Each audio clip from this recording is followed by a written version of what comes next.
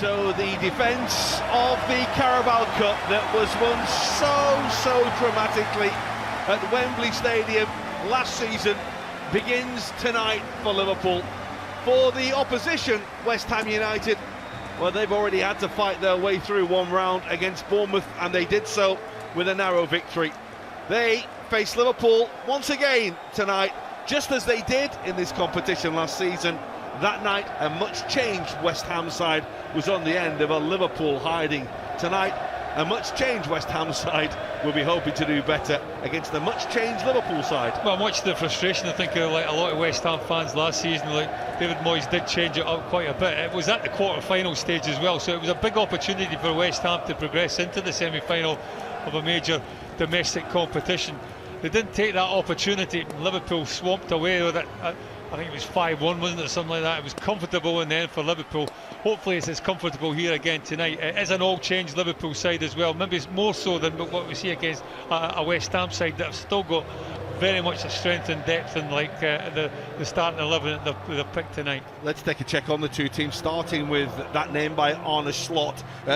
Basically two people keep the place from the weekend, at the front and at the back. Darwin Nunez starts up front.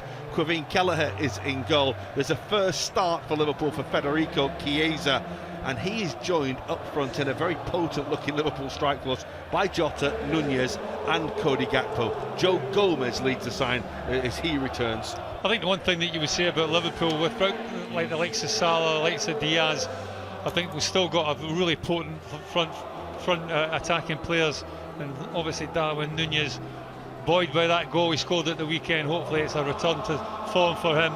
And Cody Gakpo, well, we saw what he can do in the Euros in the summer, and then he's backed it up again with a good performance in Europe just like last week. So a lot of players on form. Interesting, Joe Gomez comes into the side. Not seen an awful lot of him. Well, we haven't seen anything of him from the start of the season, but that's nothing unusual for Joe Gomez. He always seems to turn up and do the business. But it's a side that Liverpool will be confident they can get the result, especially here at Anfield. Well, West Ham changed their system, they changed their formation in a heavy defeat really against Chelsea at the weekend. There's four people who keep their place from that game: Max Kilman, Edson Alvarez, Jared Bowen and Crescencio Somerville. Elsewhere, though, it's a very similar side that played in the second round against Bournemouth. There is a start though for Danny Ings tonight. They are without Nicholas Fulkrug through injury at the moment, so Ings gets a rare start, of course, at the ground where he never really got the chance to shine as much as we and he would have hoped. Not really. He's kind of been in and out. Like, it was a bit like that at Aston Villa as well, and it's certainly carried on down at West Ham. The one thing that you would say about West Ham is that you know, they're looking for a performance maybe just as much as a result. Big expectations at the beginning of the season because they signed so many players, and you looked at that squad and you thought, like, there's pretty much a strength and depth that they've got there. So there was big expectation, big hopes, but it's not kind of panned out that way so far. And Lopetegui, he's got his work cut out to like win over like the West Ham faithful. Yeah, it's a very good point that Gary makes there. You've got a Liverpool side under Arne Slot that seemingly has found its identity very quickly. A West Ham side still looking for its identity under Julian Lopetegui. Maybe they'll find it tonight, but will Liverpool once again beat West Ham at Anfield, as they seem to so often? West Ham have such a poor record at Anfield down the years. It's West Ham who get us underway. The first ball is delivered downfield towards Thomas Souček, and Cody Gakpo, who was so good in midweek last week, is the first to win a header for Liverpool. Well, no surprise the target is Souček. He's a big imposing individual, and I would expect to see a lot of that, like these diagonal balls pumped up to Souček, one-on-one with Kostas Tsimikas. Well, here's Diogo Jota. It's going to break here for Bradley. And when he gets the opportunity to charge, he always does. He's won a corner very early here. And Edson Alvarez has got a bang that will certainly take the wind out of his sails. Well, he made the block, especially when you're in that sort of position. You make the block with any part of your anatomy. Unfortunately for him, it was a part of the anatomy that is quite painful when you get the ball on it. Tsimikas corner for Liverpool. We know what happened at Wembley late on. Here it comes all the way through, and West Ham managed to just about deal with the danger. Well, it's a flat delivery from Liverpool's right-hand side. The in-swinging ball from Kostas Tsimikas. It's a good delivery. And West Ham just about do enough. There's 3 West Ham heads that get on it. There was a tug on like Jarrell Konsa's shirt.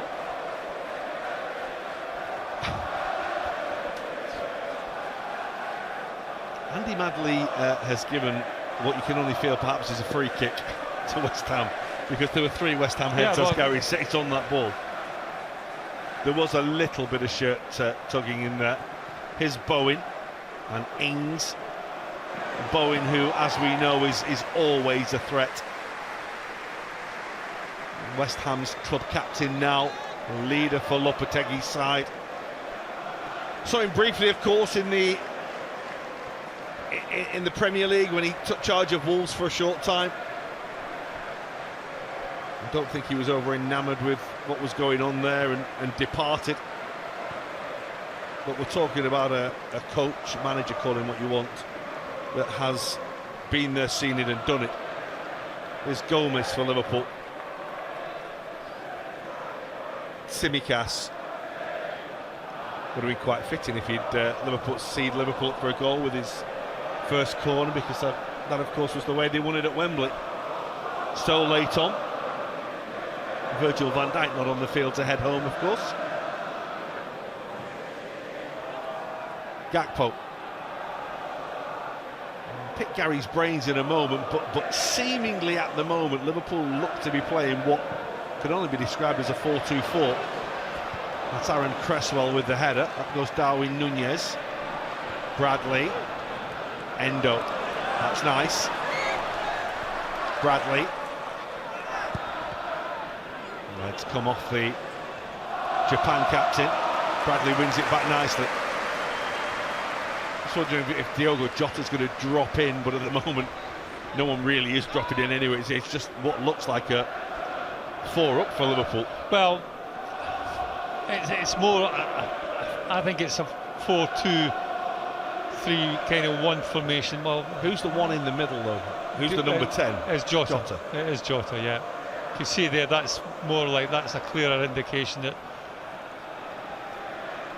But the thing is, I mean, that's how they played on Saturday with like Szoboszlai obviously playing in that role, but Szoboszlai is more a midfield player as opposed to Diogo Jota being a forward player. So it will be the fact that Diogo Jota will probably get in more advanced positions than what Szoboszlai would be.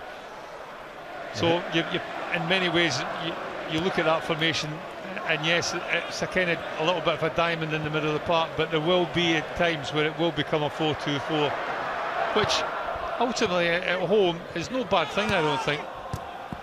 Well, here's Diogo Jota. Liverpool have won the ball high. Gomez, Curtis Jones.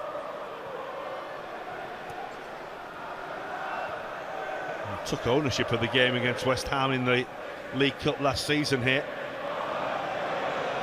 Scored that brilliant solo goal.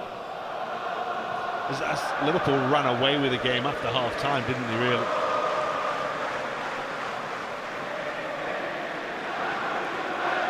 Quansah. Here is Joe Gomez. Saw him briefly, didn't we, last week? There's a substitute late on, but not any really considerable game time for him yet. But that's what this competition helps coaches do. Help players who need a game. Gakpo's been unsettled on the ball by Bowen and knocked off it. Jota being a pest. Jones winning the ball. And Bowen winning it back. Sofal. It's brilliant from Darwin Nunez to pick a pocket, but that should just run out of play. It just got a little tight. West Ham were going nowhere fast. They'll be relieved there. Well, it was very scrappy, very tight down that right back position for West Ham, but again it's good hustling and good pressure from Liverpool. Curtis Jones is quite adept at that. Bowen, nicely done. And we'll find Max Kilman. And Aaron Cresswell has plenty of space to run into here. And Somerville is ahead of him. Edson Alvarez alongside him. The ball goes back to towards Soucek. This is Jean-Claire Todibo, on loan from Nice. A couple of players on loan, he and Carlos Soler, who's from Paris Saint-Germain.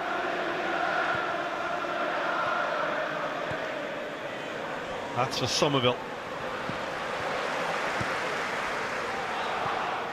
Endo, tidy. You look at the likes of Wataru Endo, the fact that we haven't seen him this season. Of course, he has featured for Japan with his usual calm authority that he plays with at international level for his country. Well, we saw him quite a bit in pre-season as well, didn't we? He played in that position alongside Curtis Jones. Here's Bradley. Doesn't quite get the lift that he wanted. Chiesa joined Nunez in the middle. That's away by Kilman.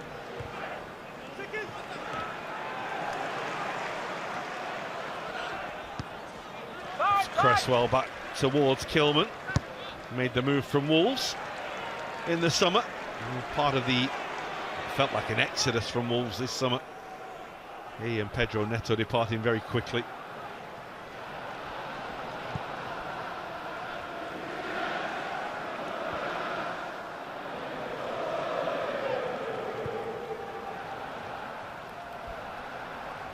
Always takes some getting used to when you've seen a player with a club for so long and when they move to a new one, like Kilman, who really did grow so quickly into that role at Wolves. I mean, it was his development that allowed them to allow Connor Cody to move on. Lukasz Fabianski hasn't been first choice so far this season. It was made abundantly clear that he was going to play this game, as he did against Bournemouth in the last round. Alphonse Areola was in goal at the weekend. He's an old stalwart, isn't he, Fabianski? Seems to have been around forever, really. Yeah, he's the Premier League penalty-saving king, isn't he? Well, he's fired that straight at Endo.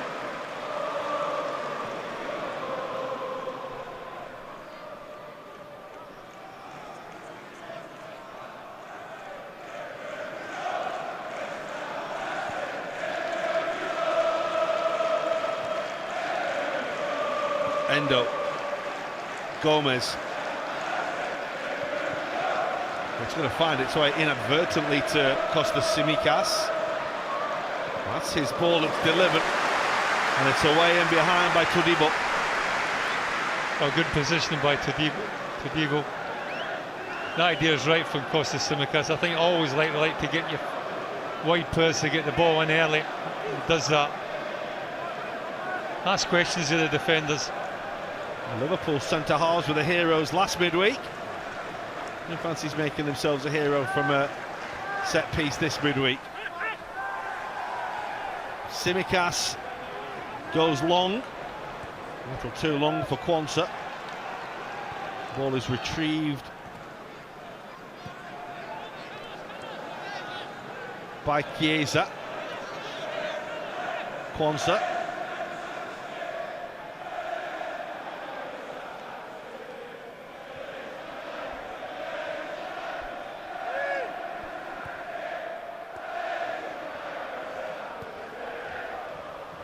Gakpo.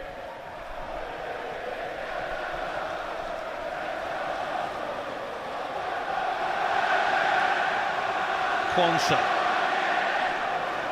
Moves right to left towards Cody Gakpo. That's just going to kick away from him.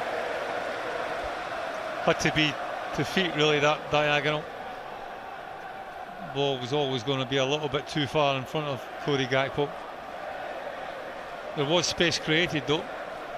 Did have a bit of an opportunity to, had he taken the ball, to have a run at the fullback.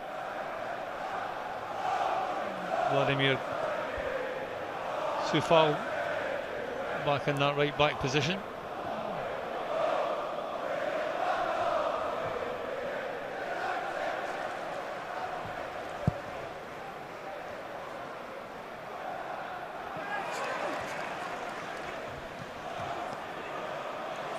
Chiesa had his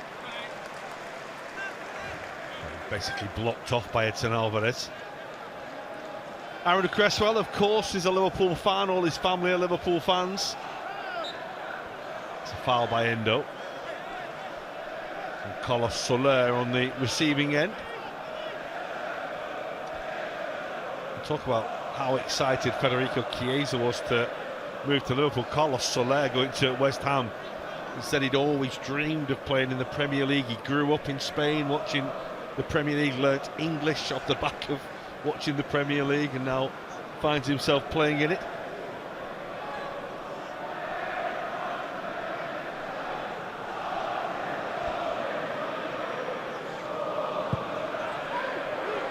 Liverpool with first Endo and then Diogo Jota dealing with the initial thrust. That's towards Soucek, away by Quansah. Delivered back by Cresswell, away by Endo. We'll go all the way back to Fabianski.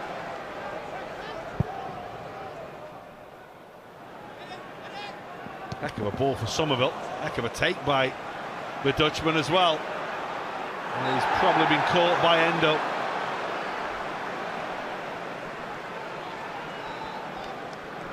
Well, lovely first-time control. It was more difficult for Conor Bradley as it was coming over his shoulder a little bit. Somerville was actually facing Paul up, and then good feet, draws the foul from Wataru Endo, which I think was a foul. He just clipped him. This is an area again, like set plays. West Ham, they've got quite some big individuals. Yeah, David Moyes might not be there anymore, but they've still got plenty of targets to hit, haven't they? And aerial ability, no more so than Thomas Soucek. It's Cresswell who takes, and it comes all the way through, and it was Todibo who will maybe feel he could have done better there. Oh, you got a better angle here. It would have been close. I'm not sure he was offside or not. The ball drops quite a bit, which is never a good thing. From a defensive point of view, you want to go and meet it at the highest point defensively, and likewise attacking as well.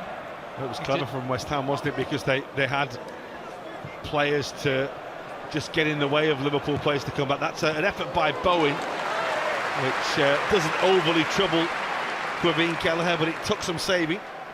Well, he shows his strength here, Bowen. He's not just quick, he's a strong individual as well, gets the shot off. Quaveen Kelleher had it covered, had it bounced in front of him, it might have been a little bit different, but goalkeeper comfortable in the end.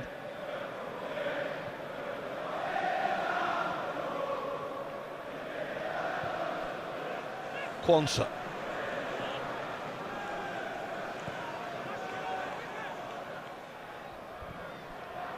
Gakpo.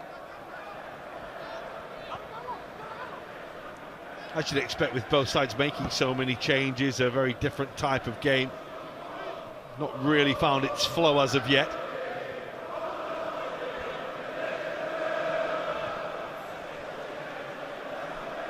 For me, Jarrell Quansah's got to open his body up. Give the ball to Chiesa like earlier.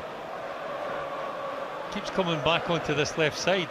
Liverpool got options to go down the right hand side, but seem a bit reluctant to do so.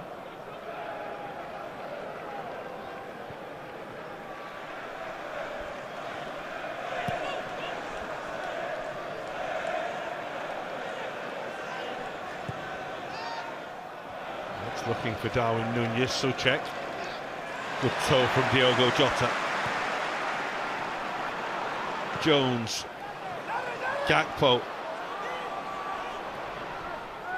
Jones again. The ball is looking for Bradley. It's away by Cresswell. He didn't quite get it the way he wanted. Neither did Bradley there. Nicely done by Edson Alvarez. Ings. That's a good cutout by Quansah. Somerville was trying to run away from Liverpool's defenders there.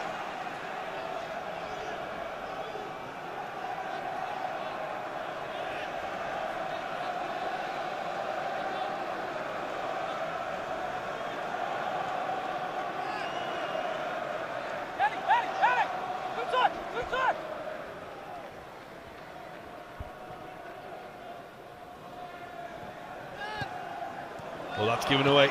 Darwin Núñez couldn't quite take the opportunity.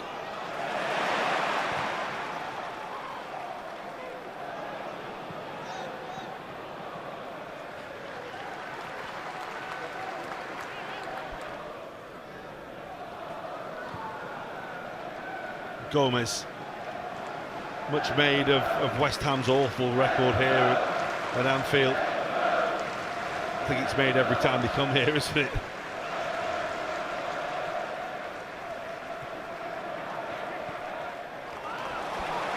That's nice. It's on to Cody Gakpo. Helped on for Tsimikas. And West Ham have done well to get men in and around and numbers back. That's a really good ball by Todibo. Bowen bounces off Curtis Jones and runs away from him. That's a lovely ball. Arriving here is Somerville, and it will break into the penalty area for Danny Ings, who taps the ball home, but does so from an offside position. And Liverpool are reprieved. Well, there's oceans of space down Liverpool's right back position. Conor Bradley coming across to cover the run from Carlos Soler. And had it been a real good touch from Somerville, Liverpool were in a lot more trouble than what they were. He just takes a heavy touch, this Somerville manager. We don't need it, Hullen. We don't need the replay. He was well offside. A little bit of fire across the bows of Liverpool, a little bit of a warning that they're not having it all their own way. Here's Núñez.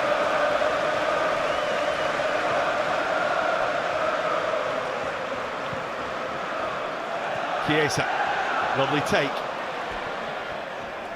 Endo, Jones, Gomez. Edson Alvarez doing what Edson Alvarez does so well in tidying up, but he has given the ball away there.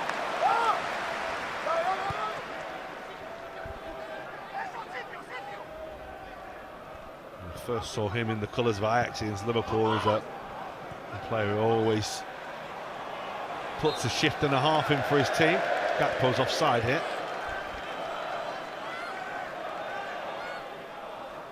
Well, I knew it without even touching the ball.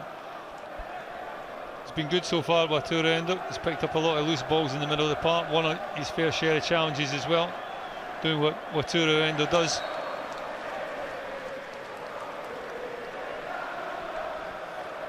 Well, he puts the mouthguard in, doesn't he? And he's ready for battle. And the likes of Endo and Jones and Gomez, Bradley, players who had to bide their time and be patient, wait for the opportunity. It's a long old season, they will get their chances. It's not like it used to be. It's not the same 11 week after week. No, it's not. And we know with the amount of games, if you think how many games Luis Diaz played for club and country last year, that's for Soufal. And Bradley heads away for a corner. Well, it's a clever little ball by Soufal. He was doing well to actually keep the ball in. You can see there down the bottom of your picture, loads of space. It's a good first touch, and then just lifts it, takes it Kelleher out the picture. Unfortunately for Liverpool and the goalkeeper, his full-back is there to mop up the danger. Soufal's got a bang, but he's able to take his position in the middle of the pitch. You can see him just flexing his knee there. But everyone's up here for West Ham. Kilman and Souček are the ones that are being watched by Diogo Jota and by Wataru Endo. Cresswell's take, and Kilman, and this needs a block from Liverpool. Oh, and it's gone in of Jarell Quansah. Well, Kilman was offside.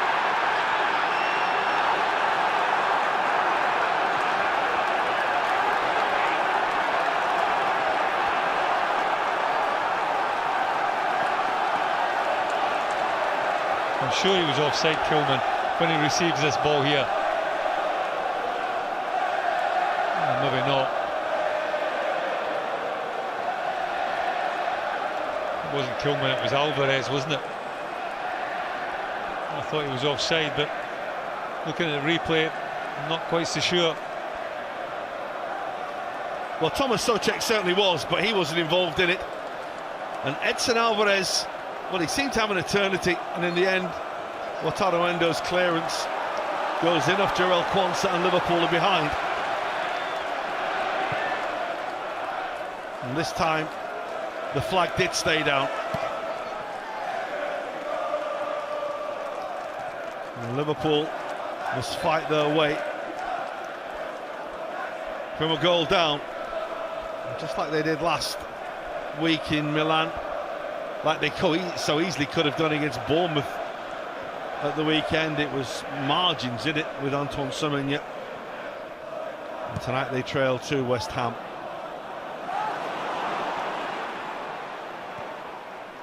Endo, Quansah,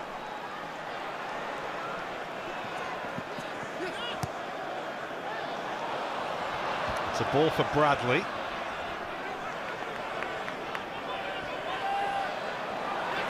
Carlos Soler is chasing, and Carlos Soler is fouling. Well, it was a needless free kick, really, wasn't it? He just gets a little bit too close to the back of Conor Bradley. Conor Bradley's struggling here, he's looking for help.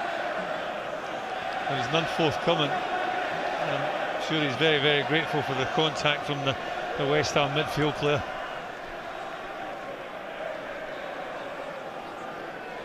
Have they got a response straight away?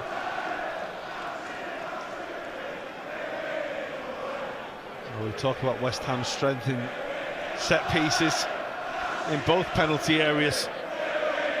Liverpool looking to find an immediate response to going behind.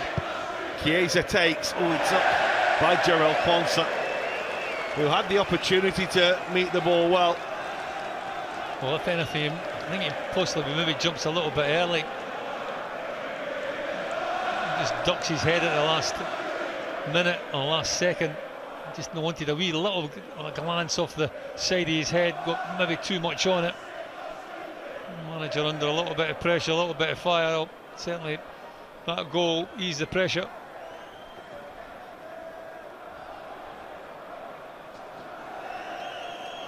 West Ham have something here to build on, to protect.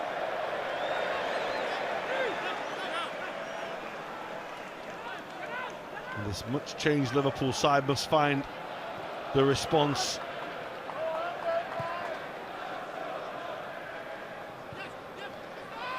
Tsimikas.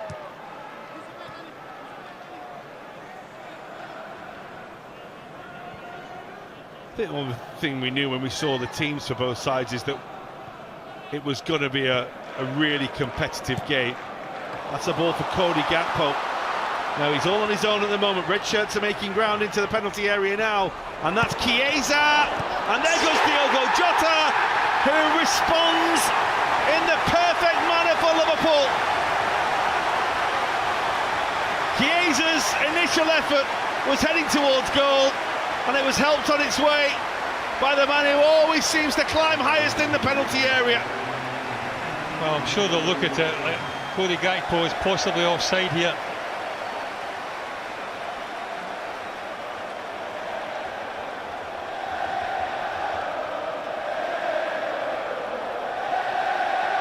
Well, the one man that comes alive in the box is the one man you expect to come alive, and it's Diogo Jota.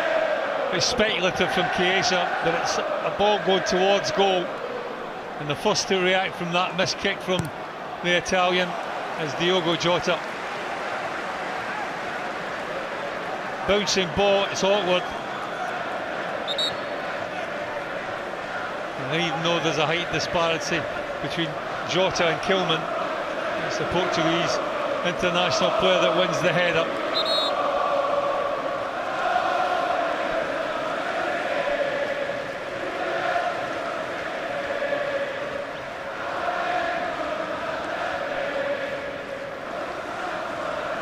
Bradley's throw.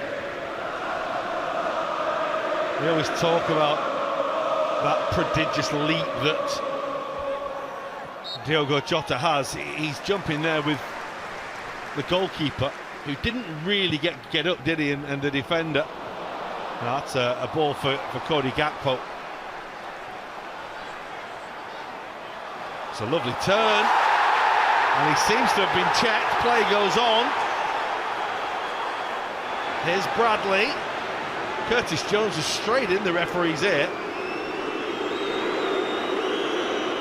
The crowd is a little unhappy. Endo.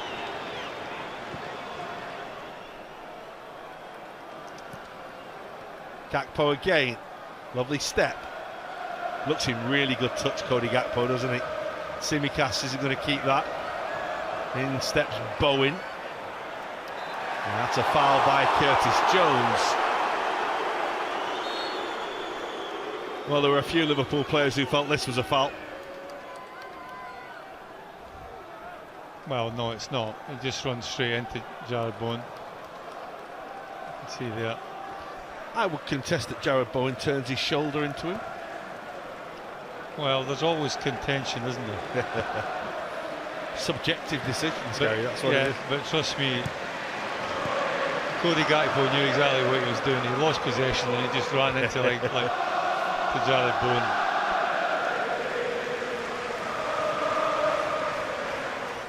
Tsimikas. Here's Endo.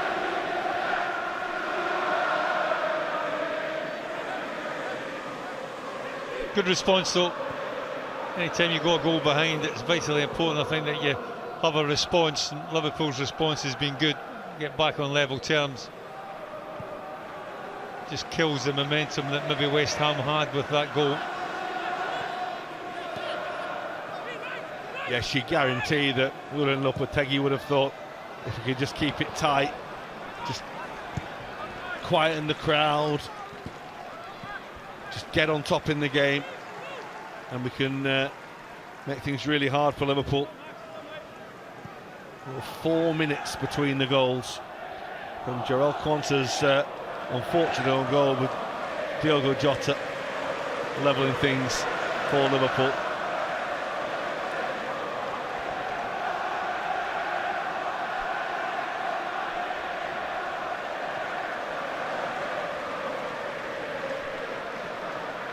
Tsimikas needs his goalkeeper's help here.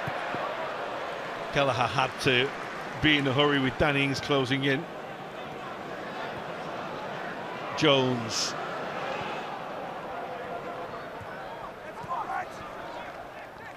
Gakpo again.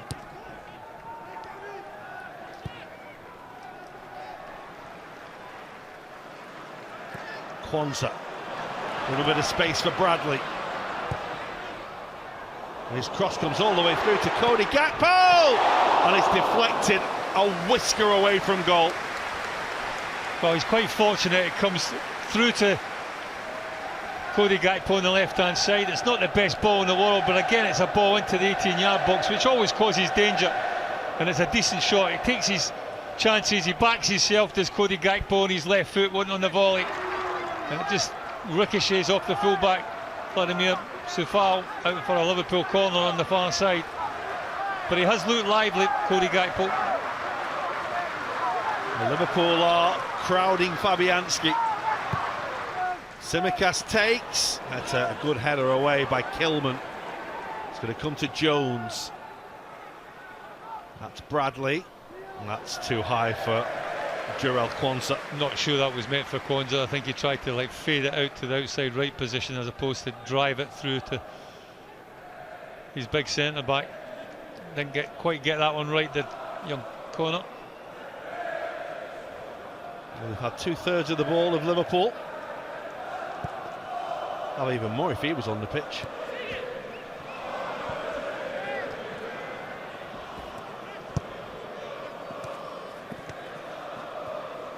So those behind Salah and Alexander-Arnold, who have got the night off, Ibrahim or Konate. Here comes Diogo Jota again. Clumsy from Edson Alvarez.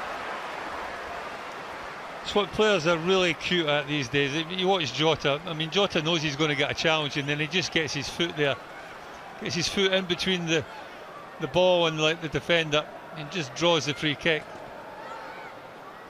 Very much a modern day way that.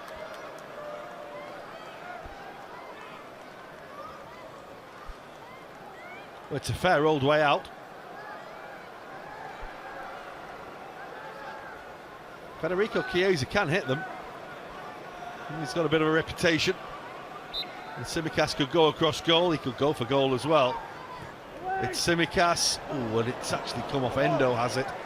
Liverpool are asking for a corner. Endo might have actually taken that off one of his teammates who might have gone at the end of it. There was a West Ham body in between.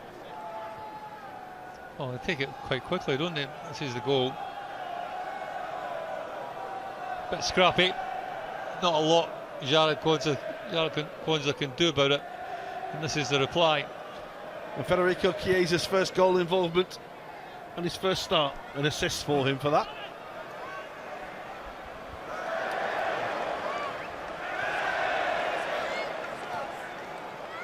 Of course he meant it. Todibo away. Endo winning the ball. It's nicely done by Edson Alvarez. He seems to be on a mission to cover every blade of grass tonight. Played centre-back at the weekend. He can play both more than comfortably. When we first saw him play as a centre-back when he played for Ajax.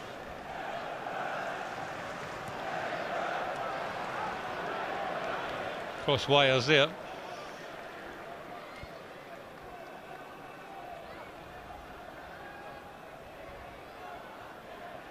A few words for Jarrod Kwanzaa from the technical area, just making sure it was for him. The message that was being passed on.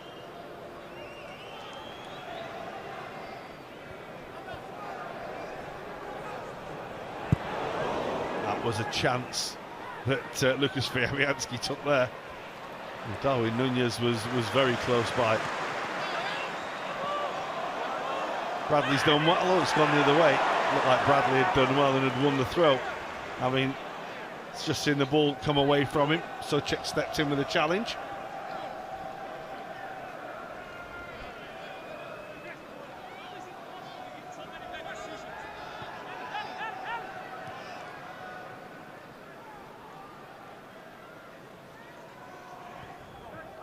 So far,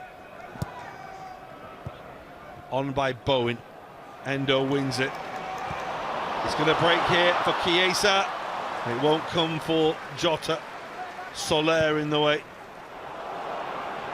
Bowen will chase. Gomez will get there first. Tidy as ever from Joe Gomez. And Nunez's dummy gives possession back to West Ham. Tsimikas with a good challenge. Well, it's smart from Liverpool. So fouled Chiesa.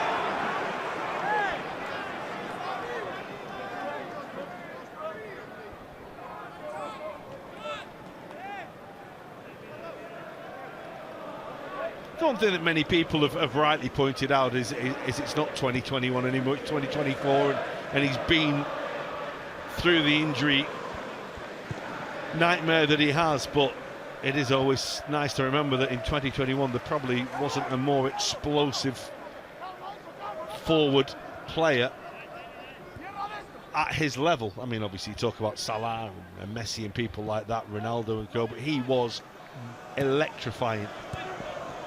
Like European Championships where he was almost unplayable until he got to the final, of course, and hobbled off. Every time Juventus played and you watch them, he was the one that made everything happen for them. When he got the ball, he made it look easy. Liverpool will hope he can get that spark that he had back then.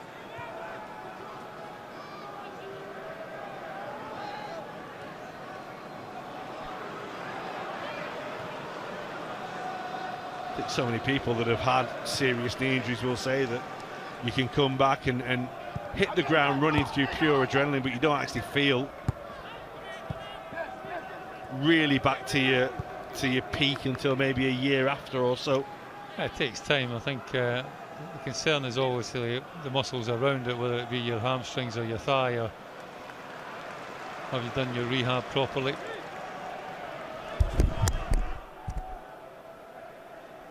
Endo.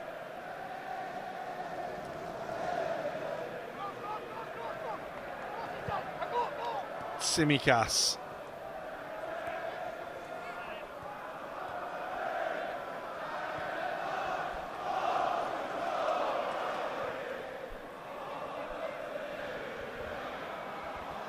There's Quansah.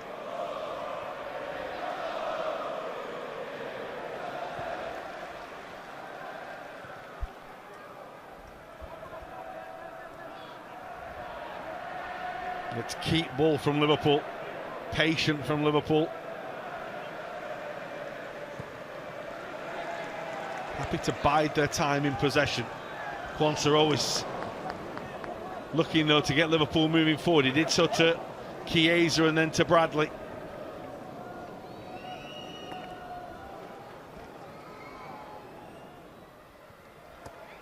Tsimikas will have difficulty keeping that. Gomez made the challenge. Danny Ings will win the throw. It's funny how times change, isn't it? I'm just thinking back to the day when, remember when Leeds United had possession of the ball for like about, what was it, 29 passes or Southampton, wasn't it? They beat them 6-0 or something. But it wasn't that many passes, was it? When you think 30 passes. You think there. I mean, Liverpool must have had about at least 60 passes at least there. How the game has changed, like possession-wise and direction-wise.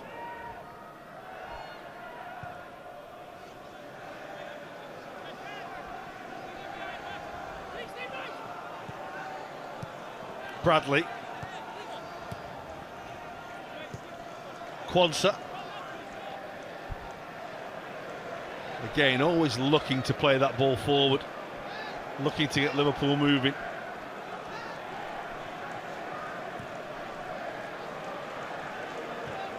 Endo with a nice little ball around the corner.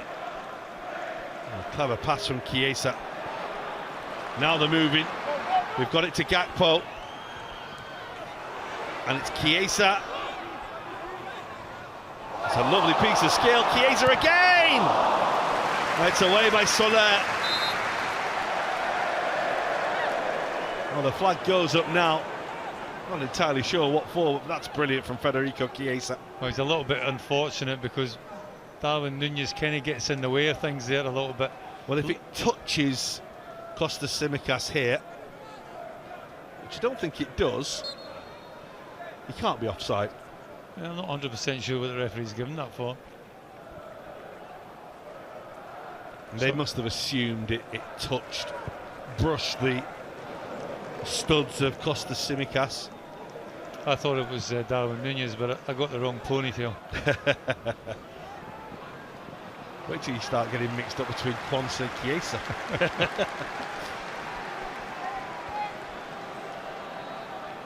Those names are far too similar, aren't they?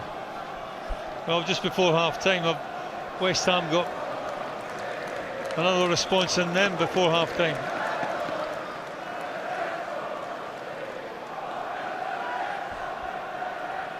Well, Liverpool have dominated the game. They've had all the ball. But West Ham, as you know, can always be a menace. Kilman, Todibo, Souček, all wait in a line.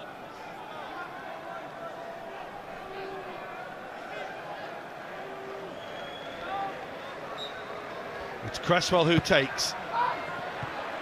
It's Edson Alvarez who jumped. It was won well. Bowen with the follow-up shot that was well blocked. Super touch by Danny Ings, who waited for the contact and won the free kick. Well, that's silly from Darwin Núñez.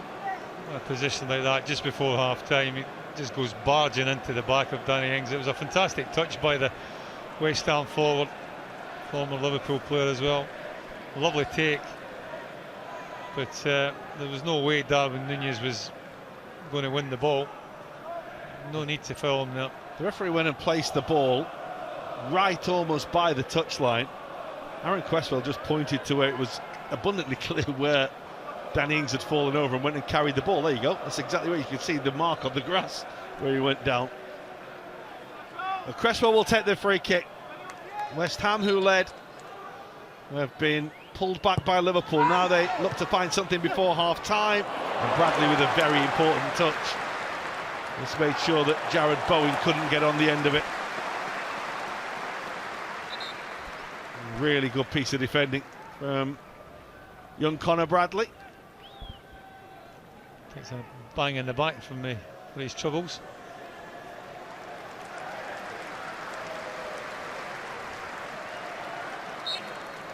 Are they horrible ones as well if they kick the shoulder, because they loop, don't they? Yeah, and plus the fact you've got absolutely no forward momentum. You're on you're backing off. You're just waiting for somebody to come right over the top of you, because you've got absolutely no chance of winning the header, in fairness, and he's done exceptionally well to do that.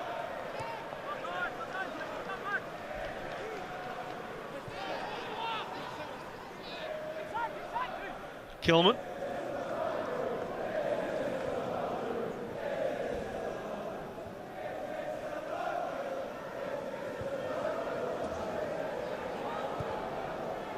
Fabianski able to find his centre-back Todibo. Again, Liverpool coming to win the ball.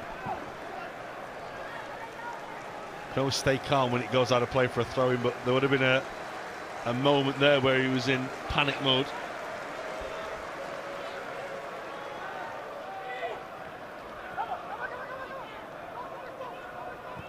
Quansah back towards his goalkeeper.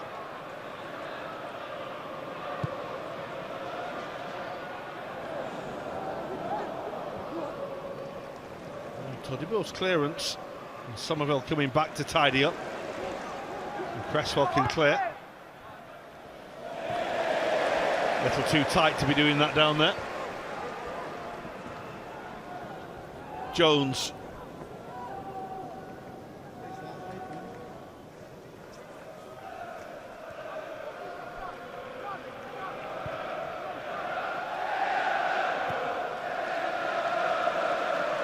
Chiesa.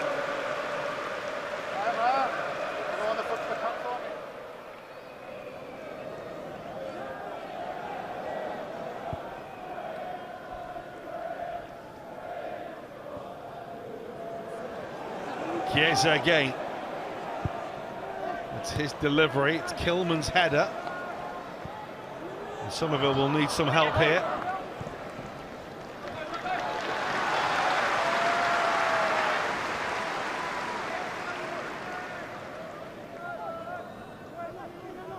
I don't expect to see him for the full 90 minutes. I think the manager has hinted at that he won't play the full 90 minutes.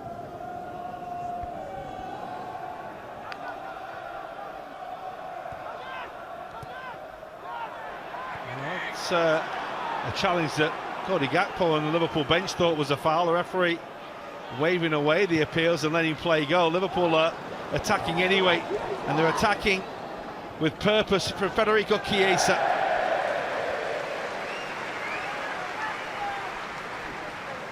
Well, one step inside on his left foot. He backs himself. Wasn't his best effort though, in fairness.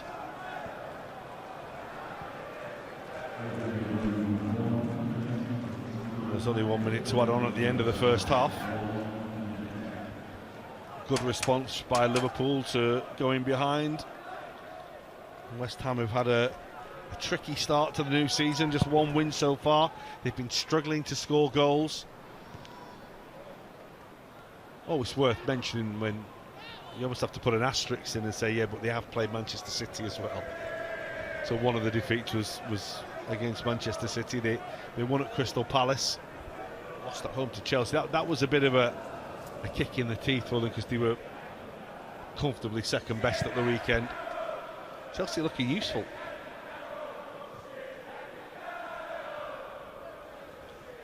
It's Jones, Jota, Kilman did well. He's done even better there, because he's found Jared Bowen. Somerville waits in the middle. Well, there was a touch by Quansah, and had it not been for Wataru Endo, it could have been tricky for Liverpool. But it was he who inadvertently put through his own net to put West Ham in front. Liverpool level though through Diogo Jota. It's been tight out there. Yeah, I mean, Liverpool dominated possession. West Ham have found it difficult to get the ball off them, but Liverpool have not really created that many clear-cut opportunities. But it's still early in the game, and Liverpool will be delighted after losing that goal, which was a bit of a setback. To bounce back 4 minutes later has been a big plus for them. But there's still a lot of football to be played in the second half. All to play for at Anfield at half-time. It's Liverpool 1, West Ham United 1.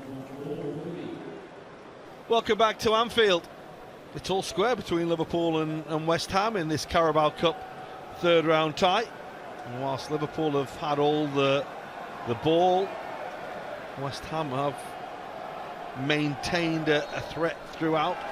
Certainly at this stage, doesn't look as though we're going to have any repeat of what happened between the sides last year when Liverpool ran away to a 5-1 victory in the second half. And tonight it looks like it could go all the way, and that of course would mean potentially going all the way to penalties. We've got two pretty good goalkeepers of saving penalties on show tonight. Lucas Fabianski, of course, with his outstanding record. And of course, at the other end, Praveen Kelleher.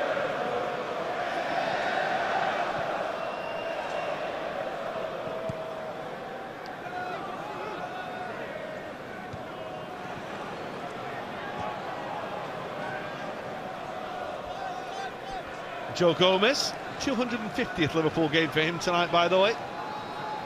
Would have been a lot more, but for the injuries, of course, that he's been through. But it just goes to show what an outstanding servant he's been to the club, and a player that everyone loves having around. Here's Diogo Jota. It's a lovely switch to find Cody Gakpo. A little bit of space. Jota's arriving beyond him. And Chiesa was waiting to tap the ball home. It was a really good header by Max Kilman. Don't think you can wait there in that position. I think you've got to go and attack it. He's waiting for Creswell to go underneath it. And, well, you can see there Diogo Jota's the one to attack it. Chiesa's waiting for the maul to miss it and just fall to his chest and then volley, but it doesn't come that way. Well, there's the delivery towards the near post. It's a good header. Comes out to Jones, who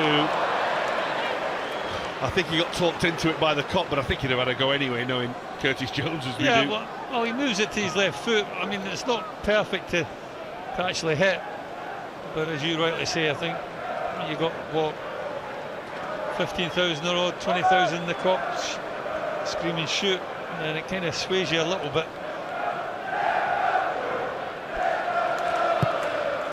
Lucas Fabianski made his West Ham debut against Liverpool. Firing downfield now towards Somerville. Right, the challenge of Cresswell. They're going to appeal for handball though, they're not going to get it. Arm was down by the side. The referee shook his head straight away. The ball just seemed to run up his arm as well, didn't it? I think it was... It's probably why the appeals were more vocal, wasn't it? But it was right by his side. That's Tsimikas. Jones. Tidy.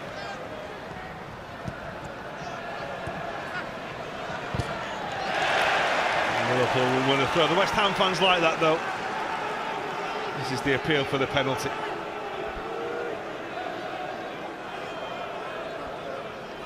Well, he miscontrols it, does Soler, and it just bounces off him and bounces straight up. And does hit Joe Gomez in the arm, there's no question about that. Certainly down by his side. And it is, as you say, it was almost slow motion, wasn't it? As it seemed to stick to his arm. It's Gomez's touch. Jones has fought his way through a bit of traffic there. He finds a bit of open turf in front of him. Gakpo again. Jones again. The little thread is beautiful. Oh, stunning goal. Stunning Liverpool goal. Marvellously cultivated. by Curtis Jones and finished by the deadly assassin that is Diogo Jota. Well, it starts way deep in Liverpool's own half, really, when you think about it, with Curtis Jones in possession, and then it's Curtis Jones that has possession on the edge of West Ham's 18-yard box, and he picks the right pass at the right time. And we were talking about early on in the game about Liverpool having 4 forwards up. This is the benefit that you have when you have that many bodies forward. Diogo Jota, sniffer in the box, really, isn't he? Lovely little, I think it's a nutmeg from Curtis Jones, finds the Portuguese international player in that little pocket of space in an inside left position, just opens his body up beautifully just to slot it into the far corner. It is a little nutmeg on Kilman from Jones, and the finish is exquisite.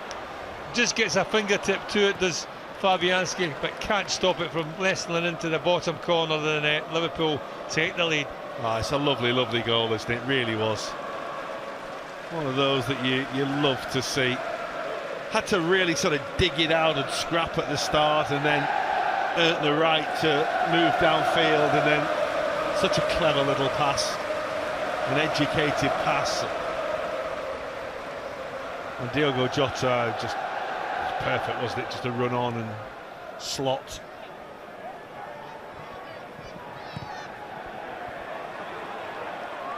Chiesa just knocked off it there. Somerville won a throw there, which is probably the best he could do. And Liverpool have come from behind. Well, we're talking about the position of Diogo Jota. I think he will get in more advanced positions than Szoboszlai does in that sort of position, that number 10 kind of role, and that was the benefit of it, inside the opposition's 18-yard box. Well, that's Somerville. Again, there's appeals for a penalty. It's well won back by Thomas Soucek. Soler. We'll go back here for Edson Alvarez. Liverpool are coming to try and win it. They're forcing West Ham back.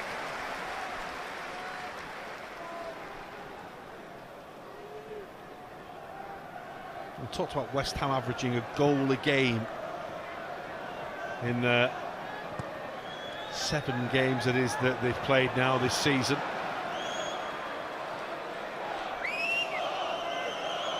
And Liverpool have Luis Diaz on 5, Salah on 3 and Jota on 3 themselves.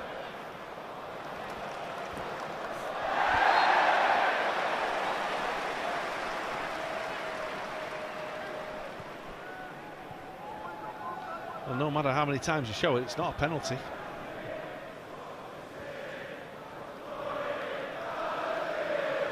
I guess the argument will be made that the arm might be seen to... He's trying to move it out of the way, isn't he? Well, it's spun up off... It's a poor touch by Soler. It's spun up off him, and... Well, I think that would have been harsh. The thing that West Ham are probably complaining, I think it was Danny Ings that was right behind. It was falling straight to Danny Ings, and he certainly would have had an effort on goal. Jones again. Dancing West Ham, merry dance. Here's Tsimikas, and they're coming again, and Diogo Jota's going to be penalised for a high foot on Somerville.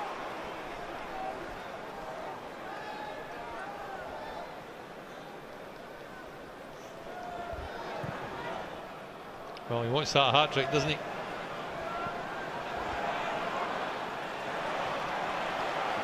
Nicely done by Joe Gomez. And Jarrod Bowen is fast, direct, strong, really tricky customer.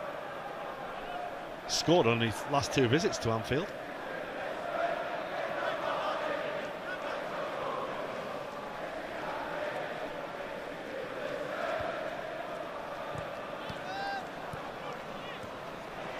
Jones's pass was into a dangerous area.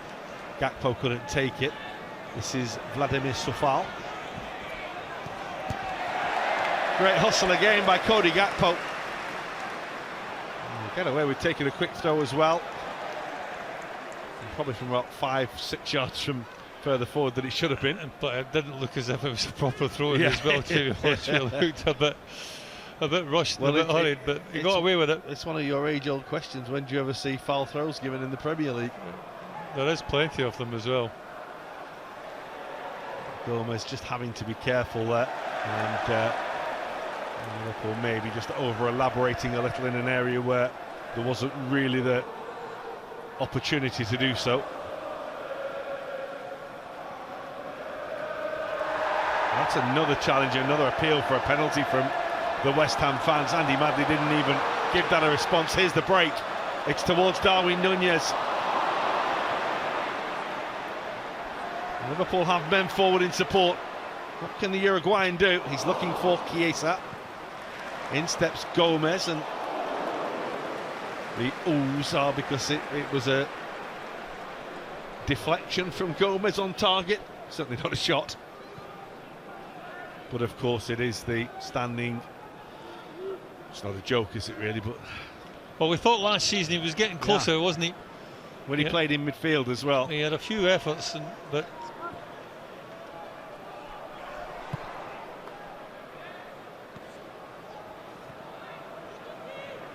so foul.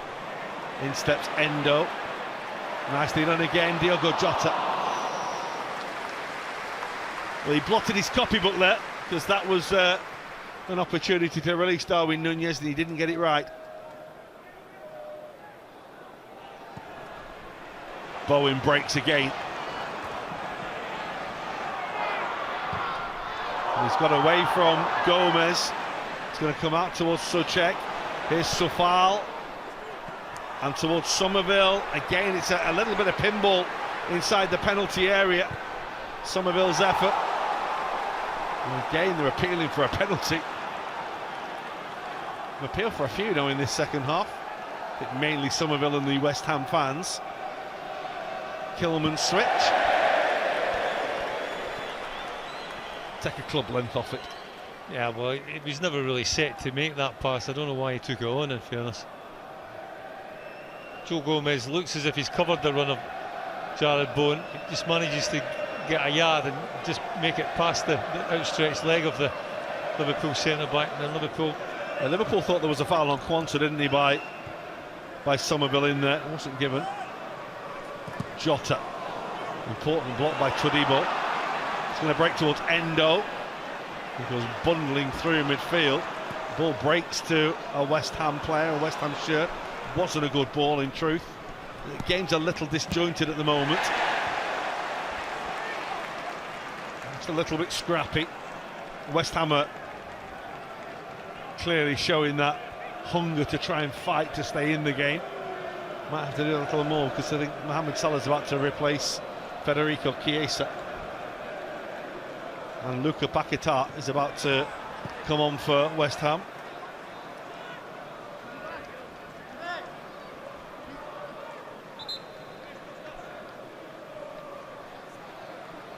No little notebooks anymore, Gary, it's all on tablets. Yeah.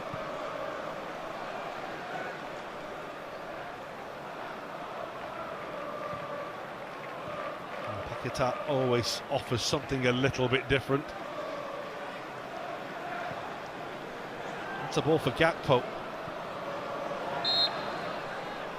He was waiting for the ball, and when you're waiting for the ball, it means you're generally offside. Here comes that Liverpool change. And Mohamed Salah will come on. Well, we thought it was going to be Federico Chiesa. Certainly the intimation from the manager was that it is Federico Chiesa who's making way.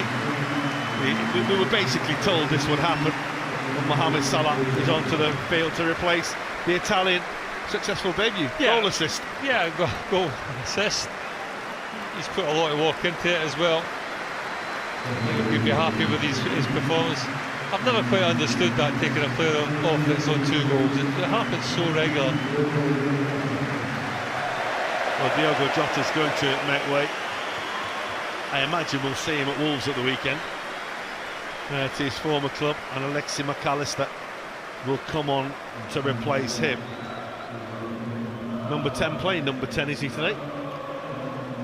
Well, it'll be interesting to see exactly what happens there.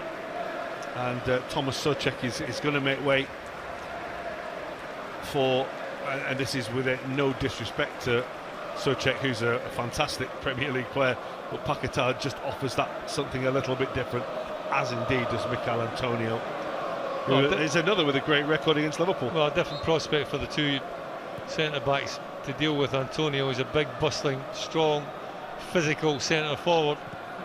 He'll let you know that he's there.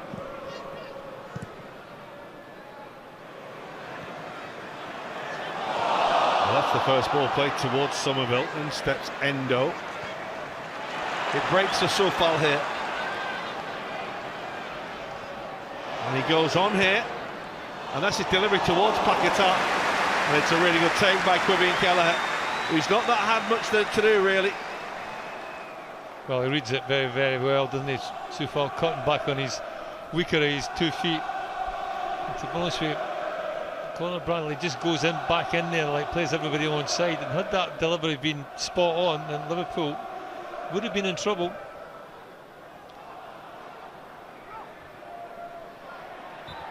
Quansah's being fouled by Edson Alvarez. 5 years ago today he made his debut for Liverpool. Quabian Kelleher. It doesn't feel that long ago, but it feels like he's been here forever, if that makes sense. He has been here forever, though, you know what I mean?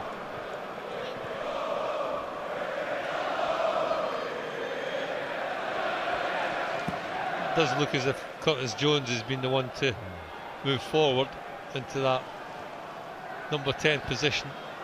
Here's Salah. He went early for Darwin Nunez. Kilman in the way. Again, like Jota a little early, didn't really get the touch he wanted. Yes, when he first came into that team 5 years ago, he was very, very young, very raw, and he looked young and raw, didn't he? And he had a night where he made good saves and looked the part, and went away again and came back next time and looked a completely accomplished goalkeeper. Oh, I think his demeanour has always been very similar to what it is now. He's very casual and calm and poised on the ball. It's big decisions, I think, to be made for the young man. McAllister. Nicely done by Liverpool, and that is for Curtis Jones. What a run! Good save by Fabianski. Just had to get that left hand down and hoping he did. Soler is Mikel Antonio. That's going to be a yellow card for Jarell Quansah.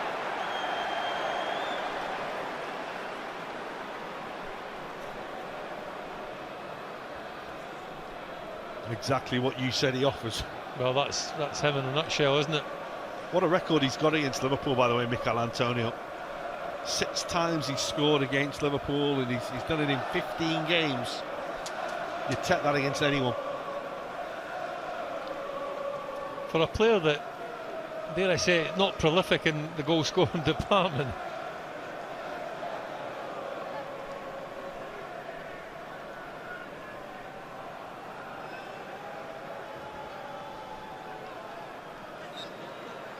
West Ham looking to make it 2-2. Looking to be more of a threat, really, than they have been in this game. It's another chance from a set piece from Cresswell. And the offside flag is up against Kilman and Paquetá on the far post. This is a chance for Curtis Jones. It's a great run off the ball, isn't it? Just goes in behind Max Kilman. Kilman, I'm not 100% sure he knows he's there, and he just gets an outstretched toe to it. You can see what he's trying to do. He's just trying to get underneath the ball to lift it over the oncoming Fabianski. Kilman's pulling his arm there. If he goes down, does he get a penalty? Possibly, but I mean, yeah, well, there was contact, wasn't there? Like, yeah. I'm not sure it would have been a penalty, to be honest with you. I think, give him credit that he stayed at ball. He made the effort to try and score the goal, didn't he? Which I think has to be admired for players in positions like that. don't want to see players squander their opportunity to score a goal just to try and win a penalty or a free kick. That's a ball to Jones. It's a beautiful take. And it's enough of a challenge from Edson Alvarez. Tsimikas left it for Gomez and Carlos Soler, and that needed saving from Kelleher. The Spaniard trying to catch him out at his near post. Well, it looked as if Liverpool had everything under control there for a long spell, and then the ball just eventually runs to the Spaniard, and well, he tries to catch Kevin Kelleher out on his near post, almost does it, but the pace in the shot is not sufficient enough to take it past the goalkeeper. Well, does give him a corner. Yeah, it's given the West Ham fans a lift as well behind that goal. Remember, they have all that end tonight, and they are here in numbers, and they're making noise throughout. They'll make a lot more noise if they can level things here. Cresswell to deliver again. It's towards Antonio. He will have to head wide to retrieve the ball. Clever pass, Somerville, or Salah made a step, and Antonio, and that needed a really good save, and Kilman should score, and he's lost control of the ball completely, and Liverpool survive somehow. Well, I think the only saving grace is it falls to a centre-back. That's no disrespect to Max Kilman, but had that been a more forward-thinking player, then I think he would take an advantage of it. He decides to take the step, and then he just stutters at the last minute, and Liverpool can breathe a big sigh of relief. That's a poor touch, isn't it? Of course, as Tsimikas had Kilman got on the end of it, might have got his head taken off on that occasion. That's a foul on Kostas Tsimikas, and that will, Liverpool hope, take the heat out of the game for the moment, because it was all getting a little bit frenetic. There's a yellow card as well for diving into the challenge. Yeah, just want a lot of spell of possession just to take the sting out of this game. Not sure that there's a lot in that. You dive in, you don't get the ball, it's yellow, isn't it, these days? Yeah, you can see. I think once you're committed, throwing yourself from distance, whether you get them badly or not, it's yellow, isn't it?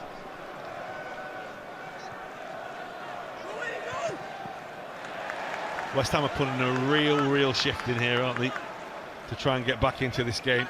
We've got a quarter of it to go.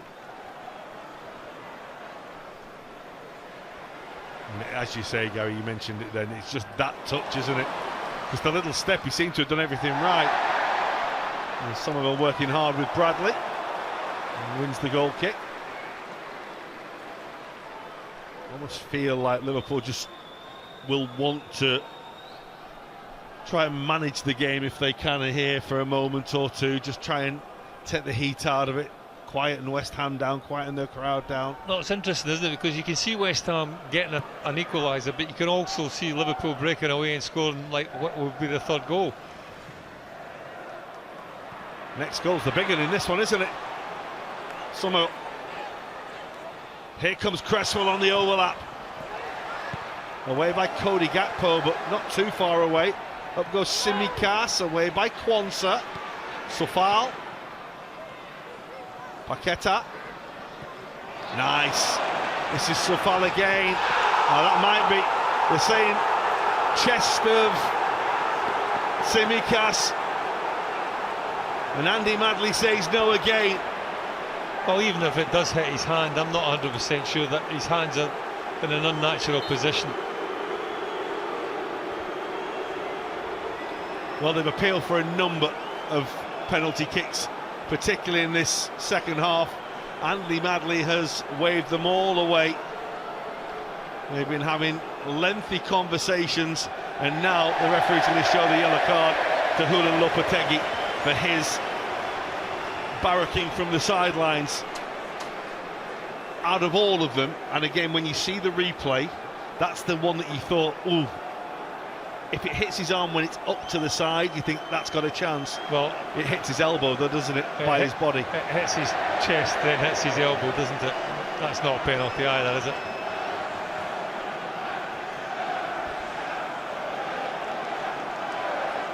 We're just following the directives that we've been given and told of what is and what isn't a penalty. I know sometimes that can change. West Ham are coming on strong. Cresswell's corner. Kilman jumps. Up goes Nunez, and Soler volleys over. Well, he'll think you can sense by his reaction he thought that was a real good opportunity. And for a midfield player, that this is a position you want to be in. It's a dream come true, just inside the 18-yard box, and he kind of snatches it at the last minute. He doesn't really need to, because there's no real going to be effort like to block it. Bradley gets close to him, but he's nowhere near like the actual shot. Endo can't get away from Kilman. Come to life though, West Ham. Introduction of Antonio and Paquetá. Carlos Soler's a player who should score more goals. In the last couple of seasons at Valencia, he got double figures. Obviously went to Paris Saint-Germain and became more of a bit part player, really, which is ironic, really, because Luis Enrique, as the manager, hardly used him when he picked him up for the Spain national side. What a ball by Salah.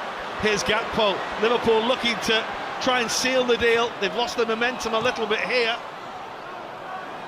And it's going to be brought away by Paquetá, who's overrun it. Oh, well, Salah can't believe it. And in the end, it's Endo who comes off worse.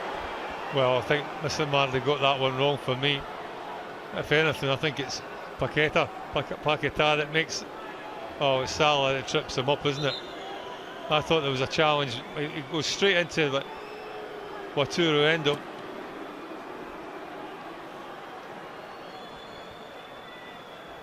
Well, it's a sore one, isn't it? Because he's landed on him. I missed a little push by Mohamed Salah. Well, I mean, cuts a frustrated figure, doesn't he, really? It's as many penalty shouts as we've probably seen a team have at Anfield for a long time. What you would say is not convinced any of them were. No, but and I think that's the referee's point. I think that when you saw Andy Manley going over to book him, he did suggest that that's 3-4 occasions that you've had a go at the fourth official and myself. That's enough. I've had enough. You're going into the book.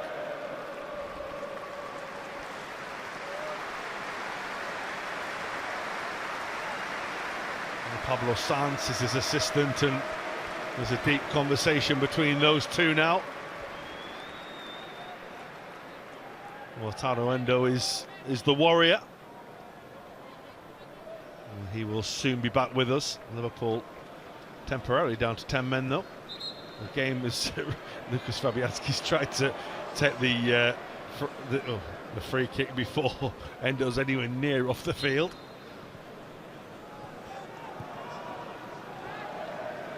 They just have to wait to get the go-ahead to get back on.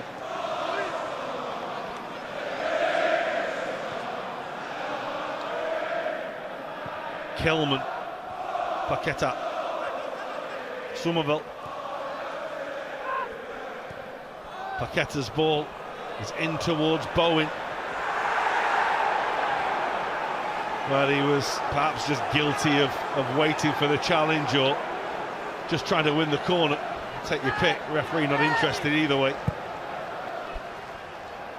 Well, for a moment I thought Kwanzaa had grabbed him, but there is an arm round Bowen. But yeah, Bowen was adamant there was a deflection off Curtis Jones.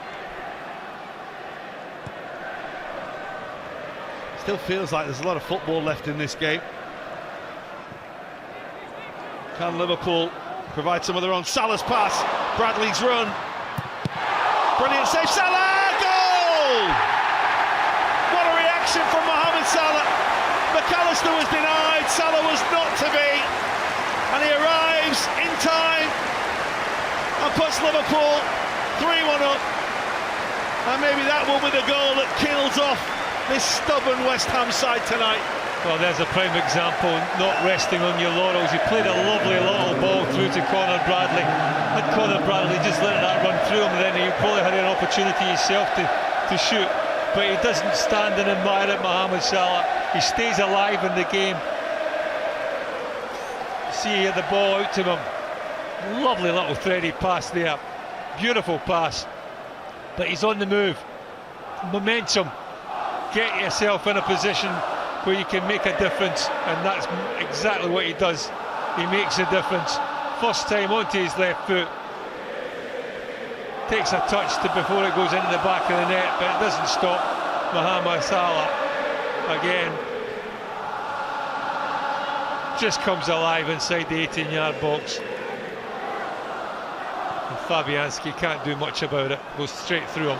Yeah, he'd made a pretty good save, hadn't he, from McAllister?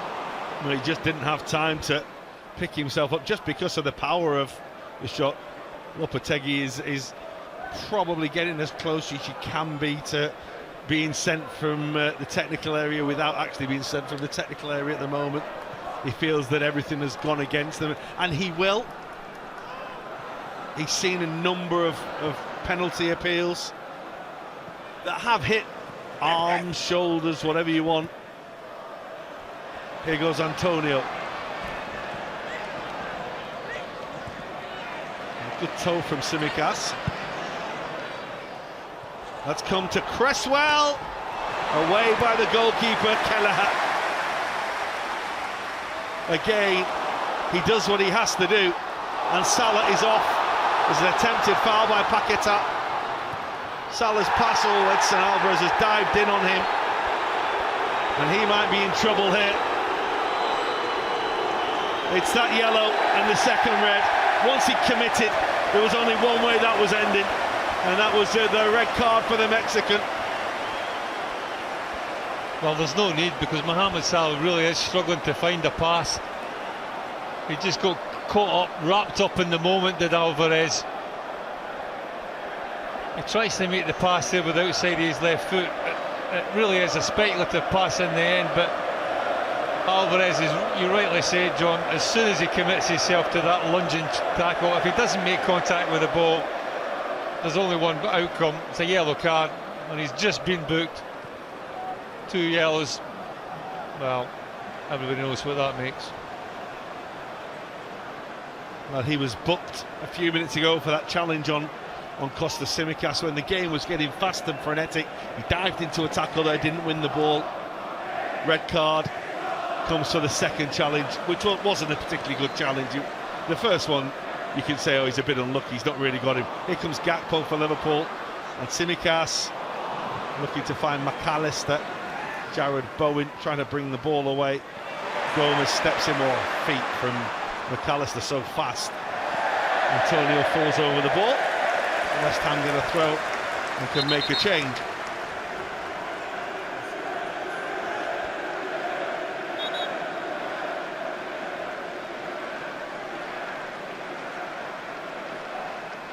Well, it's Soler that's going off. Yeah, Soler's first start, and Andrew Irvine, the young Scot, will come on.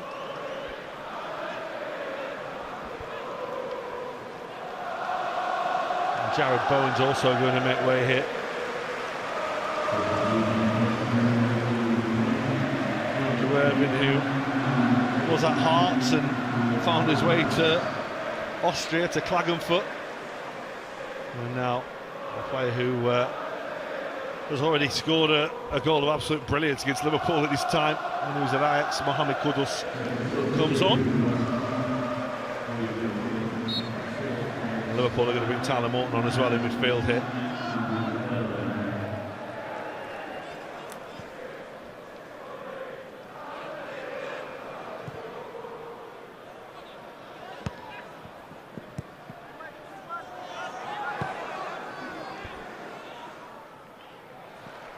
Nicely done by Joel Quansah. Tyler Morton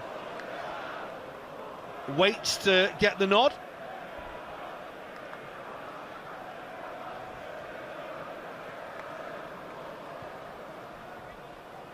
Really good reaction again from Liverpool. This West Ham have been really game tonight. knowing that they needed a performance, it's felt more like a David Moyes West Ham performance, maybe, Gary? Possibly. Here come Liverpool again. McAllister! Well, maybe Fabianski earned that from Cody Gakpo for the initial save, because it's as good as you'll see. What an effort from McAllister. Well, he won't meet many. It's a shot better than that, Alexi McAllister. There's everything behind that.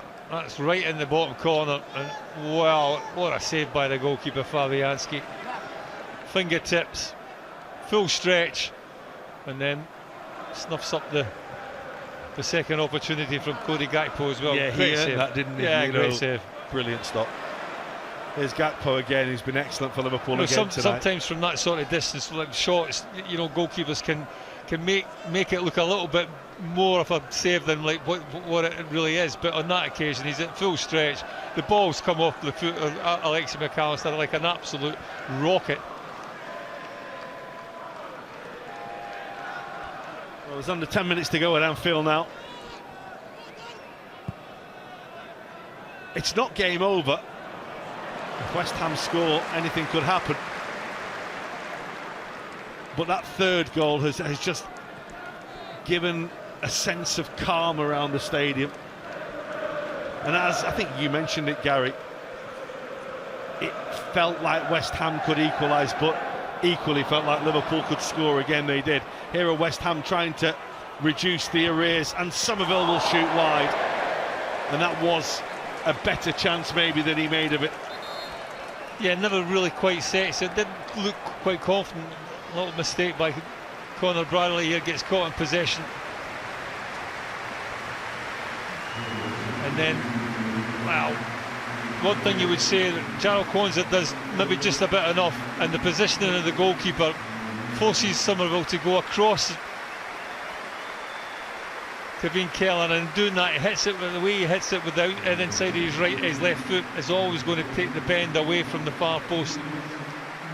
Good shift from Wataru Endo and from Kostas Tsimikas, who's been physically imposing tonight at left back. And Tyler Morton and Andrew Robertson will be the players to come on.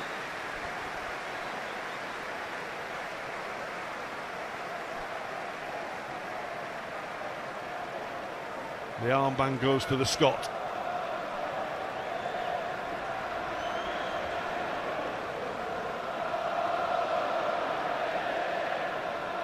And again, Liverpool will just try and settle into a rhythm now to see them through to the end of this game.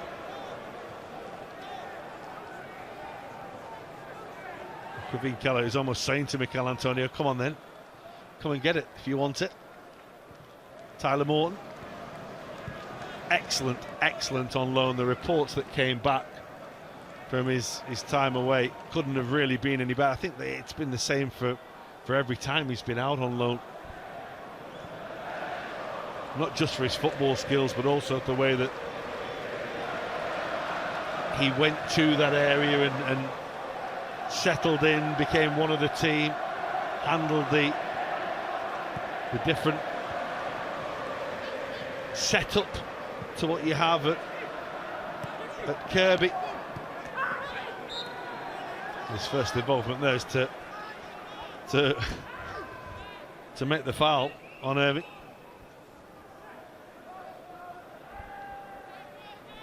I think it's fair to say he's not overly enamoured with the officials tonight. No, I think they won't be getting a Christmas card, I don't think.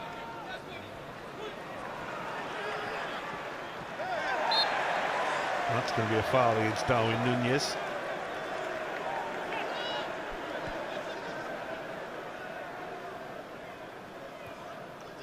Body language is not great either, though, is it? He obviously doesn't think his team are going to get back into this game.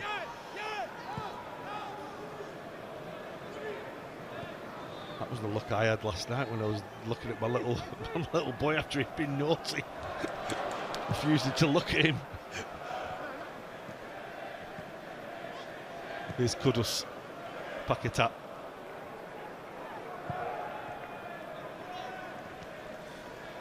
Lovely sweet ball towards Soufal, Kudus and Paquetá.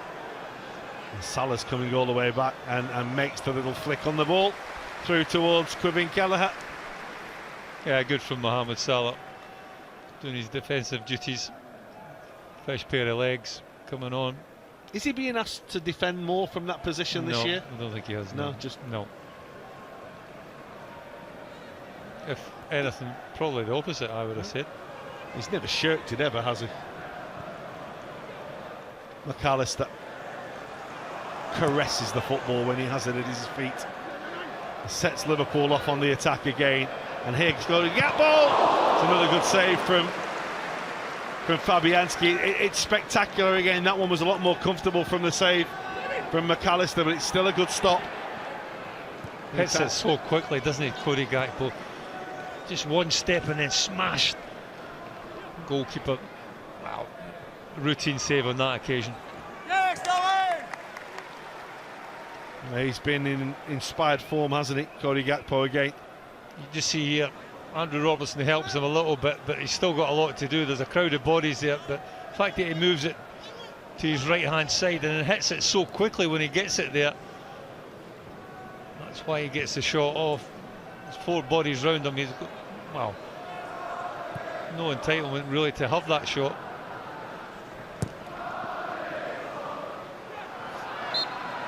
It's a foul against Gomez. Goalkeepers will tell you now, of course, that when the ball's at them and they dived and punch it away, it's because it gives it more distance on the clearance. That's why they take that tumble.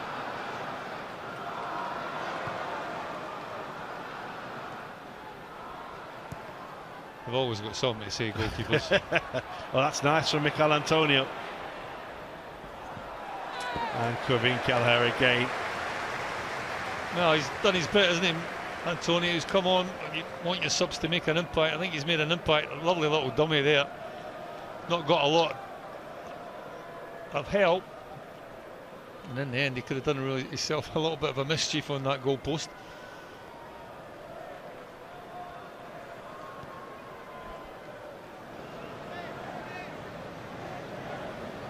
Quansah,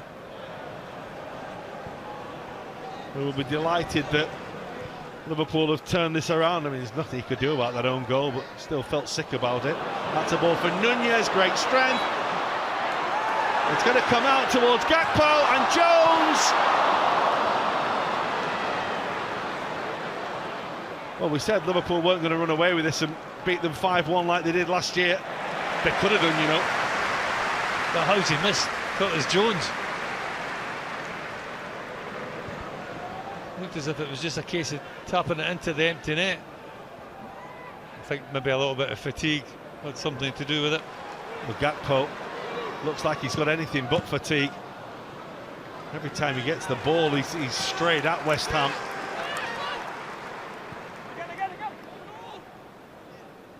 Curtis Jones should be really happy with his night's work as well. Started to really dominate this game after a tough start in midfield for Liverpool. That's Salah.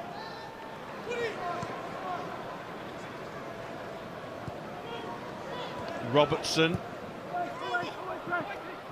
Somerville will let it roll down his neck and put the ball away for a corner. This is the opportunity again. It comes from the left-hand side. Darwin Nunez does exceptionally well, strong and quick. Ah, well, it wasn't as easy as what it looked in the first place. It's a real acute angle, isn't it?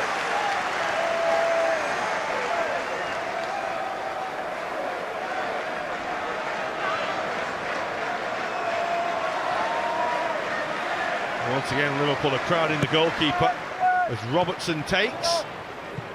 And that's Curtis Jones over the top. Not an easy one to hit. Not an easy one, but I think he'll feel that he could have done a little bit better. Player has ability and quality. They'll practice that on a regular basis in training, but as I say, it's probably a 1 in 5 that comes off.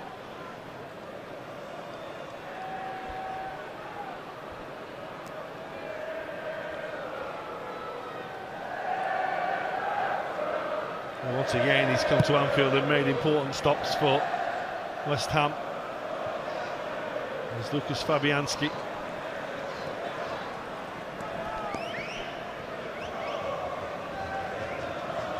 looks like it's not going to be enough again. Just one win here since Jeff Hurst and co were winners here in the 60s. Striking more than 60 years ago, that win in 2015. Manuel Lanzini inspired West Ham.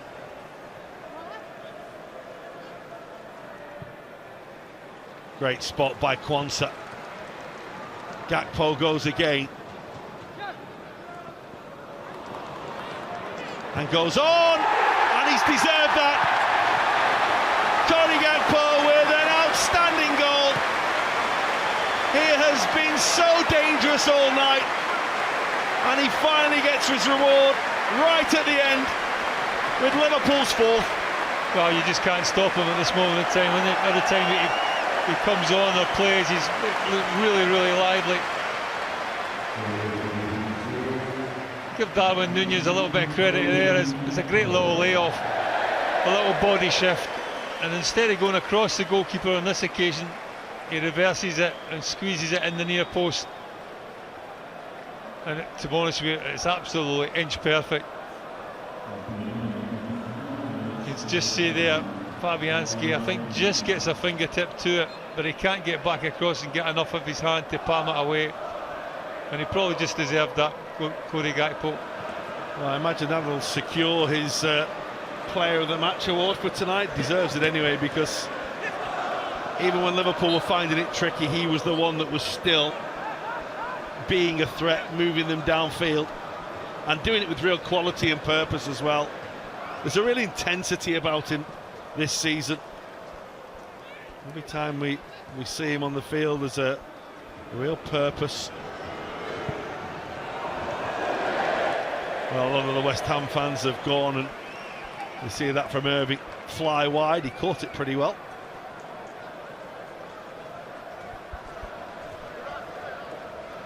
Wouldn't like to be the one to interview him after this game. No, something that, well, somebody's got to do it. Yeah. Well, I know we'll be doing it for the broadcasters. Juliet Ferrington will be doing that. I suppose if you're doing it for West Ham as well, that'll be a pretty tough one. Because when you look at it, Gary, they've been really competitive. Liverpool scored at good times, Liverpool scored good goals, but Liverpool could have won by a lot more. Yeah, no. What West Ham would probably feel, had we got a goal at this time, we probably could have gone on and won ourselves. I think it's probably just about where West Ham are at this moment in time. It's been a tough old start for them this season. Here's McAllister. Gakpo, Robertson! It won't come for Núñez. Gakpo again, what a pass that was. That's for Salah. What were you saying, that Liverpool weren't going to run away with it again? I think they could have scored more here than they did last year. Well, there's still time in stoppage time for them to get a fifth. Great run by Andy Robertson, wasn't it? Quansah. You know you're on top when you're shouting for Joe Gomez to shoot just above the halfway line. Salah. Here comes Gakpo again. Mohamed Kudus trying to stay with him. I don't think anyone can stay with Gakpo at the moment. Deflected and in! It is 5 for Liverpool. Cody Gakpo's got himself another via a deflection, and history has repeated itself. Liverpool 5, West Ham 1, just as it was in the Carabao Cup last season. Well, the only difference is that this is the early stages of the Carabao Cup. It's not the quarter-final stage. But West Ham in this second half have certainly been put to the sword. And mainly, well, a lot of it's been through that man there, Cody Gakpo. Persistence personified. You just keep going, you get your reward. It won't be the best goal he's scored in his career. I'm not 100% who it comes off. Does it come off Darwin Núñez or one of the West Ham defenders? Oh, it's unfortunate. Todibo just hits his back heel, I think it does. There you go, just underneath the thigh. There's not a lot of luck there, but certainly luck from Liverpool's point of view. And he looks a very, very happy man, does the manager, or the coach should I say. Not that one.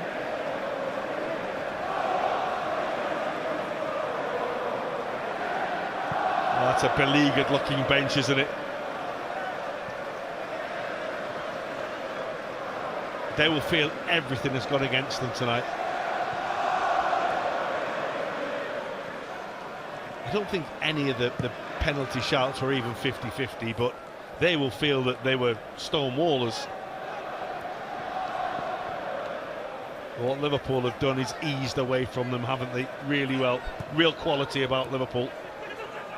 When West Ham tried to really sort of get them down and dirty and scrap them all the way in, Liverpool just showed their class, really. Well, there was a spell about 10-15 minutes where West Ham really kind of took the game to Liverpool, and as I said at the time, I thought, well, this game could go either way. West Ham could get back on level terms, but then Liverpool could break away and score the third, and that's exactly what they did, and added to that. Well, for a large portion of tonight's game, it looked like it was going to be really, really difficult for Liverpool to see off West Ham United, particularly after Gerald Quansah had inadvertently put through his own net. But there's such a calmness, there's such a quality about Liverpool right now. Diogo Jota is deadly in front of goal. Mohamed Salah came from the bench and got himself on the score sheet, and it was all rounded off by the man of the night, Cody Gakpo, who got himself a couple at the end. Well, I think it just emphasises the fact that Liverpool in the forward positions are really, really strong. I think when you look at like Gakpo with 2 goals, Diogo Jota with 2 goals, and Mohamed Salah comes off the bench with 1, and you know that's been the story so far this season. A lot of goals scored by the front players, and Liverpool's front players are absolutely potent. When they're on song, absolutely unplayable. And to be honest with you, it took a while for them to break West Ham down, but when they did, every opportunity that they went forward looked as if they were going to score. Well, he'll have to pick 3 of them to play at Wolves at the weekend, so that's why he's the manager or the head coach, and we're here because it's going to be a very, very difficult decision. Really good performances by Liverpool. It could have been really, really tricky. It was tricky for such a big part of the second half of the game when West Ham had a real go at Liverpool and looked like they were going to get back into the game. Well, Mohamed Salah's goal helped Liverpool ease away, and the most important thing is to be in the hat. Yeah, that's when knockout football comes about, it's all about like the result. Performance, if you have a performance as well, it's great, and when Liverpool did have a performance, you've got to have to say that after winning 5-1. So they look forward to the next round. This competition has been really, really good to them, and they've been good for the competition as well.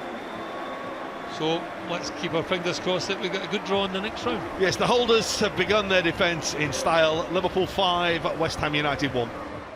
It's another week, it's another competition for Liverpool, and opportunity knocks for several of the players who haven't had as much playing time as they would have hoped so far in the Premier League or the Champions League so far this season. But they are given the opportunity at one of the toughest places there could be.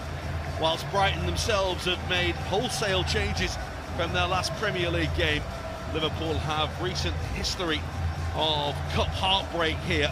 Although when they've been here in the League Cup before, albeit quite a long time ago, they have had success. Well, it's not an easy place to go these days. I think Brighton just keep producing players from kind of like nowhere, to be quite honest with you, and coaches as well. To think that Fabian Hotspur, 31 years of age, I think that there's about 6 players in his squad that are actually older than him. So it shows you the measure of the man that he is managing a club like this, and successfully so far as well. Hence the reason why I think this will be a tough evening for Liverpool. Let's take a check on the two teams. There are 8 changes in total for Liverpool. The headline team news is the first start in a Liverpool shirt for Vítězslav Jaroš, the 23-year-old Czech Republic goalkeeper, an international goalkeeper. It's not his League Cup debut. He played twice for Stockport County in the competition. There's a return as well for Conor Bradley, who's had his injury problems of late. A start for Watchalong, and another chance as well for Tyler Morton. Well, I think it just gives the coach an opportunity to have a look at the players that have not played a great deal of football so far at the start of this season, and it gives them an opportunity to get some time and game time into their legs. It's still a strong lineup, you have to say that, and especially with the bench as well. I think there's strength depth on that bench if need be to come on and change the game. Well, 8 changes for Brighton as well from the team that drew with Wolves at the weekend. Significantly, the 2 centre-halves remain the same to keep the continuity there. Mats Vifa in midfield was outstanding for Arne Slot's Feyenoord last season, and Simon Adingra, as we all know, on the flank has caused Liverpool problems before. Yeah, he's quite a tricky customer, and I think that's certainly one of Brighton's strengths at this moment in time, with Mitoma normally down that left-hand side and Adingra down the right. They form a really good partnership. It's Gruder that will play on the left this evening. Just have a look at him. Obviously, with the big game coming up at Anfield on Saturday against Brighton again in the Premier League, so I'm sure there'll be more changes come the weekend. And Ferdi Kaliolu, who played on the right-hand side of the forward line at the weekend, were expected to play full-back today. Versatile, you've got to step in when you're new to the club. I suppose you've just got to do a job. Well, I think it's very much an attacking outfit, Brighton, isn't it? Kaliolu. I think when you look at Estepinian as well, I think he very much is an attacking full-back, as is the modern way these days. I think you look on the other side with Tariq Lamptey, he loves to get forward, he's got plenty of pace. I think it's only really injuries that have blighted his career at Brighton. Had he not had these injuries, then I think he certainly would have played a lot more games than what he has done. Yes, Brighton now led by Fabian Herzl, arriving from German football from St. Pauli. Now taking on Liverpool, and Arne Slot for the first time in England. What a chance it is for some of those out there to impress the manager, although he has pointed out it isn't a day where anyone's on trial or anyone's got anything to prove. It's just their night to shine. Well, he sees them on a regular basis during the weekend training, and he knows exactly what these guys are capable of. Sorry, John, I think you just got to understand that sometimes there's bigger and better players than you in a squad of football, and that's just it's just the way it is in football. It was interesting how we're going to see Liverpool line up. It does look as if Curtis Jones, from the start there, it looks as if Curtis Jones is going to go through the middle as it kind of false number 9, or might even be Dominic Szoboszlai. You see there Curtis Jones very much in a high advanced position. That's a ball that's played towards Tariq Lamptey. This is Gruder, the German. And back once again to the former Mainz youngster. It was Enciso who was trying to get there. Very scrappy in the opening stages. Enciso, the Paraguayan. Now Adingra. Just a little careless. Well, it does look as if Adingra is going to play down the left-hand side and Gruder will be on the right. That's how Brighton have started the game. Yeah, Tariq Lamptey started as the right back with Kadiolu as the left back at the moment, which is interesting. The challenges by Mats Vifa. It's a Liverpool throw-in. Curtis Jones just getting a bump there from the Dutchman. As I say, he was outstanding for Arne Slot's Feyenoord last season. It was Arne Slot who picked him up, nicely done by Vitoslav Jarosz, his first involvement in the game. Very calm. That's nice by Liverpool. Yeah, they put it really well out of the back there. That was a tight situation. The goalkeeper did exceptionally well, as did Joe Gomez. Well, here's Luis Diaz, and now Conor Bradley. Robertson jumping, it's just a little high for him. Gakpo will retrieve the ball. It's a good foot on Gakpo by Gruder.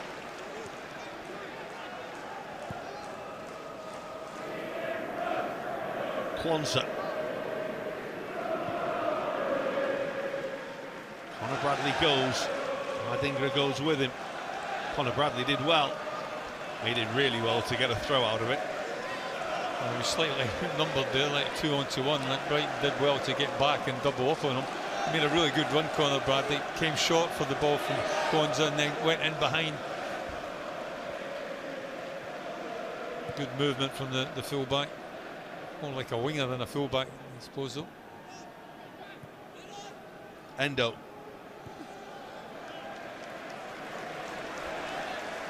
Just needs to be a little bit quicker. Endo just gets a couple of times he's just been caught and a little bit flat-footed. Well, there if needed, there in reserve.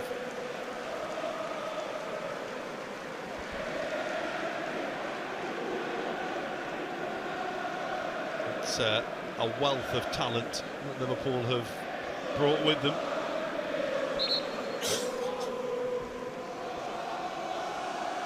Guardiola with a throw.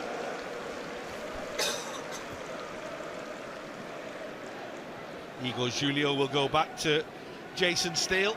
Oh, he's got to be careful. He did well in the end. His first touch wasn't good, but he made up for it with his second. He's been a good backup all the time. Oh, he's got away with that one as well. It was another one where he took too long in possession. Got away with it, did Jason Steele. He's 34 now, he's been around a long time. Got lucky here though. On 2 occasions, well, Szoboszlai on the second occasion it closed them down. I think it was Curtis Jones on the first. Szoboszlai maybe just have a little bit more pace than Curtis Jones. Only a handful of years ago, he was first choice at Blackburn, and his backup was a certain David Raya.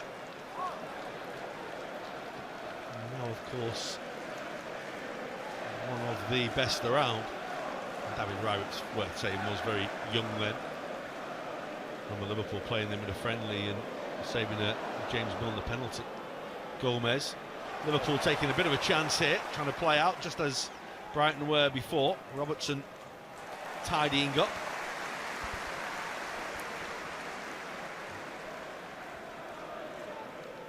It's a good test for everyone out there today. That's certainly what you always felt when the draw was made, and see so.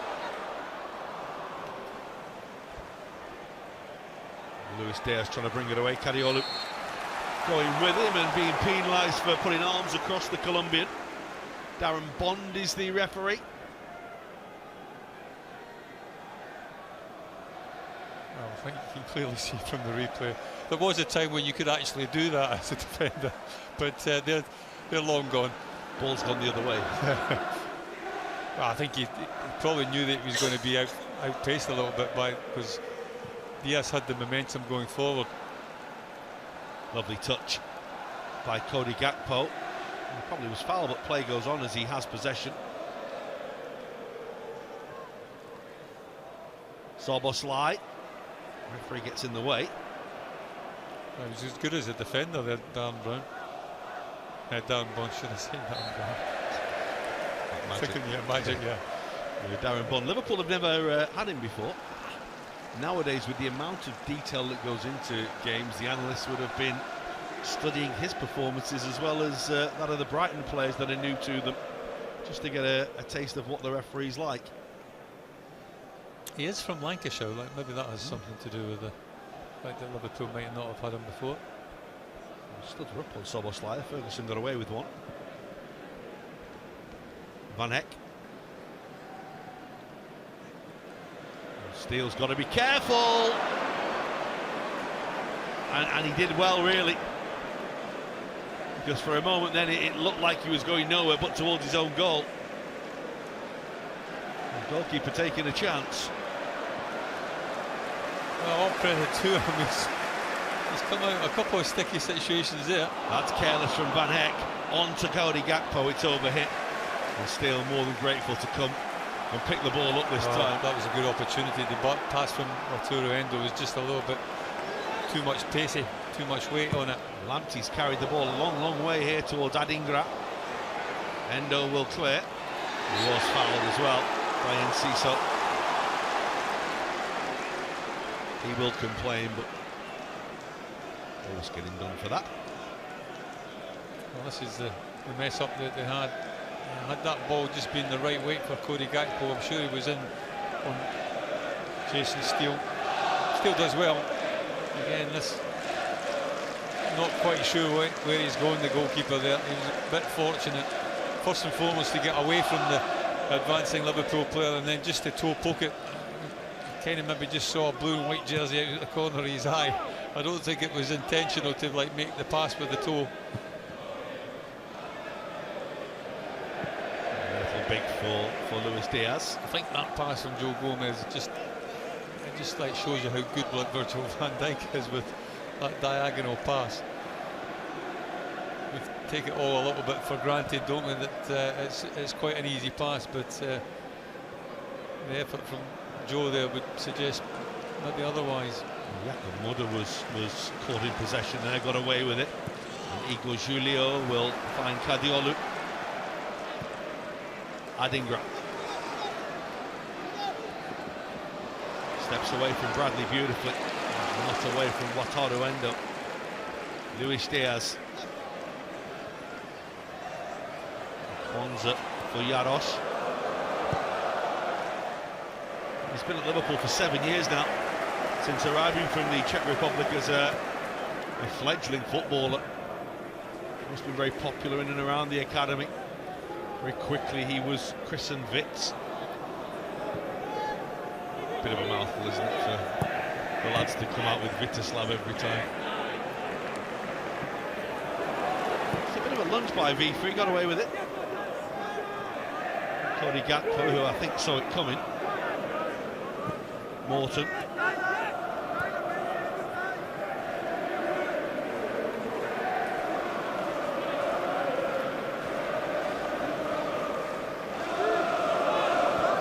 Szoboszlai very deep.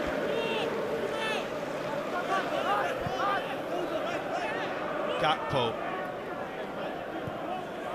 Now Morton. It's a clever ball. Well read by Igor Julio. It was a really good run by Conor Bradley again. That's Curtis Jones. There's enough of a touch from Lamptey to displace the ball from the Liverpool man. Kwanzaa.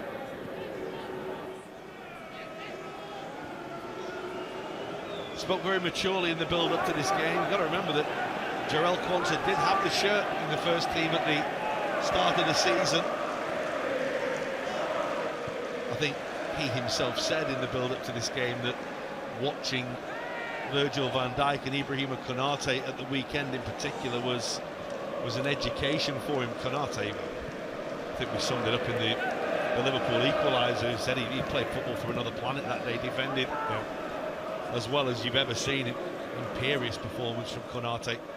Says something when you take the shine and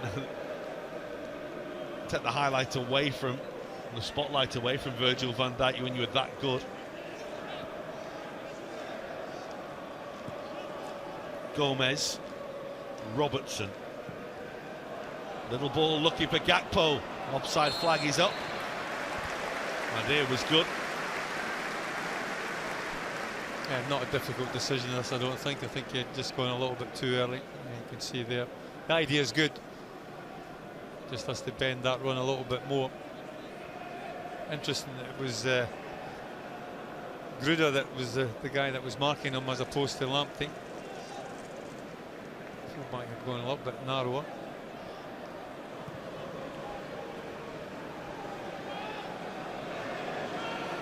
Brighton advanced to this stage with a big win over Crawley.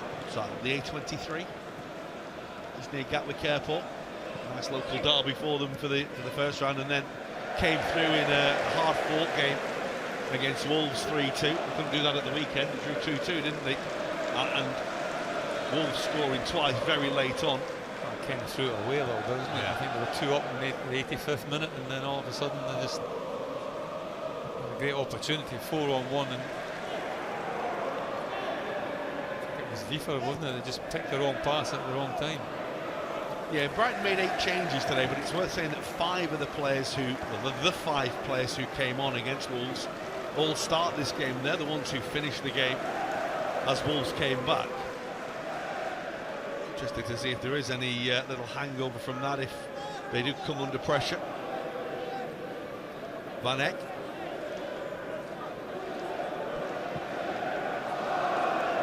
Long and straight, it's a lovely take as well. And the ball breaks, and Tariq Lamptey is in. And Viteslav Jaros has his first significant moment as a Liverpool starter with an outstanding save. And immediately Liverpool go from one end of the field to the other, and Gakpo's bender doesn't bend enough. Well, we talk about end-to-end football. Brighton obviously having the best of the opportunities so far, but for that man there, they would have taken the lead.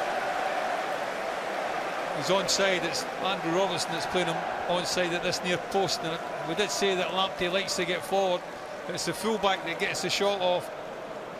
But all credit to Jaros. He comes out really quickly, closes the space down between him and Lamptey, makes himself a big obstacle. And at the other end, Cody Gakpo just didn't get enough whip on that ball to take it into that far corner. But the best opportunity by far in the game so far falls to Brighton. Yeah, the one thing you would say about Tariq Lamptey is he's never been a goal scorer. I think his last goal came in November 2022 when they won at Arsenal. I know he's had his injury problems since then, but probably the last person, strangely, they'd probably want that to fall to in that situation. It was a really good run from him.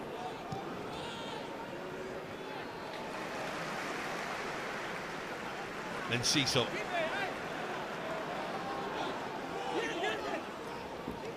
Adingra. Stretch from Morton, wins the ball from Mudder.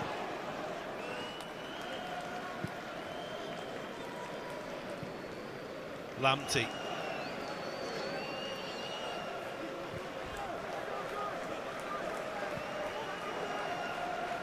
Igor Julio. We'll talk about the fact that those two started at the weekend. Of course, Brighton are without Lewis Dunk at the moment. Interested to see what his fitness is like ahead of the weekend. Liverpool with this double header against Brighton. Brighton looking to send Liverpool out of the League Cup, but in Cecil, that's ambitious from there, shifting the ball and shooting. Well, he has got that capability. And Cecil, he's a talented individual, but he needed something a little bit better than this effort. Works it back onto his left-hand side. Got no real space to get the shot off, but he manages to do that, but always off balance, leaning back high over the crossbar.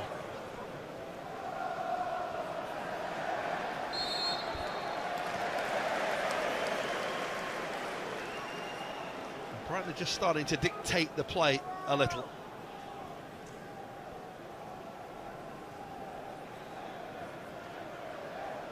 Liverpool won't mind that. It was a really good piece of play by Vifa. Lamptey.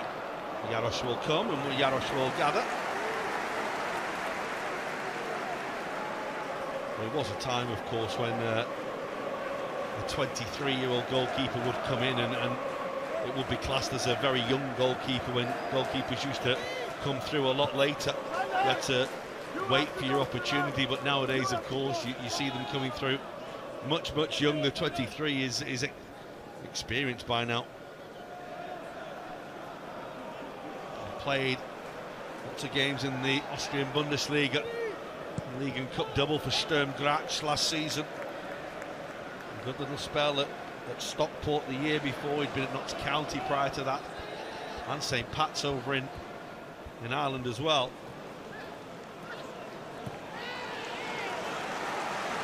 In fact, he's always been in his international squads as well. Been to major tournaments. Here's Adingra. Lovely feet to try and step away from two challenges, but Conor Bradley stuck with him and did well. Oh, it's the two youngsters that double up on Adingra. He nearly gets through, does Adingra. It's a tricky customer, as we said beforehand. He's got a little bit of pace to go with that as well, which is always a good combination if you're an attacking player. Not so good if you're a defender, right enough. He's 22 now, Simon Adingra, and we know, of course, how good he was in the African Cup of Nations last year.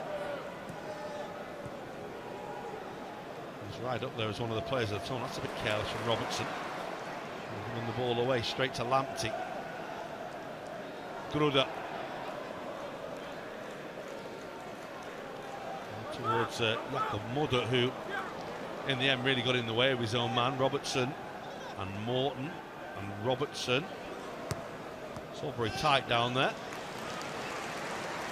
It's nicely done in the end by Liverpool to get the way out. It took a couple of goes, but they did get out. And now they're off downfield. Szoboszlai for Gakpo. Support arriving, Gakpo across goal. Luis Diaz couldn't quite turn the ball home. Liverpool will try again, although Bradley can't step away from Adingra. Those two having a great little tussle at both ends of the field at the moment.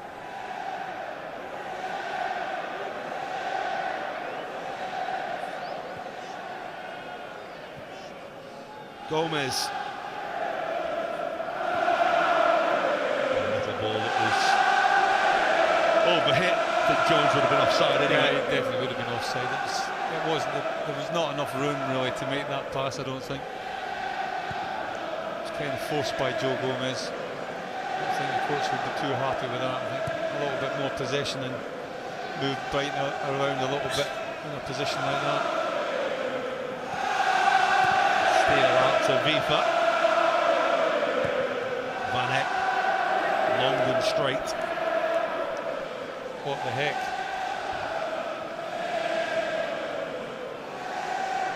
What a great ball, was it?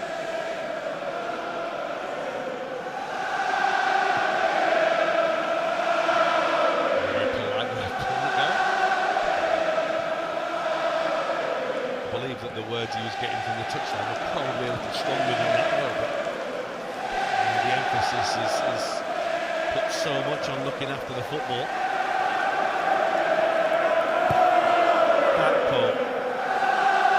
Gomez.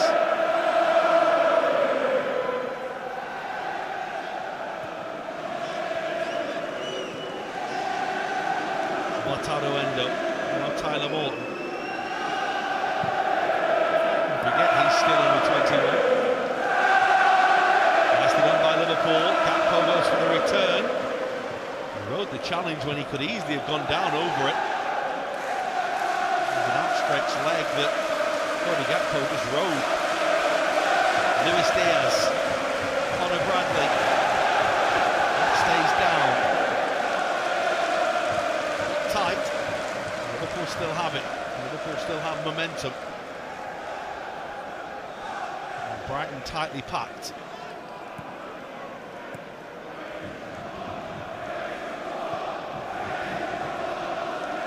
Gomez, Gakpo.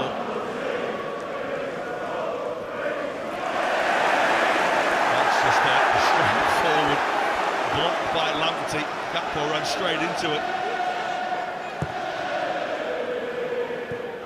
Touched by Enciso, read by Jones. Now Endo.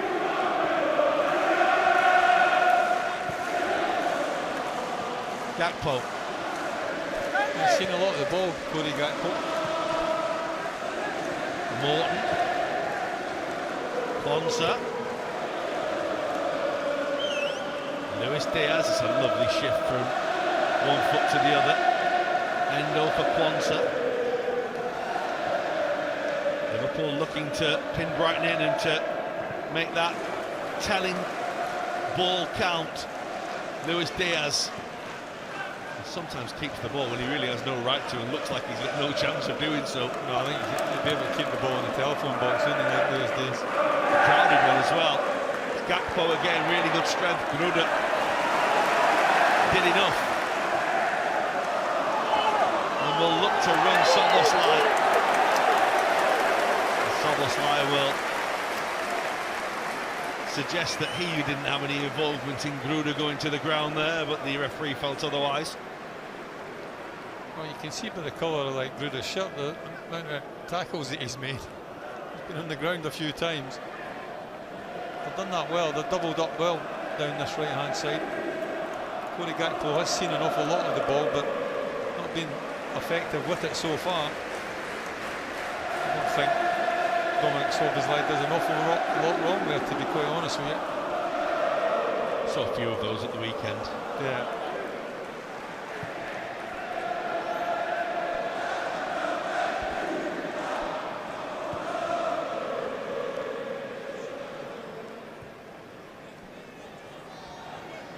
Jason Steele, who had a couple of worrying moments early on in possession of the football. Tidy from Conor Bradley, controls it on his chest, it bounces up and somehow he manages to head it 10 yards when it didn't seem as though that was possible.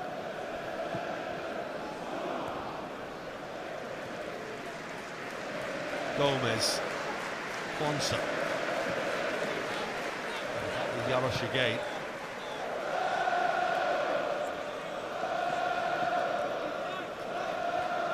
Slot was asked about him starting tonight, and he said he had no hesitation. There was no concern Got an international goalkeeper here. He deserves the opportunity to start. With Alisson injured and Quivin Kelleher on Premier League and Champions League duty. It's next man up. Oh, he's made a big save already in this game, so... Well, he's the reason that Liverpool are still on terms. Selection probably justified. Kwanzaa. Endo.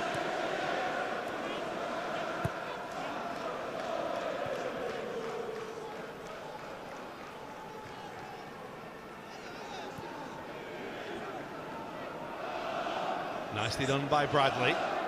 Support from Jones. Soboslai.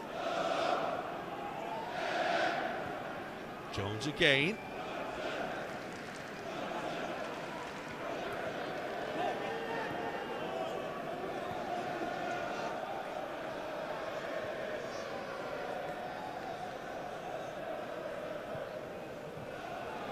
Bradley's touch was just a fraction heavy, interested.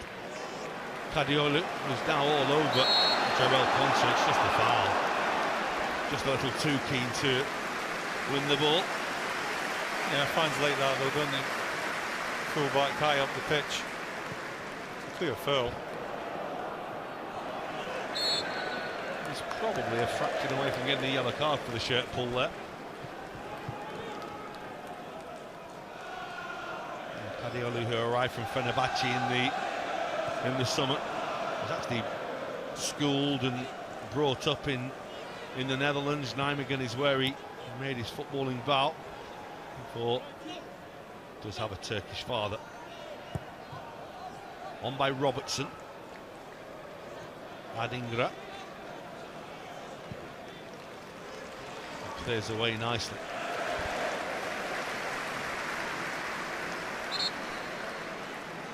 There's a problem here which the referees are going to pause the game temporarily for. I think it's Kodiol.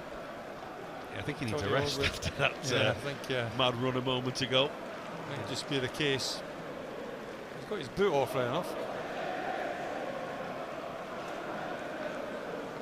The socks coming up as well.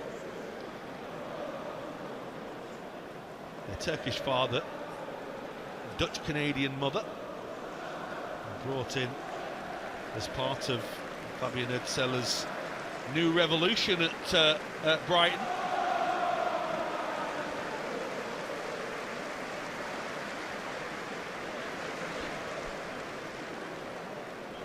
I think one of the funniest things about Brighton getting a new manager who's 31 was the day he met James Milner, who's 7 years his senior.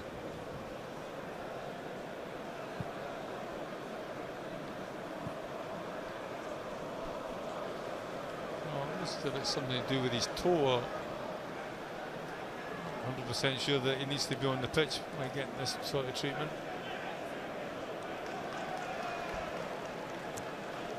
You can see there's an amount of concern.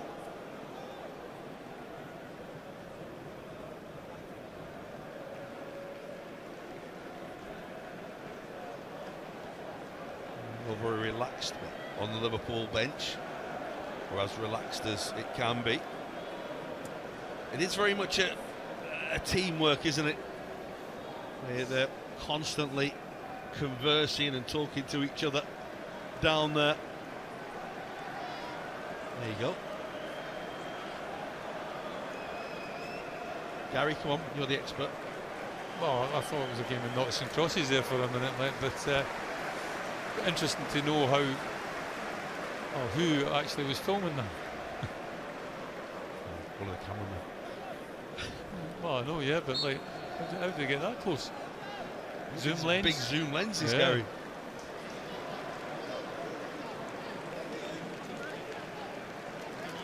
Good old-fashioned pad, pen and paper.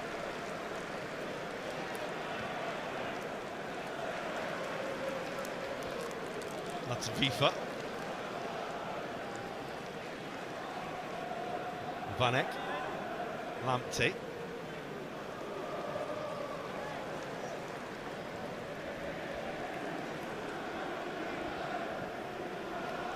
Vifa. Risky. Oh, he's got lucky. Just managed to draw a foot from Tyler Moore. To be interested to see how much there was. He's in a lot of trouble there, Mats Vifa. I think he knew it as well. Please foul me.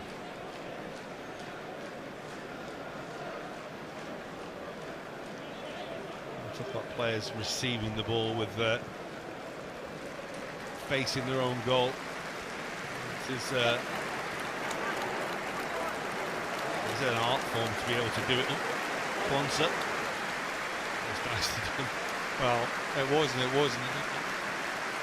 As a centre back, you've got to make your mind up pretty early, and he didn't do that. I just think his skill and his ability and his footwork got himself out of trouble there a little bit. Back with Jarosz again. Had to only make sure that Luis Diaz wasn't getting that ball.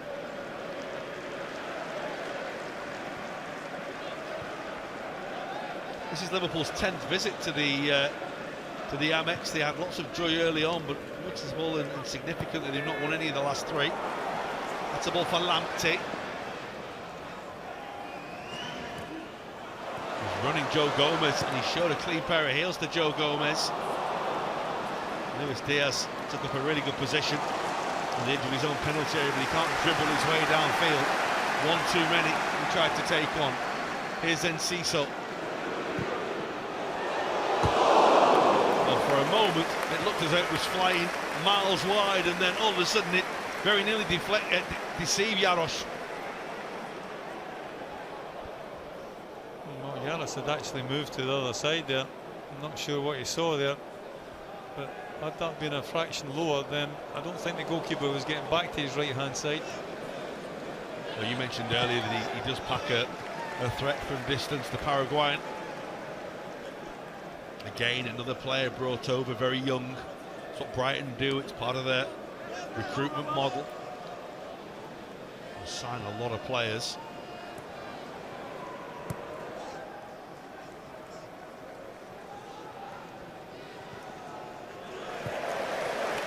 Norton didn't really have anywhere to go there. Two outstanding loan spells, of course, in the last couple of years for him.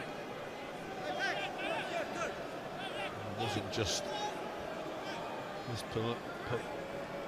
performances on the field, it was his personality off the field as well that won him many admirers.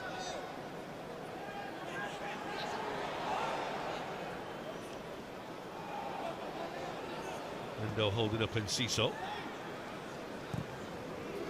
Kwanzaa away, looking for Gakpo. Van Eck with the header.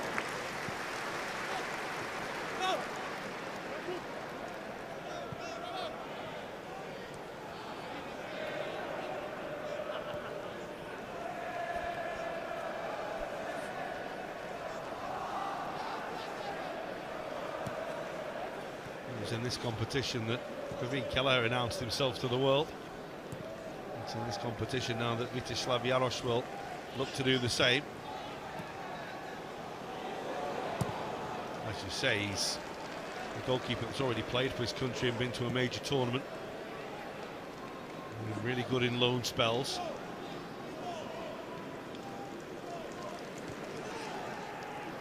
Luis Diaz finding a little bit of time and a little bit of space. Gakpo, Szoboszlai, here goes Robertson, Szoboszlai, good save, but the follow-up is from Luis Diaz, and it's a whisker away. Well, Brighton have had their opportunity. That is Liverpool's. The build-up players are absolutely exceptional, and really it only really needs the finish from Luis Diaz. Andrew Robertson might have been offside. Comes to him, well, it comes to him a little bit awkwardly, does it? Diaz just a little bit behind him to his left-hand side, can't quite manage to get his head round and screw it on target. I think even had he got it on target, I think the goalkeeper was making the save. Yeah, it's not an easy chance, is it? Vifa, much happier receiving the ball on the move there. Lamptey's fallen over, but wins a throw-in out of it. Well, both teams don't mind putting their own players under pressure with possession, do they? I mean, some of the passes that but receiving it, really do exceptionally well to play out of it. Play out all the trouble and the pressure and the closing down.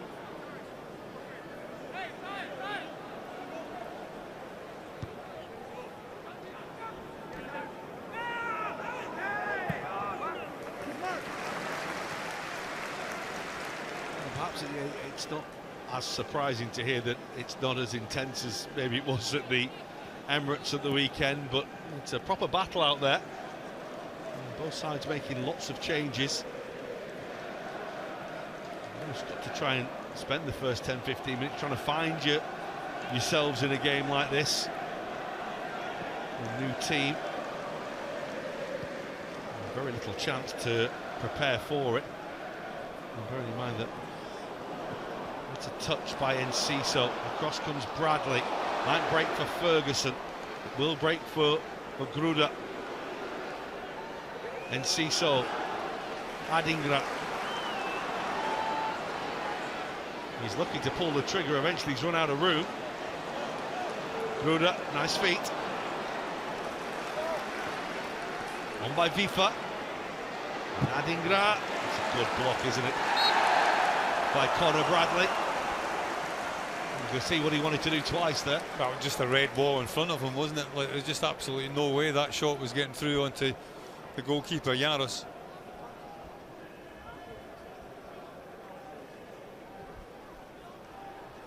Well, he was working for a shot for an eternity there, wasn't he?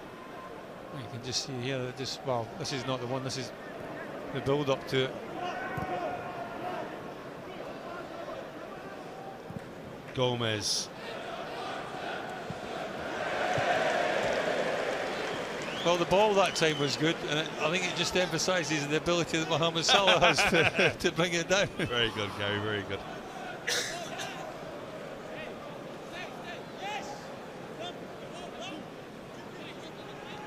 Kadiolu will take the throw. He'll be relieved because had Luis Diaz taken that in, he was going to do some chasing. Vifa's put it straight into the face of Luis Diaz. Well, he's had the chance of the game so far. Denied by Vítězslav Jaroš. His first Liverpool start. His third League Cup start. Having played twice for Stockport.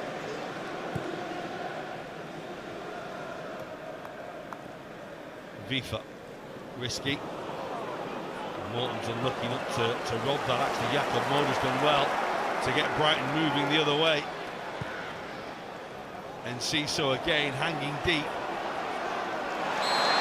Now Liverpool are furious because Curtis Jones felt he won the ball there. Oh, he did.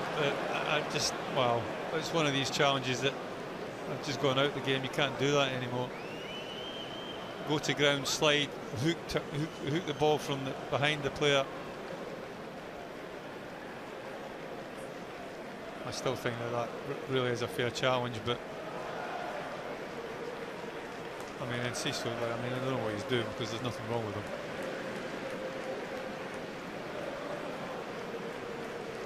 Well, normally in this sort of situation, you suggest it's too far out to have a go, but Enciso's already shown us that he can move a ball and wobble it in the air. Gruda himself has a deadly strike on him.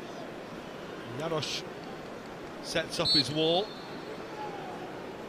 Gruda has been perhaps a little more deliberate in his approach to the ball.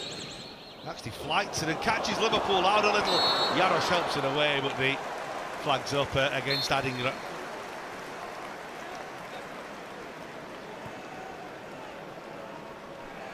Well, again, it's a pretty straightforward one for the referee's assistant on this near side. Darren Cann is running the line on the near side, having been, of course, in the VAR booth at the weekend.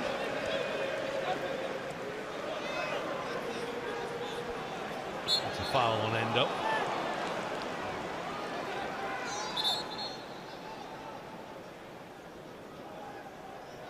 Gruda might have fallen on the Liverpool man there, or the other way around.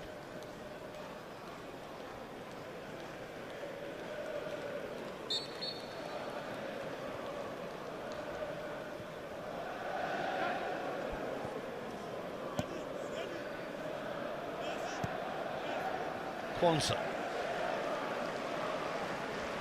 It's very even out there, isn't it? You feel like there's not much between the sides. Didn't think there would be. Nicely done by Jarosz. First time ball to Quansah. Now Endo. And Cisso's all over him. Endo's done really well. Szoboszlai on the move.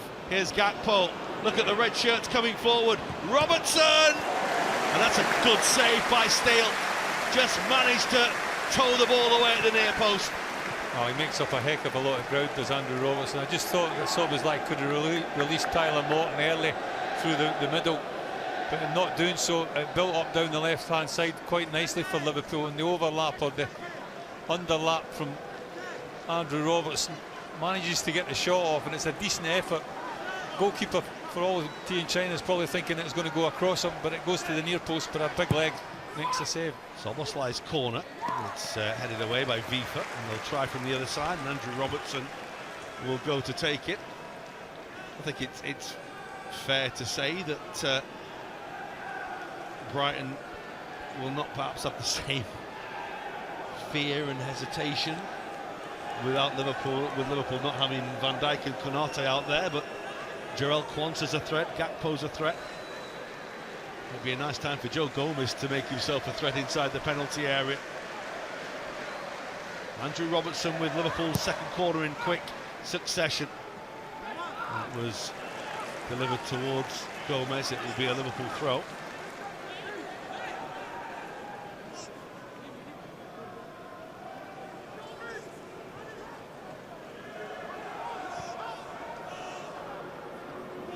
Morton.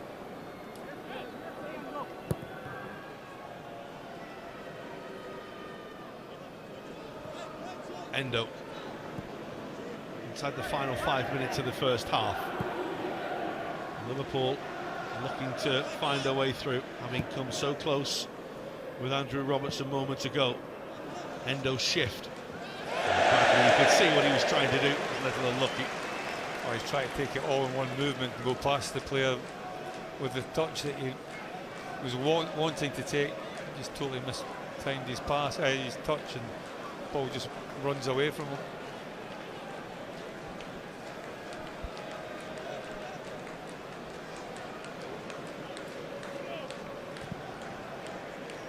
Van Heck. I was about to say Liverpool's press wasn't as quick and as intense as previously, but they've won the ball again. That's what they've done very well in this first half. Now can they turn it into something promising? Quansah. It's a nice looking ball that was looking for the run of Bradley. Kadiolu away. Morton.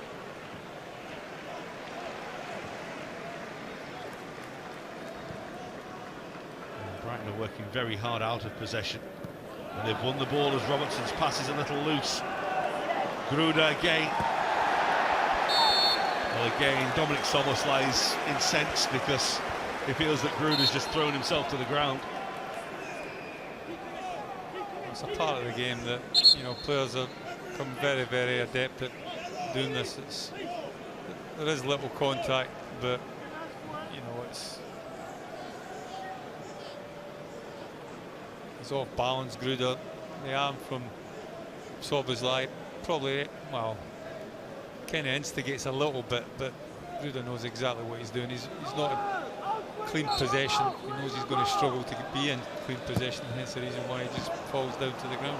It's not a good delivery from Enciso this time. Done well to take the ball back because Luis Diaz had a lot of turf to run into. Now Liverpool have some defending to do. It's Gruda. And they've left the big men forward. It's a horrible looking cross by Jakob Moder. Van Heck's touch was pretty horrible too.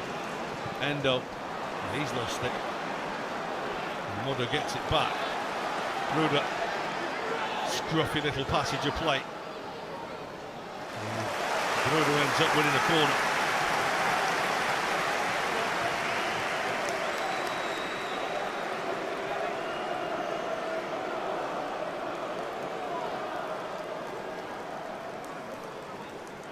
Late in the first half, and Brighton Again, send Igor Julio, Van Eyck and Vifa inside the penalty area.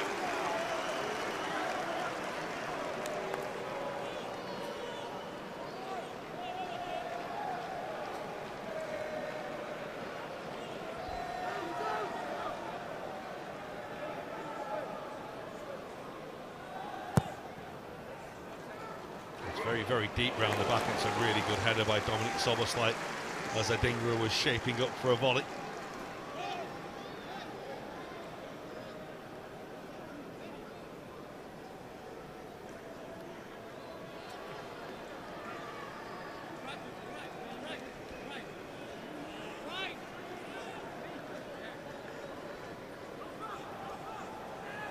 And Ciso wanted a corner, got it.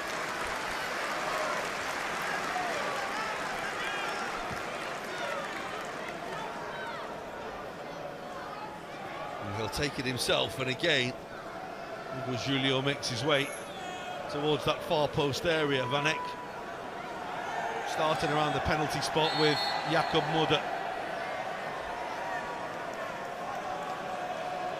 Plenty to hit in a blue and white striped shirt. Not before Darren Bond tells Julio Enciso to move the ball. Doesn't have to be there though.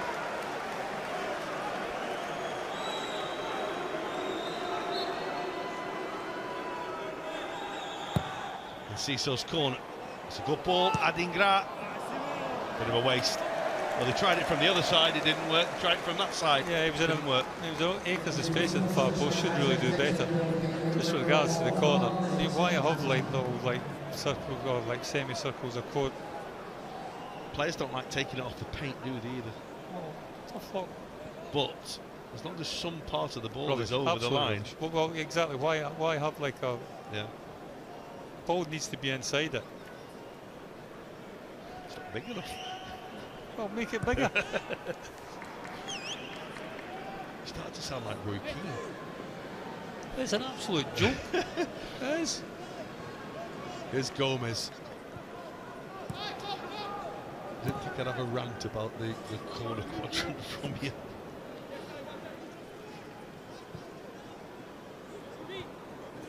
Vítězslav Jaroš has done well in this first half. I think everyone expected him to do so, and it's Jarosz who's made a really good save. At the other end, Luis Diaz has had a good chance that just went wide. Andrew Robertson saw an effort, well saved, and Tariq Lamptey could easily have put Brighton in front before that. It's tight, it's really close, and it's all square. Half-time at the Amex, it's Brighton and Hove Albion 0, Liverpool 0. Well, welcome back to the South Coast. 45 minutes, or maybe penalty kicks to decide who will be into the 5th round of the Carabao Cup this season. It's really tight out there.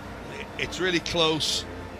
A couple of chances for each side, but no goals as of yet. The change for Brighton for the second half. Pervis Estupiñán has come on and replaced Ferdi Kariolu. It's a straight swap at left back, but what it is the orthodox regular left back on for a guy who was just playing there, I suppose is the best way to say it, Gary. Well, he had that injury in like the first half, didn't he? The Turkish left back. Hence the reason why he's not appeared for the second half. Estupiñán, I like him. I think he's adventurous. He's a player that certainly likes to get forward. I'll be interested to see his link up with the wide player in front of him. It's Robertson's header. That's Morton. That's a really nice ball for Gakpo. And he's going to drive for goal, and he scores incredibly. That is one heck of a goal from Cody Gakpo. Outrageous to do that. What a start to the second half for Liverpool. What a strike from Cody Gakpo. Well, it's a big start in the second half for Liverpool, for Cody Gakpo. He won't strike many better than this one. You just wonder, Jason Steele, his positioning, he's past him before he even can react. Ball gets played out to him, he's still got a heck of a lot to do. As we see often enough, he cuts in on that right foot, And instead of going really for an all-out bender, he just puts his foot through it, and it's more the pace than anything else that beats the goalkeeper. I still think that Steele's got to be doing better though. No, we were wowed by a Darwin Nunez goal in the League Cup at Bournemouth last year, which was on a windy night on the south coast. It's a little nicer tonight, and that is an even better goal from Cody Gakpo. A start to the second half for Liverpool, and what a goal it is. It's outrageous. Oh, it's a trademark goal, isn't it? I think that's why these days you'd play with inverted wingers. They like to cut in, and that position just inside the 18-yard box on the angle is a dangerous one. If you're allowed to have the free shot that he was allowed to have, then, well, if it's that powerful, that much on target, then you've always got an opportunity. Well, this is Enciso, just shrugged out of the ball by Joe Gomez, and Vítězslav Jaroš will clear his lines. Luis Diaz has been a pest tonight, hasn't he? He's been everywhere on this field. He's buzzing around and constantly wanting to get on the ball, constantly wanting to be in the game. Here's the other fella that's been doing the same, Cody Gakpo. A big call from Arne Slot to play both of them. In an ideal world, of course, he would have had the likes of Diogo Jota or Federico Chiesa.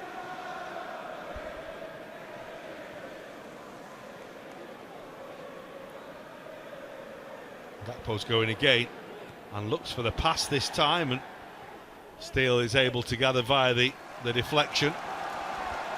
And now Bradley's got some running to do, because this is Simon Adingra, who's carried the ball a long way. Estupinian. It's a really good read by Jones. He's bemoaning his luck that he wasn't quite able to take the ball in.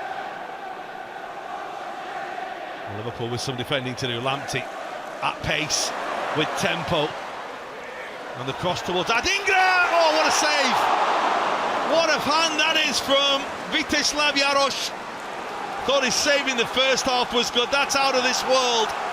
Brighton so close to a level at Lamptey.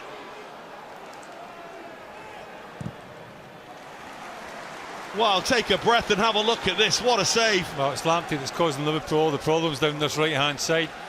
Gets to the byline again, and it's a lovely little cross to the far post. And what you have to say, it's a really powerful header. The goalkeeper changes direction, gets back to his left-hand side, and it's just enough of a hand. What a really top-class save. Well, had it been Kelleher or Alisson, you would have just applauded non-stop. Liverpool's third-choice goalkeeper with a save that either of the big two would have been proud of. And Gakpo's lost the ball. Ferguson! Well, Liverpool thought there was a foul on Cody Gakpo. Brighton weren't waiting to see if it was going to be given. No, I don't think you should be doing this on the edge of your 18-yard box. I don't think it is a foul. And Liverpool were, well, nearly made to pay. This is the opportunity again. Lamptey again, as I say, does exceptionally well. And what a really good header. It's as good a save as you'll see anywhere this season. That really is. It gets plenty of power on it. Goalkeeper Kenny just has to shift his movement mid-air. He shifts his movement mid-air, and he hangs in the air as well. All those hours and hours of work on the training ground. That might be a yellow card for Wataru Endo. He's a little unlucky, but you can see why it was given. He's late, isn't he? Well, Gruder has spent quite a bit of time on the ground, doesn't he?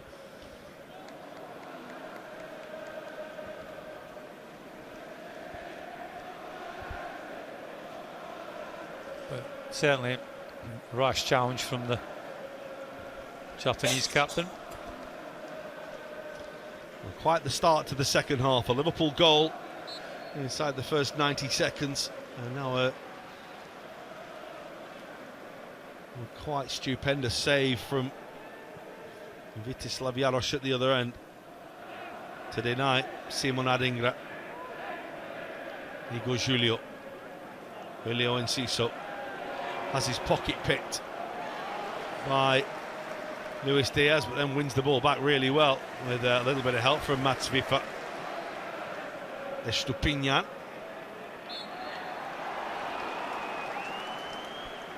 One of those that you hope isn't going to go against you, but the referee had no hesitation in blowing. Maybe a little bit too quick to blow.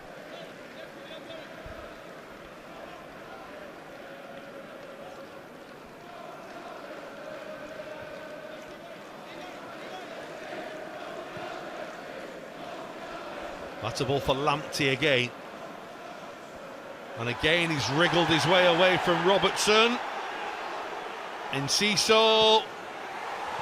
And this bends just wide from Gruda. Well, they're far from out of it, Brighton. I know they've gone a goal behind, but it's them that are in the ascendancy at this moment in time. And it's a good effort by Gruda. It's not a million miles away. What I would say was that Jaros, I think, with his dive, probably had it covered had it been on target. Well, they've been brought to life by Liverpool's goal of Brighton. It's really given them a kick up the backside. Adingra will nick the ball. Estupinian. Adingra again. Moda. Adingra just had the run on Bradley for a moment. Oh, and he's being penalised as the Liverpool man.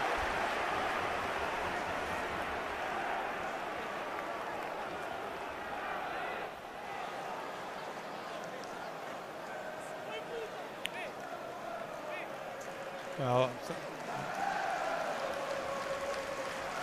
there's not a great deal of contact, but I think when you go with your two hands like that, and you make that sort of movement, like the push, I think, well, maybe the referee's got the right decision there. Yeah, Bradley would argue that he's already in control of the situation, but once those arms came out, the referee would make his mind up pretty easily. Quite the start to the second period. Brighton looking to come back, but Enciso's free kick has been like a few of them in this game so far.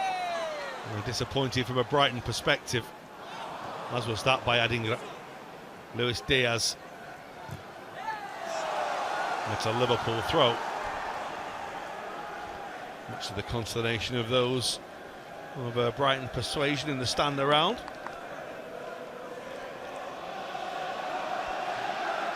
Conor Bradley will have a leisurely walk across to just try and take the sting out of the game.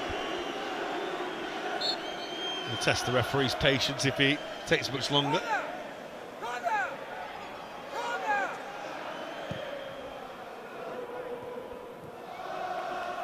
Van Eyck.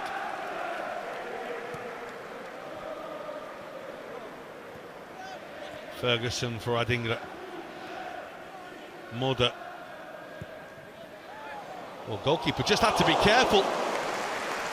It was a clip ball in, looking for a Brighton shirt, nearly turned into something much more. Well, I don't think this is an actual shot. I think it's a ball that's trying to find Vifa. I think that the midfield player makes a run from deep. I think that's the intention, but just over hits. Brings a save out.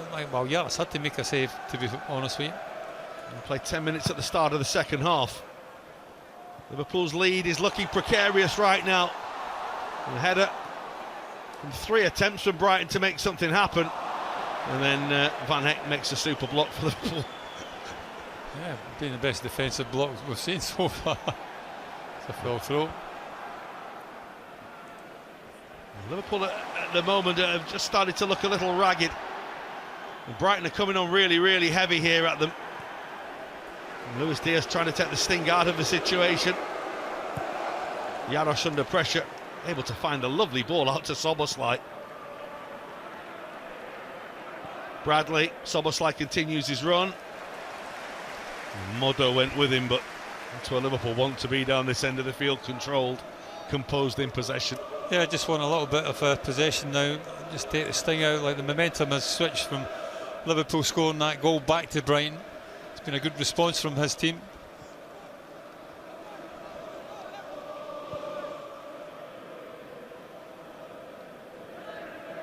Endo.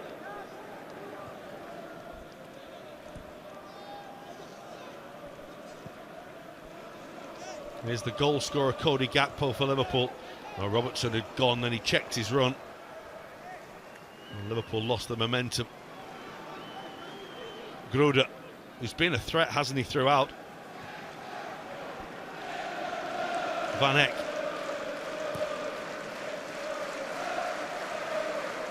All got a little chaotic for a moment there. The game just settling down again now.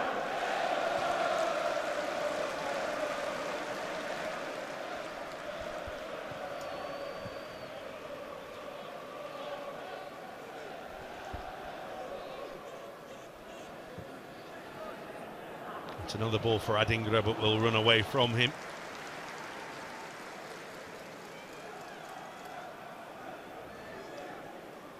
I don't know if it's a message to the players out there, but Liverpool have got Konate and Van Dijk going through some warming up exercises. They weren't needed here because this was all about Cody Gakpo's explosive power.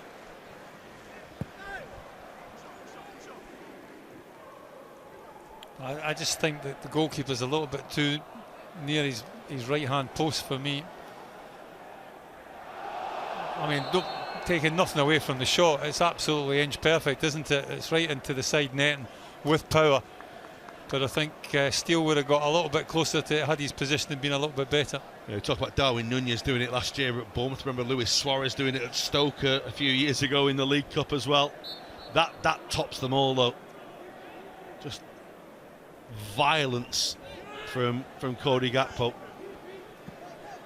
A little bit of activity on the bench for Liverpool. I think Alexis McAllister will be making an appearance. I think it might be Endo that comes off. He's on that yellow card, and Liverpool are struggling to control the midfield here. They're struggling to control Brighton, who are just overcrowding them, it seems, at the minute in the middle of the park. Up to Liverpool to see off the response from Brighton. Here is Endo. A little hurried, a little forced. Not played much football, of course. Japan's captain. And despite it being a very, very busy period of the year.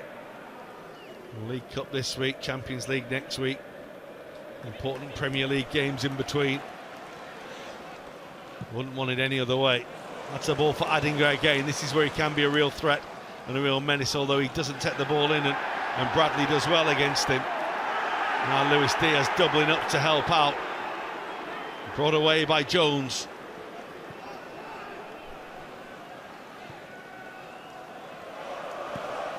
Nicely done by Vitoslav Jarosz again.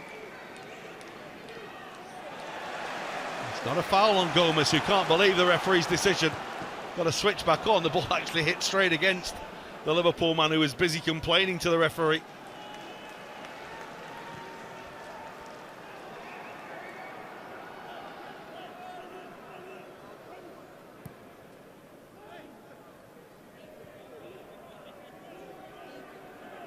Jan-Paul Van Eyck.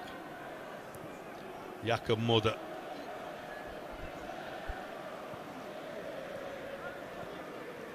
It's been like watching the Tariq Lamptey of a few seasons ago tonight, hasn't it, with those raids down the right-hand side.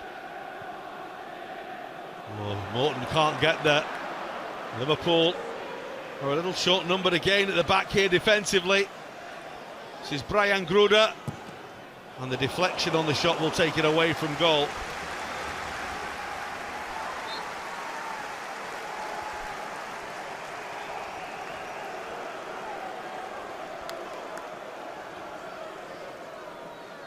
More defending for Liverpool to do.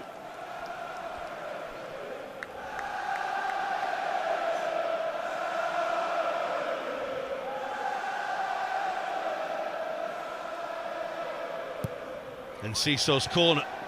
It's a good strong header away by Jarell Quansah and nicked by Luis Diaz. And Liverpool have 2 against 1. They're making it 3 now. What a chance this is to make it 2. It's Curtis Jones. And the goalkeeper, Jason Steele, with a huge save. Now Morton. Well, should have been 2.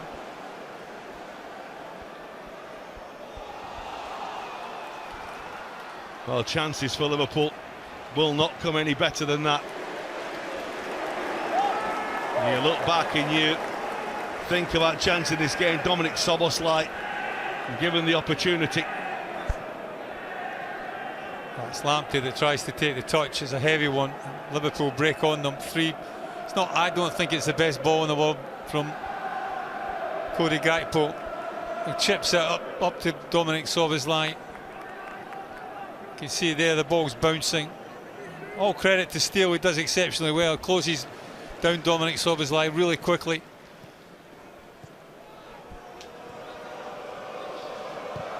Jarosz will clear. Luis Diaz will chase. Really good win by Cody Gakpo. They're in again here, Liverpool, if they play this right. Gakpo! Bang! 2 for him, 2 for Liverpool, and 2 explosive moments from Cody Gakpo. Well, when you've got power on your right foot like that, why pass it? Why even attempt to pass it? Just shoot, you'll score. And that's exactly what he does. Brighton are claiming for a free kick, but I think it'll fall on deaf ears. Liverpool's pressure on them is told. We had that great opportunity a couple of minutes, well, less than a couple of minutes ago, and this is another one. Cody Gakpo just too strong, too much willingness to win that ball, and then it's all about, can he do the right decision, make the right decision? And last time I thought he made maybe the wrong decision, but on this occasion he takes up on his own shoulders, and it's a lovely strike again. Again, you maybe question Steele at the near post, but he hits it with such power and accuracy again, does the big Dutchman, that takes it past Steele, and Liverpool get the second goal. Well, they should have scored a second moments ago. Now they do score the second. And Cody Gakpo has 2. Liverpool have their second and 2. Powerful finishes. Cody Gakpo. That's another couple of goals. Well, I think it just typifies like the life of a defender, doesn't it? Lamptey's been absolutely outstanding going forward. He's caused Liverpool all sorts of problems down that right-hand side, but it's him that gets caught in possession. Well, Liverpool have made a double change here. Trainioni will join Alexi McAllister. Wataru Endo, as Gary predicted, making way, having received that yellow card. Liverpool 2 goals to the good. Here's Szoboszlai. Nioni's first involvement is to bring in Andrew Robertson. Gakpo. Up goes Bradley and Luis Diaz.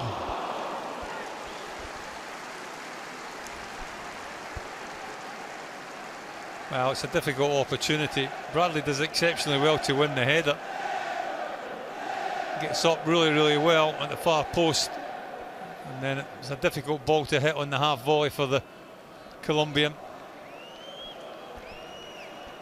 And Trainioni adds a League Cup appearance to his FA Cup appearance in the win over Southampton last season. He's still only 17.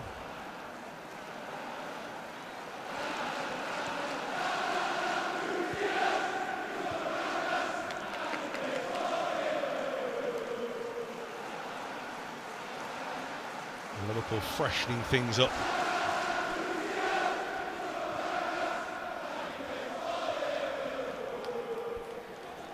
Here's Estupiñán. It's not a good ball from him.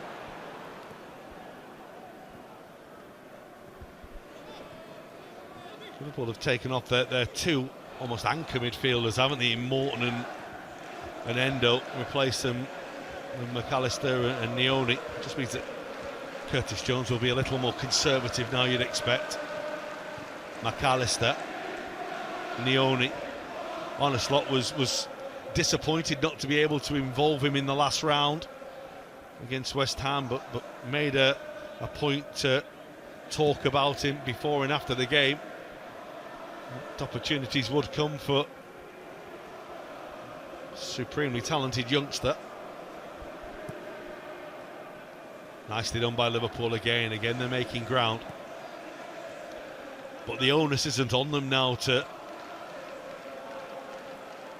continue to score at every opportunity, although that would be nice. And keeping the ball, managing the game.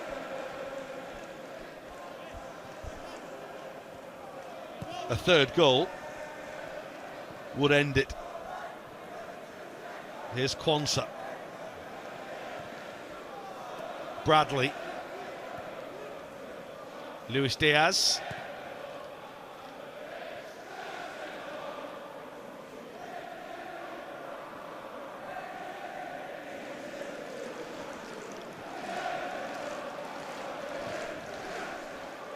Well, what a run by Bradley. It's a really good touch by Estepina. Needed to be as well.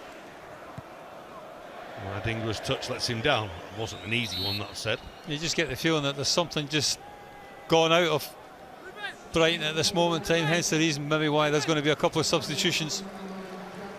Well, Jan-Paul van Eyck will be the first who will make way. Joel Veltman coming on to replace him.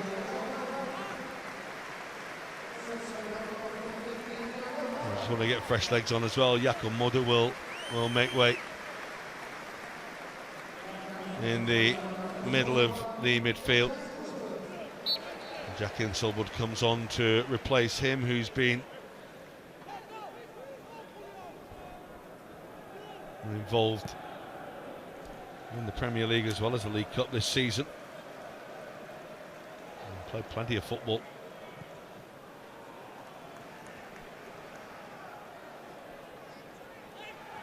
Luis Diaz. Bradley felt he was taken out as he was trying to make a run. Liverpool are going the other way, and why wouldn't you with Cody Gakpo in the form he's in?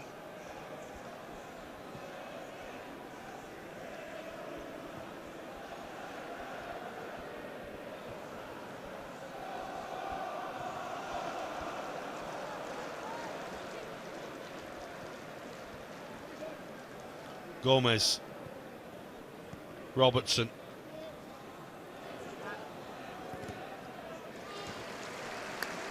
Well, Liverpool are dictating and controlling now. Brighton had that spell after they went one down, but Liverpool's second goal has punched a hole through the heart, really. Well, maybe they'll be inflicting more damage now, because not just Salah but Darwin Nunez as well.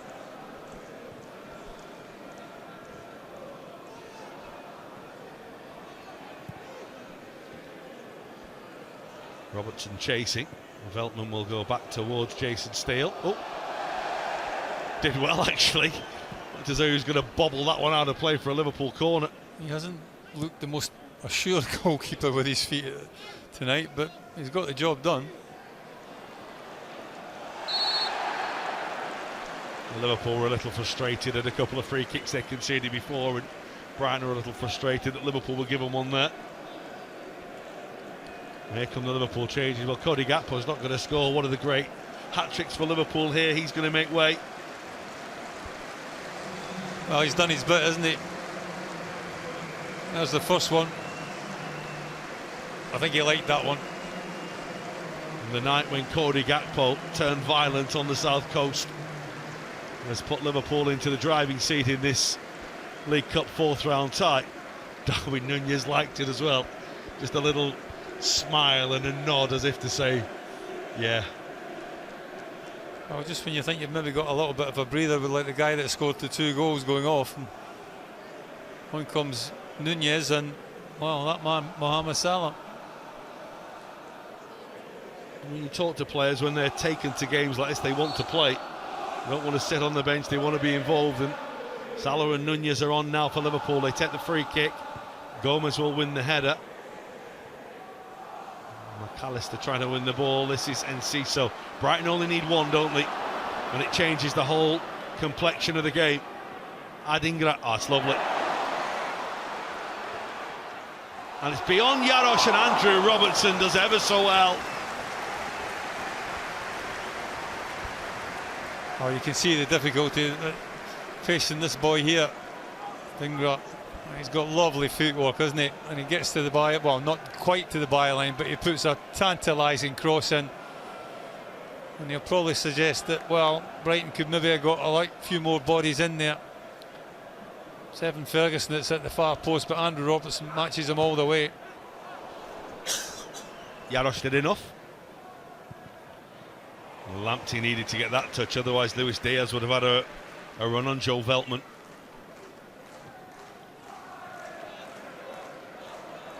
Igor Julio. And Ciso always wants to get the ball and run. And that's a free kick.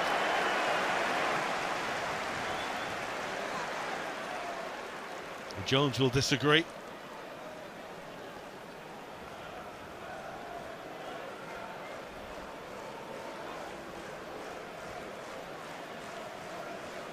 Well, players know these days that, you know, if you run at people and you just have to make contact with like the opposing player, and more often than not you're going to get the free kick. Well, he hit a beauty earlier, didn't he? That nearly deceived Vítězslav Jarosz. This could be another testing moment for Liverpool's young goalkeeper.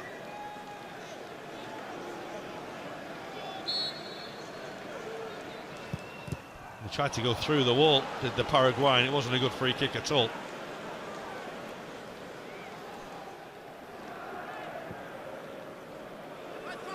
Estupiñán. Bradley stood firm. And Liverpool need to stand firm to book themselves a place in the 5th round of the League Cup once again.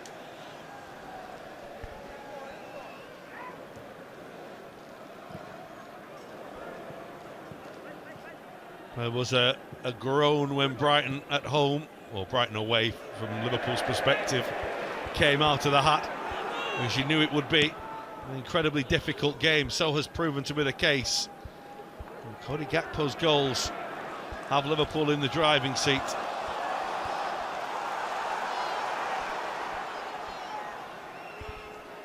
Adingra knew that wasn't a corner, but the crowd weren't to know that.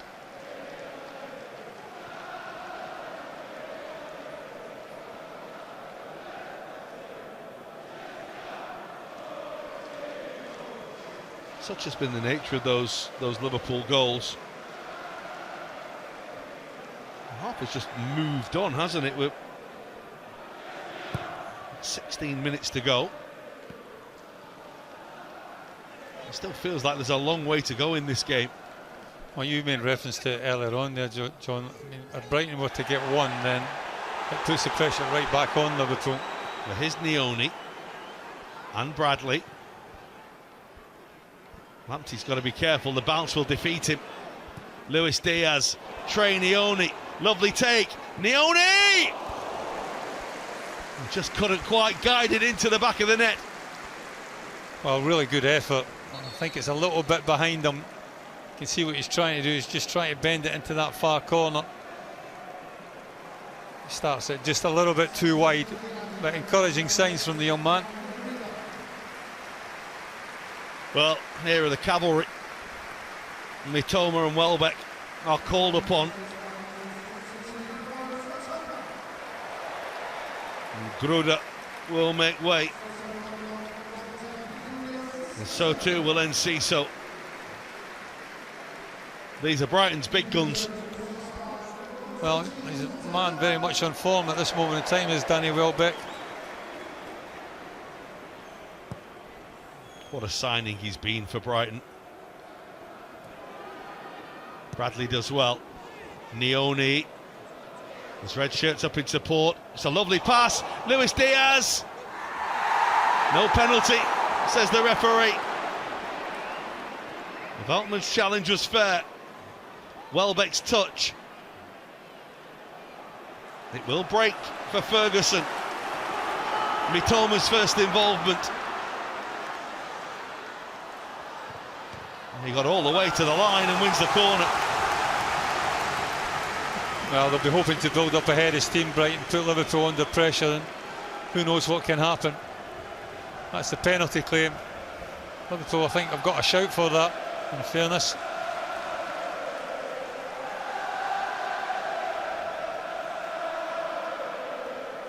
certainly looked more of a penalty than it did on the initial shout, didn't it? The corner is deep, and the header down was by Vifa, and comfortable for Jarosz.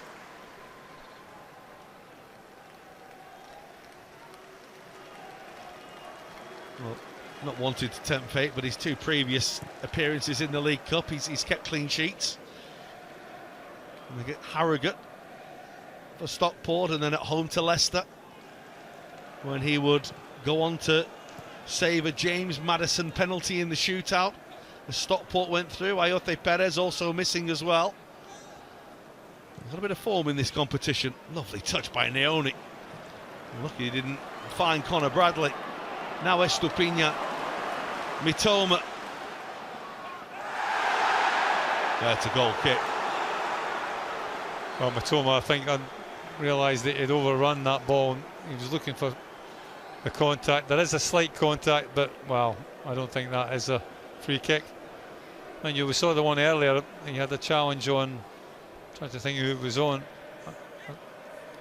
Dinga, I think it might have been on. He was given the free kick for that, but not on that occasion.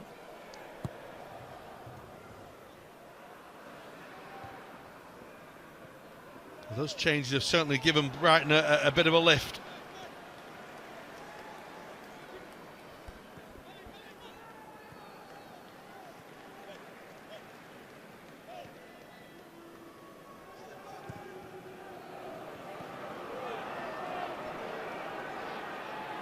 It's Mitoma again.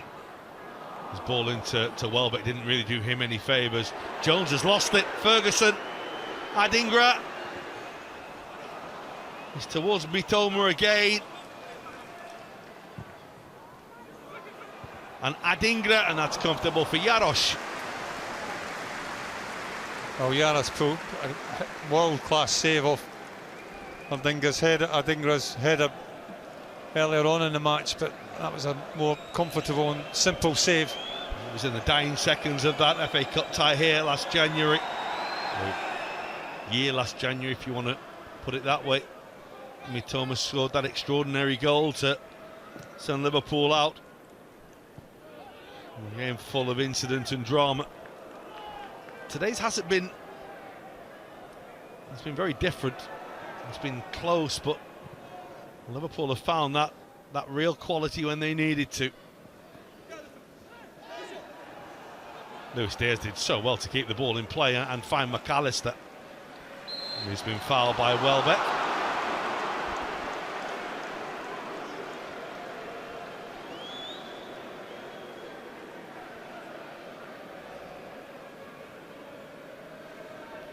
Little nod to his old teammate. He's fallen down like that a few times himself down the years. We always remember the penalty he won here, didn't we? Off Andrew Robertson a few years back.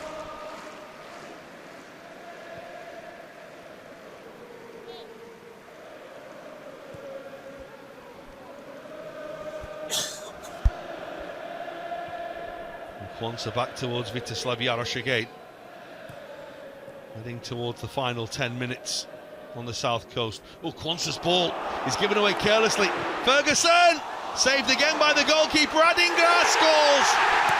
Well, Liverpool have gifted Brighton a potential route back into the game. It's a goal out of absolutely nothing. And Jarell Kwanza, who's been so calm and so steady, has put Brighton back in the game. Well, strap yourselves in, because it's going to be a heck of a finish, I think.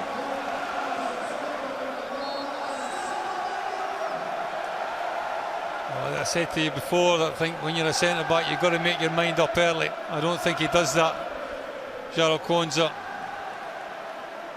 And in the end, he's made to pay for it. Jarosz makes a good save from the initial shot, but he can't make the save from the follow-up. Well, 9 minutes plus stoppage time.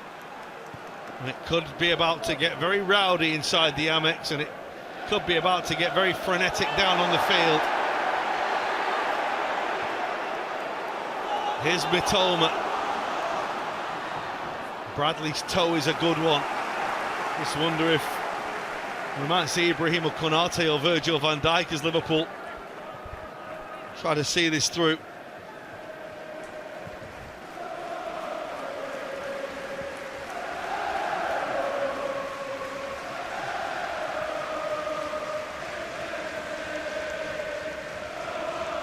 They have saved themselves one change. Here goes Julio. Ball in behind Bradley is for Estupiñán as well to win the ball. And Salah's touch.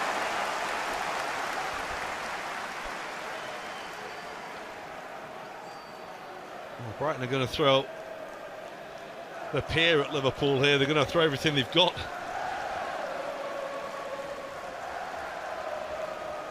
Who says the sides don't want to win the League Cup? Two sides have gone for this from the first whistle. Veltman's touch is nice. Even nicer little shift, although he's overrun the ball.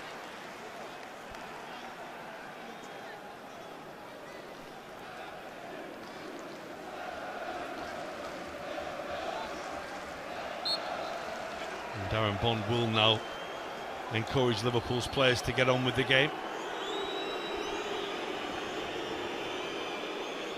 Had every opportunity.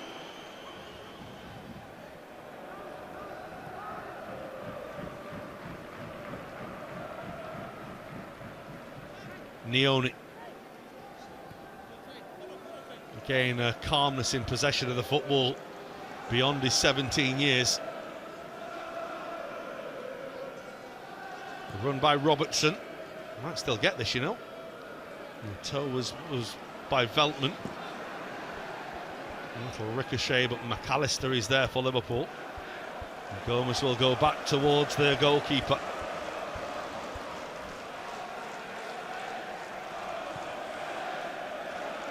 Can Liverpool see through a job that's been very well done so far?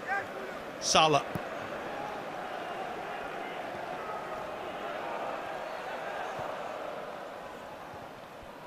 Gomez away to Nioni. The teenager gets it back and is fouled. Liverpool have the ball, they have the possession, so they have the advantage. And they have Mohamed Salah here. And they have 4 against 4. Salah's ball, away by Lamptey. This is Jones. And still Jones! Saved by the goalkeeper brilliantly via the deflection. It's still not away. This is Luis Diaz. Super turn by him. And he might want to go all the way on his own, and he does! That seals it. Luis Diaz with the goal for Liverpool to follow up Cody Gakpo's efforts. There's been a few nerves the last few minutes since Brighton were gifted a goal back, but Luis Diaz should now have put this beyond Brighton. Well, a really good response from Liverpool. It's poor from Brighton, that has to be said. He does exceptionally well, does Luis Diaz, though. He's a pest, he's a nuisance, he's inside the 18-yard box. This one here, ball comes up and comes up. Wow, got to deal with it better than that, Brighton. They can't just allow Luis Diaz to get his body in between the defenders and the ball, and then when he's jinking about in the 18-yard box, he's always likely to pick a shot. And again, that shot really should be blocked from Brighton's defenders, but it's not. Tucks inside. You can see there's 2 players. It goes through the legs of Lamptey. Goalkeeper again unsighted, and it just sneaks in the near post on this occasion. Couldn't have placed it any better, Luis Diaz. And he's placed Liverpool into the 5th round of the League Cup with that goal. Mitoma just trying to make sure it's not going to be plain sailing for Liverpool last few minutes. It's a good block by Quansah. He did well actually, Joao Quansah there, because he just got the wrong side of Conor Bradley. Had Mitoma. He's running in and goal there, but he forces him where he wants him to go, Quansah, down that line, and he's always going to be favourite to make the block. Veltman. Estupiñán, I don't think, thanked him for that pass there. On by Vifa. This is Lamptey. I don't think we when we looked at the game at half-time and looked ahead to what we were going to see in the second half, foresaw 4 goals, 3 for Liverpool. Take your chances. That's what Liverpool have done. Funny enough, they missed the best one. Estupinha. Taken down by Ferguson. This is Mitoma.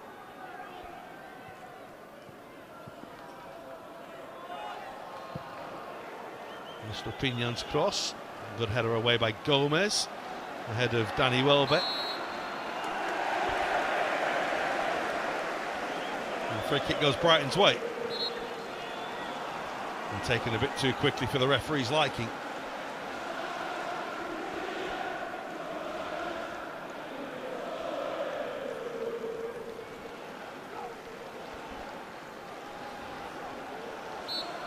Well, Brighton think if they can get one here, why can't they get another in the very little time that remains? They were the victims of a late comeback at the weekend in the Premier League. Can they now produce one in the League Cup? Good header by Gomez. And across comes Luis Diaz. There is time for Adingra to tee one up. Headed away by Bradley. And first Adingra and then Mitoma. His hamstrings are going to be tight tomorrow, aren't they? Well, he's done exceptionally well, in all fairness. I think that probably 2 of the trickiest players you'll come up against in the Premier League. I know this is the Carabao Cup, but 2 of the paciest as well. Here is Mitoma. And that's Alexi McAllister. This is Trey Nioni. It's been a lovely little cameo from him, hasn't it? Liverpool are off looking for another. Luis Diaz.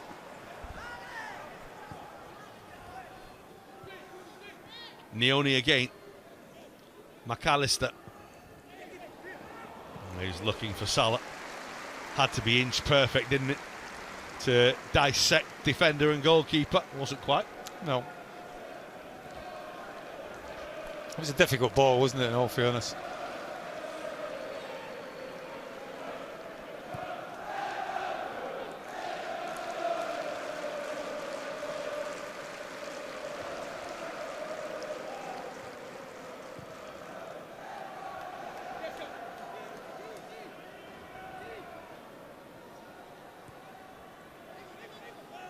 And that's Vifa.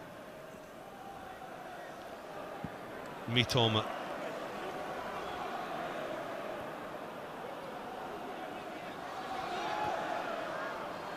Mitoma again. The cross was flicked on by Welbeck. Lamptey. Oh, the deflection's taken it in.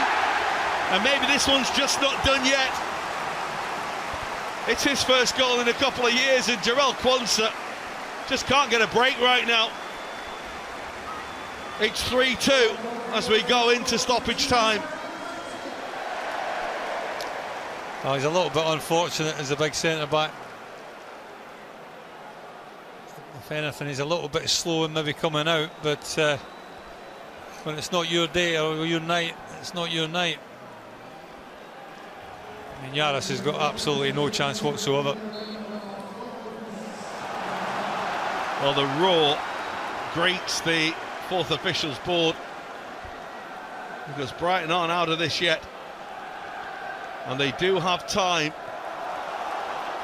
Liverpool want to get Ibrahima Konate on for the stoppage time to try and see this job through. Nioni, Jones. Well, he did well to carry the ball and to draw the free kick.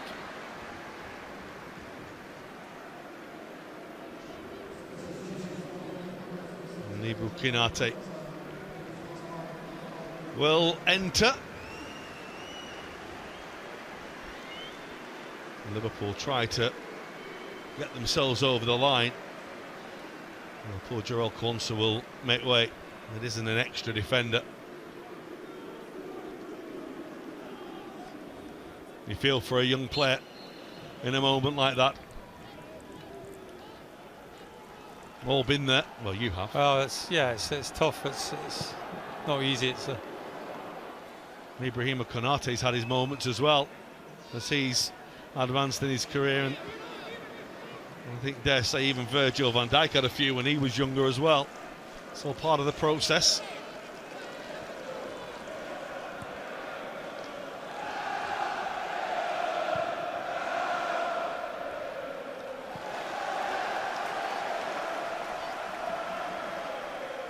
Still a lot of work to do before this game is done. And Brighton are off again here.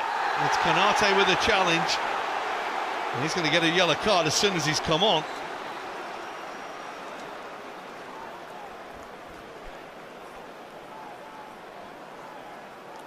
you can clearly see there. I mean, that's. And had the referee seen that, he's obviously blindsided that, but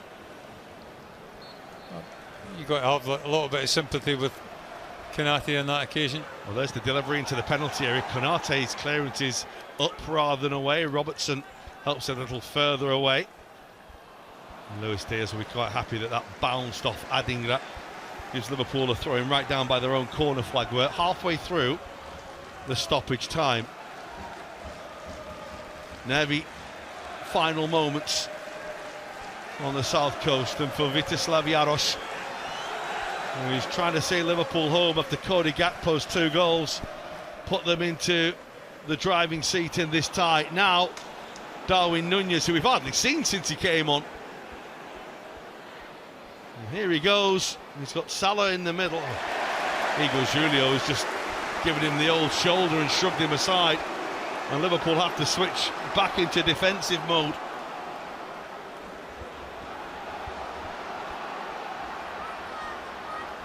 Hinselwood.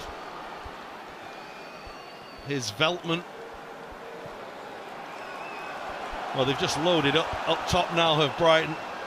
And they've got 90 seconds or so to get the ball into the penalty area and take this to penalties. Jason Steele goes long. The touch is by Bradley, and the offside flag's up against Kaoru Mitoma. The crowd thought for a moment that Ibrahima Konate had inexplicably handled the ball. I'll take your pick. Yeah, well, when you're chasing the game and dying seconds, you're going to take chances and play on the shoulder of the last defenders.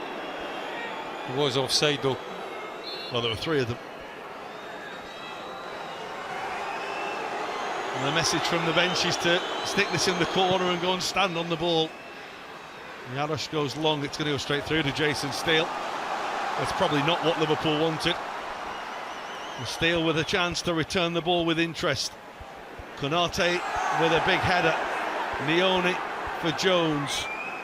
Liverpool are close now. The ball is for Luis Diaz, it's going to run away from him. Liverpool are pulling their way up the rope towards the summit of a win in this game. But there's still some awkward moments to go. Bradley's header, Salah's touch, Jones back to Jaroš. Liverpool's rookie goalkeeper fires away. Nothing he could do about either of the Brighton goals. Surely this is the last chance. It's not a good ball by Mitoma. And Jaroš again will get the ball. And Liverpool have done it. It's a hugely impressive win once again for Arne Slot and this Liverpool side. Doesn't matter what the competition is right now. Liverpool just keep on winning. Cody Gakpo with 2, 1 for Luis Diaz. He got nervy towards the end, but my oh my, how do they keep doing this? Well, I think going into this game you would have thought it would be entertaining, and it certainly didn't disappoint. I think both teams play some really nice football. Brighton are a force to be reckoned with, I'm sure, for the rest of the season. They showed that again tonight, but it was Liverpool that just had a little bit too much for them in the end. And had it been a little bit, well, more measured, Liverpool could have won this quite comfortably. In the end, it was a little bit nervy, but all in all, it was a good performance to come down here and get through to the next round. And for Vítězslav Jaroš, his first Liverpool start ends in his 3rd League Cup victory. This is rapidly taken into his competition for Cody Gakpo. 2 goals tonight that will live in the memory for a long time, and a very nice little cameo from Trey Nione League Cup, box ticked, on to the next one, back to the Premier League. Brighton again this weekend. Brighton Hove Albion 2, Liverpool 3. Well, an opportunity for Liverpool to advance into the semi-finals of the League Cup. The progress so far has been quite serene in the competition, which has probably been somewhere down the list of priorities given the start that Liverpool have had in the Premier League and the Champions League. But when you get to this stage of the competition, hey, it's a really, really big game.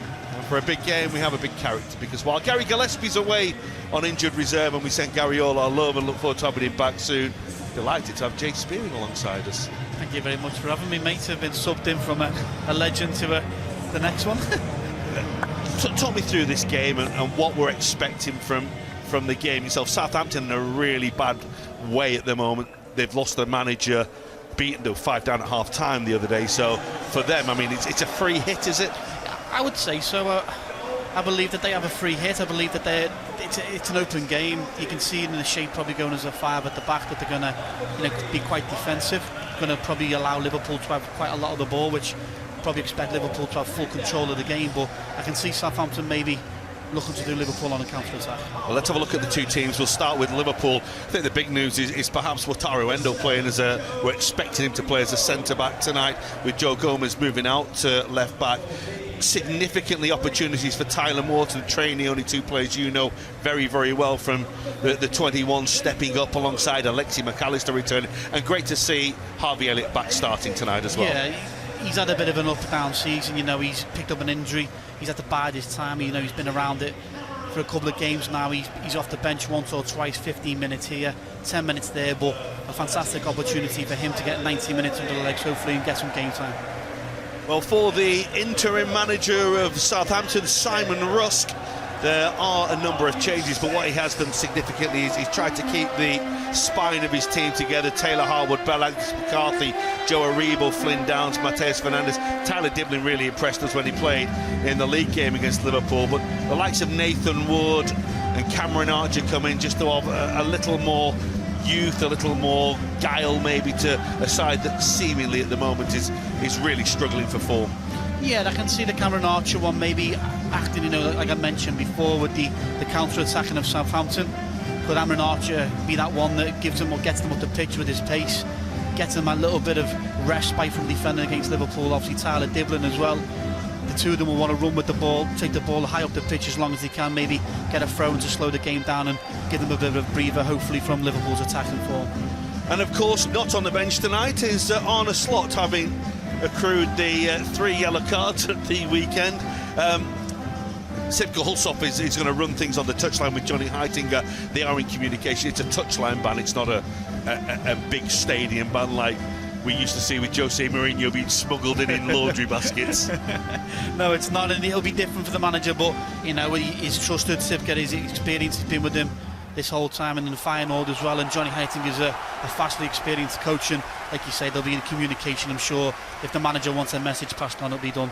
Well, there may be youth in the middle of that Liverpool midfield in Trainioni and Tyler Morton. We say Tyler Morton's inexperienced, he's not inexperienced at all. The loan spell he's had at Blackburn and Hull, where, I mean, if you talk to staff there, they absolutely adore him. So he's not inexperienced. He's inexperienced from a perspective of starting for Liverpool. Trainioni is inexperienced, but we know he's a blessed talent in the world of football. But Liverpool have Darwin Nunez, they have Cody Gakpo, they have great experience in this side, along with Alexi McAllister. Simon Hooper about to get us underway. A place in the final 4 of the Carabao Cup awaits Southampton or Liverpool. Can Southampton lift themselves off the floor and manage to get themselves just a lift that they desperately need this season following the departure of Russell Martin? There's an early free kick there conceded by Jarell Quansah. Yeah, for me, I don't think Jarell needs to make the challenge. I think the ball's 7-8 yards from the byline. It's a long ball. He can just shadow Archer and let the ball go out of play, but he decides to grab him with both hands, and it's an easy decision for the referee to make. Well, Mateus Fernandes and Ryan Manning are over this Southampton free kick. There's plenty to hit. Howard Bellis is coming from deep, as too is Jan Bednarek. It's a little too high for Taylor Harwood Bellis, who of course made such an impressive England debut during the last international break. Another player who has come through Manchester City's academy. I think he's been a player that we've known about, that's been coming for a long time. He had a great loan spell at Burnley, where he was probably the missing part of their side last season, having moved on to Southampton. This trainee owner, who just impresses every time he's stepped up to this level. He seems completely unfazed by it. Jake can give us a good insight into his characteristics and what he's like, of course, training ground and as a player. But I think we all know that there is a special talent there if it's harnessed correctly and mainly by themselves these days. Yeah, of course it is, and he's a fantastic boy. He just wants to play football, be all and end all. That's all he wants to do, whatever level it is. He's asked to play 18s games when he's not been involved with the first team, and he just wants to solely get on the pitch and play, and hopefully tonight he can showcase about what he's about straight away. You know, he's not shy to get on the ball and play. He wants it, and Liverpool look like they're in full control. Well, we're expecting Liverpool to have lots of the ball in this game tonight and dominate the possession. Southampton to look to counter on them. That's very similar to what happened in that Premier League game here, in whilst Russell Martin may have gone, I think that the edict, the philosophy will stay the same. Simon Rusk has been in charge of the 21s. He's highly regarded in the England coaching setup as well. A player who played in the lower leagues. I used to work with his sister, funnily enough, a long time ago. Small world. A small world. Here's Neone. Now Cody Gakpo, who's already lit one game up on the South Coast in this competition so far this season. That's Endo battling for the ball. That's brought away. And now the chance to counter, but a good challenge by Quansah on the very pacey Cameron Archer. Talk about young players when we talk about trainee only. Cameron Archer had that same reputation at 16, 17 as he was coming through the ranks. He scored goals non-stop at youth level, and obviously had that loan spell at Sheffield United. He's had the spells away from Villa, but now of course at Southampton, given another opportunity. It's whether you can take that step up, isn't it? That's what it is, yeah, and it's just finding that balance, and, you know, knowing that whether you can go and prove yourself at the next level. I think a lot of players find that difficulty between the Championship and, you know, going on to the Premier League. They are different levels. He's had plenty of opportunities. You know, he's made a couple of moves around the Championship and the Premier League. He just hasn't seemed to find that consistency to really go on to the next level. How much is it mental? How much is it physical?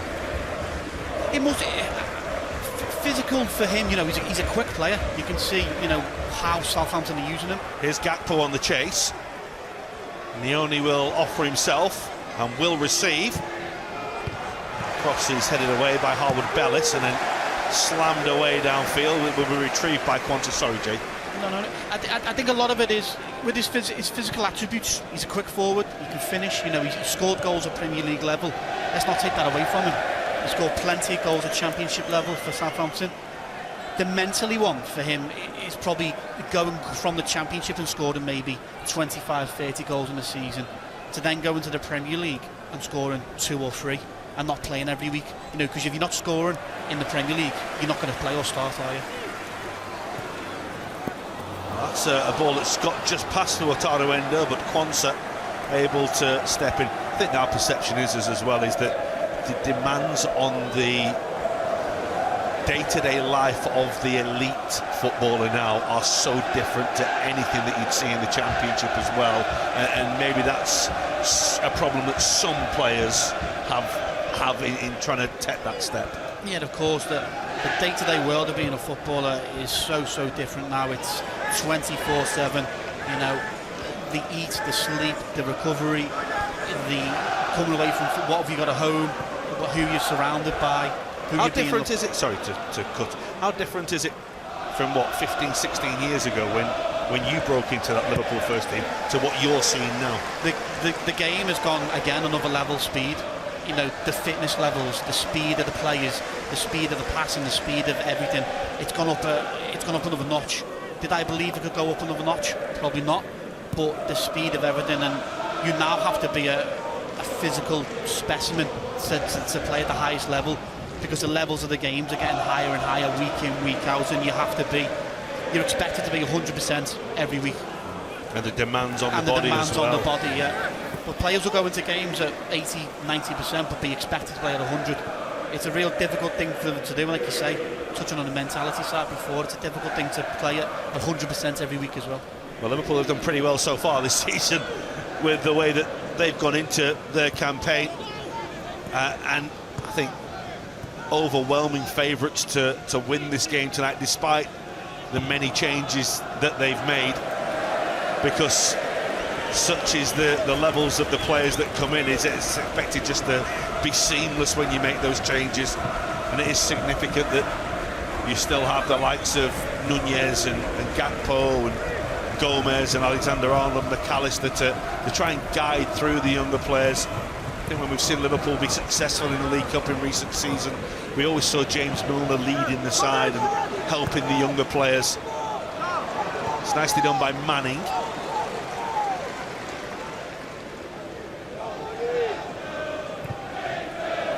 Forward by Wood, the flag will go up. The run was made by Bree, but he'd gone very, very early. Yeah, the referee and linesman were quite quick to get the flag up. Normally let it run for a lot longer, but it's a good line from Liverpool, and as we can see, it's actually tighter than you would normally expect in that situation. Probably looked worse because Gomez was going the other way and Bree was going the other way. He's not exactly a rookie, James Bree, coming in today. He's 27 now, but a player who's been in around, being at Luton and West Yorkshire boy. Names that are probably a little unfamiliar to the average spectator. Endo, Gomez, there's Gakpo. Endo stepped into midfield again here as Liverpool have the ball. Morton.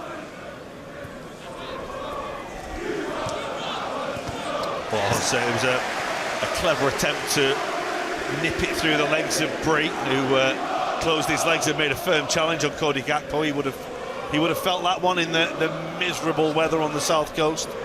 It is driving rain, it's really windy as well. It's not Bournemouth away in the League Cup as we recall, though. Do you remember last year? And the winds were about 60, 70 mile an hour. I think St Mary's is a little bit more protected than Bournemouth. The vitality. Just a bit. Just a little bit. Here's Morton. Referee's in the way. Liverpool will get the ball back from Simon Hooper. Tyler Morton probably says, get out of the way next time, don't get in our passing lanes. It's probably frustrating for him, because I think the pass was on there for our first time to get in between the lines for Trey Ione, so you can see why he's had the frustration, because now Southampton have been allowed to go back into their 5-4-1 shape, which it looks like. But it started how we expected it to start. Full control of the game, plenty of the ball. Southampton happy just to sit in. Here's Gakpo, Bree with a challenge. Read an interesting article the other week about the way that referees have had to change the way they run in games because of the passing lanes that players use now, and that referees have got to be so wise to the way teams play to stay out of the way, that they aren't getting in the way of the game.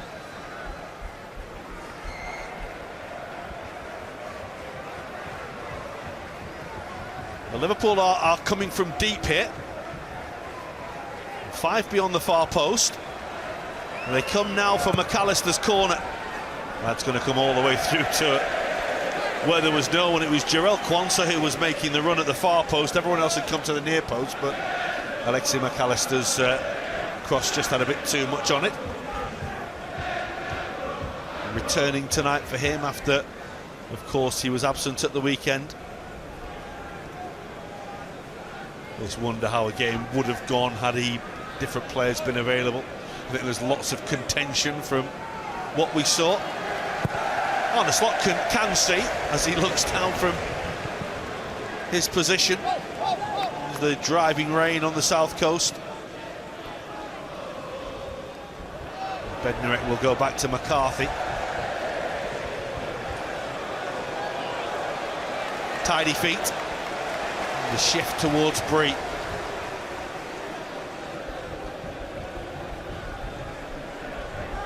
Harwood Bellis. It's on by Aribo, who became a big hit during his time in Scotland with Rangers, Joe Aribo. Again, I think the difference in level, and it's no slight on Rangers or Celtic obviously, but the difference in level between the Scottish Premiership, Premier League, whatever it is these days, they all have different names, and the Premier League is as wide as it's ever been, I think.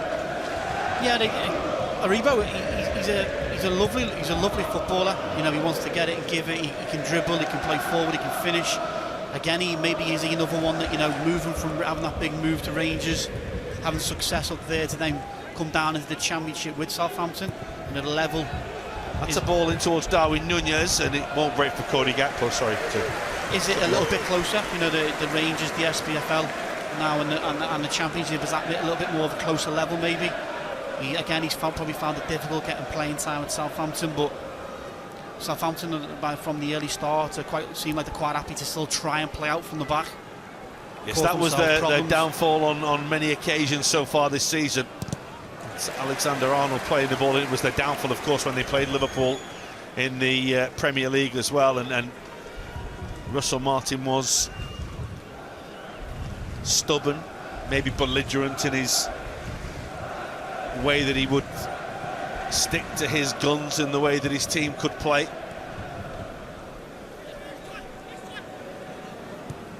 I think when Southampton came up and played at Anfield in that cup tie, I think for the first half they were really, really good, weren't they? And then Liverpool just eased away from them. There's Gakpo. A bit too much on that as well. The idea was nice. McAllister had made a really good run.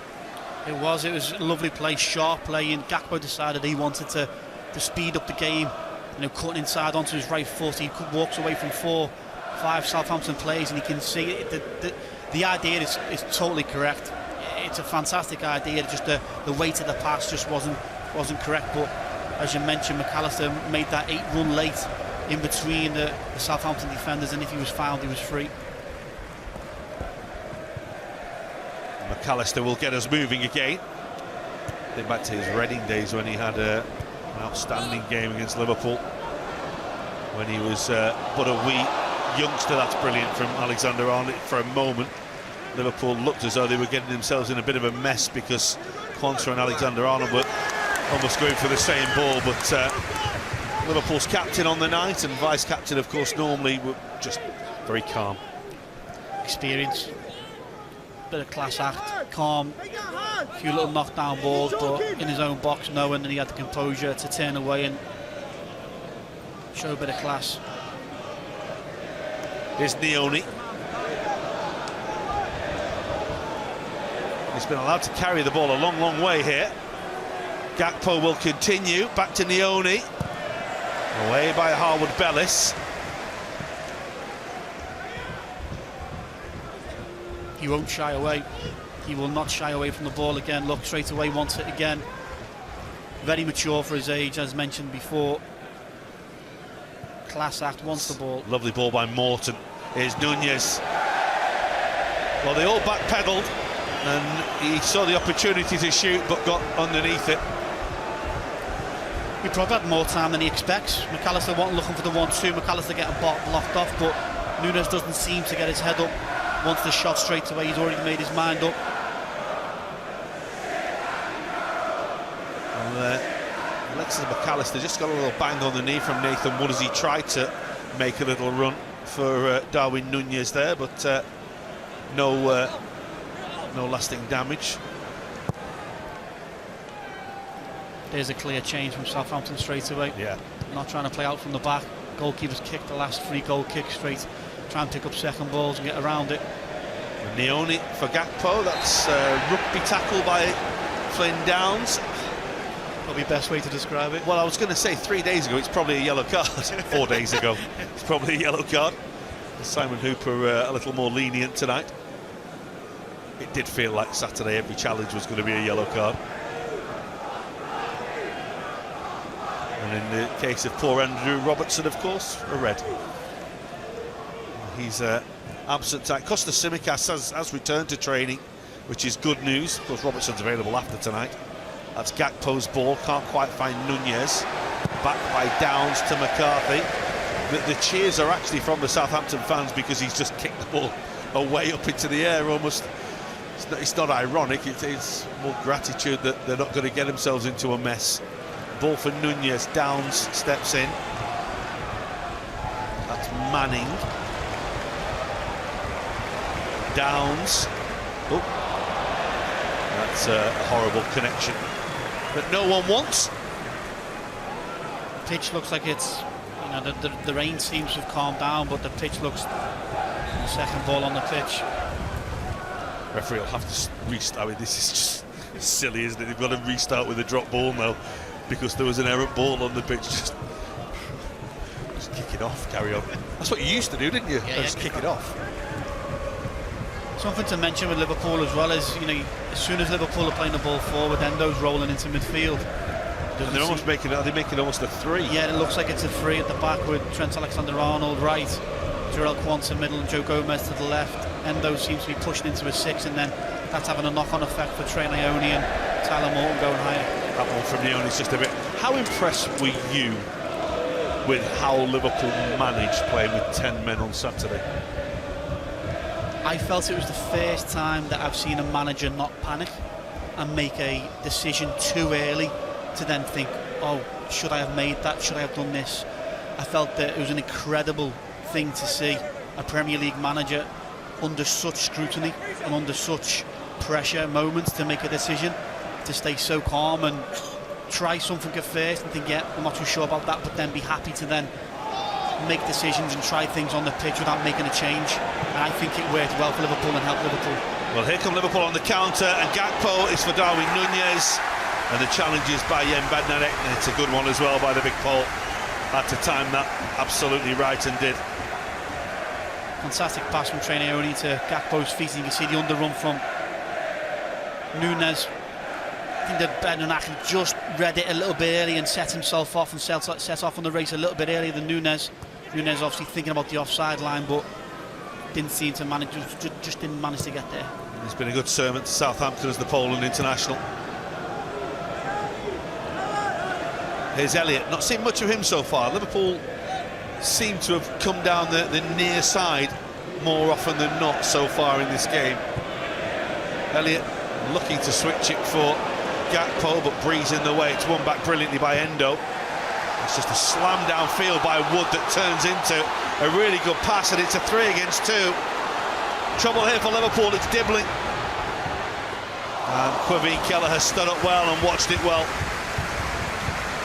He was outstanding, wasn't he, in the league game between the two? He was outstanding in his period of filling in for Alisson Becker, and you know, it's a lucky one for Southampton. It's a clearance turn into a pass. 3v2, but Liverpool players coming back in numbers, showing him down that outside onto his weaker right foot.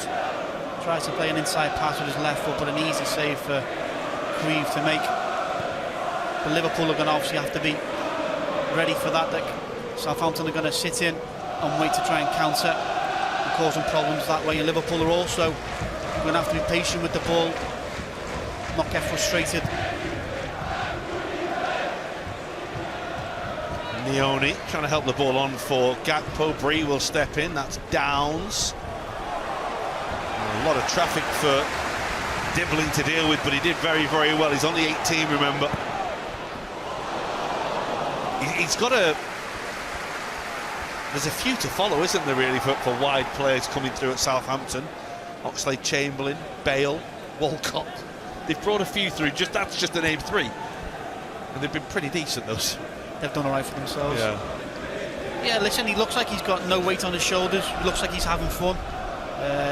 He's probably been Southampton's bright spark in the season so far. You know, if you look at their season as an overall, he's someone that everybody's talking about. Represented England as well at youth level, but he just looks like he's having fun in that difficult time that Southampton are having. It's funny, actually, he did go to Chelsea, didn't he, for a short time, and part of their youth setup. Obviously liked it at Southampton, return there. Socks down. Yeah, that was never me, but... Here's Gakpo for Liverpool.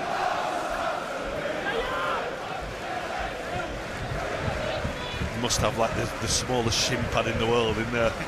If anything. You're technically supposed to wear them, aren't you? You are, yeah. I think it's the rules. You know, our lads get 21s level get questioned and checked every single game, and some of them want the socks down, but the shin pads now are probably an inch or two long. I'm not too sure what protection you're going to get out of them, but well, Elliott thought that he'd won the ball there, but that will go against him on Joe Aribo. Yes, some of the shin pads that you see players wearing now are the smallest in the world. That probably was a foul, to be fair.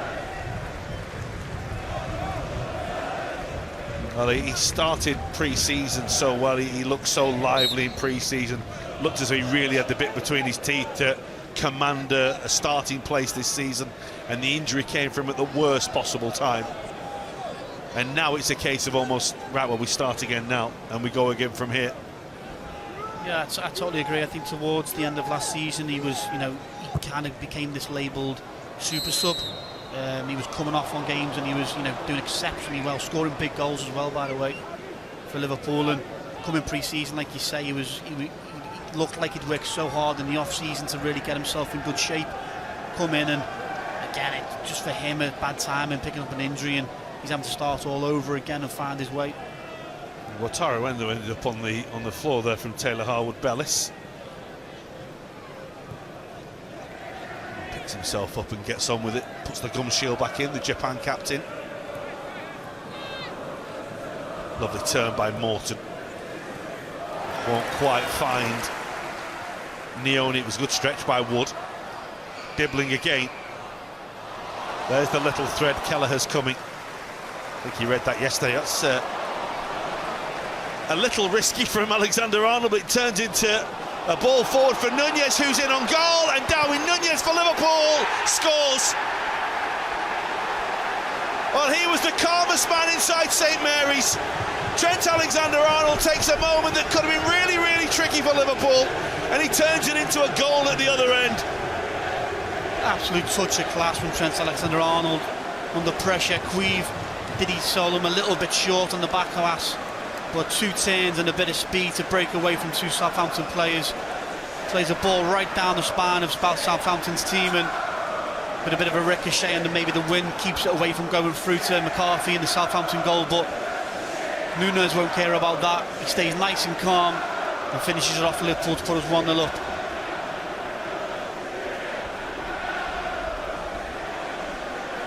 Well, it's a bit of a gift in the end. Jan Bednarek trying to cut the ball out, just put the ball into stop mode, and when the goalkeeper retreated, he almost had too much time here, did Darwin Nunez, but didn't he use it well? I think the decision there, I think an old 18 months ago, Darwin Nunez there, as the second bounce comes in and he sees the keeper drop, he maybe slashes at it, tries to volley it, but the difference now is he takes that extra touch to compose himself, to then get the finish away and make sure he scores that goal.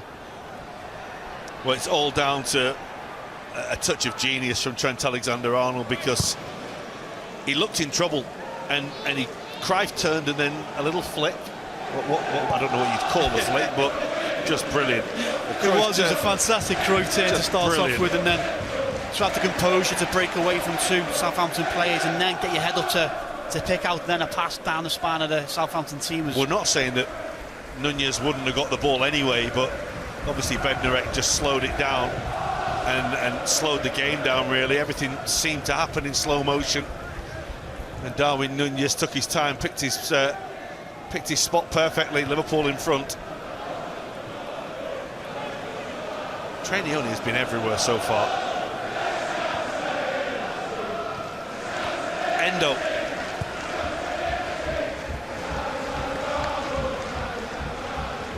Gomez.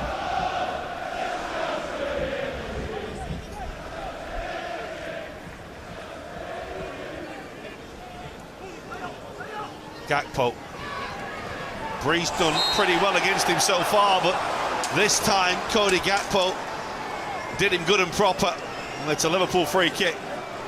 I don't think Bree can have any questions about that one. Gakpo draws him in, knows exactly that it's coming, just takes a little touch away to get away from him, and for me it's definitely a foul in a dangerous position. He's tried to pull out, hasn't he, but he's already committed and caught Cody Gakpo. I think a lot of people will be quite surprised the speed that Gakpo has, you know, over that 5-10 yard distance to get away from people.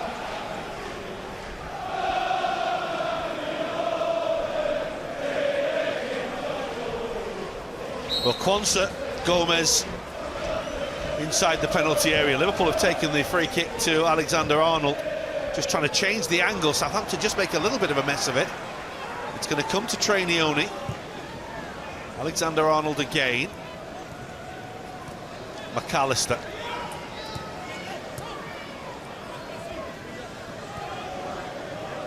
Pretty sure this fella could see a pass with a blindfold on.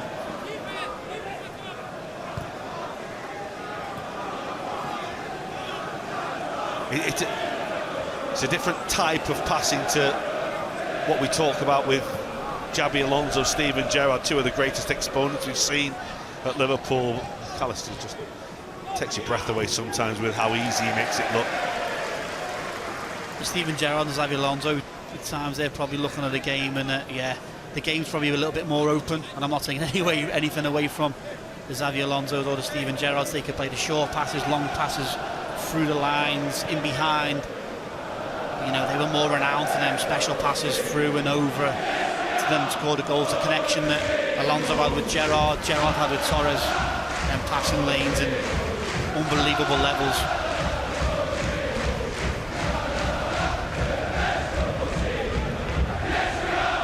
There's Gomez.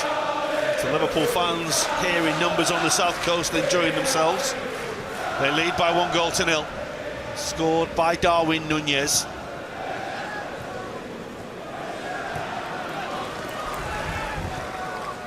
Bree. Elliott will retrieve that.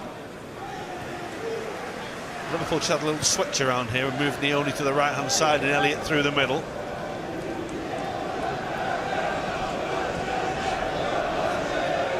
Just to keep Southampton thinking. It is interesting to see who will play the 90 minutes tonight for Liverpool. A big game on Sunday, and Arne Slot said he was going to use his squad the best way that he could for the players. There's a lot of players that haven't played a lot of first team minutes. And whilst you want to get 90 minutes in the belt, you also have to bear in mind that it's easy to tire, such is the pace of the game these days, as Jay was alluding to a little earlier. It's a bit of a late hit on Tyler Morton, who rides it, not too happy about it. From Downs, here's Elliott. Thread was looking for McAllister, it was a bit of a bobbler. I think there's something as well, you know, looking at maybe how long will Trent Alexander-Arnold play? How long will Joe Gomez play? You know, looking towards the weekend. You know, give them maybe, you've got Tsimikas on the bench to make a change to help that one out. Obviously a few youngsters on the bench as well, maybe to help the Trent Alexander-Arnold one out. Will that leave Liverpool a little bit exposed maybe at the back, but obviously you've got to look towards the bigger picture as well. Gomez wasn't letting Dibbling go anywhere there.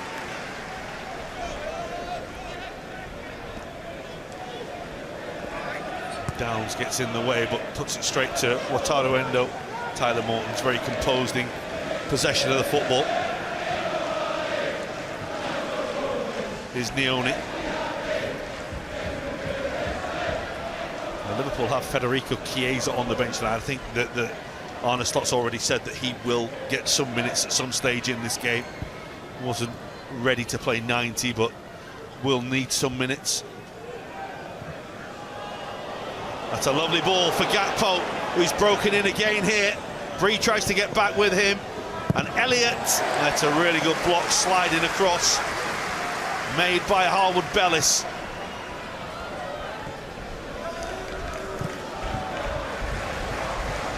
He was scrambling there, Southampton. Elliott.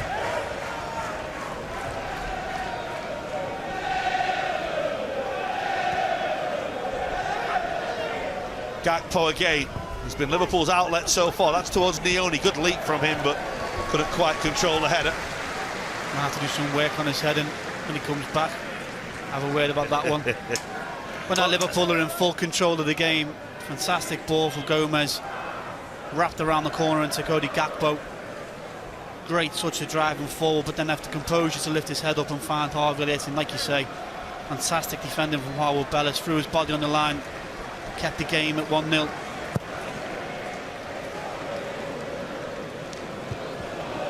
That's come off Morton, and will go all the way through to Quivin Kelleher. Yeah, there's a few of Jay's boys in and around this squad tonight on the bench as well, including the youngest of the lot in Rio Ngomoa.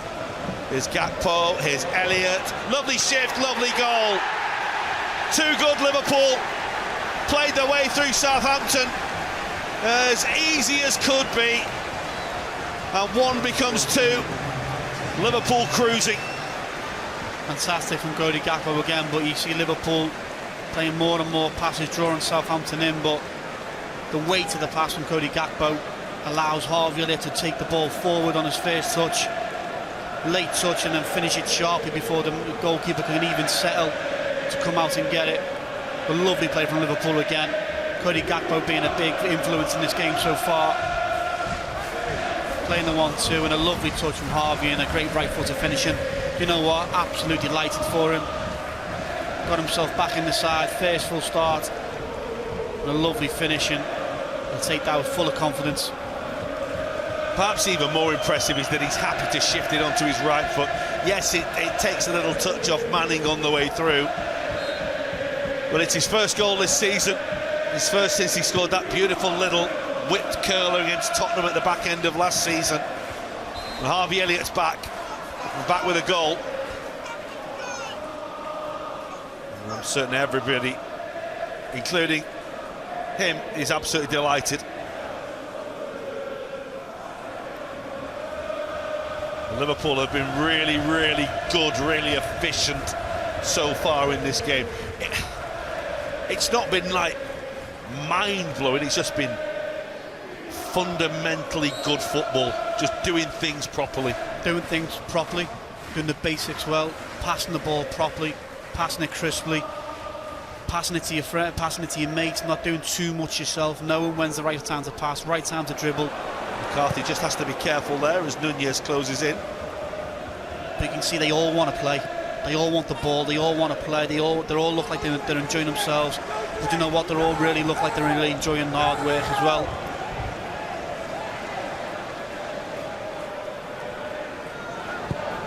Harwood Bellis away. Nice little readjustment by Endo to win the ball. Elliott, who'd only just gone into the middle of that Liverpool formation with it.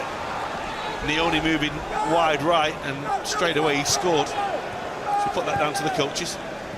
Yeah, 100% you do, and it's such a clever movement. You know, they know that Harvey can go in there.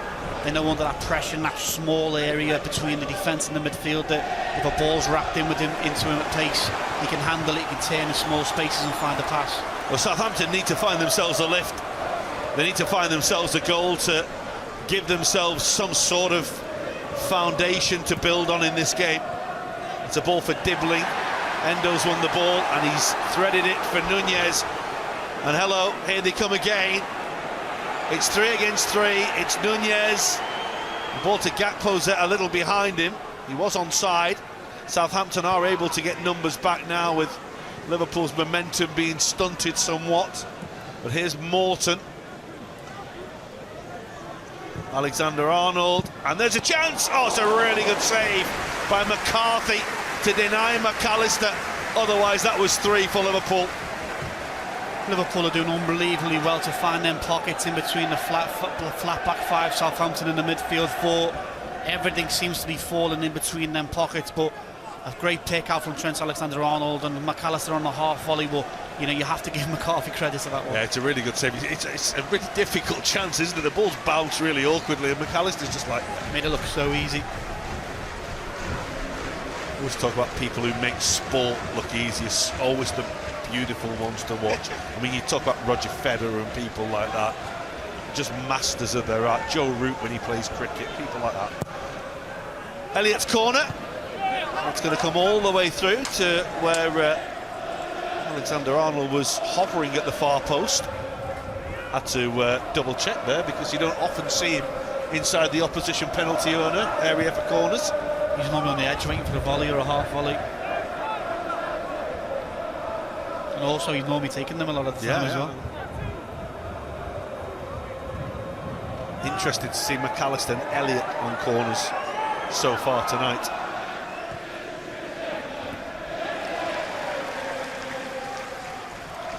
So much attention to detail now involved in everything that goes on within a game of football. It's mind-blowing.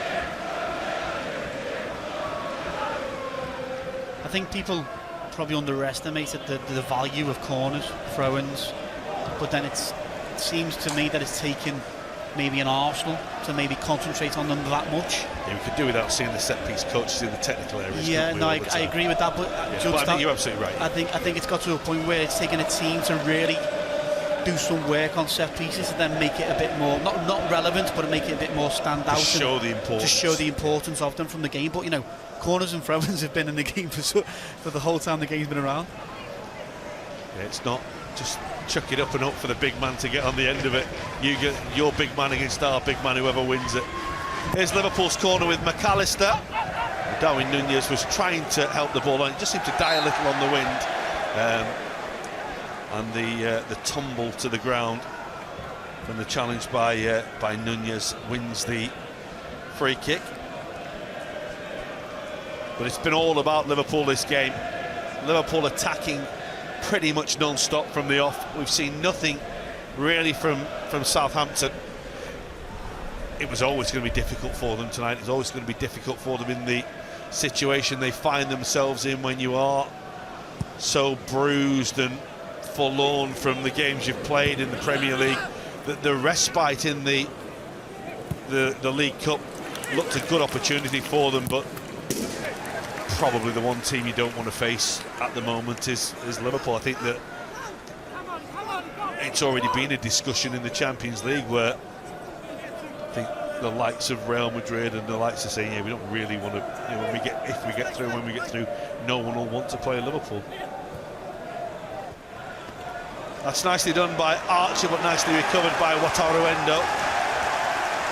A touch of class from him. Pass to McAllister didn't do him any favours. That's Bree. McAllister's won it back. And then Dibling takes it off him. And Joe Gomez rather bullied him. I think we have to go back to the Endo moment. I think, you know, for Endo to be a naturally midfielder, and I know obviously you mentioned that the odd time he played for Stuttgart as centre-back, the odd time, you know, back in his Stuttgart days, but it's a bit of class, you know, defending well, doing the basics again, defending, winning the ball back and then just passing it simply onto his teammate. But how underrated that could be for Liverpool, you know, winning the ball back and keeping the clean sheet. Trent Alexander-Arnold's absolutely livid there because he thought that he'd nicked that ball and was off downfield for Liverpool, and when it just went off the outside of the end of his studs and went out for a throw-in, that he knew that it was such a chance for Liverpool to get downfield again and create another opportunity. Back with Kelleher. Up towards Nunez, and here we go again. Nunez to Elliott. Southampton again are trying to get back in numbers as Liverpool put on the flowing taps again. Morton.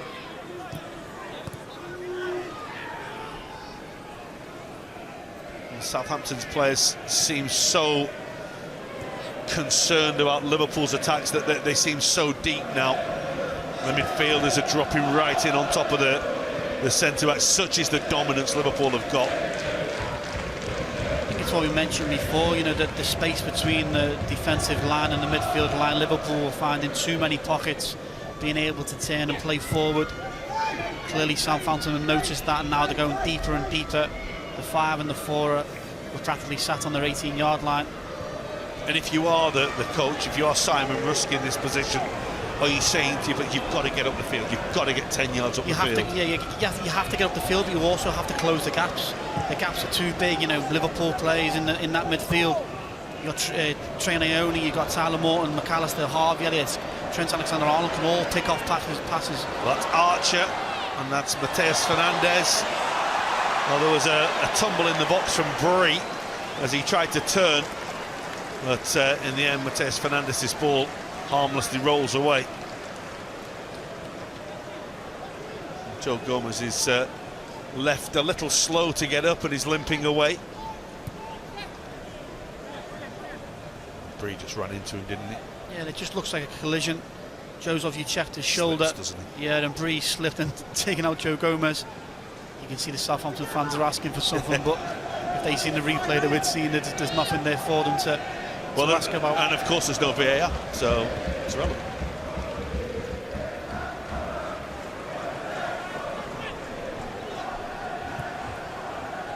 Here is Wataru Endo.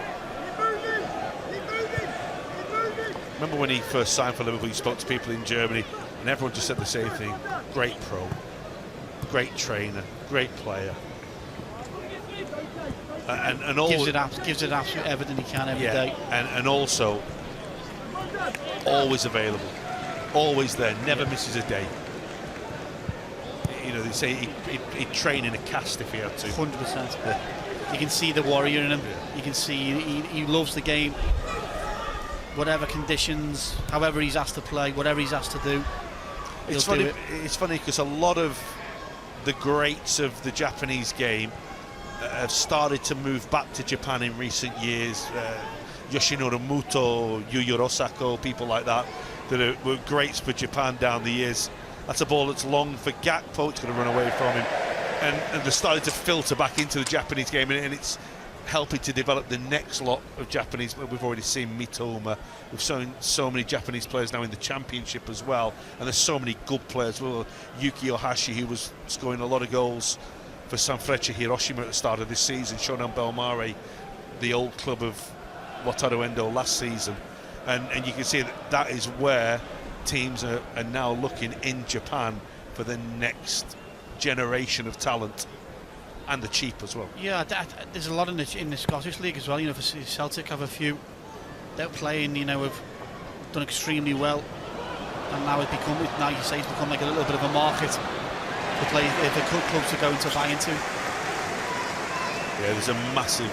If you talk to heads of recruitment, scouting people, Japan's a massive market for them now because, as we say, it's easy to get the players over that they don't cost a lot, and also technically good, fitness levels are incredible, and also the way the game has changed. It's got quicker, but maybe it's a little less physical than it was. I mean, as Wataru Endo makes the most physical challenge of all that we've seen today, but they were always seen as I mean, it's an awful general. They were seen as quite lightweight players, but not now. You can see the way that they are, and he typifies and embodies that. He typifies exactly that, you know, with his gum shield. I think everyone questioned what was he doing with that, but you know, he puts his body on the line, he loves to tackle, but he also is very elegant. You know, he can pass the ball lovely, he can get around the pitch really, really well, but he reads the game incredibly well for me as well.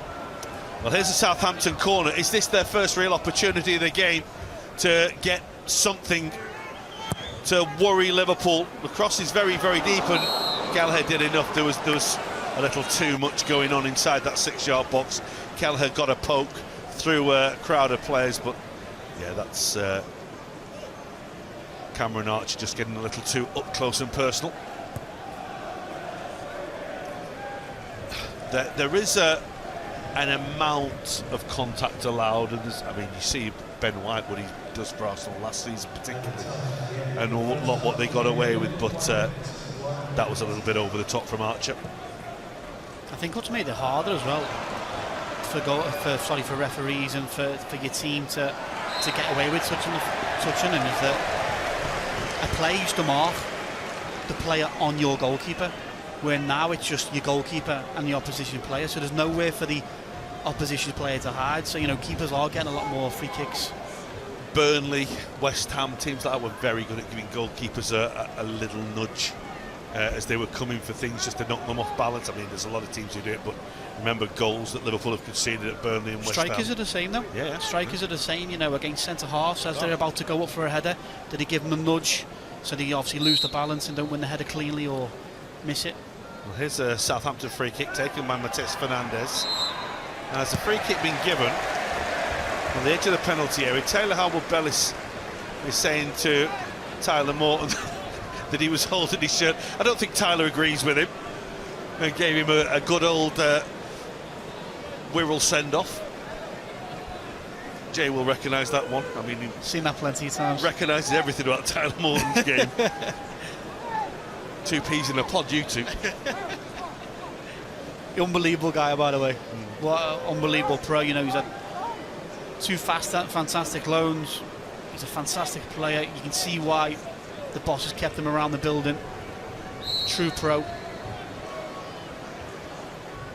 Well, here comes the free kick, which is... they just tried to change it and make it a little different, but in the end it goes harmlessly away. And as first half goes in a cup quarter-final away from home on the road, albeit when you're top of the pile against the team bottom of the pile, it's as near as perfect as could be from Liverpool, that. It is, yeah. Best way for me to describe it, really, really comfortable. Liverpool are in full control, had all of the ball, plenty of attempts on goal as well. Not too many attempts on goal, sorry, but you know, the passing, it's easy. They're in full. They can play out from the back, they can build slowly, and they can get quite easy into the Southampton final third to pick out and play how they want to play. And 2 goals, gives up 2-0 at half-time, and a fantastic start into the quarter-final. Yeah, half-time at St Mary's. The goals are from Darwin Nunez and Harvey Elliott. It's Southampton 0, Liverpool 2. Welcome back to St Mary's. Liverpool, as we stand right now, are on course for the final 4 of the League Cup. And if results elsewhere are going to remain the same, they'll be joining Newcastle United, Arsenal and Crystal Palace are drawing 1-1 at the Emirates. And you will notice that Liverpool have made changes for the second half. Arne Slot did say that he would take the opportunity to get Kostas Tsimikas back into the action as early as possible, and Federico Chiesa, and both are on for the second half of this game. And at the start of the second half, Southampton, who need anything to get them back into it, will have a free kick which Mateus Fernandes takes, which is very, very deep and met by Taylor Harwood-Bellis, but falling off balance, can do nothing with it. Yeah, they've had quite a lot of set pieces, Southampton, and they just haven't seemed to be able to conjure one together or make a little bit of a threat towards Liverpool's goal. With the changes, you can quite clearly see Tsimikas rolling into left back, but it also looks like Tyler Morton's come out of this right back slot to cover for Trent Alexander-Arnold. Liverpool look a little bit more of a 4-3-3. Endo obviously still at centre back, maybe rolling into a number 6 still. Well, interesting to see Tyler Morton. I think a few of us thought that he might play full-back tonight and Endo might play in midfield, but as it is, second half, Tyler Morton will play at right back. Of course, had Conor Bradley been available, it would have been a different situation. Alexander-Arnold probably wouldn't have started. But needs must and all that, and everyone has to chip in where they need it. Injuries are just starting to take their toll, I think, on most teams around the Premier League. The funny thing is that we're just about to get to the busiest period of the season. Tsimikas was fouled by Dibbling. I'm certain he'll be happy that Joe Gomez has gone on, because Joe Gomez had him weighed and measured, didn't he, in that first half? It was a bit of a, well, it was a man against the boy, wasn't it? Yeah, it was a little bit, and he pushed him into the sideboards once or twice, and maybe now looking at Tsimikas, will he try and get up against him a little bit more? But Southampton going to try and get after Liverpool a little bit. We'll wait and see, because they're quite happy for Liverpool to build and gradually make their way into their own half. What I liked about Dibbling is what you said about Neone as well. It never stopped him coming back for more, did it? He just kept coming and wanting more. No, he doesn't. It clearly seems he's not overthinking everything. He trusts himself, backs himself to go and test himself up against the Liverpool players and show what he's about. Tyler Morton in at right back. We know how comfortable he was at centre back. It's brilliant from Neone. Shrugs Aribo off the ball. Little pirouette as well to maintain possession here for Liverpool. Here's Gakpo, who's looked on a different level in this game so far to a lot of the others on the field. That's no disrespect to any of the Southampton players or the like, but he has just looked and found the game very easy, as has this chap here. But he finds most games easy that he plays in, whether it be for Argentina or for Liverpool, previously for Brighton. He's just got that aura about him.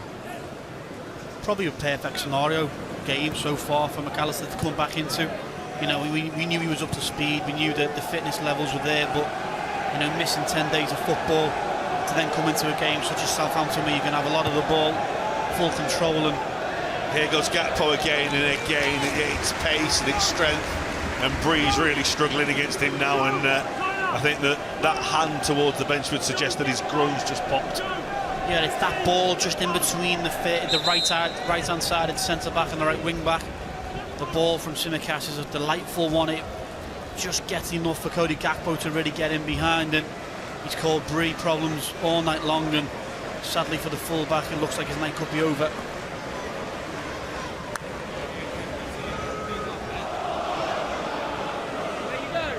Well, the stoppage and potentially the quick change for Southampton.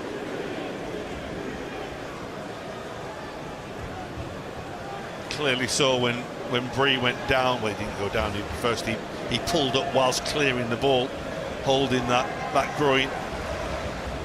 And I think, like a hamstring, when that goes pop, there's no carrying on, is there? No, not at all. I think straight away he's running in behind, chasing Cody Gakpo. He's stretched as far as he can to intercept the pass and stop him through and going through on goal.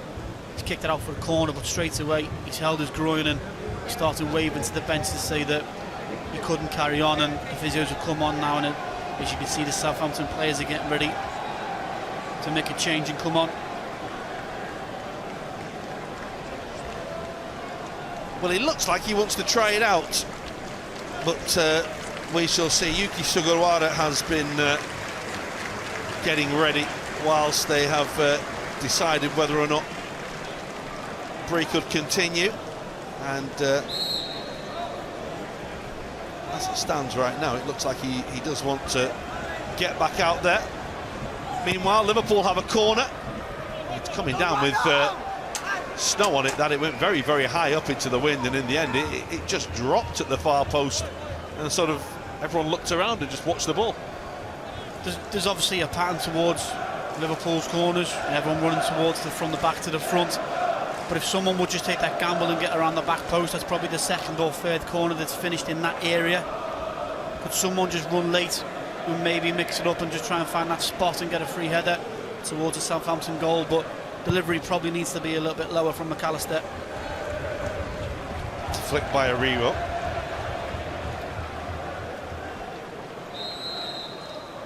It's all irrelevant anyway, as the flag was up and Liverpool just want to move on with the game. Tsimikas, who's had a really, I mean, say the start to the season, we're practically at the Christmas run of games now, but probably the best run he's had in a Liverpool shirt, to the extent that you could argue he had displaced Andrew Robertson. I think what Arne Slot was doing was rotating them very well and using them nicely, not overloading the workload on either player, given the what we talk about these days on the demands on players. Here's Federico Chiesa on the edge of his own penalty area. It's a lovely little thread that Nunez will pick up on, but he can't find Cody Gakpo.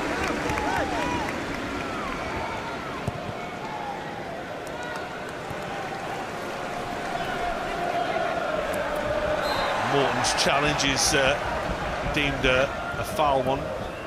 And he just had a little grab of Manning before he slid in to try and win the ball.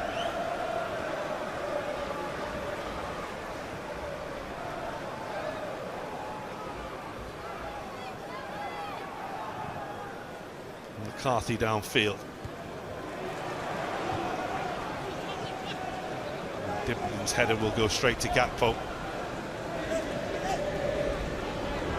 Diblin will try and take it off him. Straight away McAllister will just step in and pick up the loose ball. See him there demanding from Tsimikas, talking to him, talking about his passing.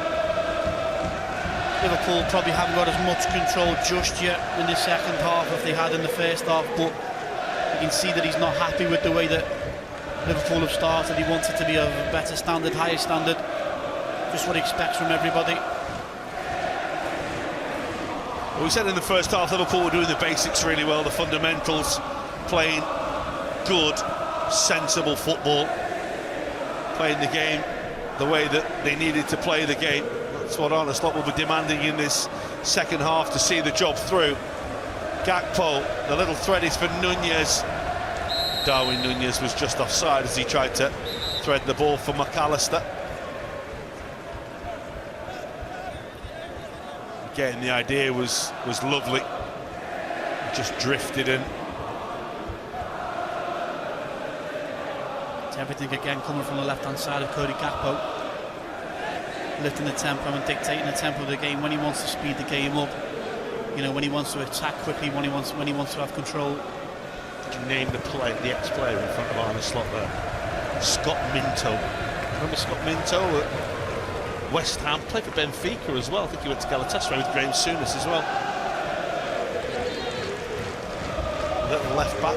Fantastic vision from you. Anorak, isn't it? You know what those commentators are like. Ridiculous. Just know the most mundane things that no one else cares about. That's Manning. Nice little take and turn by Mateus Fernandes, but they've given the ball away, got away with it. Gakpo will try and step in, but Harwood Bellis was strong enough to hold off the challenge. Bednarek back to McCarthy. This is Bree. It's not often someone goes off holding the groin like that and he's okay to continue, but he's moving okay now. Elliott. He's a little short with his pass. He thought he was being held and looked at Simon Hooper, but he didn't even look back at him. Manning. Away by McAllister. Downs for Wood, for Harwood Bellis. Away by Quansah, who's marshalled that Liverpool defence superbly tonight. And then the counter-attack starts. Harvey Elliott's been dragged back in back play. Nunez plays the ball for Gakpo. And he's offside. Now, what's Simon Hooper going to do about that incident involving Harvey Elliott?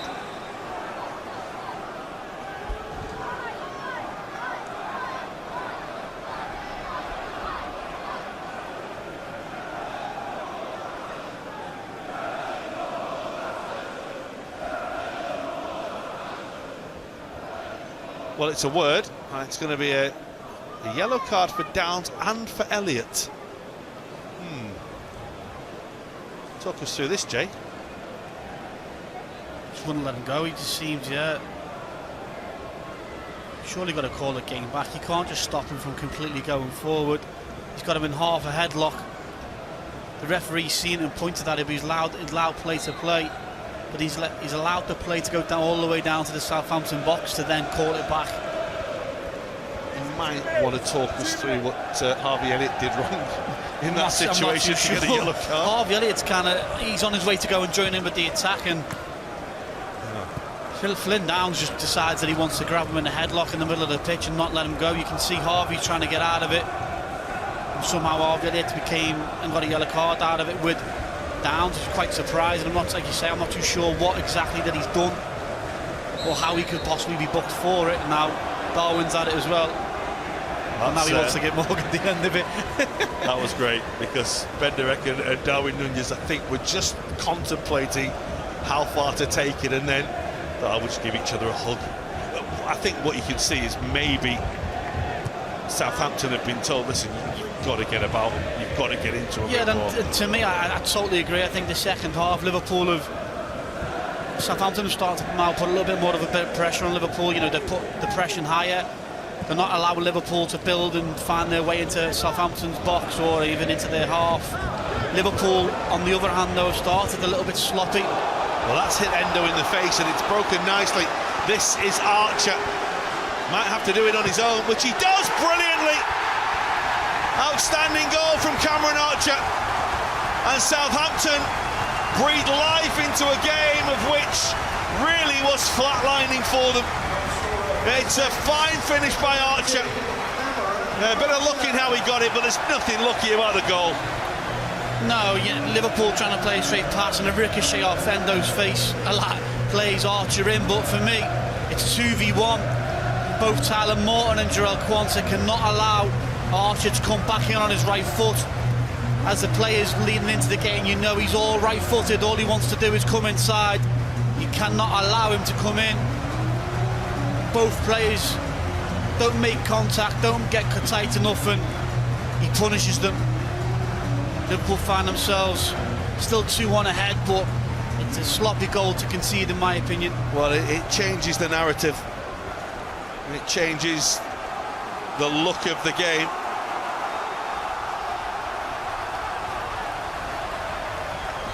He's got himself a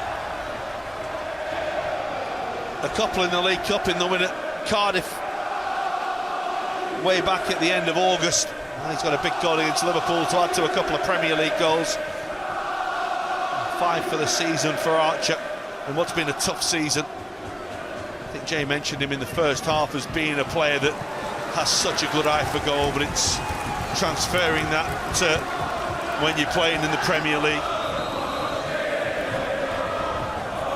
And also when you get to 23, you're not that promising youngster anymore. You're the player who needs to kick on from there.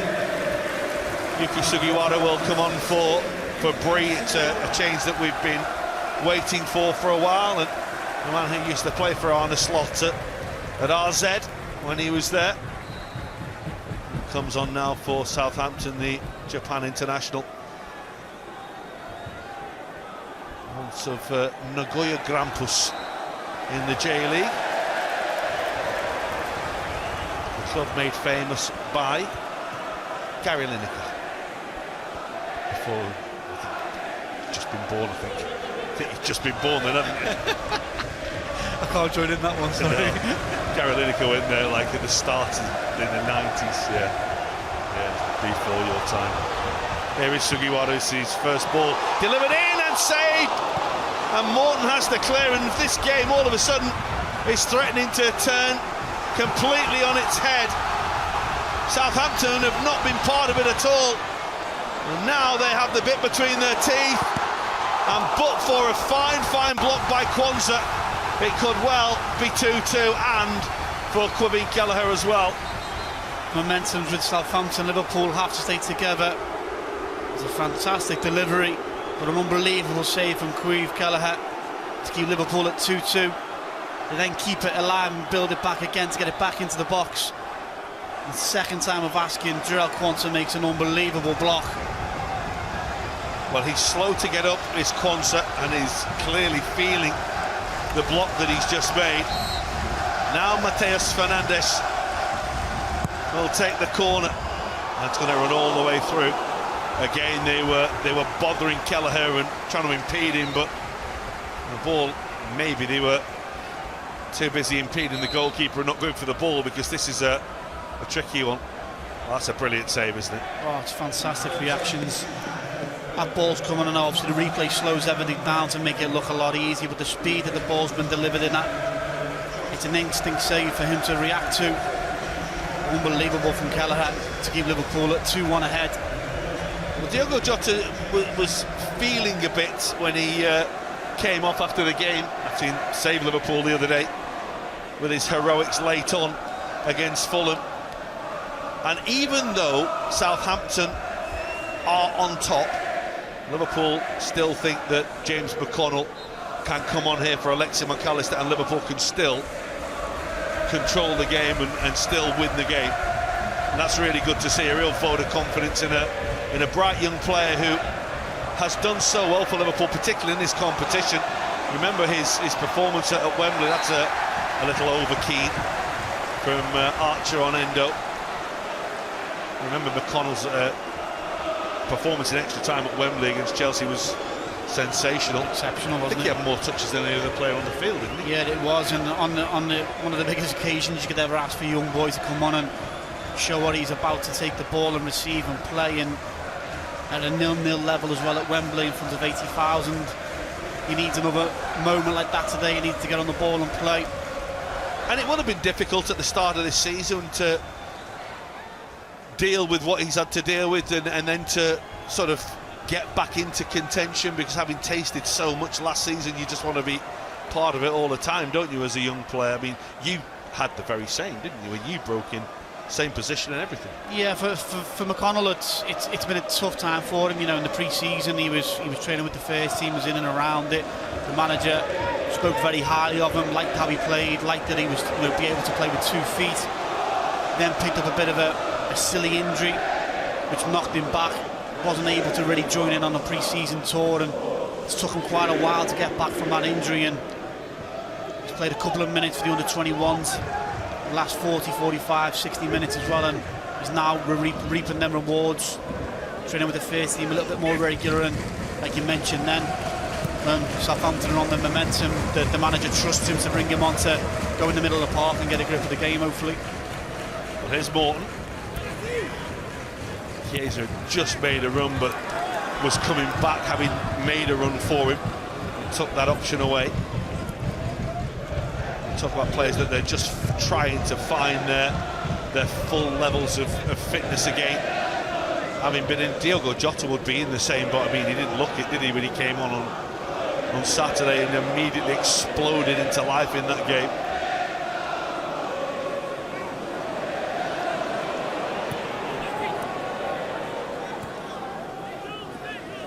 He was described by a Premier League centre-back recently as absolutely horrible to play against. Just relentless, just physical, but fast, intelligent, and you know you've been in a game with him because he'll bang you as hard as you bang him. I generally probably couldn't agree more. I think he's an all-round striker. I think he's a world-class striker. His conversion rate, you know, his finishing in front of goal, his hold-up play, his runs in behind, his cleverness in and around the box. He can fight if he needs to fight, he can play.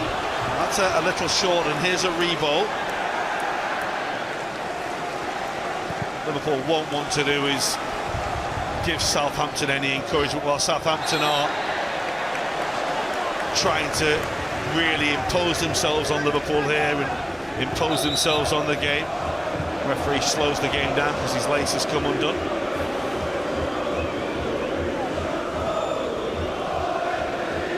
Probably timed that pretty well, because had he done that any other time, the fans would have been really onto him. Rebo. It's a different game now. So when Liverpool got into that 2-goal lead at Brighton, when Brighton got one back, and all of a sudden the game threatened to go away from Liverpool, Liverpool did well to go and get another goal, and we're in that situation now where the next goal in this game feels pivotal. I think we say that so often these days. Yeah, it always seems like a little bit of a cliche saying, but it's massive. You know, Liverpool get that 2-goal cushion again, put Southampton on the back foot, but then obviously Southampton equalise. It's a completely different game. So the next goal is a huge moment. Bednarek. Harwood Bellis. It's a lovely little thread. Dibley. Mateus Fernandes has continued his run. Now there was a little bit of push and pull involving Sugiwara and Trainioli. I think the referee deemed that they were both having a grab at each other here. Yeah, I totally agree, 100%. They're both at it. To be honest, I'm quite proud of Trainioli to stick in and get a grip of the shirt and not go under. Fight his way with the Southampton defender. But I think the referee's got that one completely right. They're both at it. Good from Trey. That's long, and it was a good call by Harwood Bellis just to move Bednarek out of the way. Downs. They look more confident now and more comfortable in this game than they have at any other stage, Southampton. And Dibley just loses his bearings and loses the ball, and here goes Diogo Jota, and Jota goes on, and Chiesa and it's cleared away by Harwood Bellis with the ball heading towards the goal. Unbelievable play from Diego Jota. McConnell picks it up in the middle of the pitch and plays Jota, and he just drives into the Southampton box. Unselfishly picks out Chiesa, and by the looks of it, it looks like Chiesa's trying to play it square to Harvey Elliott. I think he should take the shot himself and be a little bit selfish in that moment to get the shot on goal and finish the game for Liverpool, but it's a difficult one. Only he will know if he's gone for the shot or the cross. And Liverpool close to a third goal there. Tsimikas trying to help one, and now from the corner. Nice little touch by McConnell. Jota is run out of it by Aribo. It's very tidy from Tyler Moore. And here comes Chiesa. The cross is very, very deep, and it's going to run away. Elliott will retrieve. Liverpool still very much on the front foot here, trying to impose themselves again on the game. Ball looking for Jota, and there's a foul by Diogo Jota, who has gone too impressed. I don't think he was too impressed with the referee either. Nicely done by Aribo. Got the ball away from Elliott and from Chiesa. Got a game on our hands here. Morton had to stretch, and he had to win that. Beautiful Chiesa. That's a little bit of magic, isn't it? World class. Unbelievable skill to pluck it out the air, and then got the imagination to slide it through Fernandez's legs. I mean, it never actually left the end of his toe, the ball, did it? No, plucked it out the sky. There is class in there. It's just about him finding his feet, finding his fitness, and getting him up into speed.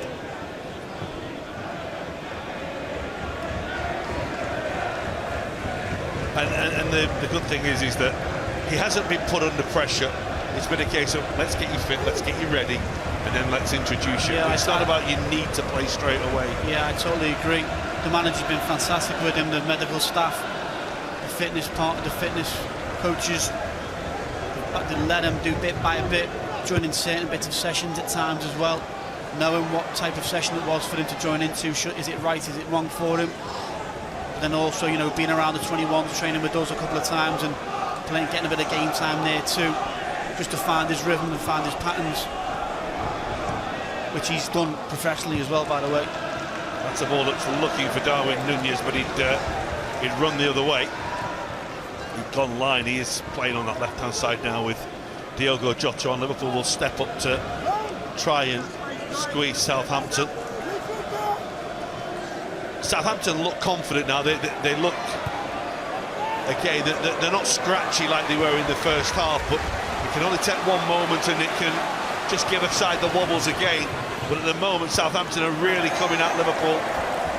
Chiesa wins the throw. Great running back from him there. Now he got beat by the centre half. We never give up, and you know, show great attitude to run back and win it. Well, perhaps no surprise that Paul Onuachu will come on here. Cameron Archer, his 5th goal of the season. That's the best of them as well that he's scored so far. Probably the best goal he scored this season.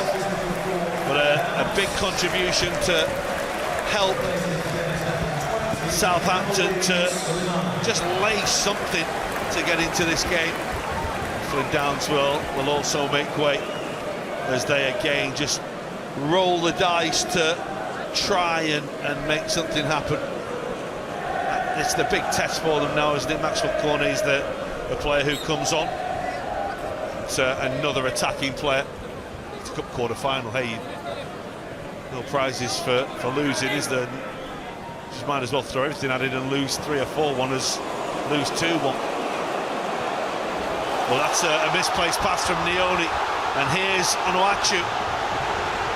He's got a heck of a lot of traffic around him, and Liverpool's players between them deal with the big forward. But again, it just encourages the crowd. It gets the crowd up. It's a foul by Elliott. I think the referee's actually going to go back to an earlier one that he feels. Yeah, I'm looking at it. I don't think he's given in for the Harvey Elliott foul. I think he's for the first pullback. Now, the Liverpool players have got to stay calm, get on the ball and play. There's a few younger boys on the pitch now. The Jarrell Quances, the Tyler Mortons have got to help them out. Harvey Elliott's have got to help them out. And a big part in the middle of the pitch. Well, again, Mateus Fernandes is over the free kick. And it's delivered towards Onuachu! Yeah, he's offside anyway, so it wouldn't have counted.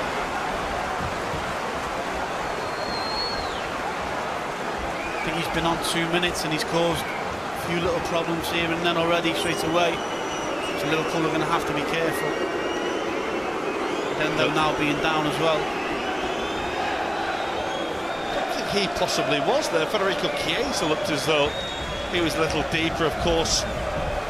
Ball was delivered looking for Wood, who ran across it. I'm certain, had we had VAR and had that been scored, it would have been interesting.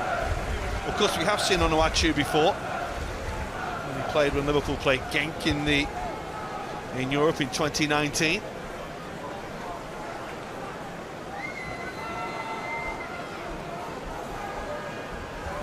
Made his name playing in the Danish Super League before getting the move to Belgium, and then on from there.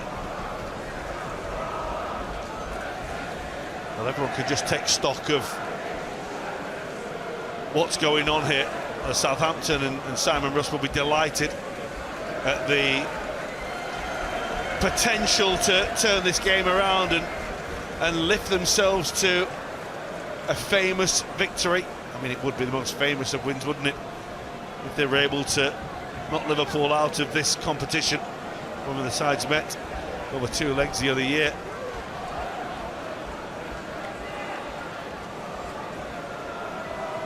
Southampton came through. Wataru Endo in the wars. Will pick himself up and dust himself down. I think he's been brilliant tonight so far. He's been a warrior. Gone on the ball and played, rolled into midfield when he's called upon, but also defended correctly, put his body on the line. Hence why all the knocks and now the stoppage in play. Well, that's come off the back of Onuachu's head. Chiesa, Elliott. Southampton are doubling up and working overtime now. They're putting in a massive shift. Pride coming into it. Talk about wounded animals and beware the animal that's in the corner. Endo's back on the field. Onuachu. Nicely done by Tyler Morton just to see him off.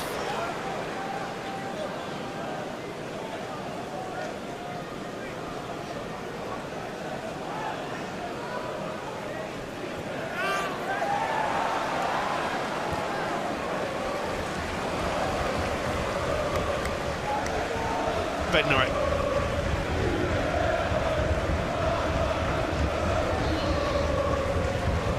Wood. It's Liverpool who are having just to retreat at the moment, wait for the opportunity to strike. It's a lovely little ball that's again laid on, looking for Dibbling. Again in the way is Endo, who was fouled as he tried to keep possession. A smile between the two Japanese players. If you ever do watch the J-League, by the way, it's the nicest league in the world, the politest league in the world. The tackles go in. Oh, I mean, they empty each other, but then pick each other up. Yeah. There's very, very little backbiting towards the referees, and they will kick each other. It's very competitive, but it's a very pleasant league to watch. Here's Elliott. Nice turn by McConnell. His out ball is Tsimikas.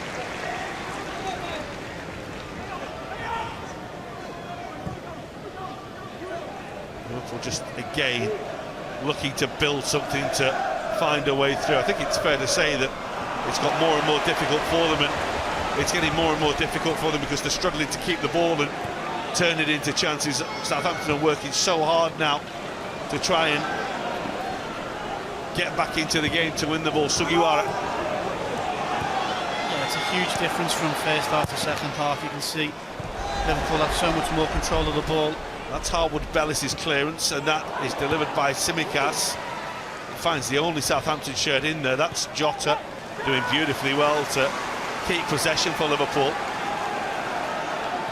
Elliott, Chiesa, it won't come to him. Really well done by Wood. Nice turn by Sulemana.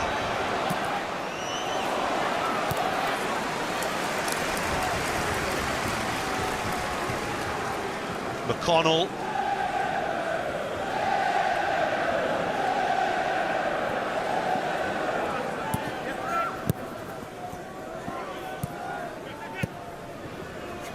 Chiesa will chase it. Actually turned into a good ball from Wataru Endo to Federico Chiesa. Manning with the challenge. Getting a bang as well for his pains. Liverpool have just slowly gained a little bit of momentum back in the game, slowing it down, throw-ins, free kicks, taking bad in their time now with everything. Just to frustrate them, sorry. Just a little under 10 minutes to go. Don't feel like Liverpool are living on the edge, but Southampton are doing all they can to get back into it. It's not like they've had an abundance of chances, Southampton. They've scored the goal and there's been that save and that block. That's it for the game. Liverpool at the other end have had chances. Now they're looking for another. Nunez, a really important header by Manning. Going to come to McConnell. Now Nioni. McConnell again. This is Jarell Quansah. Morton. Elliott. They're looking for a ball for Tyler Morton. It's away by Wood, and then Manning will help it for Onuachu. Good toe from Quansah, good toe by Onuachu. He's got big boots on. By the way, Tyler Morton at right back as well. I haven't seen many bigger boots than Paul Onuachu's in my time. Not sure what size they are, but he's one of those players that must be horrible to play against. Yeah, his arms, he remind me a little bit of a Fellaini. Yeah. You know, obviously Fellaini had a lovely touch and a lovely feel of a pass, but you know, his arms would dangle, his arms would swing around, he'd get his body in the way. It'd be dead so awkward to play against. Certainly Paul Onuachu would take that as well. That's a ball for Kelleher. It had some legs on it, but the goalkeeper dealt with it well. McConnell. Morton. Chiesa can't keep it, that's Manning. Morton can't stop him. And there's a roar from the Southampton crowd. Aribo across goal. And Nioni and Elliott will clear. This is Sugiwara. Nicely done. Oh, Diblin can't quite take it in, and McConnell will clear. It's just when it becomes a bit of a free-for-all that Southampton feel that they can do something. Yeah, I feel as if Southampton are looking for that type of game. Liverpool. Manning's ball, Tsimikas' header. That's Diogo Jota. Sugiwara's taken it from him. Dibbling.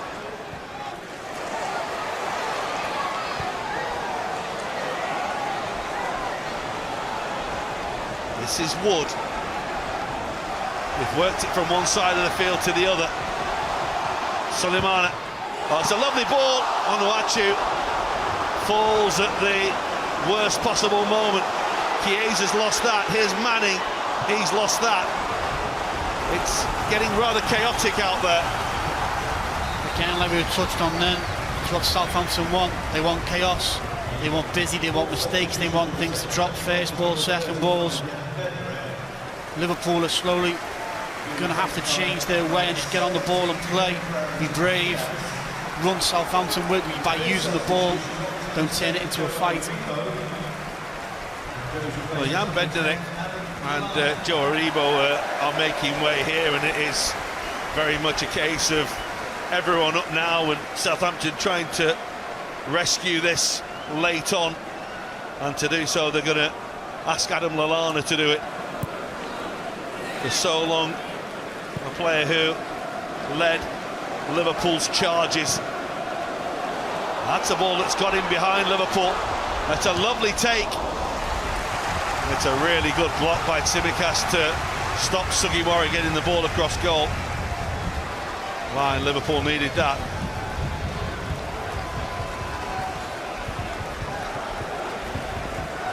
Well, they've got Onuachu on, they've got Ben Burton Diaz on now. They've got Sulemana up there. Lallana's hovering as well. There's plenty to hit for Southampton.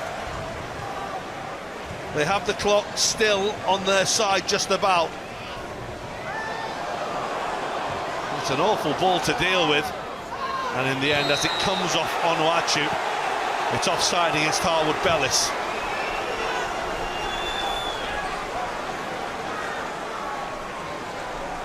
The first long throw we've seen, and now obviously sign of Jayden Dan's coming on.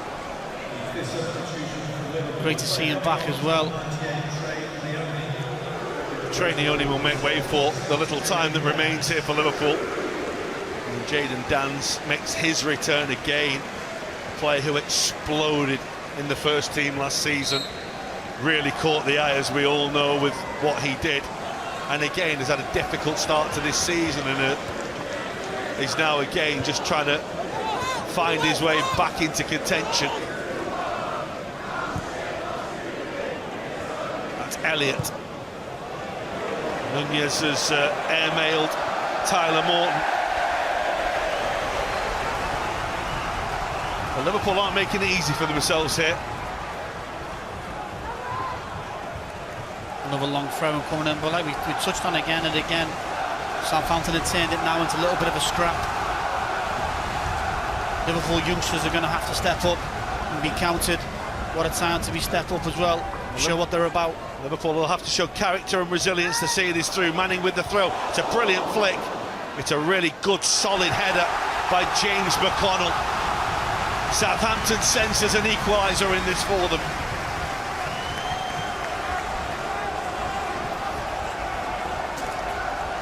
With stoppage time, you feel there's plenty of time. Kelleher is about to be crowded. Look at the traffic around him.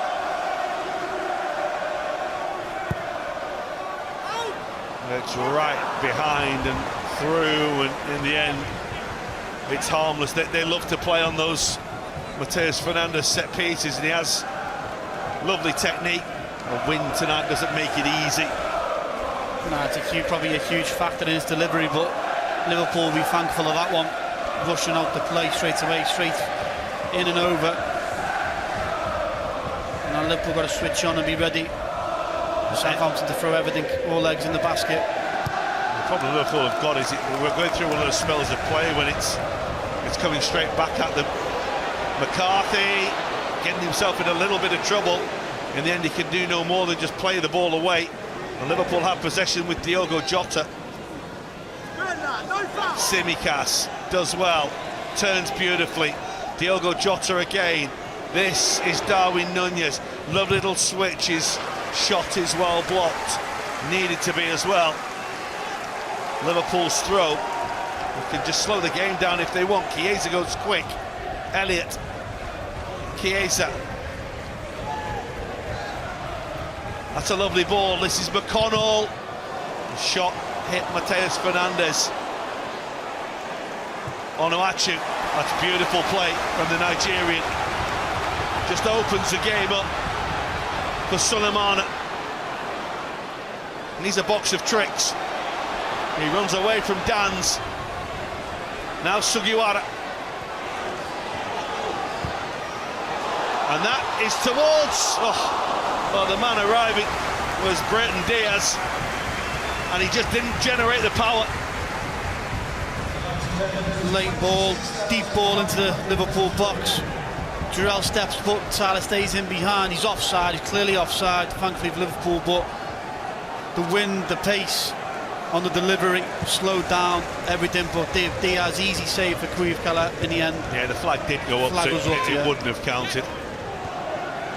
It's a good line from Liverpool. That's a foul. Play will go on. It probably would have been yellow for McConnell. It might still be. Mateus Fernandes actually has to pick himself up and carry on playing because the ball was played to him from Manning.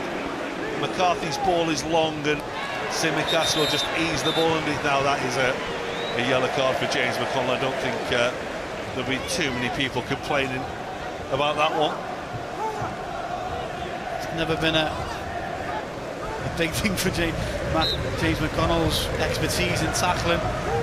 Something he'll probably have to teach him one or two things about. I thought you'd taught him that. No, not that one. No, that's not my tackle. I will dig out that Fulham one, and Kevin Fred said you. I at least win the ball first. You did. Here's Diogo Jota for Liverpool. They could do with wrapping this up to seal their passage to the semi-final. That's what Federico Chiesa's trying to do, and but for Harwood Bellis, he would have done so. That's a really good block. Federico Chiesa's just been denied his first Liverpool goal by an outstanding block on the line by Harwood Bellis. That's where we want to see Federico Chiesa. Draw a defender in, quickly shift onto his left foot, and it's bound for the far bottom corner. But for outstretched Harwood Bellis, defending keeps it off, and then a second block, a second opportunity for Chiesa. Great defending from Southampton to keep them alive in these last couple of minutes. Well, Liverpool have a corner. As we say, they'd love to get a third goal and relax in the stoppage time. There's still a lot of football to be played in this game. McCarthy away. Diogo Jota is now playing almost as I think almost alongside McConnell for Liverpool. They won't mind the ball being out over there. It's about game management now for Liverpool. It's been a really hard second half. Southampton have made it ugly, but they've fought for their lives, and it's really what the fans wanted, and they've really got behind them. I mean, they were 5 down at half-time here at the weekend, and I think there was even the shot of a blind supporter leaving. Yeah, they've definitely made a fight for themselves in the second half. The fans have cheered them on and tried to drive them towards that Liverpool goal. That's nice from Dans. This is Nunez. It's a lot of traffic between him and goal. And brought away, and here's Brighton Diaz. Well, that will ricochet. And Chiesa putting himself around. Ball is for Manning. Liverpool tried to settle into a defensive posture to hold Southampton out. There's a switch for Dibbling. Oh, it's just flown over his head. He thought he judged it perfectly and just beat him.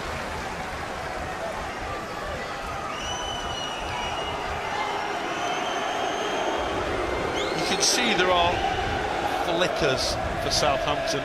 There's something there, isn't there? Yeah, the Southampton fans, I'm sure, would just want to see a bit of fight, and their team working hard for each other, giving everything they've got to try and get themselves back in the game. Second half, they have made it ugly, but if that's the way they're going to fight between now and the end of the season, then... Well, Kwanzaa has to be careful here, and the referee says no foul. He's saying that the first foul was by the Southampton man, who grabbed a hold of Jarrell Kwanzaa. I think we'll all like to see a replay of it. Southampton fans are clearly unhappy, but yeah, there's been a couple of those, hasn't there, where the referee's decided that the contact was perhaps initiated by the Southampton man, and it was 50-50. Adam Lallana tried his age-old turn that didn't work for him. Jota for Chiesa. Elliott is with him. The ball is towards Diogo Jota. His take is outstanding. And Yuki Sugawara with a really good piece of defensive work to get back and prevent Jota. Well, how about this for a moment? It's a big punch upfield, and it's a 50-50.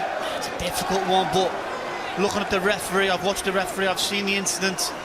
Jarrell gets his arm across Fernandes and he goes down easy, but the referee straight away, as soon as the Fernandes goes down, his arms are waving before he's even gone down. Actually, if you look at the replay, absolutely no from him straight away. He's clear in his mind.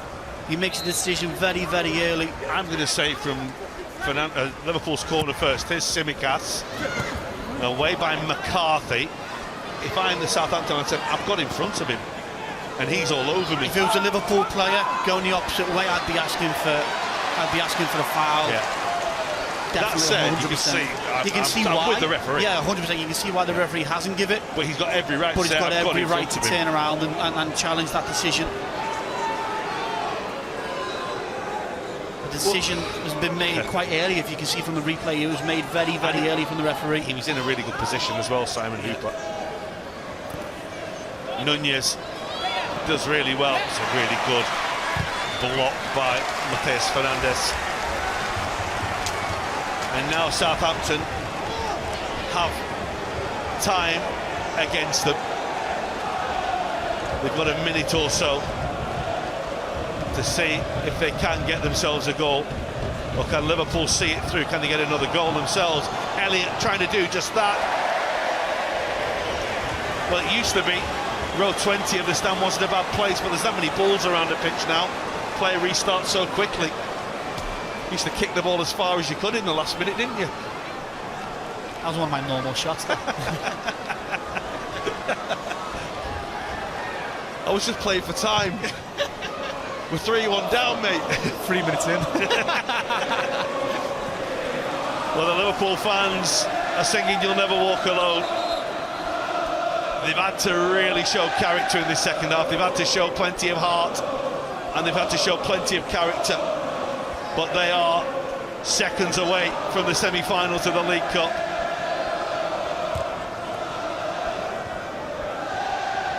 This is Matheus Fernandes. Brilliant from Sugawara.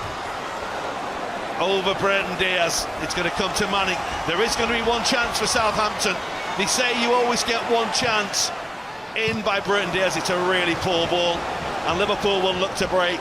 And Diogo Jota's taken it beautifully. And the ball is for Darwin Nunez. Wood does well. Elliott's completely unmarked in the middle. Nunez still has it. Liverpool just want to run the clock down here. Nunez has done really well in doing just that. Now he goes on. Well, Southampton will get the ball back, but will they have time?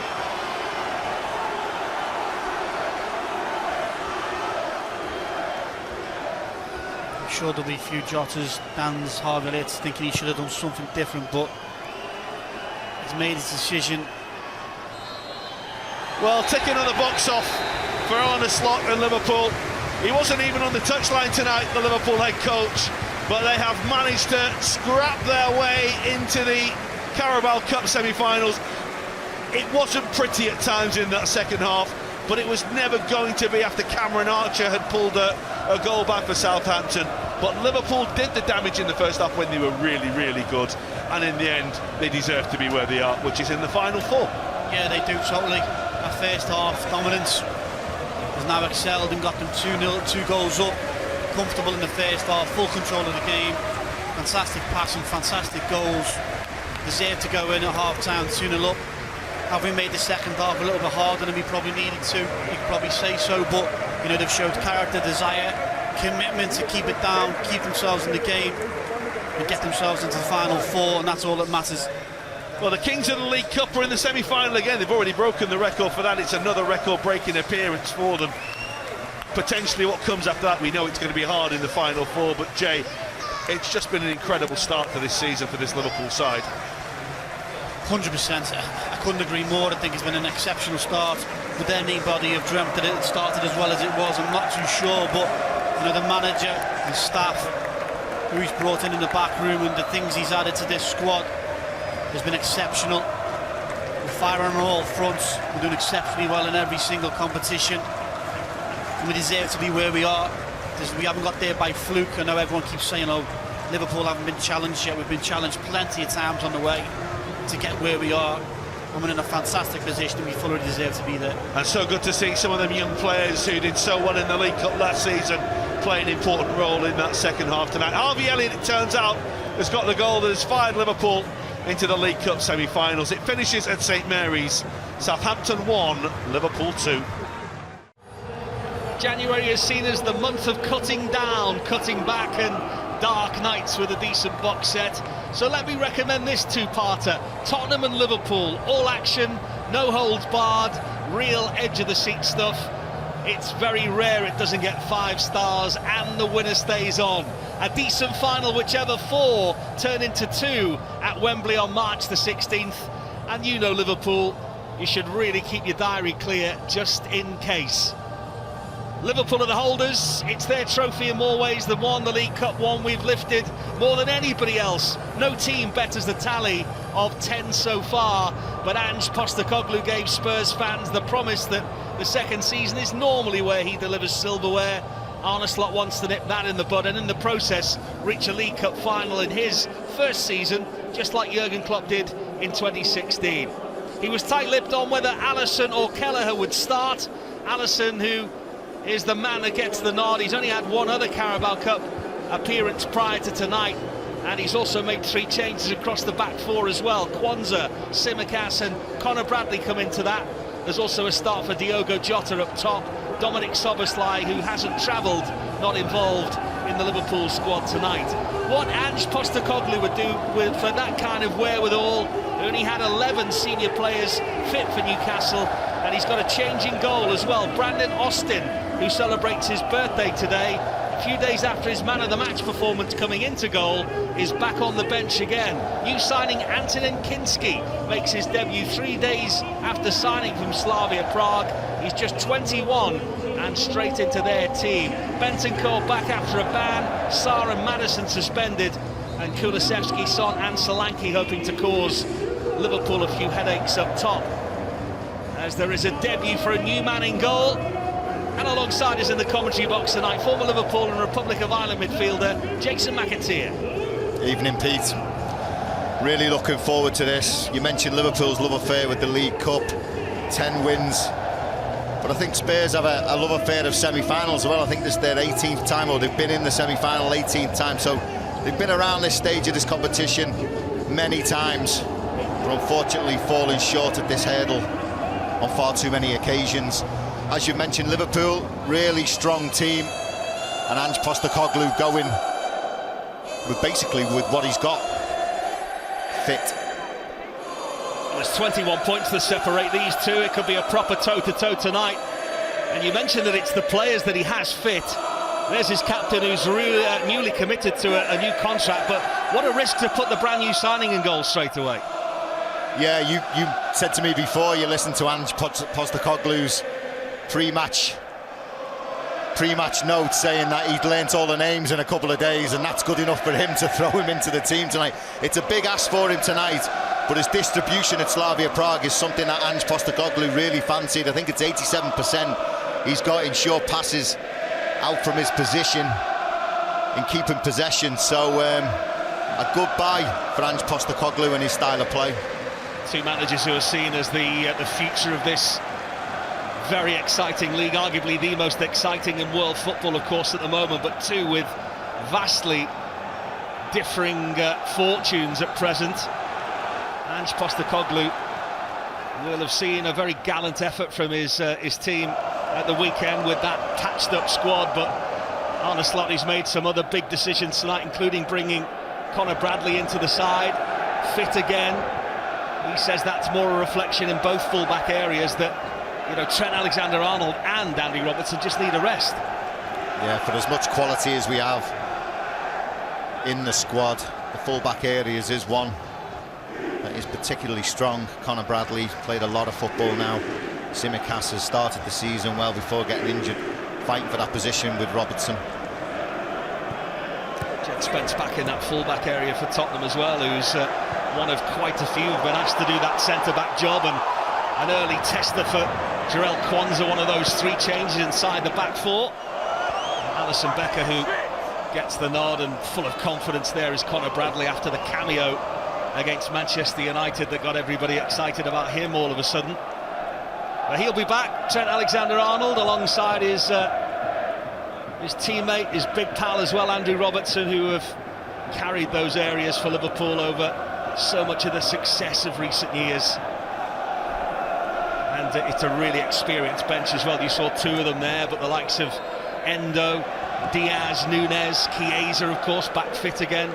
Harvey Elliott will be disappointed not to start this game as well tonight. It's a fully fit Liverpool squad again.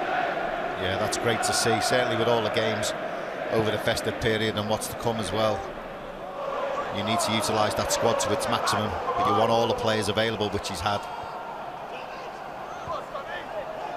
Son versus Conor Bradley, which we'll see, I'm sure, on more than few occasions tonight. Curtis Jones feeding Mo Salah, and Salah's ball is a delicious one out to Gakpo, whose control, as you'd expect, is exquisite as well. Quick feet from Liverpool's man of the moment. Switch of play from McAllister, which was ambitious, and Conor Bradley can't catch that one up, and it will be out for a Tottenham goal kick. I think we were all wondering how Ange Postecoglou was going to set up tactically. Not that he has many options. We know his style of football, free-flowing. They like to play on the break. They're quick. They're very good at it. Second in the Premier League for scoring goals behind Liverpool. And this game has certainly got enough space to suggest that it could be an open game like we've seen only a few weeks ago, with 9 goals being scored between the 2 teams. Early test of Kinski, who looks comfortable with the ball at his feet. He's only 21. One for the future, but he's one that's needed absolutely right now. But a word for Brendan Austin, who celebrates his birthday tonight. He hadn't played a game for 5 years for Tottenham, came in at the weekend and got man of the match. Back on the bench again. Happy birthday.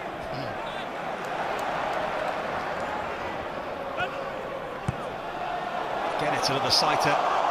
Jed Spence tries to spear forward towards the former Liverpool man in Solanke. 16 goal contributions. Also England keeping close tabs on him.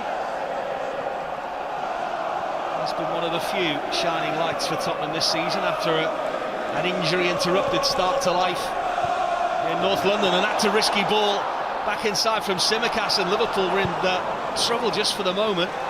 Quansah comes and swings one away. Yeah, he got caught in 2 minds, Tsimikas there.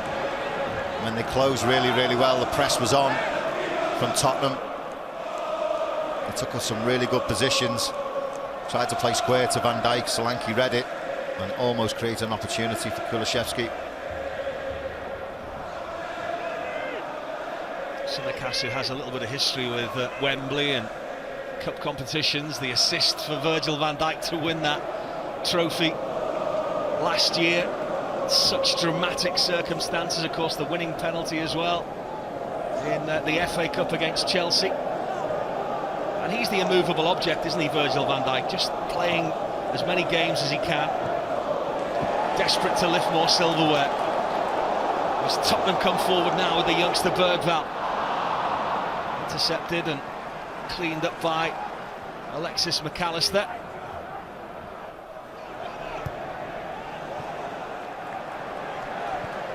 Good football this from Liverpool. He had to open those long legs of his to catch it up, but he's fouled unfairly by Bentancur, again back in the Tottenham side again. I think maybe one of the decisions nice slots made tonight, the goalkeeper, I think, has raised an eyebrow. I think we all thought, oh. Again, it's a misplaced pass this time from Quansah, and Tottenham are in, and it's the youngster again, Bergvall. Suma. Build-up play from Tottenham, and Virgil van Dijk just with words of calm for the youngster alongside him. Yeah, he's just having a word with Jarell Quansah. Sloppy. Liverpool's own doing, the pressure that they've come under so early on in this game. 2 misplaced passes by 2 players who have just come into the team.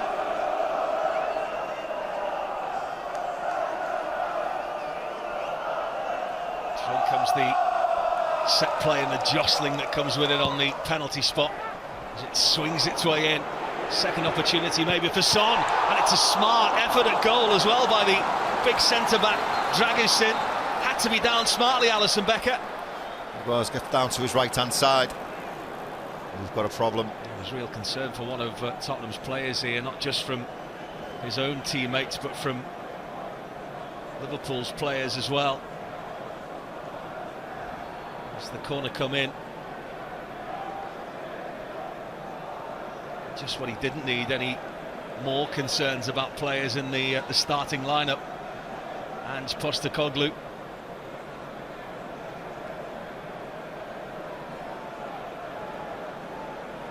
Medical staff were on quickly, and there's a reluctance to show what happened.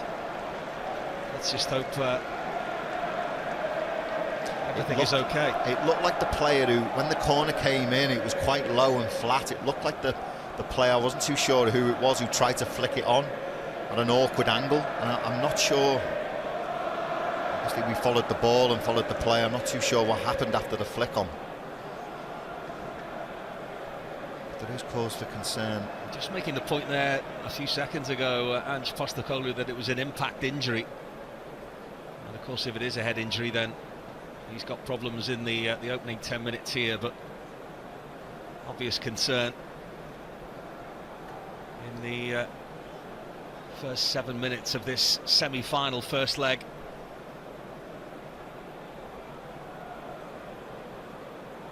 Just while we're waiting to find out, and it looks as though the stretcher isn't needed for now, which is a good sign. And they're clearing it, aren't they? It's Brennan Johnson is the man that's being readied for it. I'm not sure whether it's Dominic Solanke who's down. the worry for me is when there's so many medical staff around a player. I mean, you're looking at 6 or 7 there, aren't you? And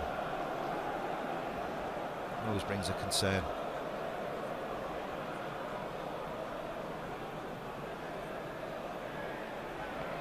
Just in the meantime, as we're waiting to find out if he's okay, it was a corner that came in that Alisson did really well to get to. It was a good effort on goal by Dragusin. Yeah, and I was just talking about Kevin Kelleher. I think it raised a few eyebrows that he wasn't included in the start 11. As we did the preview show yesterday, you rightly said it's been his competition, hasn't it, over the last two seasons. I expected him to play, to be honest, Pete, but I think with so many changes to that back line, you know, 3 of the 4 out the back 4, I don't think Arne Slot wanted to make any more. Some words for his leader, who you would imagine, he's mentioned just the misplaced passes of Tsimikas and also Jarell Kwanzaa in the opening few minutes, where Liverpool have tried that risk versus reward of playing out from the back. And you wonder as well with the goalkeeping situation that the 3 changes inside the back 4, he was probably reluctant to make a 4th one in the goalkeeper position. That's no reflection on Kevin Kelleher. That's the point I was making. Yeah, when you make wholesale changes, I mean, there's only Van Dijk survived, isn't it, from the weekend? So maybe he didn't feel the need to make one in the goalkeeping area, which is so important.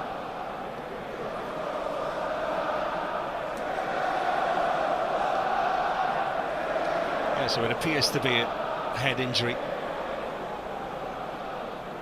And there's obvious concern about the concussion regulations, and the quite right that they're taking every precaution here just to make sure that first and foremost the player is okay and healthy, and of course the secondary decision as to whether he's able to continue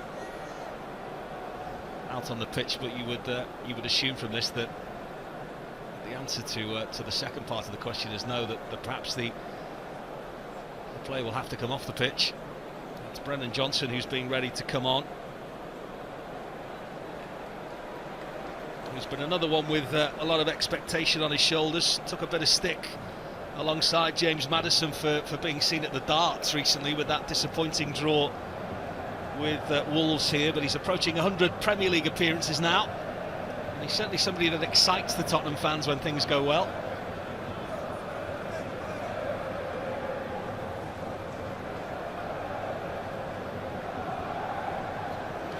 Benton Kerr, the player who's down, and There's concern that perhaps it's a broken arm or some kind of dislocation of the shoulder. That's the reason why he's being strapped to the stretcher at the moment, just to minimise any further damage and movement in the joint there. He was speaking about Bentancur before the game, Ange Postecoglou, and how happy he was to have him back again. He's a teammate internationally of Darwin Núñez, and also Jason missed 8 months with an ACL injury. This is the last thing he needed, to miss any more action. Absolutely. I mean, we're only surmising right now what we think he's done, but if it is a dislocation or a break, it's probably another lengthy spell for him. Something that him and his manager don't need right now. He had a sickness bug that swept through a training camp in the lead up to Newcastle. He even joked that he was that short of players he almost joined in training himself, the Tottenham manager. But an opportunity here for Brennan Johnson to impress again. Just 23 years of age.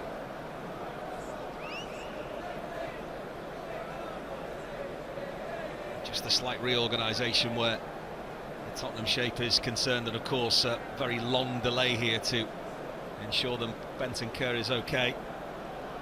He was the player that went down for that low header to try and get a touch on it prior to Dragusin and his effort on goal.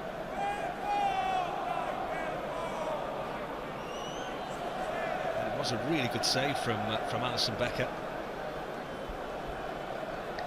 I think the fortunate thing, having watched the replay, is that there is nobody near Bentancur when he attempts to head the ball at goal, but it's just a really awkward landing, and it's not a head injury, which is the main thing. No, what we're seeing there is he goes to flick the ball on, and as the ball comes in, the flight is really low and he has to scoop, and it looks like he's landed on his right collarbone as he's gone down and taken all the impact. I mean, from what we're looking at, it's oof. Richarlison, who waits for his chance. It's been a really frustrating time for him. I tell you what, as a Liverpool fan, I wasn't frustrated not to see him in the lineup tonight, because he has that Midas touch against Liverpool so often, certainly in Everton colours, and then, you know, there's the sizable list of injuries, and so many of them there. Van der Ven, of course, has been a massive loss for them.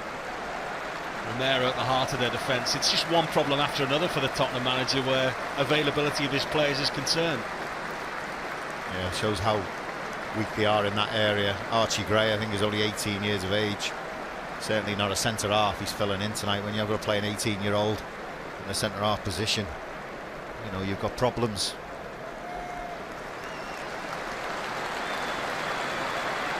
Both sets of players applaud off Bentancur, who's just had no luck. As mentioned before, he missed 8 months with that ACL injury just over a year ago, and he's probably still in that recovery process where time is concerned with that injury. And now, and this is a really tricky injury, shoulders for players. Let's hope that he recovers quickly. Yeah, we wish him well. Hope it's a speedy recovery.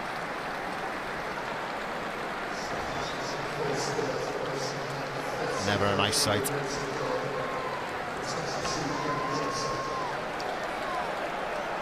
So a delay for both sets of players, and Brennan Johnson just with some instructions from his manager as to how this might change things. But Liverpool with a corner to defend from the opposite side now. How will they react to the long delay? Sonu comes across to take it, and the trusty set of hands of Alisson Becker, who was mentioned before, this is only his second appearance in the Carabao Cup. First leg of the semi-final at home to Arsenal back in 2022 is the last time he played. Gravenberch across to Curtis Jones, who finds Tsimikas.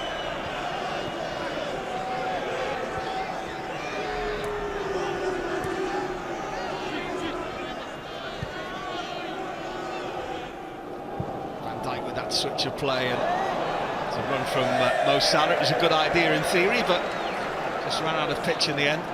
Really good play from Liverpool, working between the lines, one touch, two touch. It's a free Gakpo up on the left-hand side. Good defending from Tottenham. He's very comfortable with the ball at his feet. The new goalkeeper, there was gasps of horror when it reached Kulusevski as Liverpool players honed in. That's a really good throw from Tsimikas, who's found Gravenberch. Looked as though it was going to bounce towards Salah. Blocked by Spence. Conor Bradley reluctant to pull the trigger there. But it was worthy of a shot for the youngster just outside the box. Conor Bradley came ever so close to the winner against Manchester United, and it was a shot. Placed past that time. Suma brings it out. Can't find Solanke, but Kulusevski was lively to it. Not kept a clean sheet here since their first visit, Liverpool, by the way, 6 games ago. Something no doubt that Arne Slot would have mentioned tonight. Clean sheet going into that second leg would be very welcome. Stunt selection from Conor Bradley perhaps is something he's going to have a think about. First sighter for Diogo Jota to chase against the new goalkeeper, and it was indecision. And then, how cool was he? Well, if he meant that. Fair play. Youthful exuberance. He was calmer than everyone else in the ground there, wasn't he? Wow. They've had their eye on that goalkeeper for a while, Tottenham Hotspur. Brought him from Slavia Prague on a 6-year contract, so they must be sure he's the one for the future.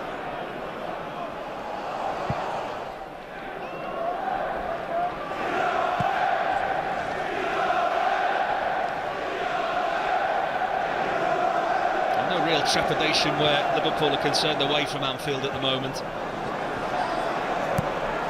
The away run is a really good one. All but 2 of the 14 away trips this year.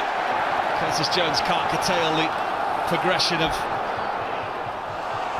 Tottenham Hotspur there with Basuma, and now it's with Son, and Tottenham are raining bodies forward. There's both Gravenberch and Conor Bradley in attendance. This is Jed Spence.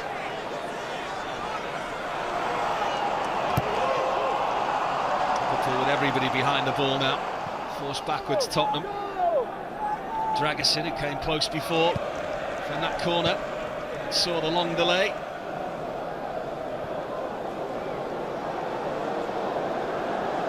He's been very involved, hasn't he, the new goalkeeper so far? I think it's the best 15-minute debut I've ever seen from a goalkeeper, to be honest, Pete. Not short on confidence, is he, the new number 1? No. Talking of which,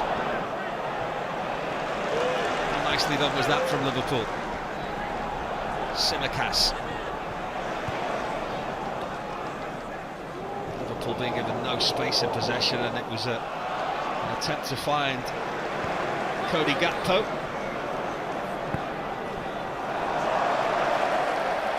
To be honest, he could be playing centre-half next game. His distribution's brilliant. They've been impressed by what they've seen so far, the home fans.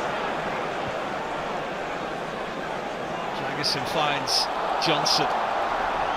Toro getting forward, who provided a really good cross for their goal at the weekend. It's good work from Gakpo. He's worked all his way back into that left-back position. Should also mention as well, Stuart Atwell, the referee tonight. And he's called across to the screen. We'll hear him on the tannoy. Ball attempt to find Solanke. Yeah, the VAR in use for this game. First time ever in England you'll hear, if he is sent across to the screen, a referee make an in-stadium announcement to explain what decision's given. And it's part of the latest trial. You might have heard that in the Women's World Cup, but we might get that tonight as well, which is seen as pretty historic. Dragusin finds his goalkeeper again and almost got caught short that time as he rattled it against the legs of Archie Gray. Kwanzaa in smartly, had to win the second ball as well, and did. Liverpool outnumbered now as Kulusevski brings it forward, and they have bodies forward as well against the backside of Virgil van Dijk. It's hair and scare him.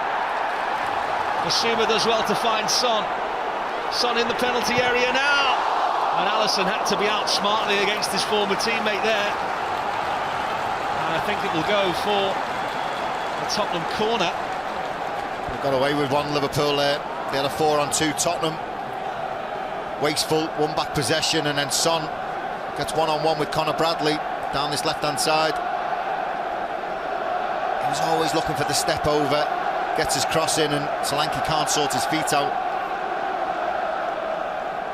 They do win a corner. Well, it was the right decision in the end, goal because kick. as we saw from the replay, it came back off Solanke. Yeah. Always concerned though when you see Alisson Becker take any kind of collision. Got a little bit gingerly, but he's okay again now. But there's a lot of risk in this game. We've seen that so far from both teams. No risk and sloppiness from a Liverpool point of view. Pete. It's not going his way. Jarell Quansah right now.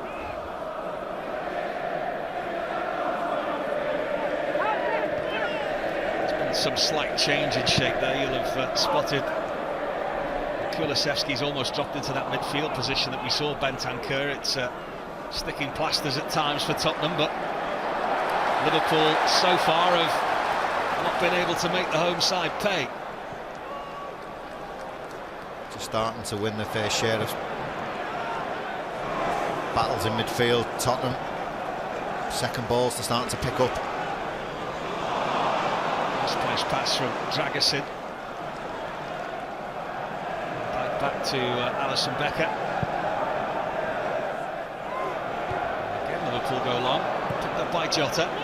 Salah's all on his own. Nice ball out to Gakpo and back to Salah on his left foot. And it's not far away.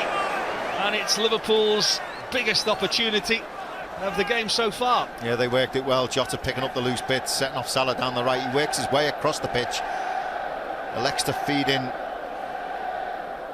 Gakpo then just lays it back to him. Salah continues his run over across to that left-hand side. Gakpo unselfishly just lays it back to Salah.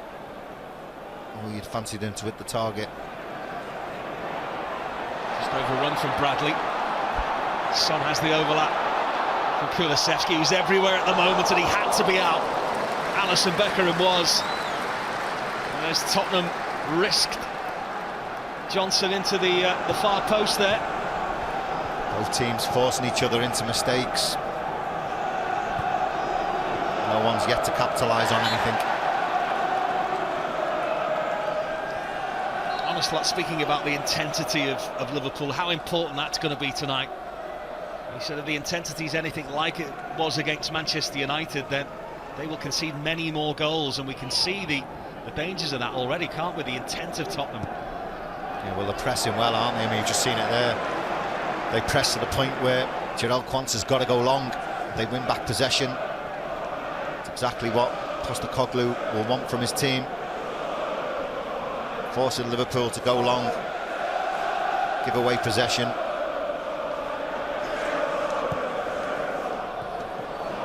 Intercepted by Conor Bradley. Gravenberch to Salah. This one in towards the area where Diogo Jota and Curtis Jones were waiting. It's Pedro Porro. And it comes across to clear. Looked a little bit stretched, Liverpool here. Chance for them to have a go at the home team. To be honest, Peter, it is their own doing. They've been really sloppy in possession, Liverpool. For as much as they've defended from the front, Tottenham, and pressed really well, Liverpool have given it away in really poor areas, put themselves under a lot of pressure. Some energy about Tottenham so far. Get it to misplaced pass, this time from Bradley. Bergvall. Another decent shining light for them. Drawn after an hour at the weekend. But his recent start against Southampton in that 5-0 win, and he's been hard to remove since. High A challenge, according to Stuart Atwell, on Jed Spence. Tottenham have the free kick.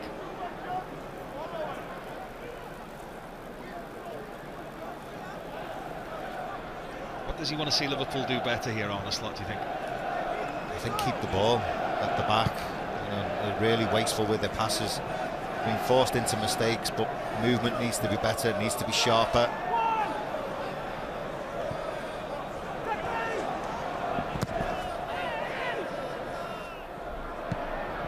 No risks this time from Kwanzaa, who had Dominic Solanke for company. Pleased to get back in the side again. He's provided cameos at right back against Man City recently, but it's his position. He'll want to prove to his manager again that he's more than equipped to stand in alongside the skipper.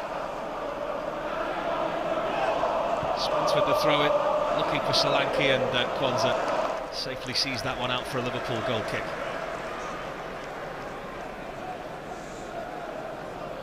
This game never really seems to settle. It's always played at high intensity. It's always end to end. Liverpool just need to get a foothold, like I said, at the back, better decision making when they're on the ball in possession. Slight problem here for Jarell Kwanzaa. And again, when there's nobody near a player, this is always the biggest concern, isn't it? And Liverpool don't have an embarrassment of riches at centre-back at the moment.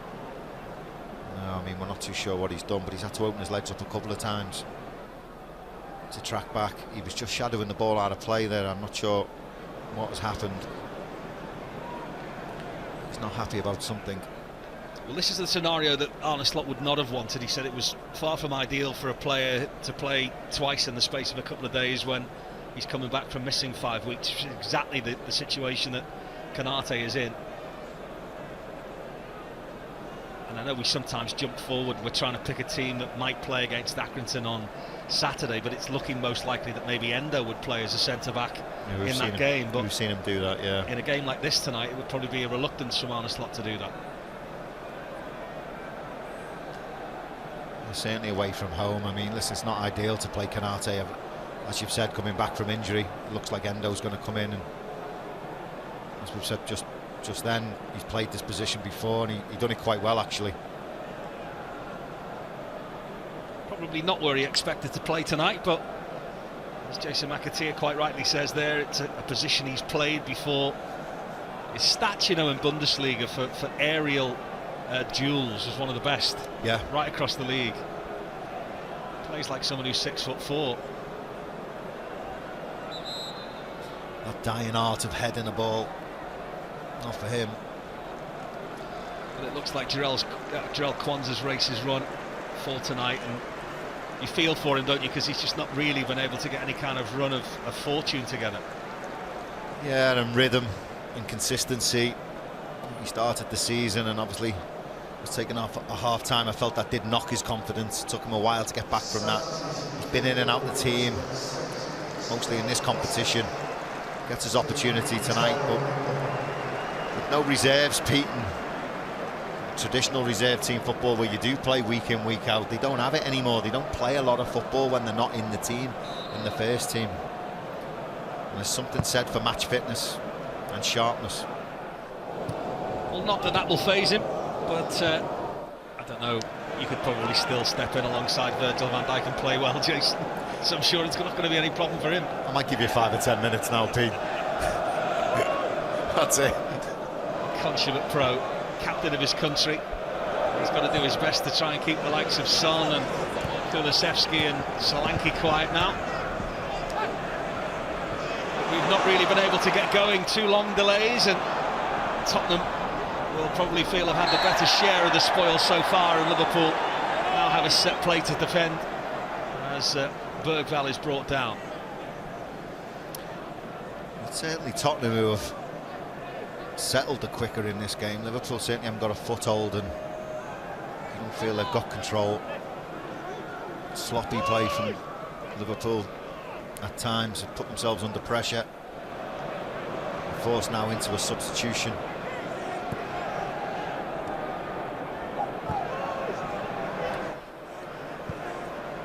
Tottenham in this patient possession style that they like, and occasionally they'll hit that direct one, but Alisson Becker was alive to it.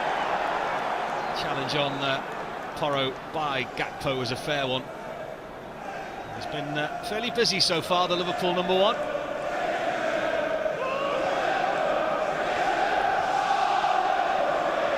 Those away fans who made very early trips today in fine voice. They've had some memorable occasions following Liverpool away from home, as mentioned before. Only won all but 2 of their 14 away trips this year. Scored 6 here, of course, a couple of weeks ago, so there'll be many returning visitors. This is some stadium for those of you that haven't visited it so far. Liverpool's 6th visit here. Got mixed memories of it, haven't they? The VAR fueled game of a few years ago. Those 2 closest to the action at the moment, both sent off. Jota did well. Nice Basuma booked as well for his troubles. A really good foul one there by Diogo Jota. Yeah, the first time we've seen Jota pick it up deep, and he does that really well, doesn't he, when he picks it up deep and turns and runs at defenders and commits them.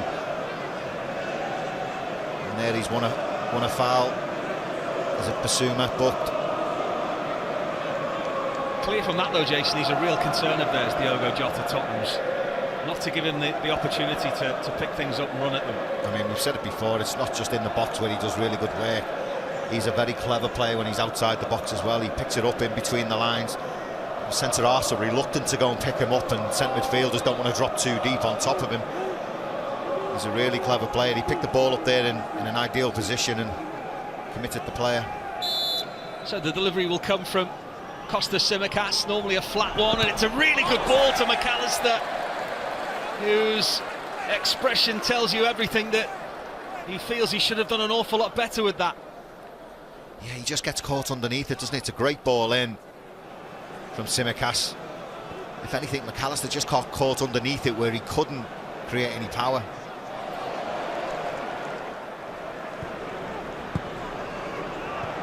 Do well to play out. It's Kulusevski. That said, can't collect possession. Liverpool can, and just the calm assurity of Wataru Endo. Back to his goalkeeper Alisson Becker, and that's misplaced. Tottenham still have bodies forward, and the aforementioned back across the sweep up again.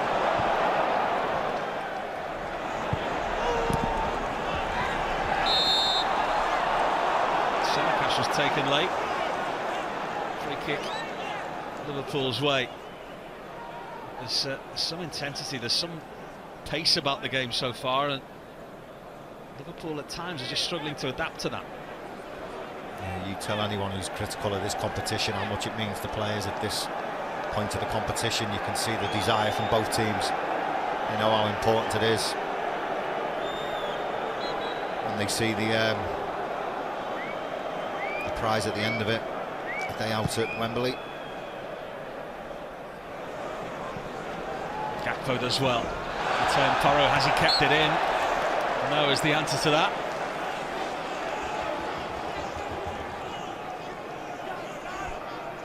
Liverpool with 4 wins from their 6 games here so far.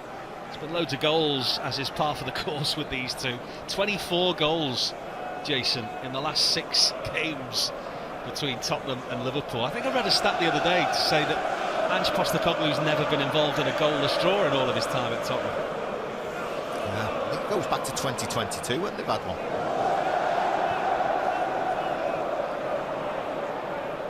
Endo. Conor Bradley. Step over from Salah, and the return from Jota was slightly overcooked, and Salah does brilliantly, but so does the youngster Archie Gray. Play from Archie Gray, stood up to the challenge there. He's a real talent, Archie Gray, showing his versatility now, playing centre half. Likes playing at left back as well. 18 years of age, playing out of position. He's played out of position more at Tottenham than his actual favoured position. 52 games he played in the Championship last year at Leeds. Leeds, yeah. He's one for the future, that's for sure. Spence does really well. Kulusevski just driving his foot through it, but Liverpool win it back. Tottenham are just full of energy at the moment. You wouldn't think there was a sickness bug going through their camp this week and last. There's Jota again. Challenge was a good one from Basuma. He had to get it right as well, the man on a yellow card. Solanke. Tsimikas is there just in the end. You can see the pace that Tottenham have when they break. 4 or 5 will release themselves. Conor Bradley ever willing. Spence is the man back in the nick of time. It seemed to be surplus to requirements, Jed Spence, not that long ago, but he's charmed his way back into Ange Postecoglou's plans again. Only through necessity, but also, he says, his attitude on the training ground as well.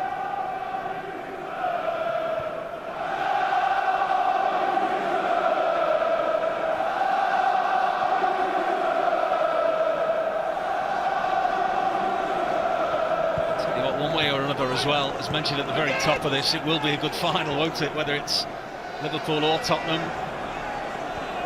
against Arsenal, or what looks most likely to be Newcastle.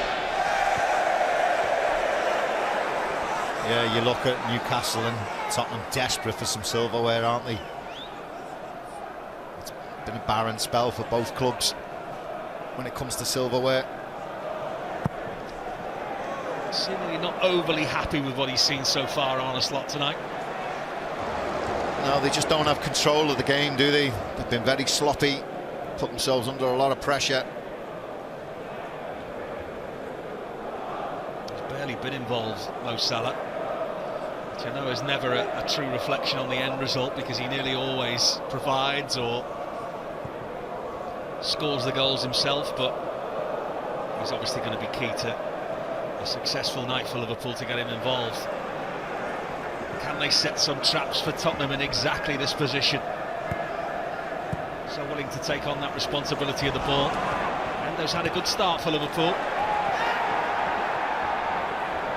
Bradley does well 2-3 times and loves a tackle. Well done, them two. Great challenge from both players, Spence and Bradley.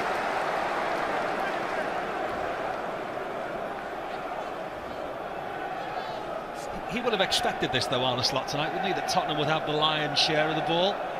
They would play this way. Listen, even at the weekend against Newcastle, second half, they dominated possession 67%.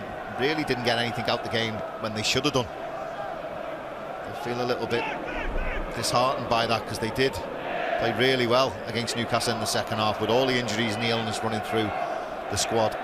They should have got something from the game. They do like to dominate possession. Really well played by Liverpool. Basuma in brilliantly again, though. Kulusevski's gamble is for Son, and again Alisson Becker is alive to it.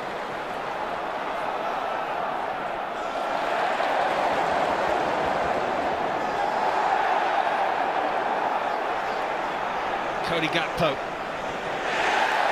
Good challenge from Johnson, and that's livened things up a bit. Yeah, good challenge, good defensive work from Brennan Johnson, tracking back and helping out.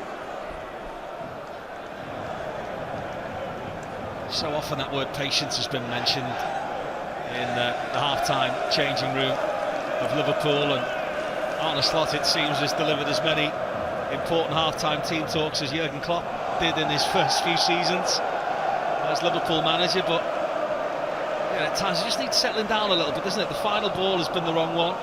It's just looked a little bit too chaotic at times. Yeah, and he'll look to tweak things. He's been really good with his in-game decision-making, Arne Slot, just tweaking something here and there, just to get a better balance, a better shape for the team. And obviously, he'll talk, I'm sure, about the sloppy decision-making they've made, and how they need to keep possession better. Themselves in possession the last 5 or 6 minutes, Liverpool, which has been a lot better.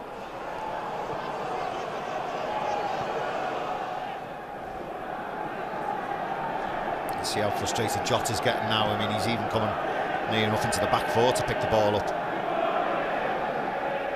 That's testament to the way Tottenham, the shape and the way they're picking and choosing when they press. They've dropped off now, but watch them all go. There they go. Forcing Liverpool back.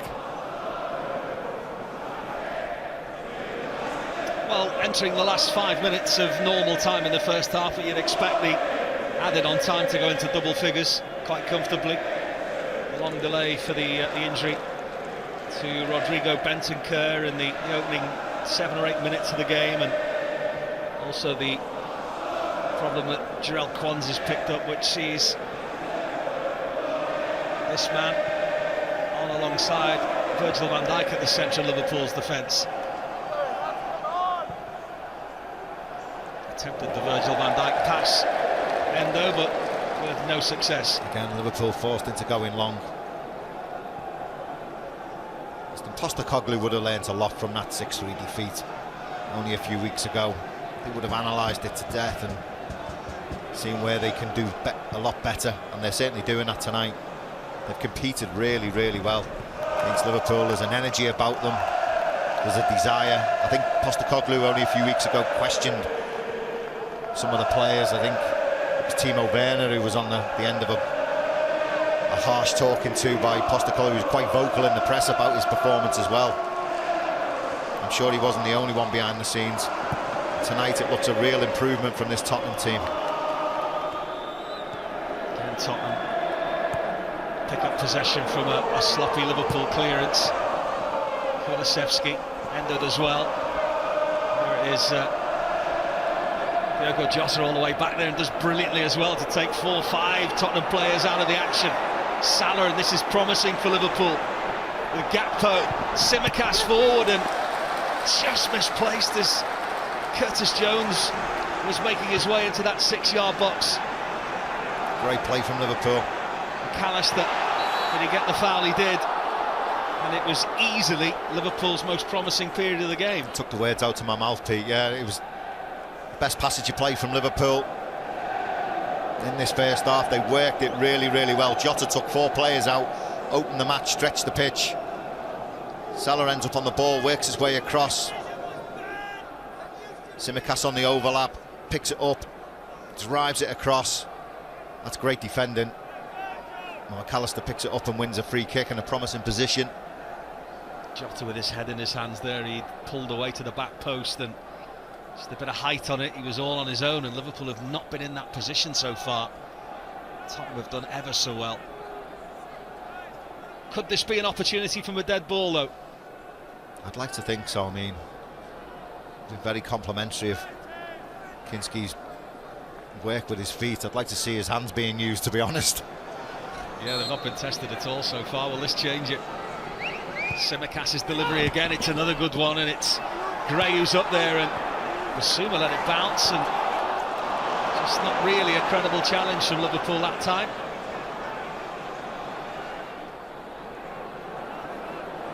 Is the tide beginning to turn?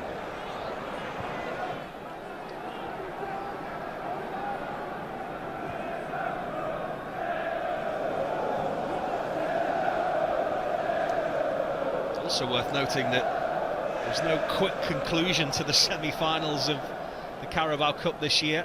We wait a month for the second leg. I noticed that today. It's a long time, isn't it? Really long time, yeah. Maybe that's Champions League starting up again, is it? Maybe, possibly. So yeah, 11 minutes will be added on at the end of this first half. Plenty of time. Curtis Jones. It's found life a little bit solitary in that more advanced of the midfield positions.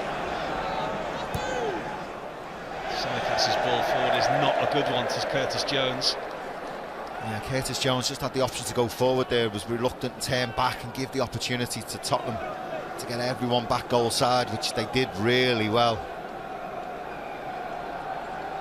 He's appeared a bit animated, hasn't he? Certainly in comparison to the Tottenham boss, who will be really pleased with the way his team have played. He'll be the happier Ange Postecoglou.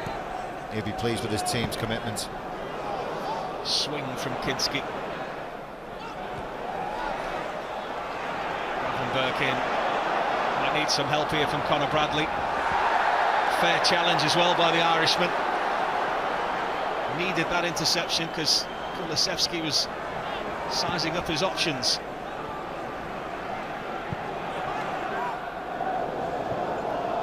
Promising few minutes this for Liverpool. Gakpo.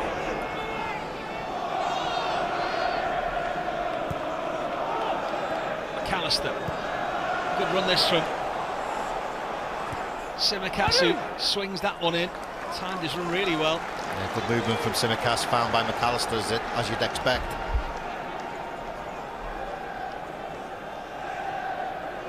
I think you're right, Pete. I think it's just starting to turn for Liverpool now. Getting a foothold on the game, dominating the ball. I think they've just run out of gas a little bit, Tottenham. Just about to say, it's going to take some energy to sustain this, isn't it, the way they've played in this first half, and there's the best part of another 8 or 9 minutes still to go here. You can see they're just retreating now as well. McAllister up to Gakpo. Liverpool been patient in waiting for their moment. It's a good block from Porro. Tsimikas. What they do have with Endo back on the pitch again is a centre-back that is supremely confident with the ball at his feet. Almost an added member of that midfield department for them. He's looked very assured so far, Endo. Albeit it will be a big concern for Arne Slot to lose another centre-back. Yeah, they have looked a little bit more settled.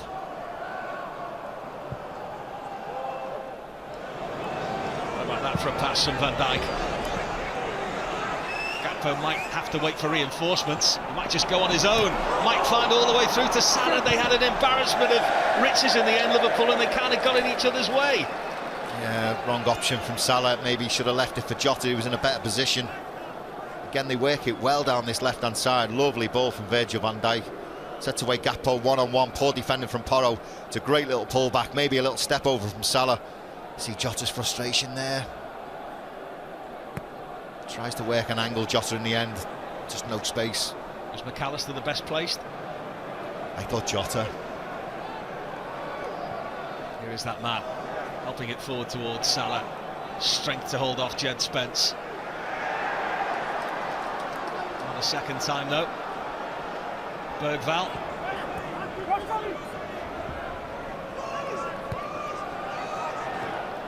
Basuma.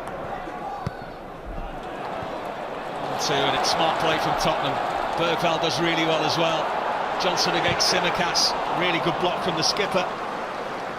Good play from Tottenham. One touch, two touch. Win it back. Liverpool can't get out. Maybe now they can with Jota. Really smart selection. And they're outnumbered here, Liverpool, but ever willing is Cody Gakpo. Takes one from distance, and the goalkeeper wasn't set properly. Almost crept through. Yeah, first time he's had to use his hands. Maybe his feet might have been the better option than what we've seen tonight, but Liverpool break away. Good advantage from the referee. Oh, it does move just in front of him, bounces in front of Kimski.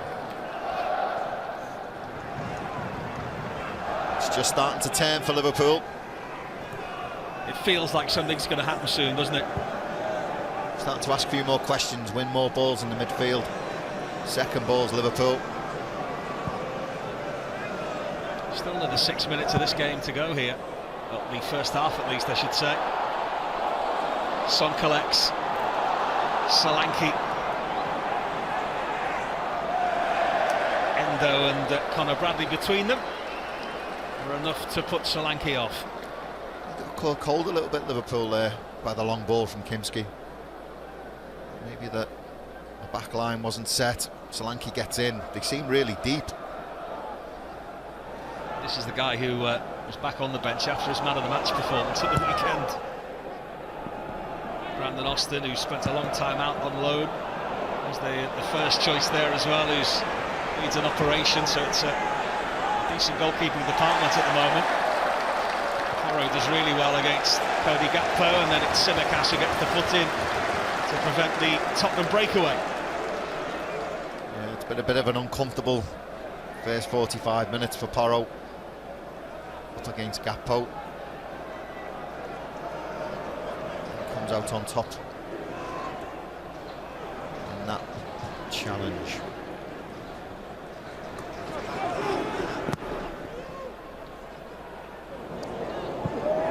Decent rangefinder as well, the goalkeeper with the ball at his feet. I was reading about him today. His stats are really good with the ball at his feet.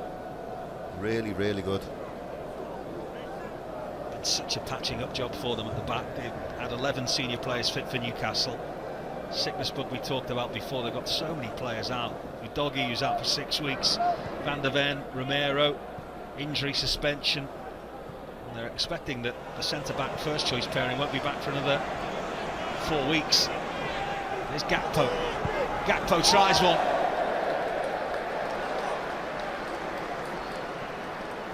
Not too much of a test for the new Tottenham number 1.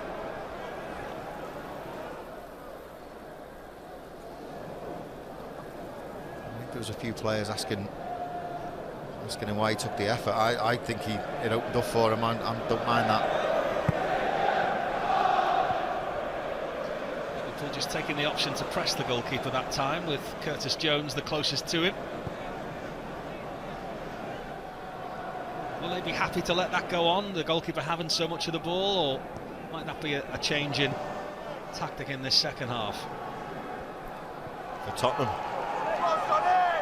he's very capable with the ball at his feet.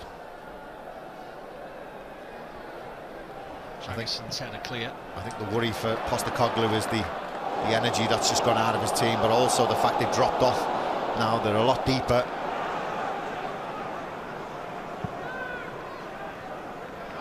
Some can't collect. Conor Bradley can. Vastly outnumbered here, Bradley.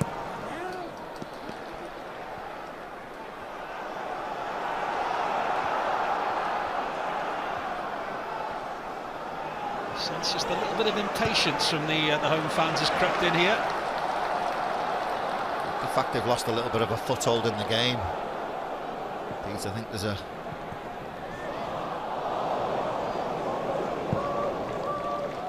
few moans and groans at the minute, isn't there, from the Spurs fans? It's been untidy from both teams at times, but produced some great passages of play. And is this the most meaningful of them as Spence finds Son? Son's ball in. Header at the back post was from the youngster Birdval. Again, back to front in a flash of an eye. And the Tottenham players, again, creating an opportunity. Half chance from Bergveld. Arneslot will be very eager to get his team in, I think, at half-time. Just to reorganise and reiterate a few things that he would like to see them do better second half. Keeping possession will be top of the list, I imagine. Fair challenge from Ryan Gravenberch, and now Liverpool get the chance to counter. Salah. Curtis Jones. Gakpo crosses this time. Spence only as far as Curtis Jones again. Look at the Tottenham players back in front.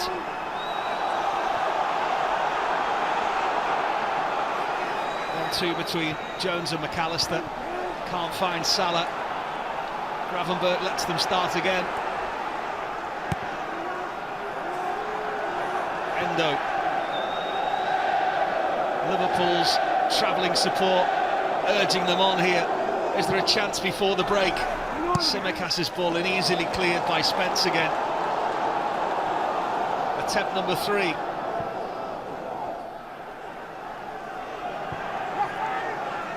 Final minute of this added on time at the end of the first half.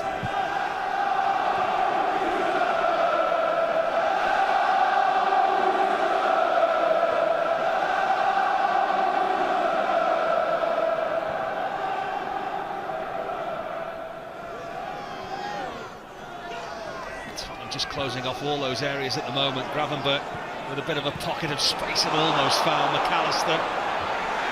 Sumo well in, and then Jones with a really good challenge. McAllister with a really good pass. Now with Jota.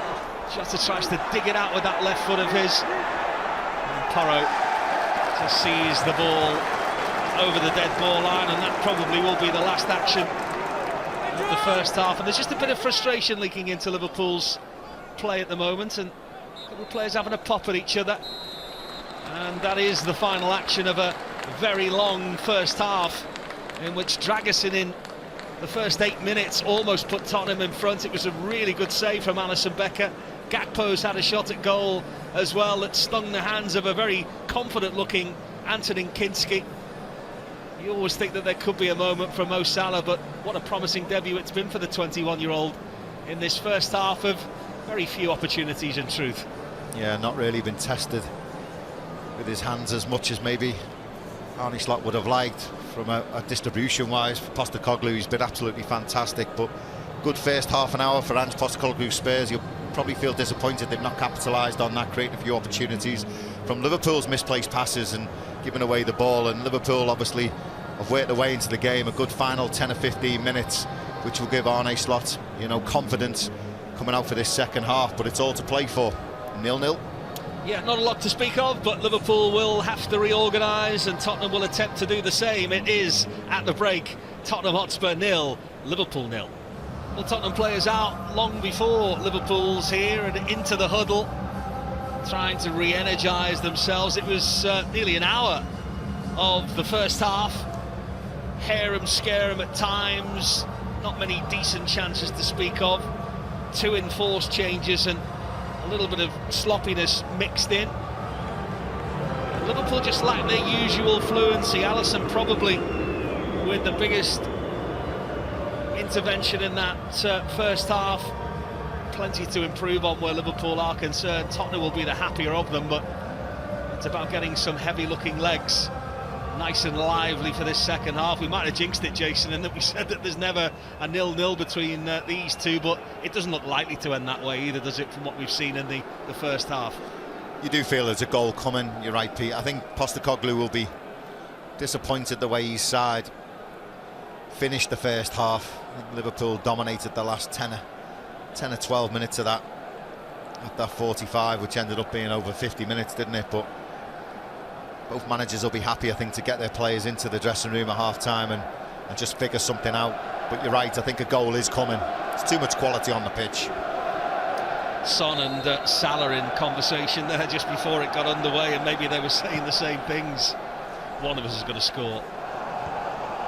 And as Jason McAteer quite rightly says, Liverpool came into things in the last 5 or 10 minutes in that first half, and that will give them signs and signals of encouragement. Just with the 2 enforced changes and that big long delay as well for both of those certainly had an impact, I think, on the game. Alisson just had to dig that one out and didn't look his usual confident self with the ball at his feet there. I think as well we have to keep in mind this is a 2-legged affair, isn't it?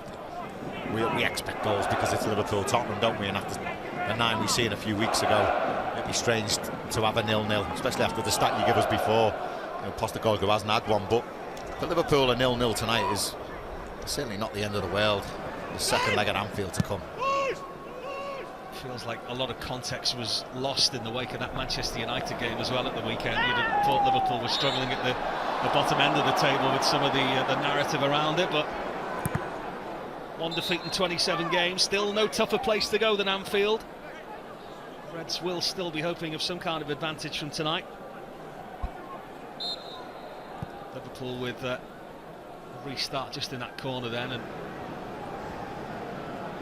it's an interesting situation with Tottenham as well, because Tottenham fans are a decent group and they're not the most unrealistic, but with those quotes around Ange Postecoglou saying he normally delivers a trophy in the second season, there is a bit of added pressure on him this year. He knows that he doesn't want to push his luck too far with them, because we love talking about managers under pressure, don't we?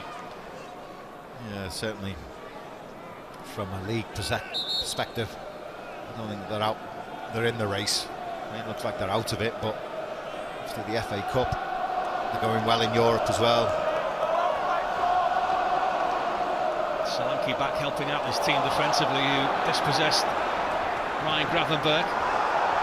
Johnson felt the full force of the immovable object that is Virgil van Dijk there, and it looked as though From here, at least, it was more than fair, the challenge. Doesn't stop it hurting when you run into a man mountain like that. I was going to say, yeah, when you run into Virgil van Dijk, I think you know about it. The referee got it right, though, and there was nothing there for me. Certainly, actually, when you talk about this competition, formulate really strong arguments for all four managers involved at the moment, desperate to win a trophy. Arne Slot would love to get his first one out of the way. We've talked about Ange there. You have a very obvious situation at both Arsenal and Newcastle where both of those managers will feel they need a trophy as well. Yeah, when you get to the semi-final stage, obviously it's a realistic opportunity, isn't it? And you're right, for all different reasons, each manager will want to put this trophy in their cabinet. And Liverpool, as we know, are holders. More added incentive. Very much seen as their trophy. And again, as you mentioned a little earlier on tonight, this would be a decent final, actually. Liverpool and Tottenham share 38 semi-finals of this competition between them. Nearly always Liverpool or Tottenham involved. They haven't won it since 2008, Tottenham. Which feels like yesterday, but it wasn't. It was actually a long time ago.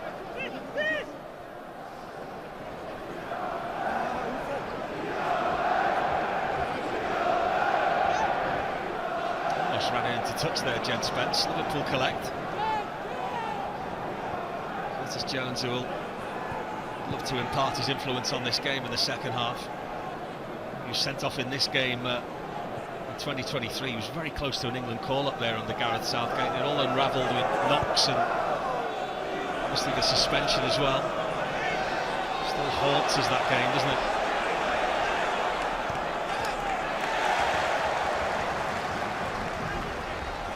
Again, the press from Tottenham. Very good, boxing Liverpool in.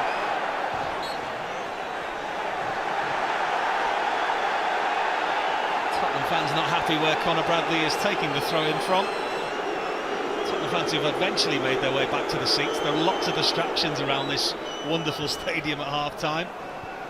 The second half is underway and it's started in much the same way as the first half, really. Nothing too much to speak about.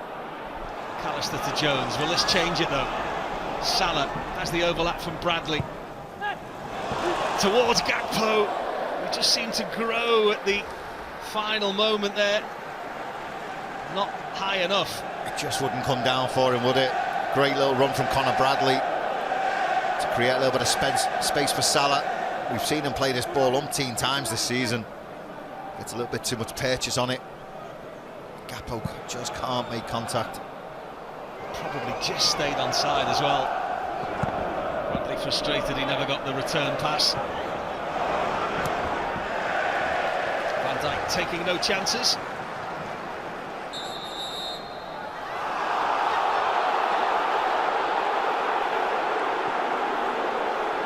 Tottenham denied the opportunity to take it quickly.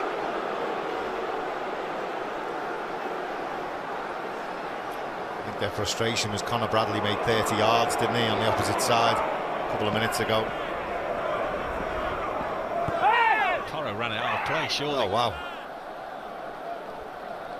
Still baffles me why VAR can't get involved in that. There's some kind of signal on the touchlines. I think that as well. And sidelines for the ball having gone out of play.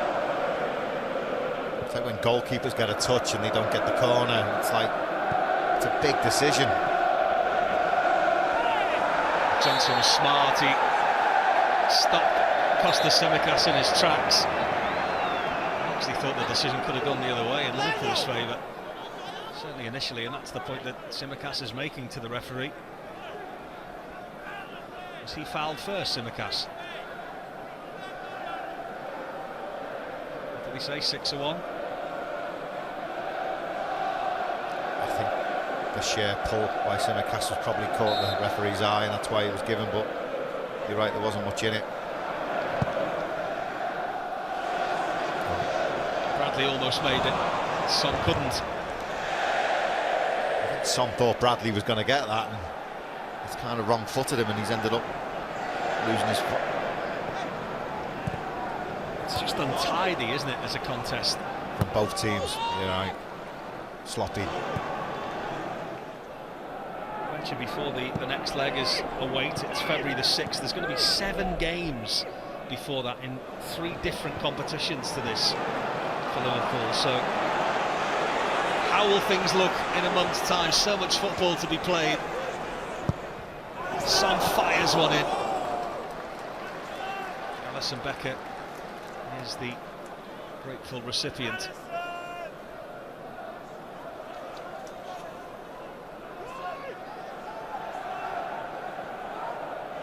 Liverpool's turn to be patient in possession, but Bradley with Son, who's, I mentioned before, at 32 now, has had an option on his contract.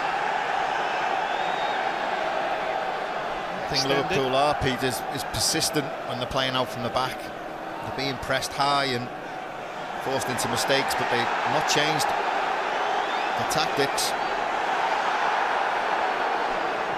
Tottenham fans again feel that Conor Bradley made some ground up there from where the ball went out of play. It's Dragerson.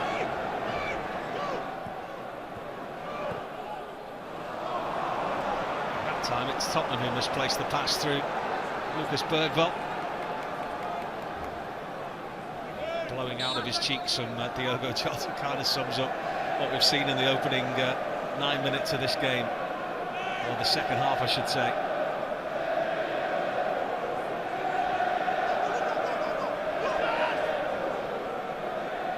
It's another good throw in, this time from Tsimikas for Cody Gakpo. Might open up some kind of opportunity here. Conor Bradley wanted it from Salah. Couldn't find him again. There's 3 Tottenham players around him. At times it feels like Tottenham have got more players on the pitch, the energy that they've imparted. Can they sustain it though? That's the big question.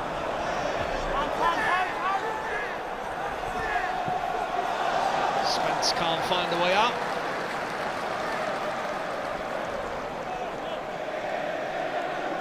Plenty of experience on the bench for Liverpool as well. Konate, who was spared earlier on. Diaz, Nunes, Chiesa, who I'm almost certain we'll see quite a bit of on Saturday. Harvey Elliott-Robertson, and also Trent Alexander-Arnold as well. At what point does he decide on a slot that he would like to see, and maybe a slightly different take on things? It's usually about the 60-minute mark, isn't it? Yeah, substitutions have been really good. Quality he's got at his disposal as well. It'll certainly be in his mind now as the game draws closer to that hour mark. Gakpo back out, helping as an auxiliary fullback, and Bergvall almost robbed Alisson Becker, and then the second time he did, and it was an awful error, and Tottenham were in here with Porro, who just thought about it a bit too much. Liverpool out of jail. Virgil van Dijk has let his keeper know what he thinks. I mean, he got away with one, and Bergvall closed him down. He tried to do the Cruyff, changed his mind, got away with it, and then is so sloppy with his ball. Gets pocket picked. And Tottenham, oh, they've got away with one, Liverpool.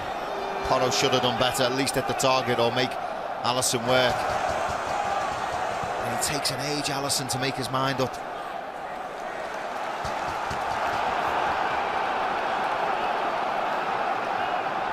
Can't believe it. He knows. Sometimes you end up in a position where your fullback is the one that's furthest forward. And Liverpool have to use that. Sometimes fortune can favour the brave. How brave are Liverpool willing to be? The skipper again to the rescue. We don't often see that from Alisson Becker, do we? Once and never twice.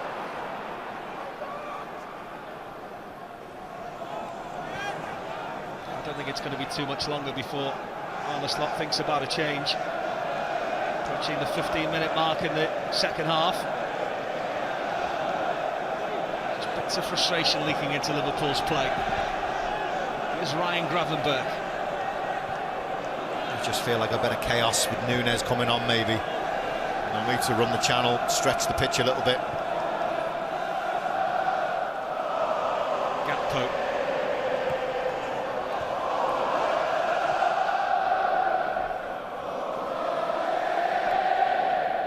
First pass from Gravenberch again is a good one. McAllister waits for the moment. Tottenham with everybody behind the ball.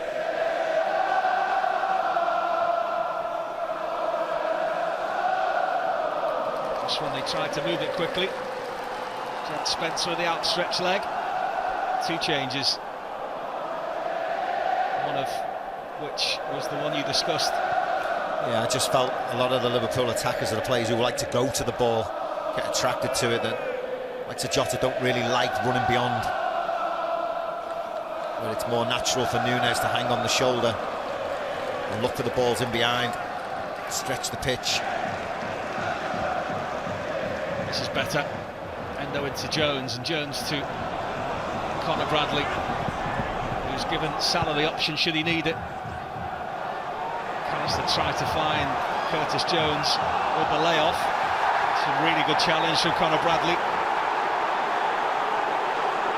Liverpool should play on here and do. Cramp for Son. Salah. I think it was an attempt at goal, and the goalkeeper almost a bit too trusting of his outstretched hands there. Son will get treatment now. Well, again, Salah's ball in, he overcooks it. He makes the keeper work, or he just makes a little step forward, the keeper. Did we do him an injustice there? Is that a shot on goal?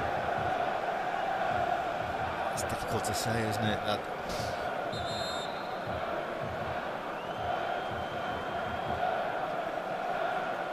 That's a good tackle from Conor Bradley.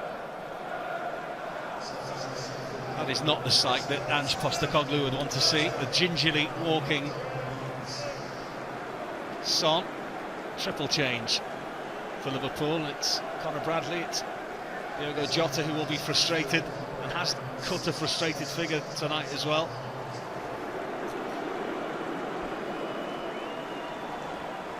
Reverted to some of the tried and trusted. Núñez will be so eager to do well. That's the gesture he gives. Cody Gakpo's probably looked Liverpool's most likely in truth. Probably just spared some extra minutes. Trent Alexander-Arnold, can he pick the pockets or pick a lock? All of a sudden Liverpool with an injection of something a bit different.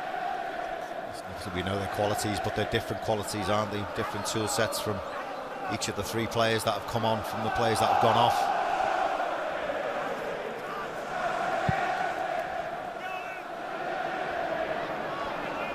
Certainly from Arne Slot's point of view, it's an attacking prowess that he's gone forward, his substitutions. There's nothing defensive about it. The away end singing the name loud and proud of Trent Alexander-Arnold there.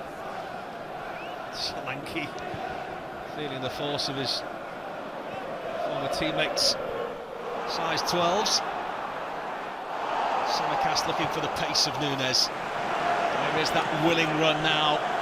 Something a bit different for Tottenham's goalkeeper to think about as well. It feels just for the moment Liverpool are re-energised.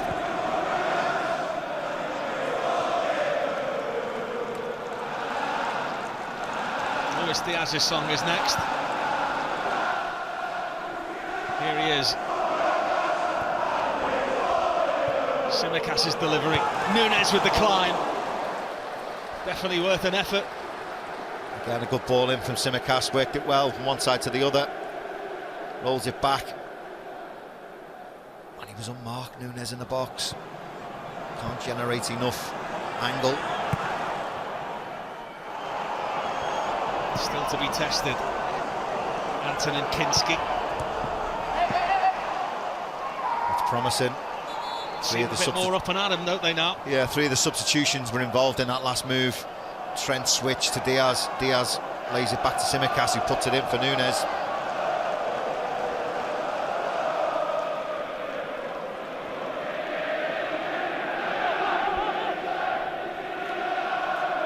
Always tricky, these 2-legged cup ties, in the sense that any non-defeat would be a positive result, but so many other factors at play, momentum and a response to maybe a performance that they weren't overly pleased with. Liverpool to come away with another win here. would be really promising ahead of the weekend. That's a really nice ball from Trent Alexander-Arnold. Nunes around the corner. You could see the idea he was thinking of as Diaz rushed in. Again, it was the three subs combining again.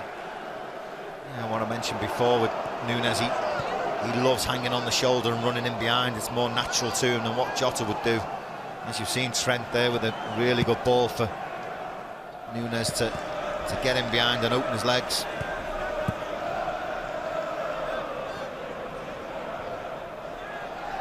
Just stretches the pitch. But also, what else it does, it gives the likes of Curtis Jones and McAllister more space in the middle of the park as the pitch is stretched now.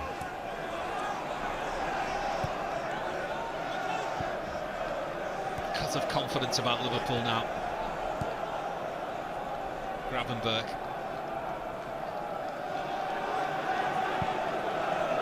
Endo out to Trent Alexander-Arnold. Gray gets something in front of it. Liverpool still with bodies forward.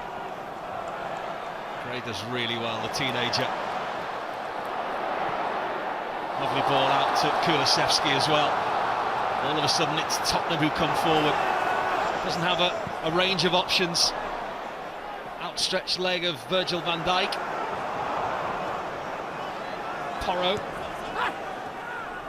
Bergvall with the return and back out, helping defensively. There's Darwin Nunes. Good play from Archie Gray.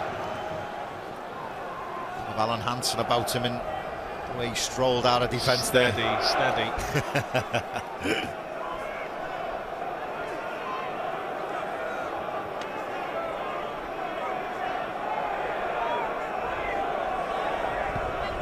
Entering the championship rounds, approaching 65 minutes now. Who will blink first? Bergvall's cross. Alexander-Arnold in the way. 17 days since these last met, these two. Doesn't look like it's going to produce quite as many goals.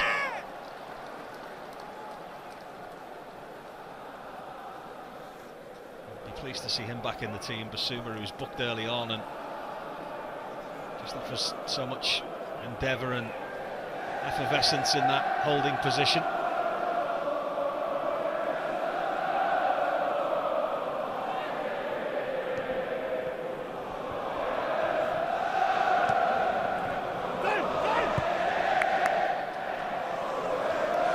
Its lack of quality and sloppiness, it still had you on the edge of your seat.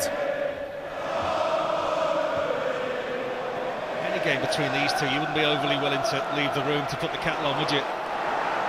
Blinking, you might miss something. Full-back to full-back. Salah with the return to Jones. Mistake maybe, can Liverpool profit here? Diaz was trying to find Salah. Gets the thumbs up from the Liverpool star man. Almost found a way. Again, they get numbers back, Tottenham, don't they? I mean, look, they're stretched, and then all the midfield gets back, and they just block out Diaz.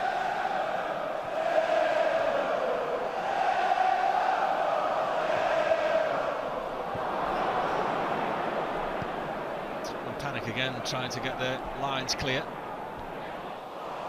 Alexander-Arnold, just with his rangefinder slightly out of sync for the moment. Right idea.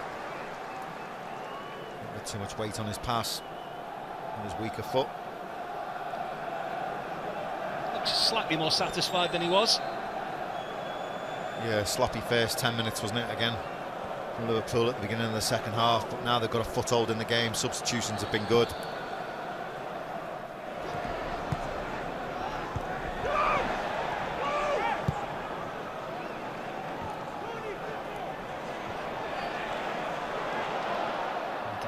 Important header in. Bergvall, who's just 18, has played like a 28-year-old tonight. Probably produced Tottenham's most dangerous moment so far. Kulusevski attempting to upstage him here. Van Dijk for company. McAllister in the way.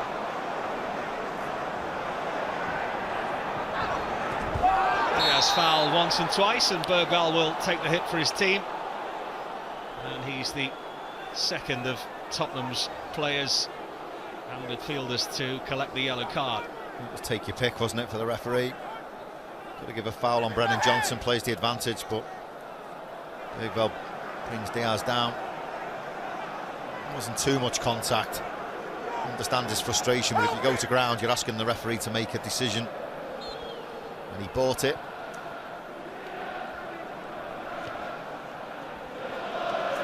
Not that he'll remember, his parents might remember. This was the final in 1982, Liverpool-Tottenham. Your big mate Ronnie Whelan with a couple of important goals. Steve Archibald putting Tottenham a goal up. There's a name, Steve Archibald. Of course, Ian Rush got the winner, as tended to be the way back then.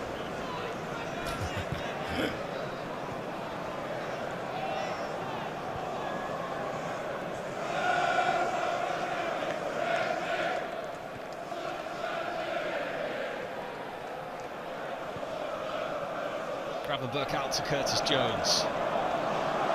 And Salah get this opportunity to take on Spence. Gets the run from Nunes, and it's a big save from Kinski.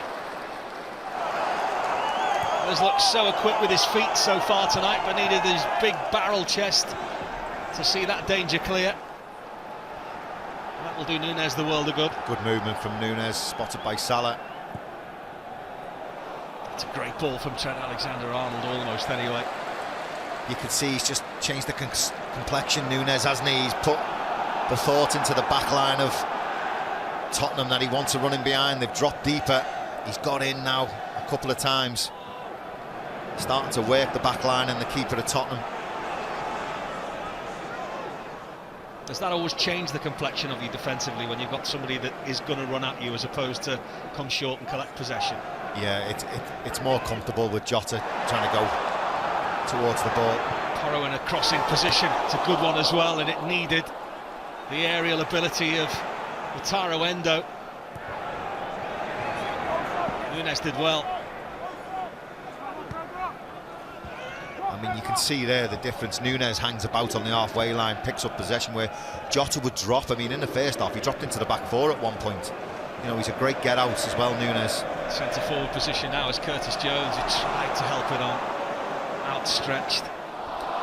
Liverpool still with bodies forward, and they could profit. Jones with a second opportunity. Nunes has looked lively, gets it back. He's trying to find himself a shooting position. It's a lovely ball in the end to Trent Alexander-Arnold. Dragerson in the way.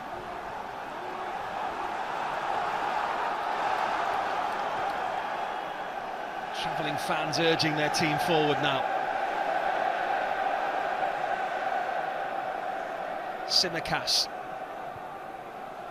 Cross in and nobody there. Might fight Trent Alexander-Arnold off the line by Dragerson.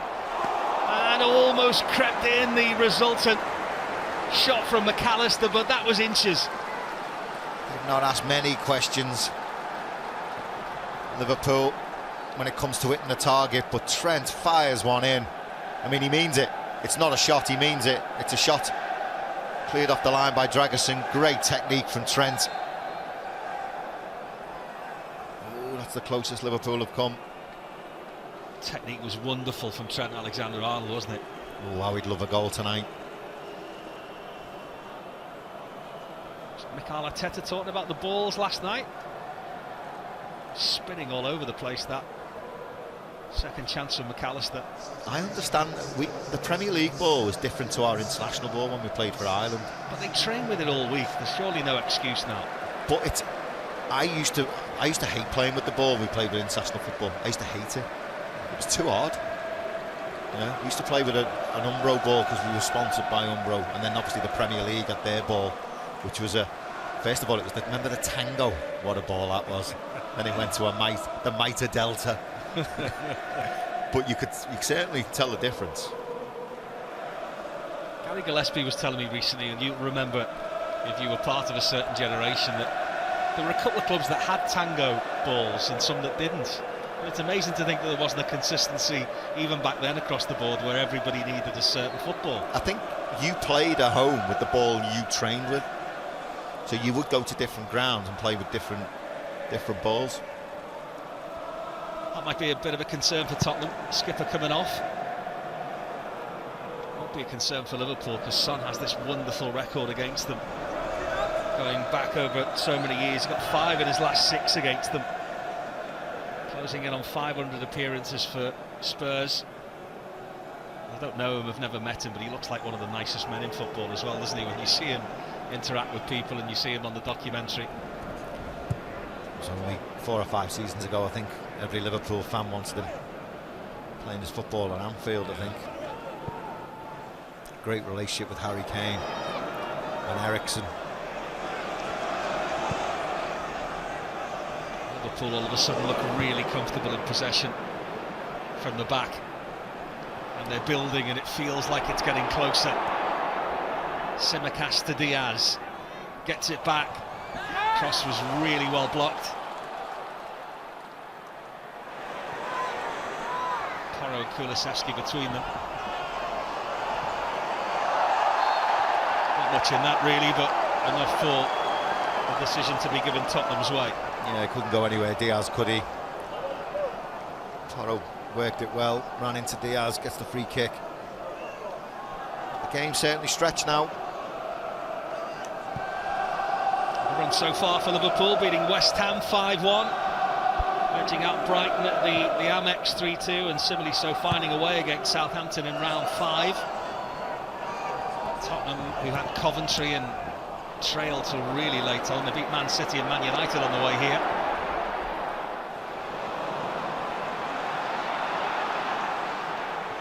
McAllister up quickly to play his part again and needed that foot in. Just getting a bit stretched here now.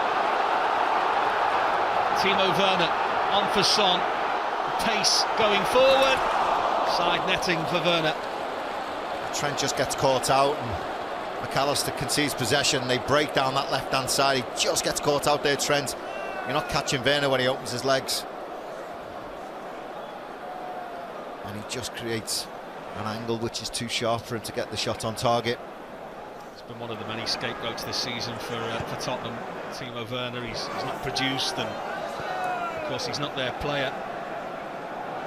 Leipzig still with his registration, but it's hard to imagine his future in North London will continue beyond the end of the season.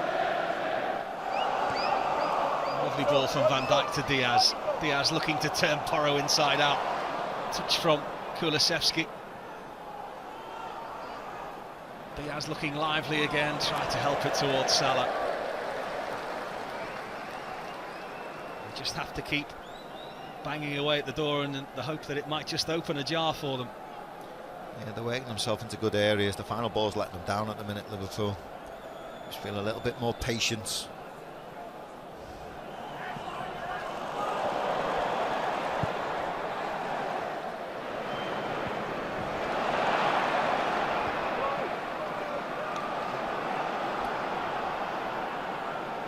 Bergvall.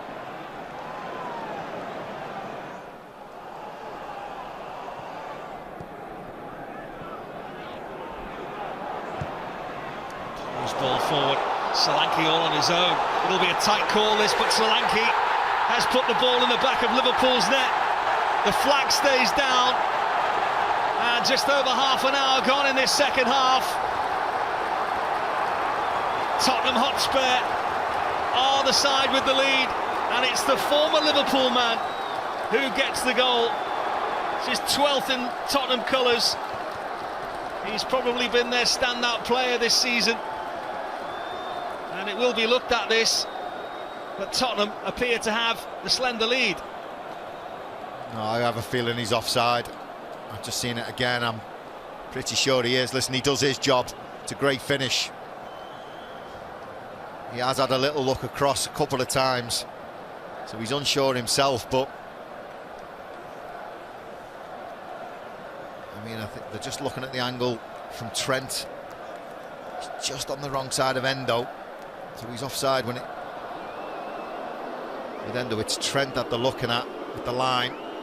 It's close, it's really close. It's Paul Tierney who's looking over the replays and the different angles. The first one, it looked a mile offside, didn't it? This looks an awful lot closer. Well, Trent was out the picture, wasn't he? Paul Tierney and Timothy Wood are the VAR referees, you can see in your picture there. Tottenham look confident that the goal is going to stand.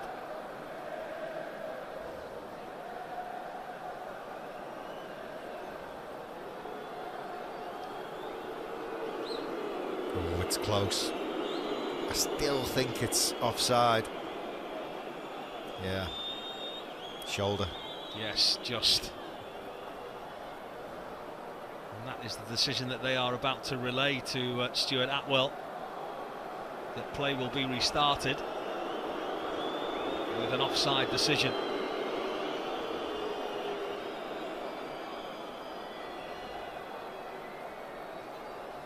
There are talks of them changing what's just happened there, where he would be onside. It's more advantage to the attacker. Yep. Oh, so you're going to hear him announce this decision here. After review, Dominic Solanke was in an offside position in the build-up to the goal. My final decision is offside.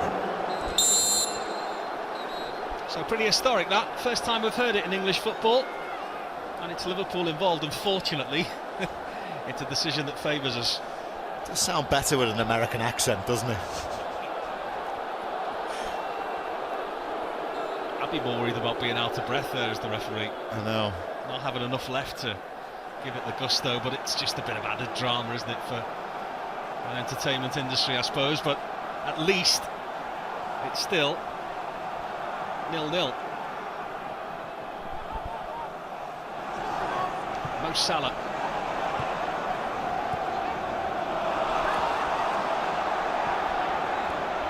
Bergvall.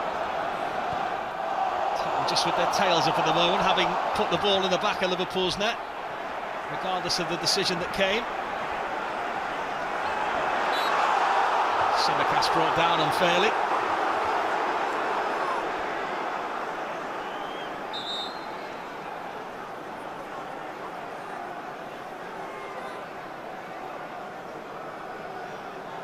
So there will be a change, and Canate will get the opportunity to get a sweat on. Just seen enough on a slot to be slightly concerned, probably just about the amount of minutes that McAllister has played of late, and he's been so dominant, hasn't he, in the midfield performances of recent times as well, particularly West Ham. And how will that change the shape, perhaps? Endo will presumably move back into the midfield now. Yeah, listen, when you see something like that, I think it's been planned, hasn't it? It was always planned he was going to come on for some minutes. It was always going to be McAllister going off. Liverpool with that first choice. Centre-back pairing now, and it's a ball forward for Diaz, who takes it on his chest. Jones still interested. Just can't get the telling toe on it, Liverpool.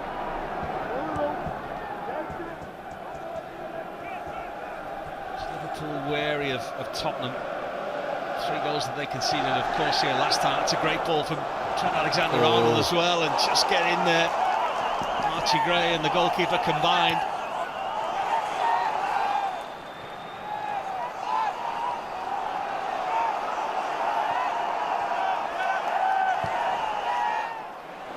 Tottenham happy to play their way out, almost. He's done well tonight, Archie Gray. He's done really well. Old head on young shoulders. Great ball from Trent, he reads it really well, makes the decision, sees his keeper coming. Takes control of the situation.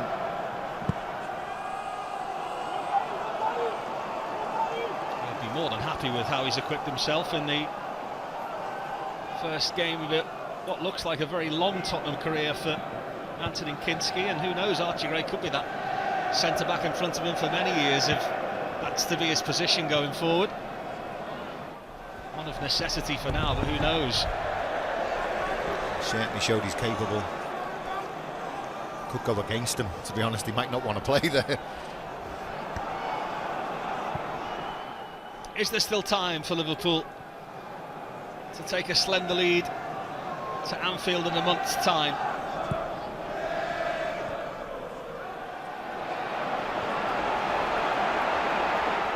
Spence coming forward. Kulusevski.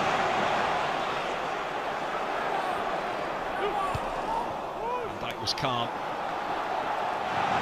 Tottenham with bodies in the right place though. Timo Werner.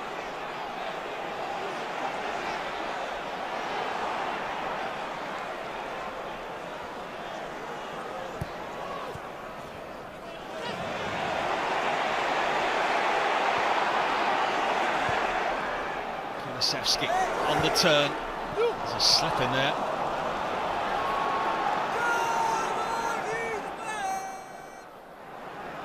Simicas's first touch was heavy, but Liverpool allowed the advantage.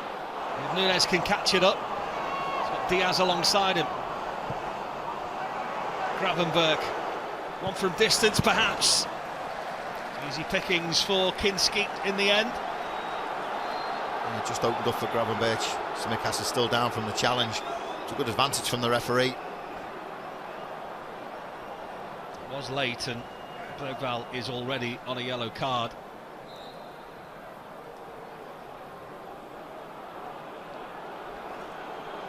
Ooh. He's fortunate, isn't he? Yeah. Ooh, you just think if he wasn't on a yellow card, you would have given him one there, wouldn't you? I think he's got away with one there. The fact the referee played the advantage. It's exactly the point that Virgil van Dijk is making of more relevance of, you might argue, to Liverpool is just the problem that Simicas might have from here, because they don't need another defensive injury, Liverpool. John Power, the Liverpool club doctor, just trying to reassure him that there's an impact and it should be okay. So his last injury, isn't it? An ankle injury, wasn't it? Well, the one that he was laid low with just over a year ago was the shoulder, wasn't it? He was in a great run of games for Liverpool when Robertson was injured, and they ended up both out with the same injury, didn't they?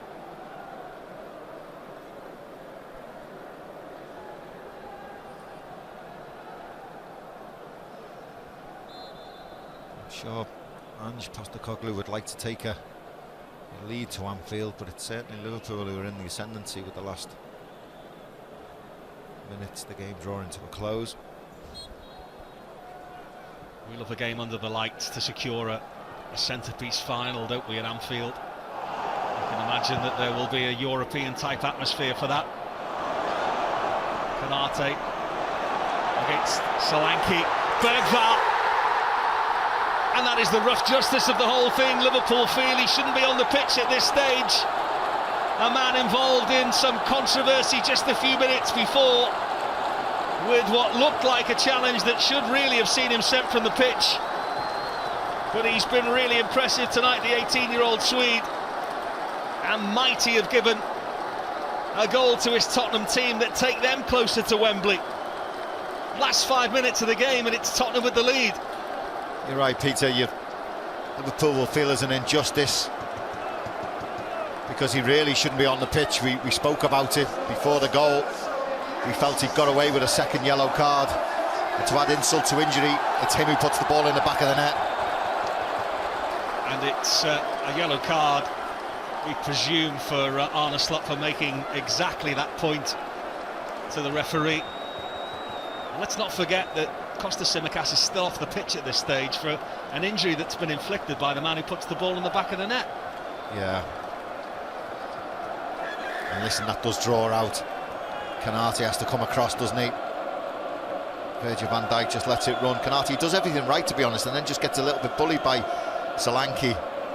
And the run's not tracked by Bergvall. Of Bergvall, I should say. And I mean, it's a great little finish, to be honest. Lovely ball from Solanke. He doesn't have to break stride, and he finds the bottom corner, giving Alisson no chance. But there is an injustice to it. As you've said, Simicas is off the pitch, and really Bergvall shouldn't be on the pitch.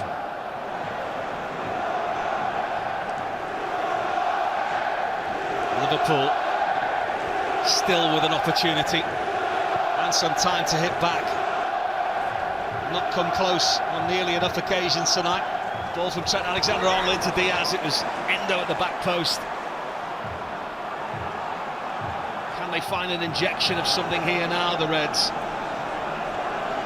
Salah, who's found life pretty difficult tonight.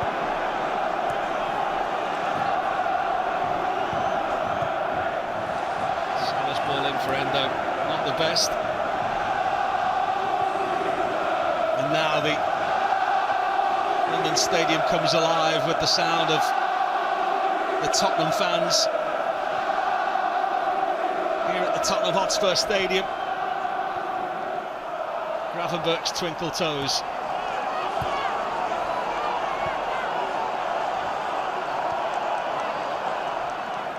Endo to Konate. Second opportunity for Alexander-Arnold. Archie Gray with the header on. Tsimikas. Diaz. Tsimikas digs the cross out. Tottenham equal to it. Here's the captain. Tsimikas again with a crossing opportunity. Some loft on it that time. Endo. Alexander-Arnold swaps feet. Header coming in from Diaz, and Ayes Basuma is the man that spears the ball clear as we get into the final minute of this first leg, and it will be shrouded in controversy, and this will be talked about if this is to be the goal that has some kind of definitive impact on the game. You're right, it's the big talking point, isn't it? Liverpool just prodding and probing, trying to get themselves back in this game. Just seeing a replay of the goal. Oh, he's a lucky boy. First Tottenham goal.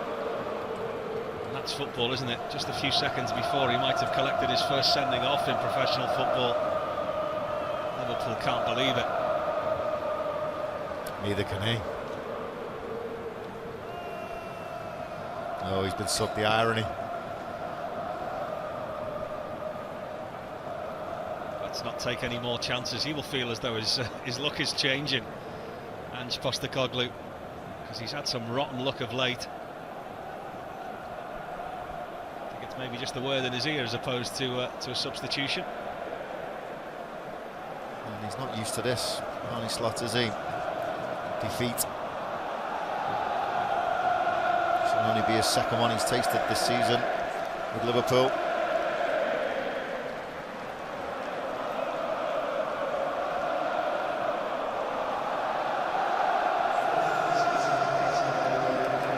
Has been a patchy performance from Liverpool. That was the first one. Liverpool are arguing that should have been the second one. Well, the second one's worse, isn't it? Identical challenges. But he does catch Tsimikas. There's an argument. It's a tiny touch on Diaz. It's the double bubble of the whole thing, though, isn't it? Liverpool are actually down to 10 men at this stage. And the man that should have potentially been sent off is the man that puts the ball in the back of the net. I mean, that is... double injustice, really.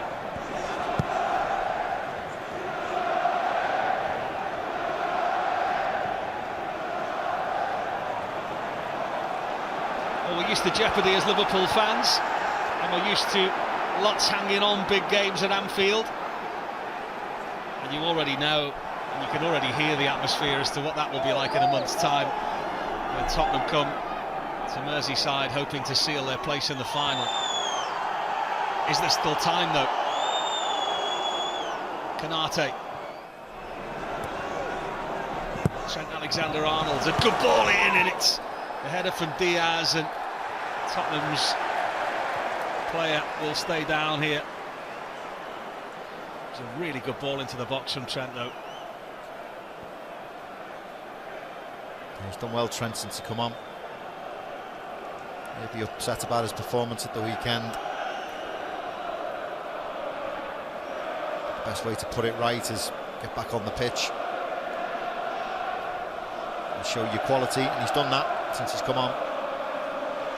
Liverpool should have had the corner, but play is halted. Making the point that that wasn't a foul either.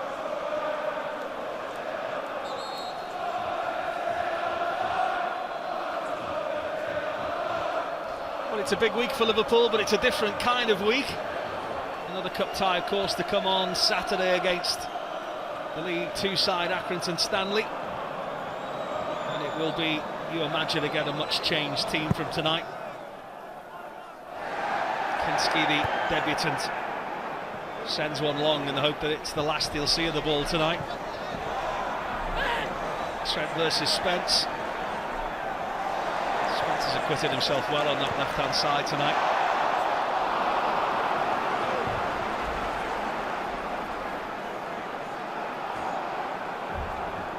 Seven added on minutes at the end of this. It's Curtis Jones. Still time for Liverpool here. Diaz is ball in, and it was almost the chance for Núñez, who did ever so well to get something on it at all. Núñez just arriving into the box unmarked again. It was difficult. Brings a save out of the keeper, Kimski. Can Tsimikas have some intervention here from the dead ball? An outswinger. Tottenham gamble with players forward here. Timo Werner. Dragusin is the furthest man forward. Kulusevski is the willing runner. Gravenberch does really well. Núñez back in a right back position now. Has he got an out ball? Not that one.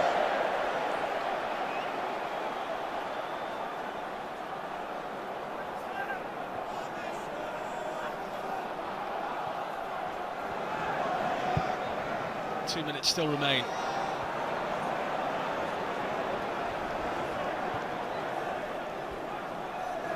Certainly not been Liverpool's most fluent performance of the season. They will feel hard done by.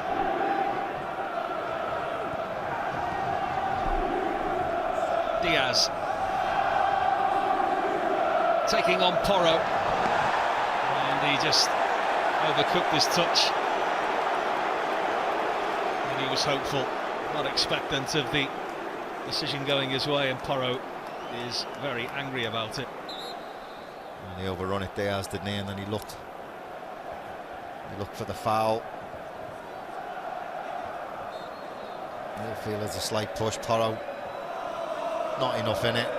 There is contact, but Diaz goes down far too easy. To Porro's frustration.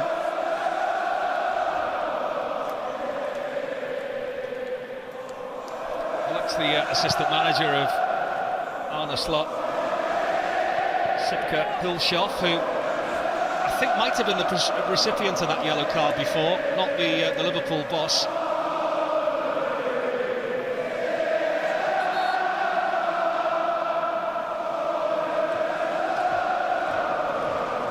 But he will feel that they had the ball in Liverpool's net prior to what looks like the winning goal in this tie tonight.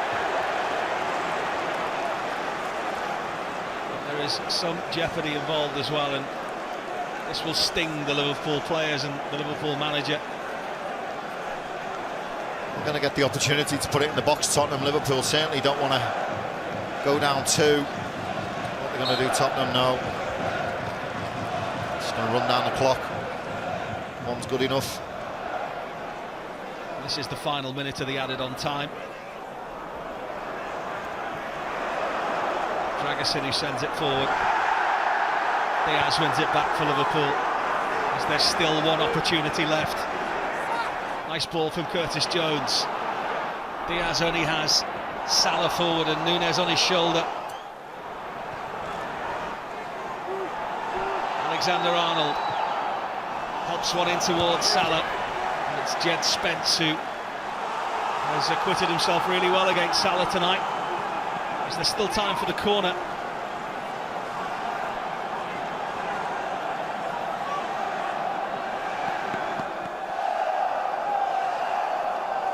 Trent Alexander-Arnold then, with what looks like the final delivery of the night.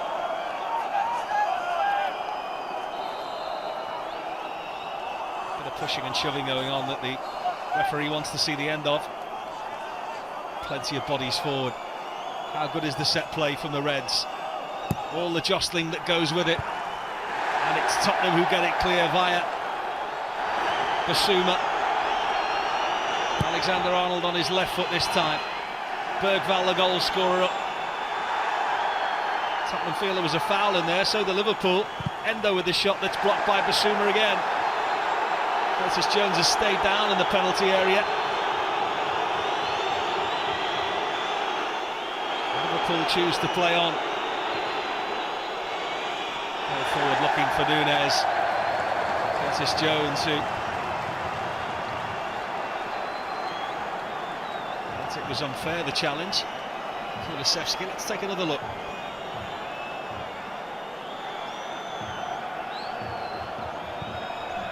Sloppy from Kulusevski on it, pull of the shirt, maybe not enough. Tottenham still allowed to play on here, and is there still time for a second for them? Konate comes across and Alisson collects. And that is the end of the first leg tonight.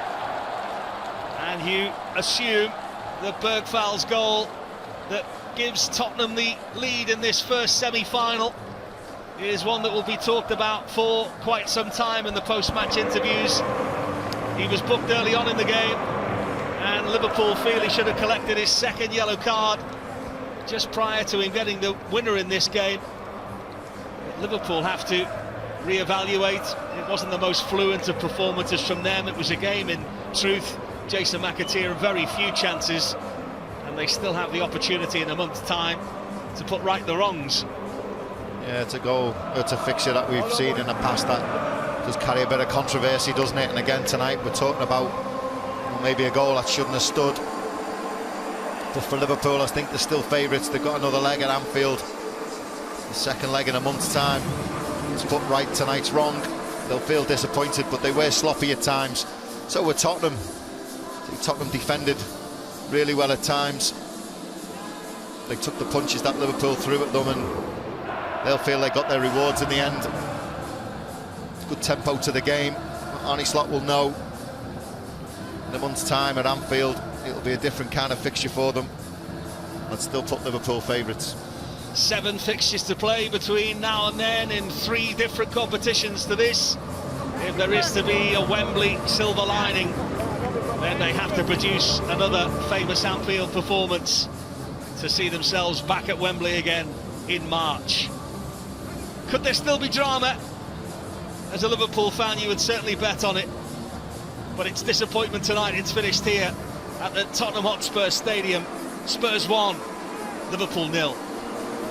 Well, it's time for another of those famous Anfield nights. It's time for another of those famous Anfield comebacks. Liverpool trail 1-0 from the first leg of the Carabao Cup semi-final. A month ago it was that the sides met in North London. Tonight the second leg is on Merseyside, and it is at a raucous and rowdy Anfield. Get the feeling Liverpool want to turn this round, Jason McAteer. It's been a long time coming, John. Just under a month we've had to wait to turn around what was a controversial win down in London.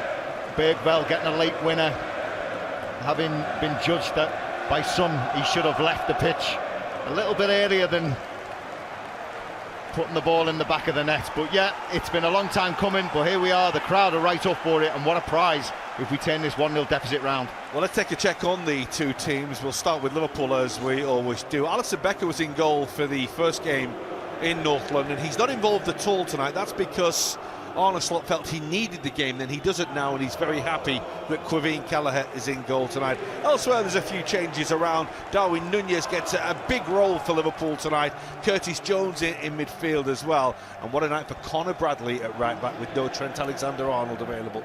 Yeah, the Quevin Kelleher one obviously raised an eyebrow down in London, John, when he wasn't picked to play in the side. But like you said, Alisson Becker needed some game time, and the manager doesn't really play on sentiment. That's what the top managers are paid to do, make big calls, make tough decisions, and Quevin had to sit on the bench. But he gets an opportunity tonight, and as you said, Conor Bradley as well in that right back berth with the missing Trent Alexander-Arnold, who probably would have played tonight, but he's deputised by a very able and very good Conor Bradley.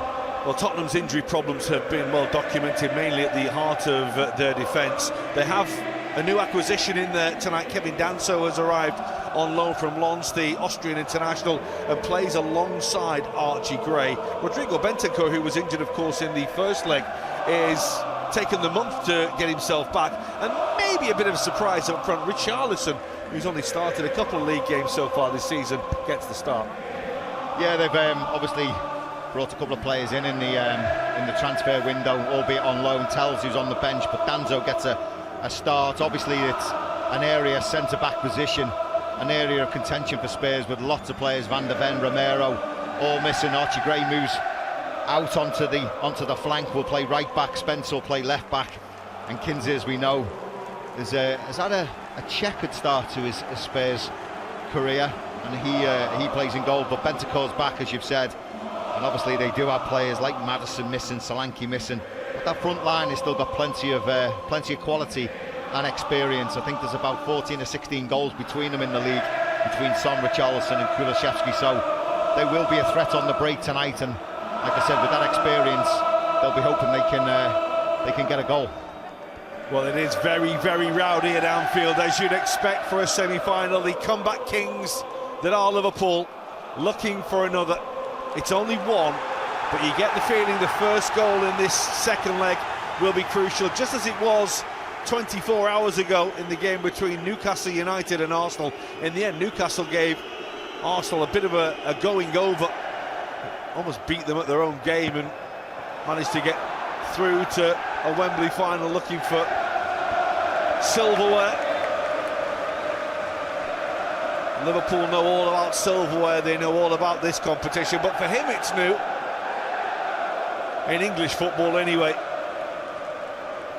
But he has his side very, very focused. That's Ryan Gravenberch. He'll get the ball back here, but was just outside his reach, only able to poke it on. That's Van Dijk. We'll be very aware of the threat of Richarlison tonight.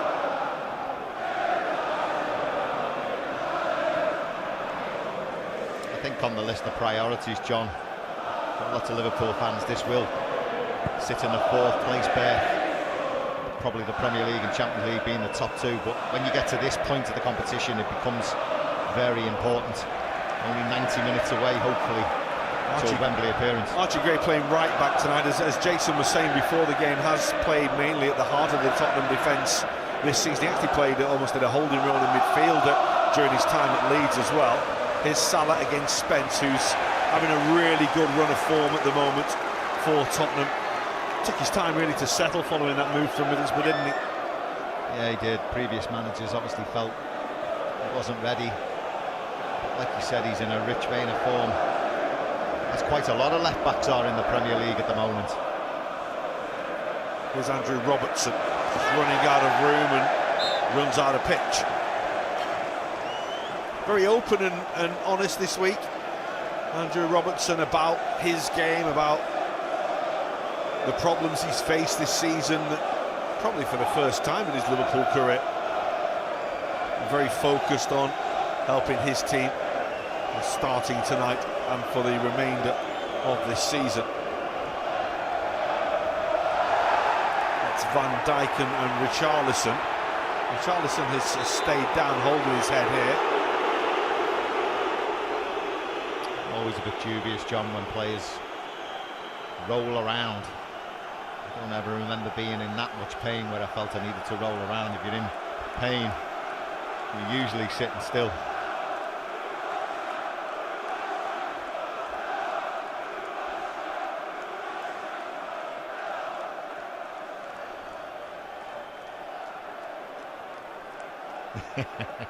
Contact, but not a lot.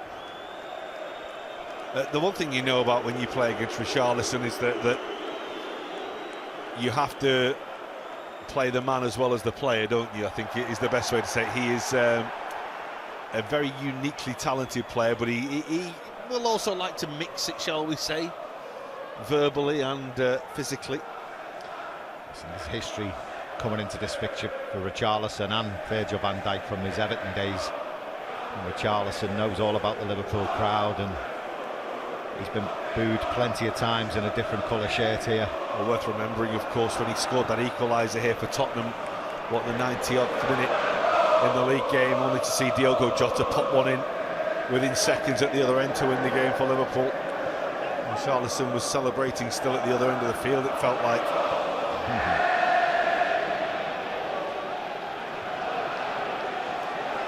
One thing Liverpool are more than aware of is that he's a very, very talented footballer. There's Bradley.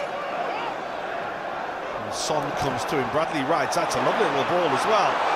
Salah for Nunez, but Antonin Kinski will come and gather. The young Czech goalkeeper, who was outstanding in the first game, it must be said. Had a great start to life at Tottenham. Had a couple of wobbles since then. Yeah, I worked on that first game. He played more like a centre-half. I thought he was better with his feet that night than his hands. He was very accomplished. Kinski will clear the ball up. That's Konate. It will come to Dejan Kulusevski. Jones steps in with a challenge there. Here comes Gray. It's a lovely little ball that's played in towards Richarlison, but Konate did enough. And Gravenberch will carry the ball away. Good toe from Bissouma. I just feel like it's quite an open game, isn't it? Nice pace to it, nice tempo. Both teams want to play through the lines of pace.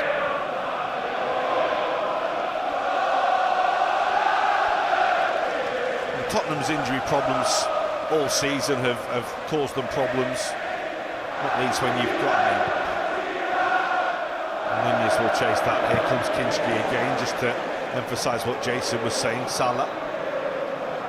When you lose Van de Ven and Romero, who was so good last season for them, it's always going to affect you, but it's then a failure to adapt, is it, to not having those players available that's been their problem? It's a good defence and certainly two consistent centre-halves, so your foundation, aren't they? And right through the spine of the team, you're looking for strength. And missing them two players has obviously really affected them. I mean, Archie Gray's played centre-half, which is not his favourite position. He's actually played out of position more than played in his favourite position. In long term, I think he's seen as a... Oh, it's a lovely touch by Nunez. And it's going to come to Salah! And the little deflection made it kind for the Czech goalkeeper.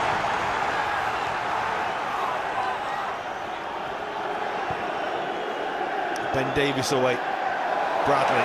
Super take.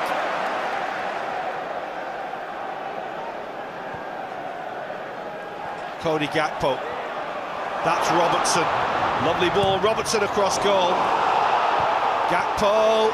Szoboszlai. Good challenge by Son. Needed to be as well.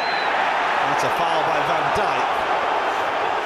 Well, Liverpool have just ploughed on the pressure there, but to be honest, John, I think the manager, Postecoglou, would be saying to his goalkeeper, just settle it down.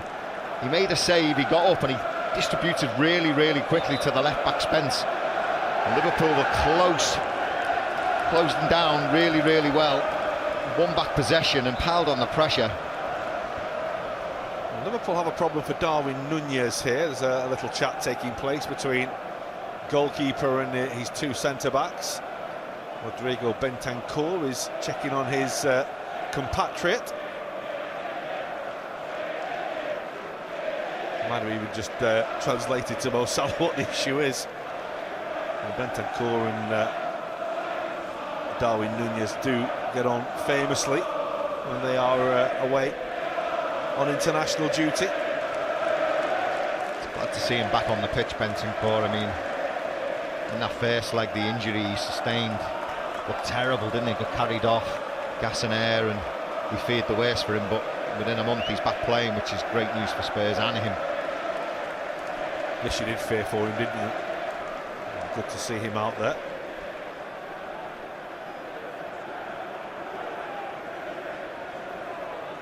Nunez will be okay, you'd imagine. Maybe just overextended the ankle joint a little there. Possibly one you just run off, isn't it? But you would in my day.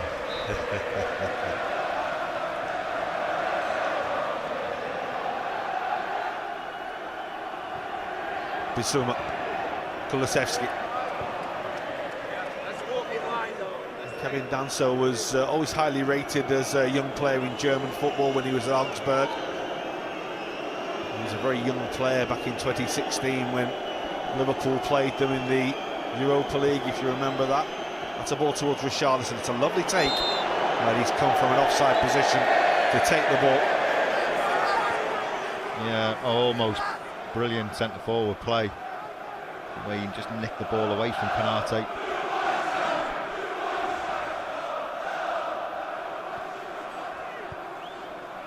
There's Ibrahim Konate. I was watching a clip the other day of Emil Forsberg, his former teammate at Leipzig, doing his best players ever and best players now, and he said, who's the best centre-half in the world right now? And without hesitation, he said Ibrahim Konate. Wow. Man. Oh, that's a mistake, and it's a good challenge by Davis to clear the ball away to Kulusevski. They got away with one, Spurs. I mean, he was so short, wasn't he, Archie Gray? I don't think he really wanted the ball. Just tries to play it out wide, gets intercepted, but they managed to clear it. Ben Davies has always been game, hasn't he? He's a tough competitor.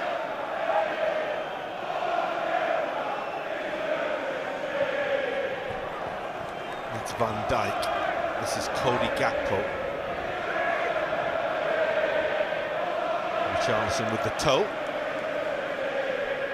There's a tempo about it, there's an intensity about it, this game, inevitably.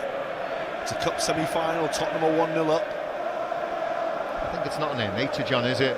Under Postecoglou to sit back and defend a 1-0 lead. I just don't think they're equipped to do it.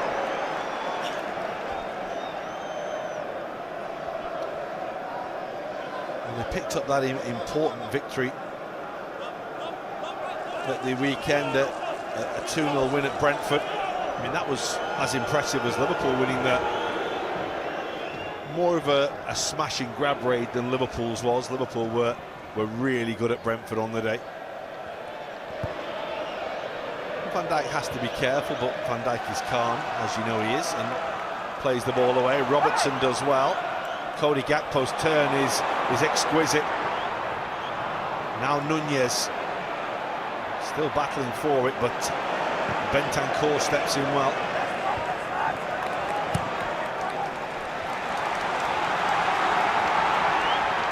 Jones. Space is on the far side of the field where Conor Bradley will start to advance. Salah. Bradley goes again, lovely ball. And Liverpool have the game's first corner conceded by Ben Davies.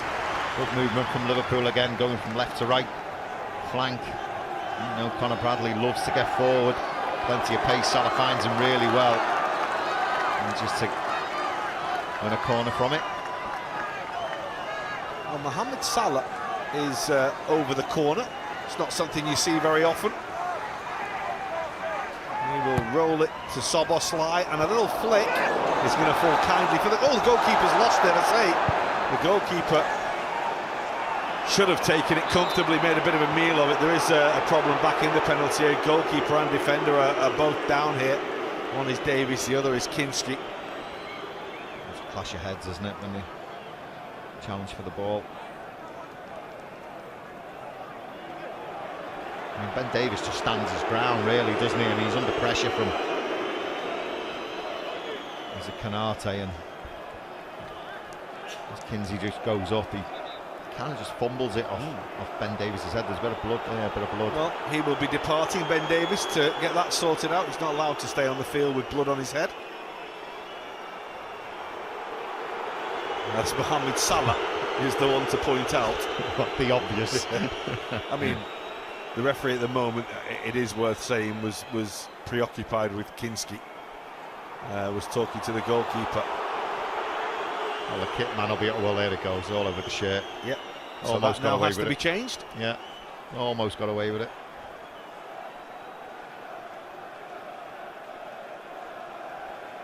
Bit of a shot, get that out.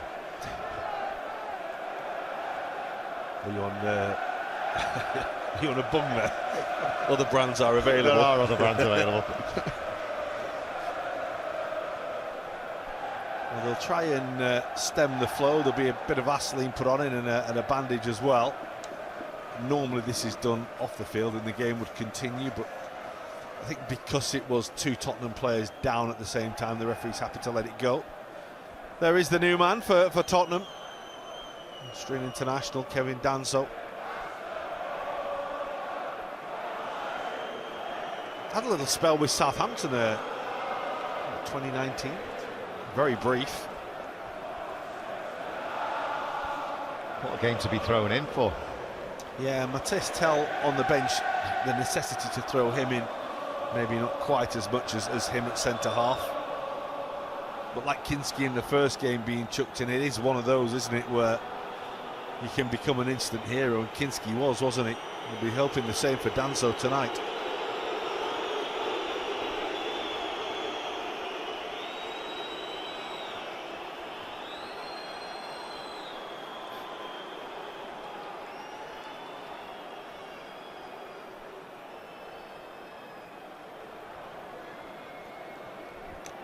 Well, Davis will be okay. Kinski is okay, by the way. He's on his feet and is getting ready for the resumption. Ben Davies has to go and change his shirt, of course.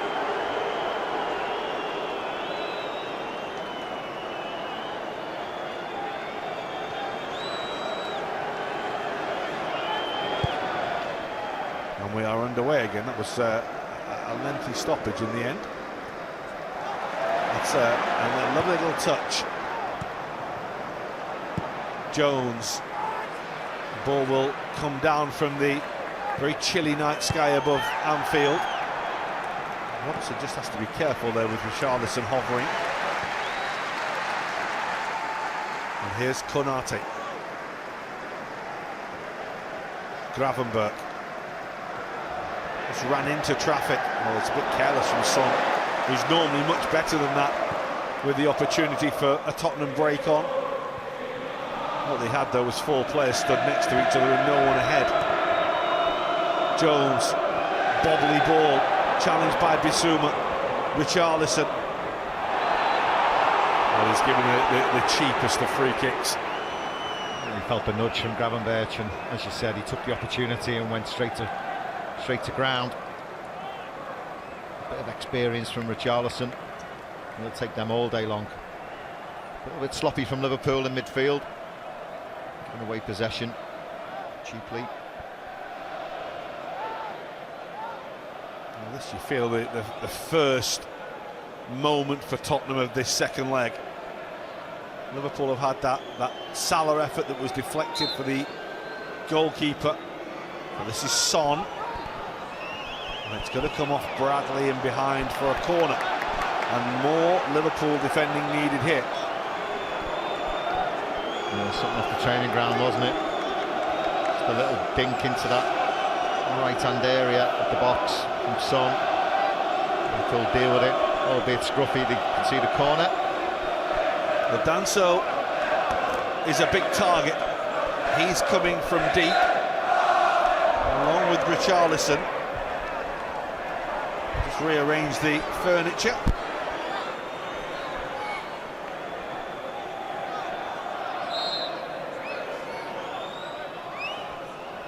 Son with the corner. Tottenham would love to get themselves a clear cushion in this tie. The second goal would really get them dreaming of Wembley. It wasn't the worst idea in the world, the ball, but it was horribly overhit. Here's Szoboszlai. Lovely ball for Gravenberch. Now Bradley. Salah. Tottenham back in numbers. Working very, very hard early on here.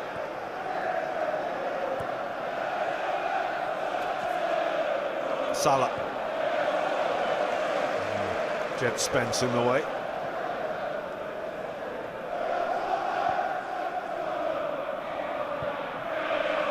Robertson. A little ball was attempted to be put towards Gakpo. Kulusevski in the way. Tottenham are on their guard here, sticking with their men, working hard. Up to Liverpool to find a way through. Salah for Bradley. He's run over the top of by Sarr.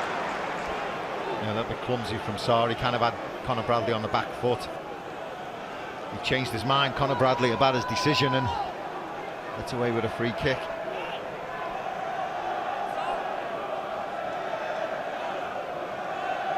Well, so it's handy when he's out there to deliver balls, but once he hobbled off at the weekend, I think it was inevitable he wouldn't be available tonight.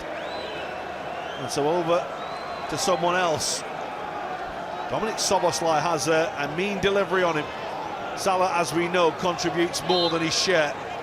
Liverpool would like a really good setup here. Szoboszlai takes, good header away by Spence.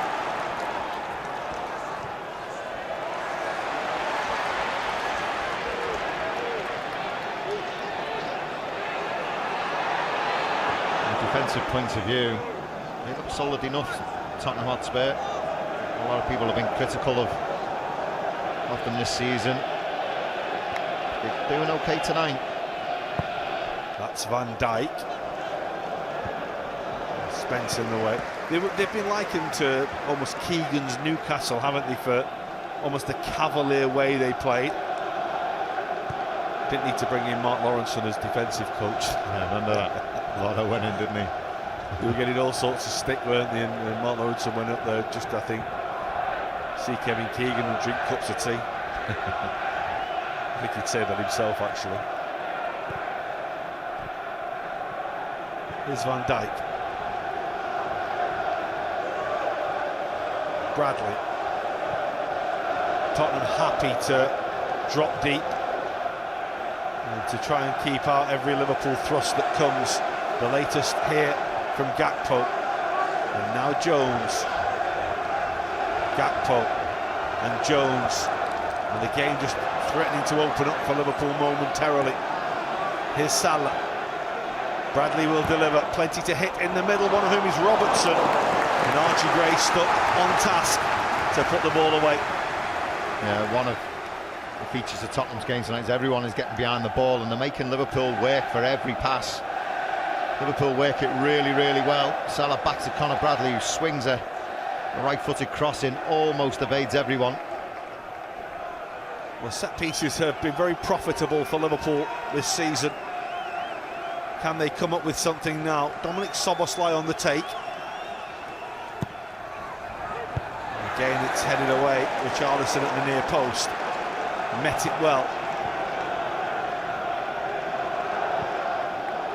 Bradley for Gravenberch.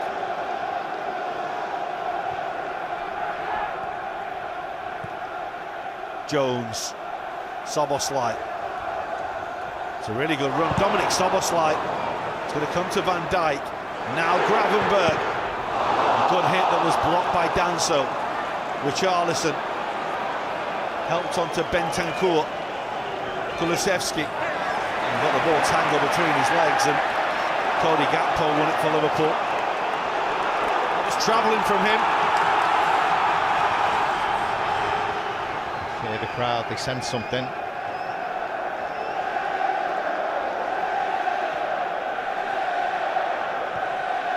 Liverpool have looked useful down this left-hand side so far. Szoboszlai, all a little tight, robbed by Bentancur. Nice play by Richarlison to maintain possession. Not the best ball in the world. Gray will have to go back to his goalkeeper, Kinski.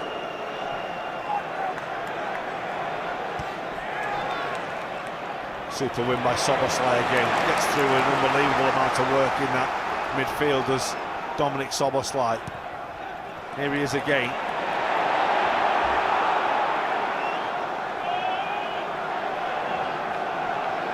Robertson.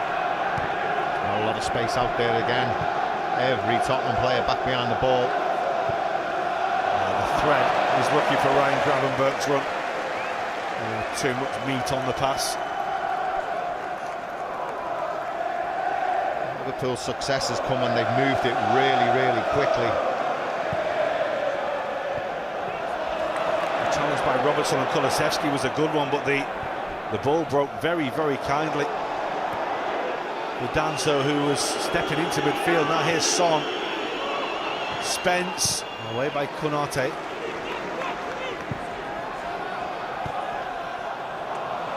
Salah kept the ball in play, but he's put it out for a corner. A miscue from Mohamed Salah. Tottenham's turn to probe again.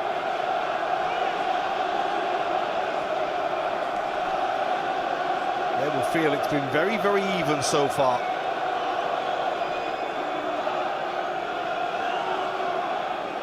Son will take.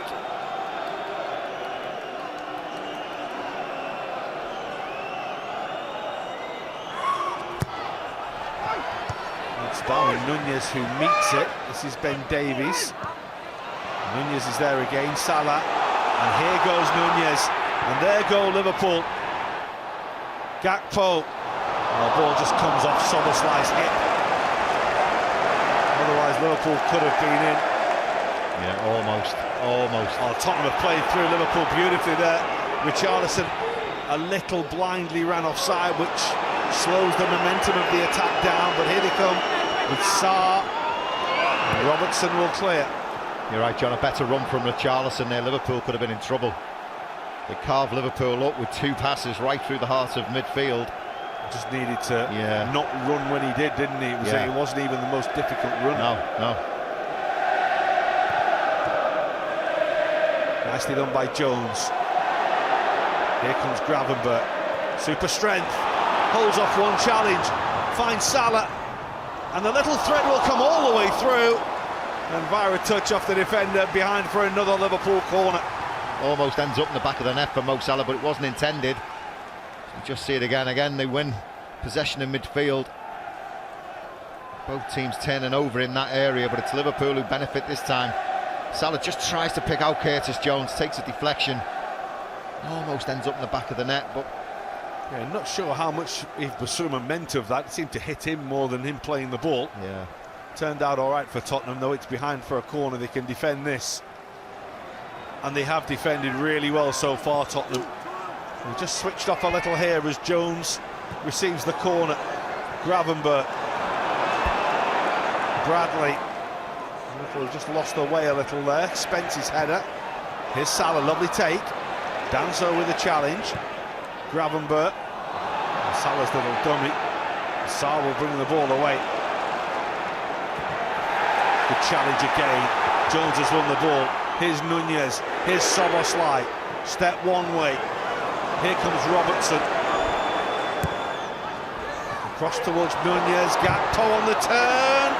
And still. And Nunez! The defender got in the way, and here comes Richarlison. It's 2 against a number of Liverpool players who are waiting for support. Kulusevski's carried the ball a long way here. He's got himself into a bit of an alley, but he's done really well to win himself away and win Tottenham a corner. Brilliant from Tottenham. Everybody back defending. They were defending for their lives at one point, throwing everything on the line. From a Liverpool corner, Gakpo almost turns, swivels to get the shot away, and then Tottenham go from one end down to the other and win a corner. Great defender from Tottenham. Archie Gray with a great block. Now he's in the other box trying to score. Well, there's a lot of traffic to get through for Quiveen Kelleher here, as Kulusevski delivers the corner really well, but Darwin Nunez again is there to head the ball away, as I think he has with every Tottenham corner so far. One thing you know from him is that you're going to get wholehearted endeavour.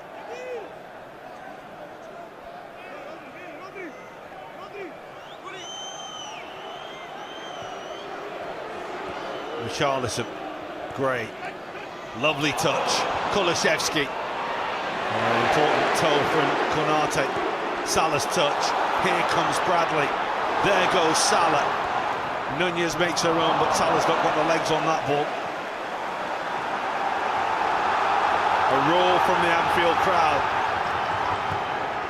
wanting Liverpool to continue to push. Jones.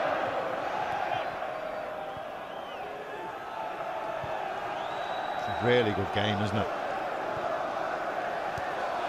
Salah. Bradley.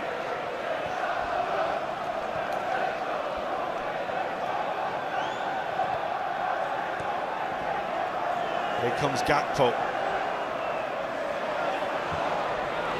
Delivery towards Nunez, who met it really well. Couldn't direct it away from the goalkeeper. I think it's the first time in this first half that Liverpool have managed to put a ball in the box and find a player. It's Nunez, it's just behind him, he just can't generate enough power and direction to challenge the keeper. But it was a chance. Kulusevski, again Liverpool working overtime, Darwin Nunez working overtime to win the ball back for Liverpool. Here's Ryan Gravenberch. Salah. The thread. Szoboszlai, goal! It's offside, it's not going to count.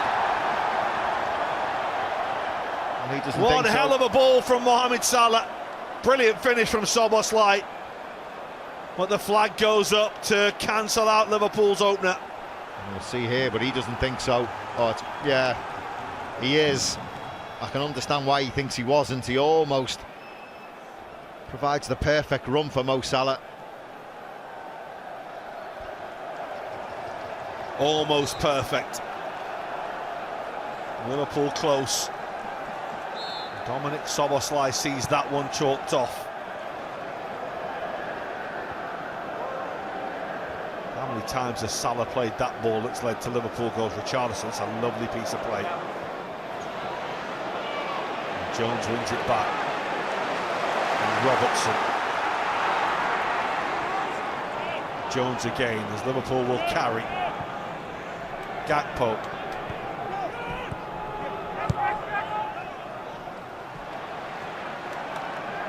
Wasn't even a need to get VAR to explain that one, was there?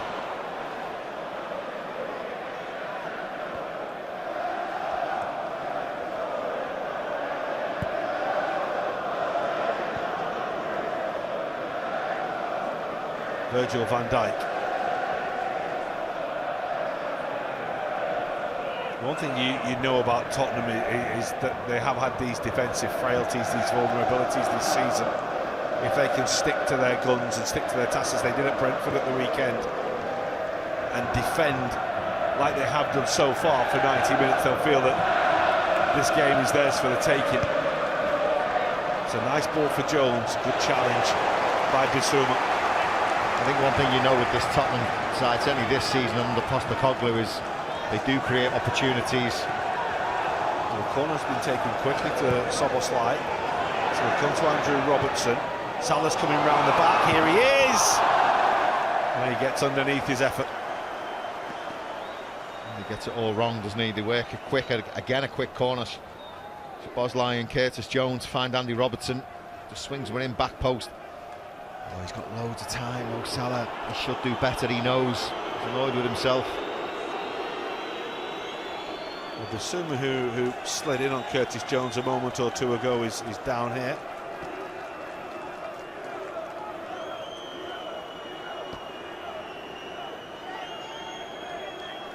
It's the first ever meeting between these sides in a domestic competition.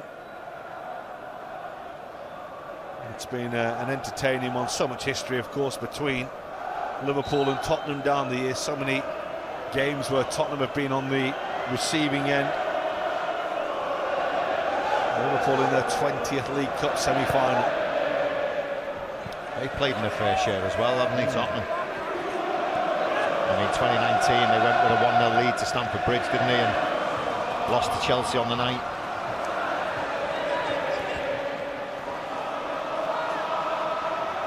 Here's Darwin Nunez, Liverpool winning the ball high. How can they turn it into an opportunity at goal? Jones. Richarlison again doing so well. That's what he does so well. Not a good ball by Bissouma though. Just tried to force it a little. And here's Salah for Liverpool. Can the turnover turn into something special? Gakpo, goal! Instinctive from Cody Gakpo, levels the ties. He just can't stop scoring at Anfield right now. What a time to bag another. You just felt it was coming. Szoboszlai only 3 or 4 minutes ago had the ball in the back of the net. It was ruled offside, but this time it counts. They worked the ball out, Liverpool. Núñez, in fact, was going to put the cross in and decided not to. I think it was only Gakpo who was in the box. Comes all the way out. And then they work it really, really well. Salah gets a one-on-one with Spence. It hasn't happened too often outside of the right boot. Núñez misses his lines with an overhead kick, but comes all the way through to Gakpo, who takes his opportunity first time. Brilliant. He's Great scored finish. in his last 7 Anfield appearances. He's got 10 in the last 10 games he's played here. He's Liverpool's king of the cup this season, is Cody Gakpo, and that one is absolutely priceless. Big, big goal. The ties all level, and that gives it a whole new complexion.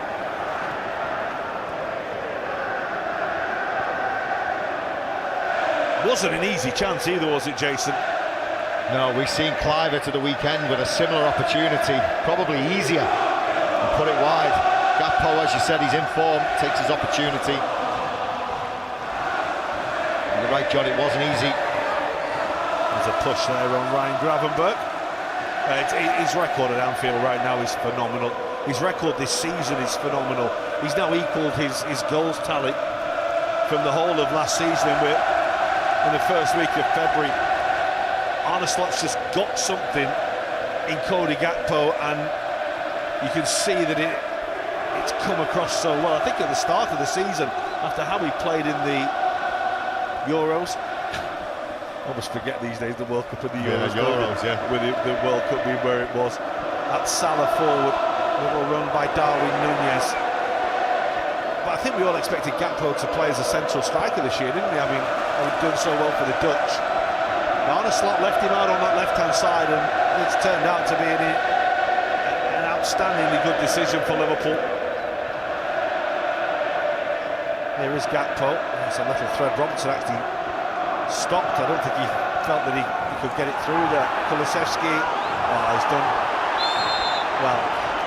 If it did go out, it must have been margins, and he's done ever so well to actually work his way down the line. He's really unlucky. Just going back to Gakpo, he does play on that left-hand side for his national team. He does look a lot comfortable there, more comfortable. This is Gravenberch. Salah should be the goalkeepers, and is. And you're right, he probably wasn't the manager's first choice at the beginning of the season. He probably was looking at Luis Diaz. Fair play to Gakpo. He's let his football do the talking, and his numbers have been brilliant. And to be honest, you can't leave him out. Liverpool have won it again, and here's Szoboszlai and Ryan Gravenberch. Here is Gakpo again. It's going to come to Gravenberch. A bit more zip about Liverpool's passing now. Robertson. You felt that Liverpool were just putting the foot on Tottenham's throat. Here they come again. This is going to come to Cody Gakpo again. And plenty of white shirts back. Robertson's delivery away by Danso. Konate. Early for Salah. Early for Bradley. And the cover by Ben Davies is good. You're right, John. I think there was a few cracks starting to show in that defence, wasn't it, from Tottenham? Liverpool had the ball in the back of the net, and Núñez had a header on goal. You just felt the resilience was starting to wane from Tottenham. Well, I think we always thought Liverpool would score in this game tonight. Tottenham always concede at Anfield. And since they got a 0-0 draw here, some 13 years ago, I don't think Tottenham are made for 0-0s these days.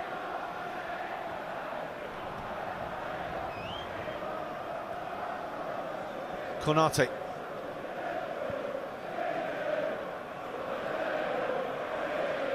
Van Dijk. Bradley. Van Dijk's continued his run here into the penalty area. Salah will be annoyed that he's put that straight at Son. Well, Bradley with a brilliant tackle. Son felt that one. Great commitment from Conor Bradley. It was another Mbappe moment, wasn't it, for Conor Bradley? Just showed him the ball, Son. Great tackle. He's left him in a heap. Oh, outstanding from Conor Bradley.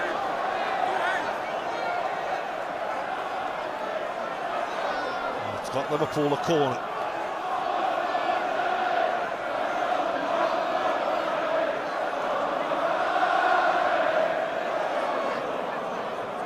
Liverpool very much on top at the moment. Good header away by Gray. Tottenham are having to dig in here.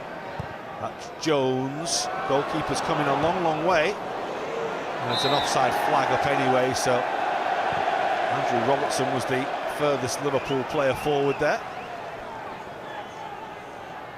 Well, it's one of those goals, isn't it? One of those moments, Jason, where you just have a bit of a swing, is it? But you swing with style and you swing with purpose, and when everything's going right for you in front of goal, it continues to go right. It was a difficult opportunity for Cody Gakpo, made by Mo Salah again, another assist for him.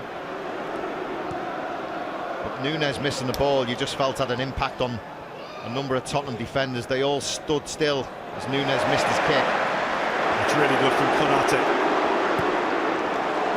Gravenberch with a beautifully weighted ball for Salah. 4 in the middle.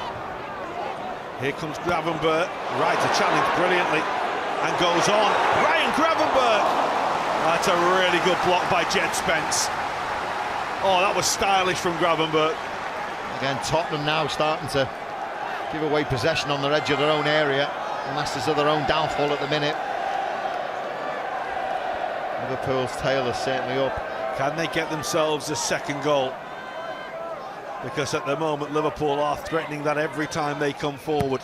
Szoboszlai with the corner. Salah's take is out of this world. Jones, Gravenberch. It's going to come to Szoboszlai. Richarlison is the player with him. Szoboszlai rides in brilliantly. Can't quite get it to Salah. He just overcooked it, didn't he? Nicely done by Richarlison. He's so good on the ball. A little toe from Robertson will just slow the momentum of the Tottenham breakaway. Kulusevski had to check and wait for the ball. Danso will go back towards his young goalkeeper. I just feel Tottenham need a little bit of possession. Well, he might have it here. It's a lovely ball by Danso to Kulusevski, who's got the opportunity to come inside and shoot for goal. A bit of a wild effort in the end. Yeah, willing runners Tottenham there as Kulusevski drove into the heart of Liverpool's defence. They all backed off, inviting him to shoot. High, wide and handsome.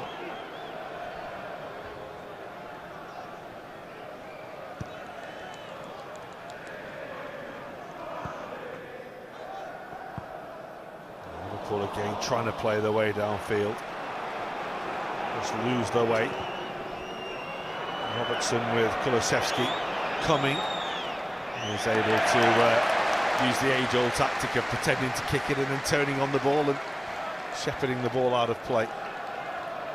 Will he be happy? I mean, you're always happy when you're winning, but... And they're going in, level pegging. It was really important that Liverpool got that first goal. I think you're right. First goal in this match was going to set a precedent, wasn't it?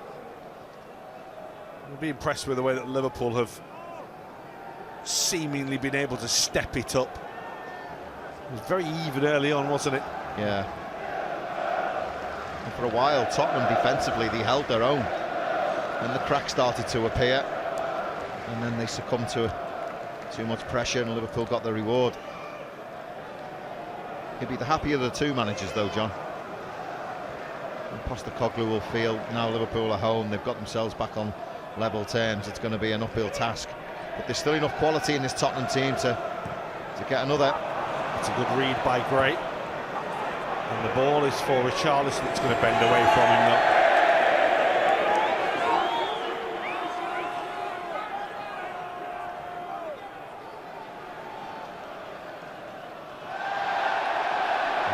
So he's down now.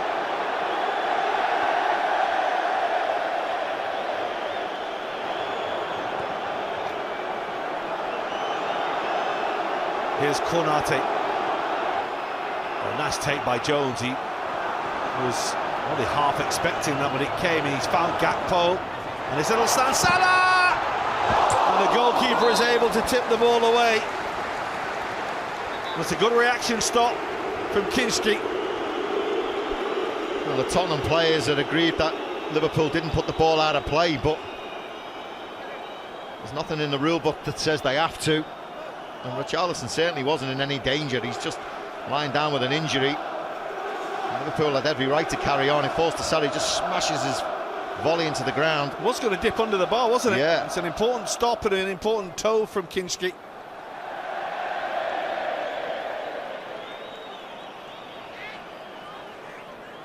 Well, he's missed a lot of football this year, as you say. He's only started 2 league games, Richarlison, missing most of the season, and you get the feeling that his race is run here, and his reaction would suggest that his race is run. And so Tottenham, who are a little short in numbers, will turn to the newest acquisition, Matthias Tell, who's Bayern Munich's youngest ever scorer at the age of 17. He's only 19 now, turns 20 in April. Hardly featured this season for Bayern. A couple of games in the Bundesliga.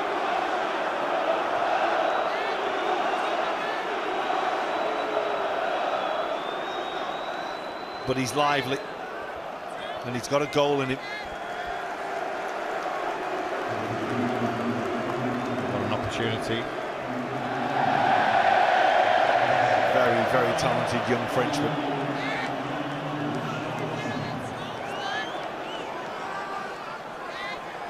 Well, Liverpool have a corner after another delay. I say it's a good time to score just before half-time, don't they? Far away from Andrew Robertson, getting a flick on that Soboslai. That's a good old-fashioned up and under goalkeeper. Oh, he's gone to punch the ball away, and it was unconvincing from Kinski. Very unconvincing. Ever since he went to catch the ball from a Liverpool corner early on where he clashed heads, he's come now in similar circumstances and punched. I mean, Virgil van Dijk's going back to his position. There's no one around him. There's absolutely no reason why he shouldn't have caught that. He's obviously been rattled from the challenge early on in this game.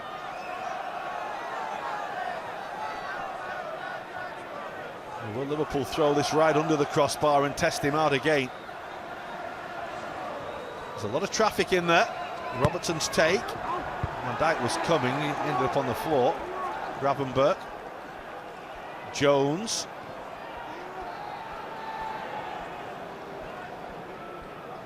Bradley will need his goalkeeper hit.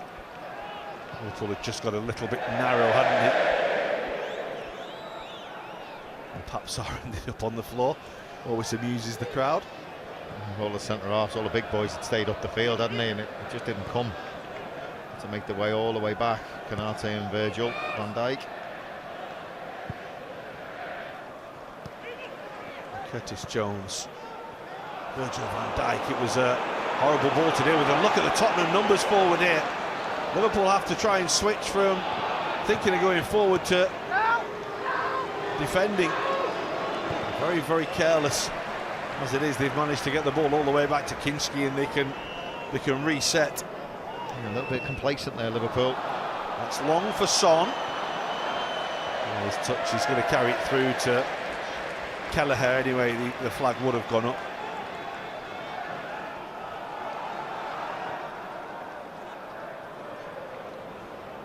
Gravenberch.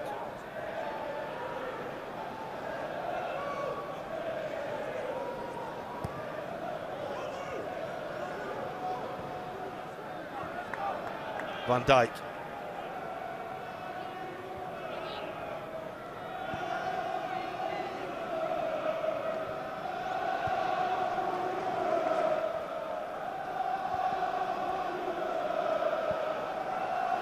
He's the Liverpool captain again.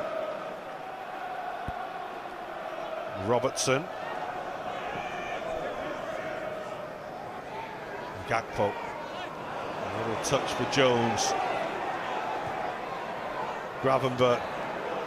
Bradley. Delivers early. Here comes Jones, and it's a really, really good defensive header by Jed Spence. Needed to be two. Yeah, he's seen the runner, Curtis Jones.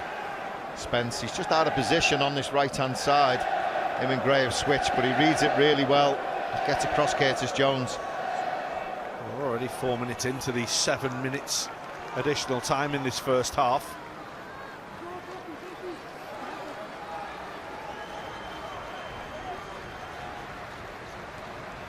It's been all Liverpool, particularly since they scored, as Szoboszlai takes the corner. Jones. Bradley. That one's not going to... Need a bit of fade on that, didn't he? Yeah. a little bit of cut it needed.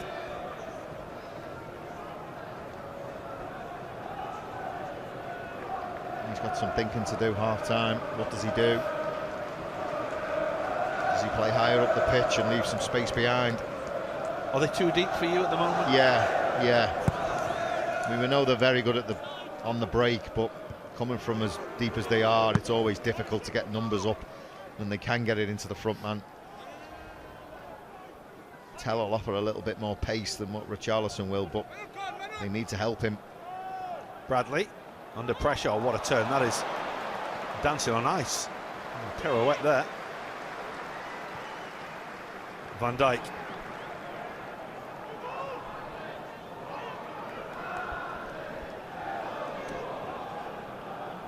Konate. Again, Gravenberch stepped forward into that sort of right-sided role where he is at the moment. He'll step back into the centre of midfield now. Liverpool have the ball there. That's what he tends to try to do, to help the ball forward. He links up well with Salah. Gallagher's going to go long here. Andrew Robertson again was Liverpool's furthest player forward and was offside. Good decision making from Vivian Kelleher. It's all right playing out from the back when there's something not on. Nothing wrong with going long. Son. Sarr. Game's hard for Tottenham at the moment. When they're in possession, they're just trying to get the ball and take the sting out of the pressure that Liverpool have been putting on them. Can they find a way further downfield? What they do lose is, with Richarlison not being on the field anymore, of course, is that it's not nastiness, is it? Sort of narkiness. He's a pest. He's hard work to deal with. Tell's not quite the same sort of player. Here's Salah. Here's Bradley. Got a double kiss off him. Be a goal kick that. Jed Spencer's been outstanding, but it's Liverpool who have the edge. Cody Gakpo, who just can't stop scoring in Anfield, has the goal. It is what Liverpool have deserved, but now it's a question of whether they can kick on from here. Yeah, you should think so, John, but a really good first half of football. Both teams really entertaining, and you know, both added to this first 45 minutes, but it's Liverpool who break the deadlock. A resilient Spurs. Just the crack started to just appear, didn't he, before Liverpool scored. Szoboszlai had the ball in the back of the net and it was ruled offside. Nunes had a header, and you just felt Liverpool were knocking on the door, and they get their reward by a really good goal from Gakpo, and Liverpool probably deservedly going 1-0. Yeah, half-time at Anfield. It's one apiece on aggregate because it's Liverpool 1, Tottenham Hotspur 0. Welcome back to Anfield. At the moment, with one half of football remaining in this semi-final, we're actually nowhere near finding who will be heading to Wembley to meet Newcastle United in the Carabao Cup final. Liverpool have cancelled out Tottenham's goal to make Tottenham's route to the final a little more difficult and to ease their own concerns, but it's still incredibly tight, this game. Here's Cody Gakpo, the scorer of the game's only goal so far. Nunes come to Salah. It does come to Salah, who nearly squeezed it in that near post, but the goalkeeper reacted well. And the keeper gets down to his left. Salah asks him the question. Might have crept in. It's a good start to the second half. Exactly what the manager slot will want.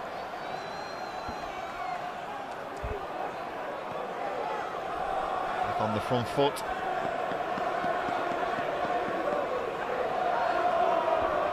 Andrew Robertson with the Liverpool corner.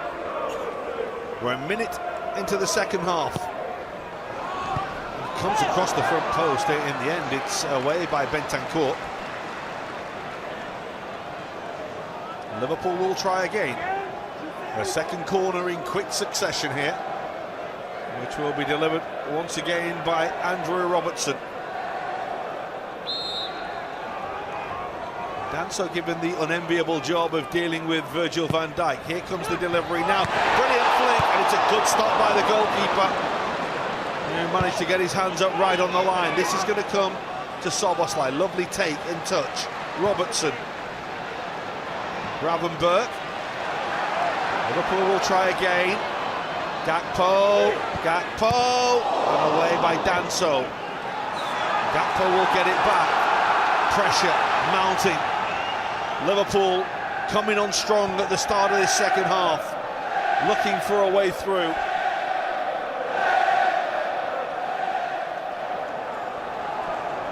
Could turn out to be a very important stop by Kinski. Kelleher looks long. Danso's header. Gravenberch for Salah, his touch a little heavy. Now where's that going to go? Davies with a header this time. Nunez will get the ball back, but there's too much traffic between him and the penalty area. Matthias Tell. It's a foul by Szoboszlai. Yeah, he tried to play advantage. Spence done really, really well. Kinsey's been the busier of the two keepers, certainly in the open exchanges. Great header from Szoboszlai. It was straight down his throat though. Pushes it away. It's not convincing. Sometimes if you keep it out, it doesn't matter, does it? As long as you keep it out. Bissouma. That's nicely done. Little thread was looking for Kulusevski. Away by Robertson. And what was interesting is when Tottenham cleared it from the corner, Tell was urging his teammates, his Tottenham teammates, to get up the pitch.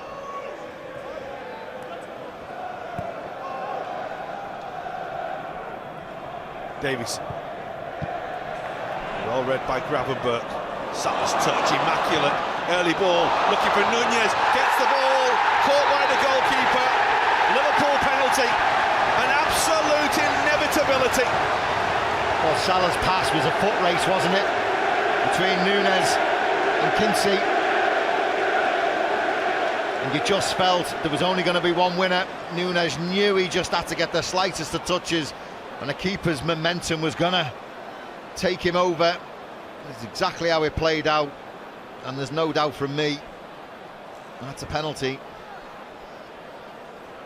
Well, Tottenham will debate, discuss, but I don't think there's any way that that one's going to be overturned. And he's had a rough night, hasn't he? He's been asked to do a lot of work, certainly in that first 45 minutes. In the opening exchanges, he has been the busier of the two keepers.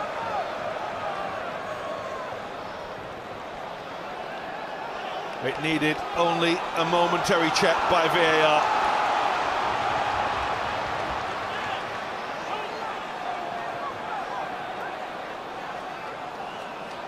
And so it is once again over to Mohamed Salah. Long since crowned as the king, Liverpool look to him once again to provide another moment. Salah against Kinski, and scores brilliantly.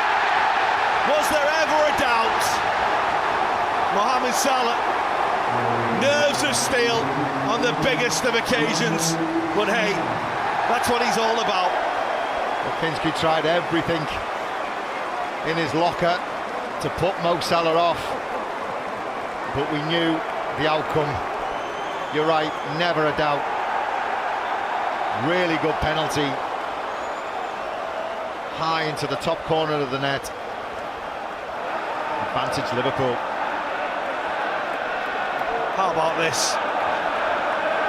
You will not see a better penalty. Even if the goalkeeper goes the right way, he's getting nowhere near that. And once again, Mohamed Salah delivers for Liverpool. We've said it many, many times before. Liverpool, with the goal that their start to the second half has deserved. And Tottenham now will have to really dig deep, because Liverpool are really dominating this game right now. That's Bradley.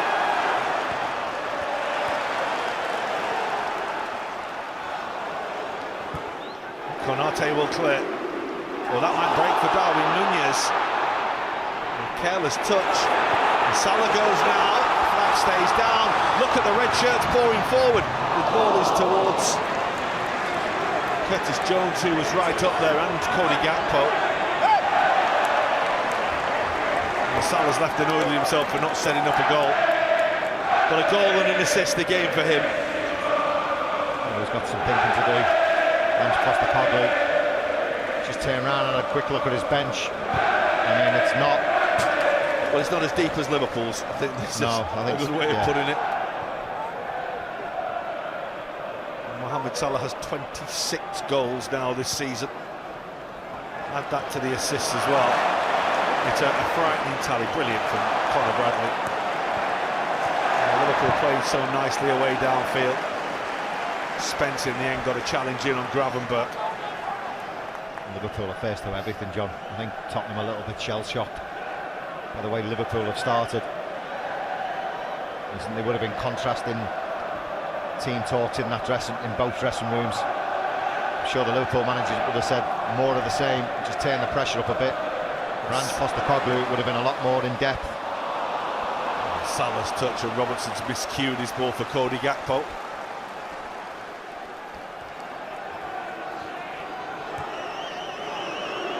That's for Bissouma. Gray carrying the ball nicely. The challenge was by Jones. In steps Soboslai.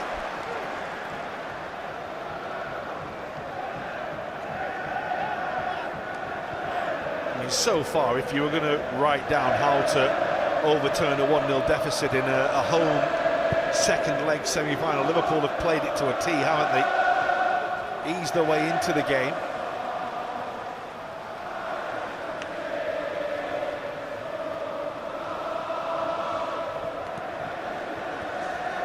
It's a beautiful turn by Kulusevski. Tell goes now. Son is arriving. And he went for the strike across goal. Got a deflection into the side netting. There's a Tottenham corner. Good run from Tell. Times it to perfection. He's a lively character, Matthias Tell. He's only 19, but he's very, very vocal, very, very confident. Tottenham have a corner. Look like they're really going to try and test Kevin Kelleher here as Kulusevski throws the ball in under the crossbar. And once again, Darwin Nunez is there to head the ball away. Bentancur. Spence for Sarr. Heavy touch from Spence. Gravenberch goes and wins it. And here goes Salah. And a lot of work to do. That's a good challenge by Sarr.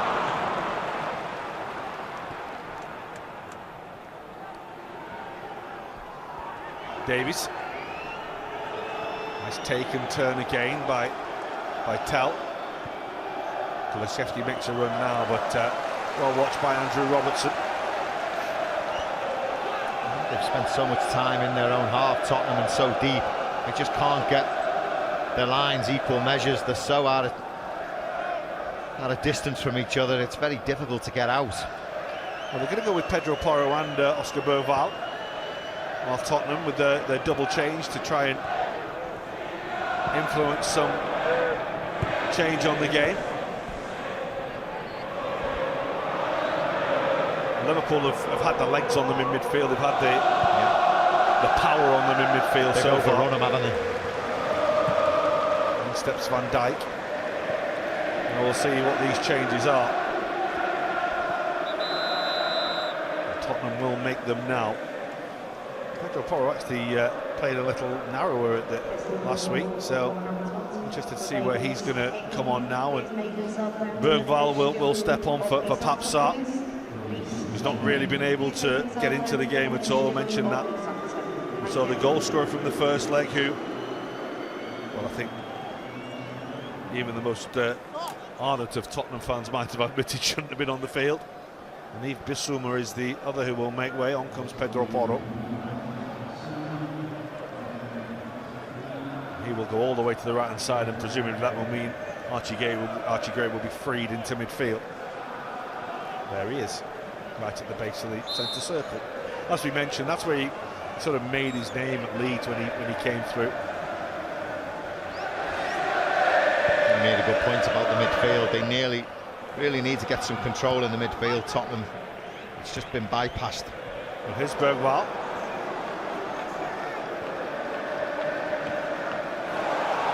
Spence. Plenty forward here for Tottenham.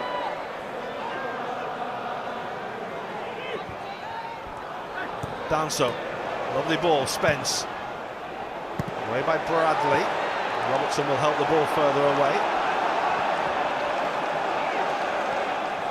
Pedro Porro. Spence. Oh, look at this Tottenham rejig in a minute. Spence at the moment is seemingly playing on the right wing. Kulusevski's almost come over to the left-hand side. Gray at the moment is Tottenham's left back. Whether or not it's a three at the back. Yeah. I think he's gone for numbers in midfield, hasn't he? That's Kulusevski. As well. And Son. Kulusevski. It's going to come back to Bentancur. And that's nearly got into the second tip. Well, the rejig, as you just said, it looks like he's gone three at the back. He's put more bodies in midfield so they can compete and cope basically against the rampant Liverpool midfield. He's just overrun them so they can gain more control and possession in that midfield and hopefully supply it to the forwards. Last 3 or 4 minutes has looked promising for Tottenham.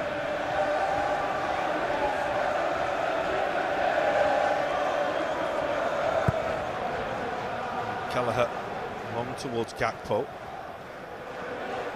The ball will run through to Kevin Danso.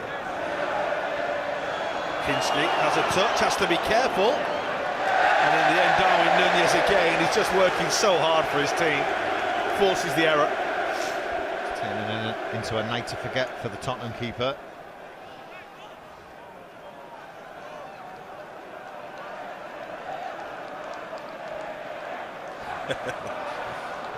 Salah and Conor Bradley were just working out what to do.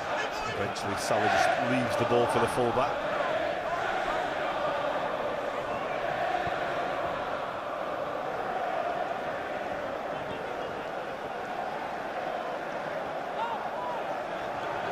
Well, they are trying to press higher now. You see Bergwijn there really stepping forward from midfield. Kulusevski now playing very, very narrow, just behind Matthias Tell with Son. And really, as Jason says, congesting that midfield area. Bradley, lovely from Salah. It will break here for Curtis Jones. Gakpo says, give it to me. Gakpo gets it. Szoboszlai! And he just didn't get the power he wanted or the placement. And they were queuing up. Again, they cut through the Tottenham midfield, even though they got more bodies there. Curtis Jones drives really well. Curtis Jones, little flighted ball in from Gakpo.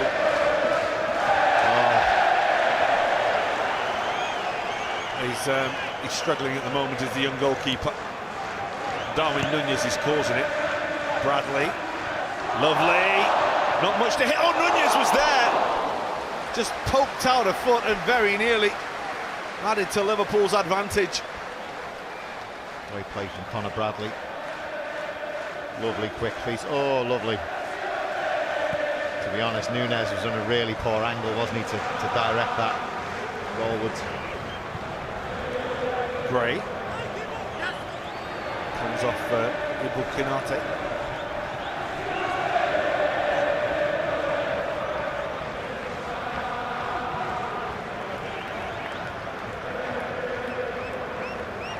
Szoboszlai, Salah again, always available, always willing to get Liverpool going again.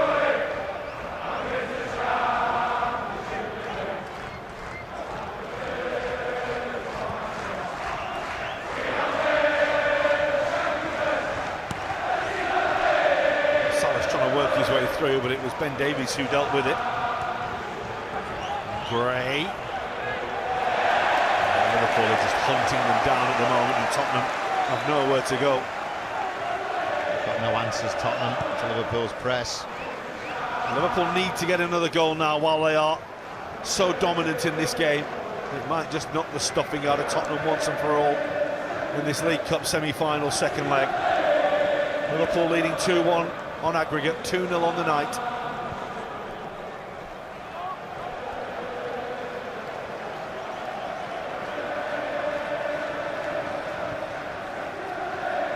Looking long for Szoboszlai. Header is by Davies. Here comes Salah again. Helped on here towards Cody Gakpo. Oh! And it's a woodwork this time. You're almost surprised when he doesn't score now, when he gets into those areas. Salah drives in field. Again, Curtis Jones involved. Oh, the woodwork saves them. Great play from Liverpool again. Pace, precision, great movement.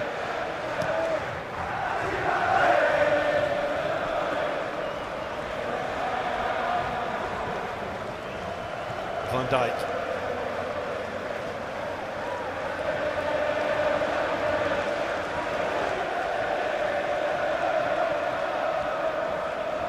Bradley, Salah didn't have anywhere to go, and Bentancur able to take the ball off his toe. Danso.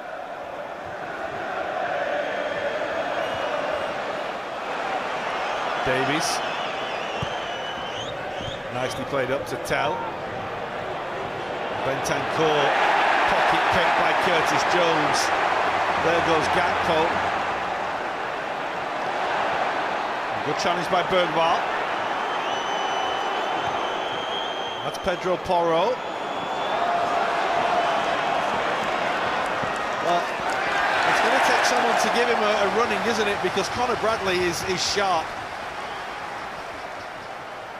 He's aggressive as well. Tell put him under enormous pressure there, but he stood up to the challenge. Yeah, ask Kylian Mbappe about how aggressive he is. That's Son. That's a good old-fashioned tackle, isn't it, that he's got there? Yeah.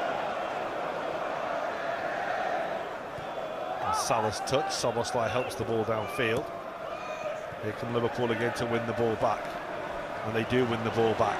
And Gravenberch helps it on to Nunez.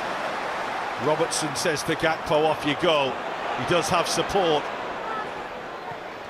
And in the end, just maybe tried to be a little over elaborate. Son did really well. Just want it more, Liverpool, don't they? You see the reaction of Son there, just shaking his head. I know. His body language, normally such a positive character. Super touch by Szoboszlai to take the ball from Matthias Tell. They're just relentless, Liverpool, aren't they? When they haven't got the ball, they're in your face press. I mean, Bentancur before, he was asking his teammates why he never got a shout. What makes him think there's not going to be a Liverpool player closing him down? It's a foul by Bergwall, who's just a little over physical in the middle of that midfield. That's what got him in trouble in the first leg, should have got him sent off.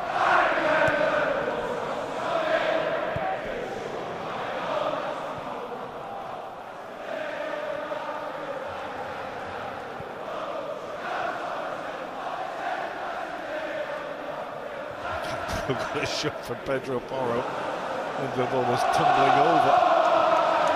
Konate. Nicely done. Salah. Really well done by Kulusevski to take the ball off Szoboszlai. Again, Darwin Núñez comes flying in with a challenge. Gets through his fair share of work defensively, doesn't he, Darwin Núñez?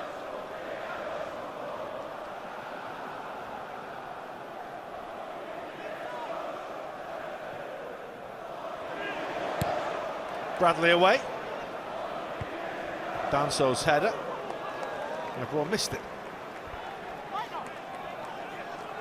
Well, he's rolled the dice a little, changed his system, and for a few minutes it was working well for him. We'll see what else he's got up his sleeve in this game. As we've mentioned, of course, they shorn of several players tonight that they'd love to have involved. Well, there's going to be a point, John, in this game where he's going to have to throw caution to the wind. They need a goal. Well, I imagine we will see young Mikey Moore at some stage, who's an outstanding young talent and an outstanding young attacking talent as well, which might be what they need.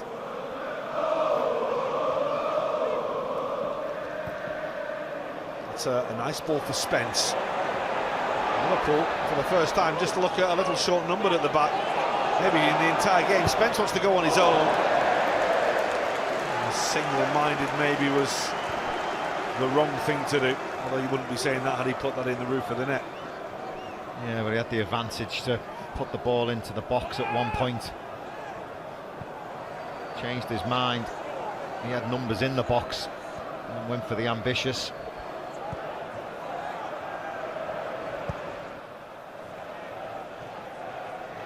Salah. That's wonderful strength to hold off Davison. Comes away with the ball. He's found Dominic Szoboszlai. Tottenham trying to get numbers back. Makes Bergwall. As Szoboszlai was looking crossfield, who gets the ball behind for a corner. Ben Davies, he actually fouls Salah and then lets him go. And Liverpool almost create and carve out another opportunity. Is that a situation where you've just got to take a yellow for the team? You just take it, yeah. He's already fouled him. I don't know why he's let him go.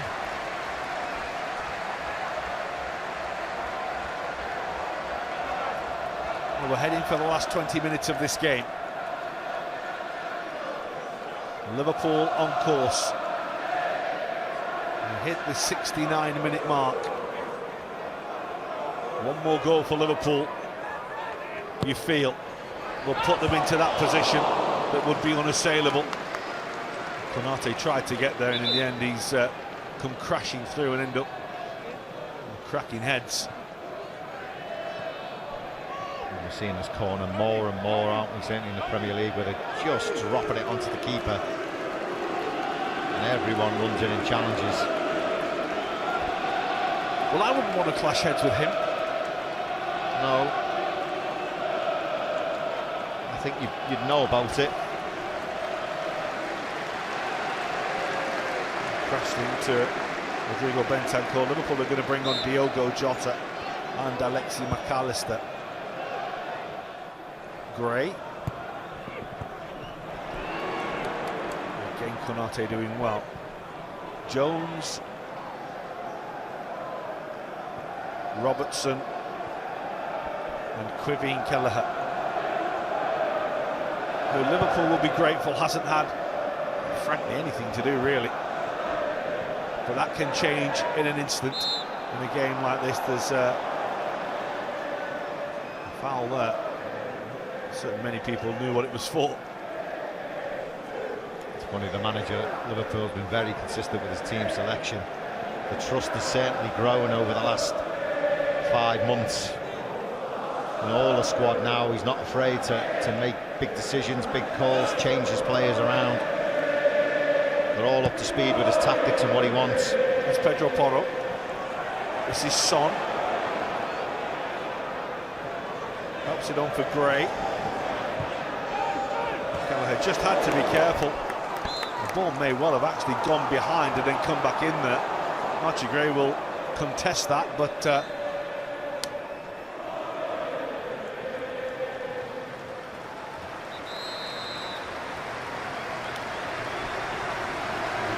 flag went up very quickly. Well, Curtis Jones will make way for Alexander McAllister, and Darwin Nunez's night is over after a shift and a half. Won every header in the penalty area defensively, had a menace up front. Yeah, he's contributed tonight, the pair of them have. I think Curtis Jones has been outstanding. Nunez has got through a lot of work. Certainly played his part in this performance tonight. But just bring a World Cup winner on. Why not? And the man who was made to play for Liverpool, just that good. No players that you see suited to playing for certain teams. Just perfect for Liverpool's midfield. He's winning the ball from Berval there.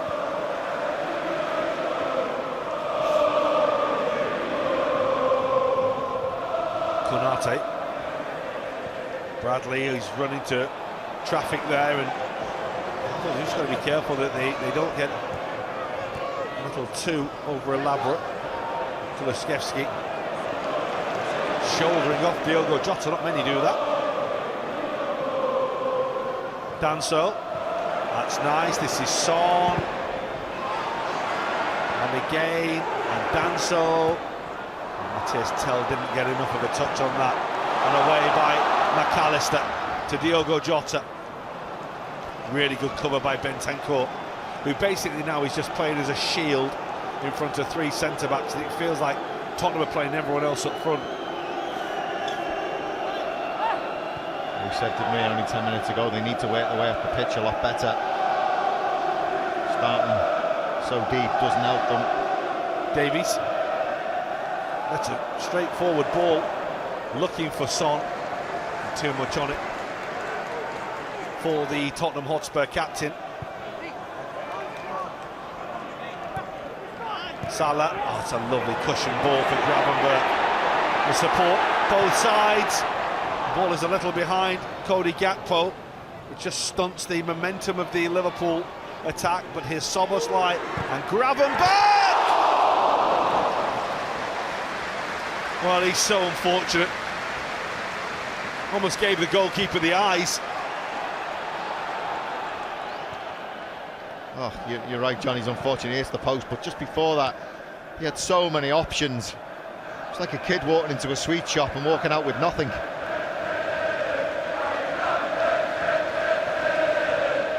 had so many willing runners.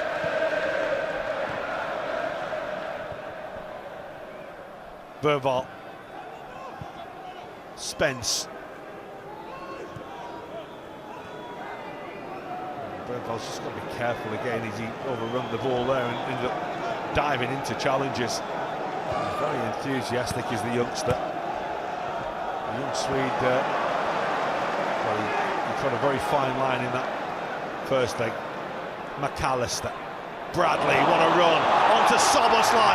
Brilliant from Liverpool. Absolutely brilliant from Liverpool. They have cut Tottenham Hotspur to pieces. Dominic Szoboszlai gets his goal, and Wembley is starting to loom very large once again for the men in red. Well, Szoboszlai will get the credit for putting the ball in the back of the net. But what a run from Conor Bradley. Decides from a wide position, he comes right infield. Brilliant run. He sped the ball and he finds Szoboszlai superbly, who tucks it away. But what a run. Again, McAllister orchestrating. This run, brilliant. First time ball, goal. That's it, good night. It's a goal of the highest calibre from Liverpool, who keep producing moments like this, and they always choose games like this to provide us with the very special moments, and that is a really special goal. 3-0 to Liverpool. Dominic Szoboszlai, who had one chalked off in the first half, but this has been a memorable performance from Arne Slot's side so far. They're not home and dry yet, but my oh my, they've really put Tottenham through it. You know, John, nothing's a given before the game, but there was a high expectation, certainly here at Anfield, that Liverpool could turn a 1-0 deficit around. But you've still got to do it, and they've done it with class tonight, Liverpool. They've been brilliant.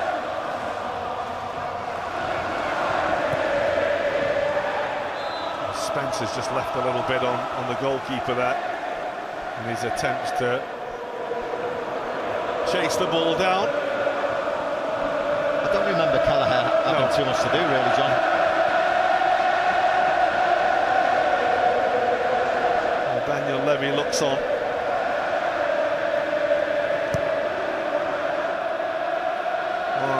So two of his hands plus the Koglu.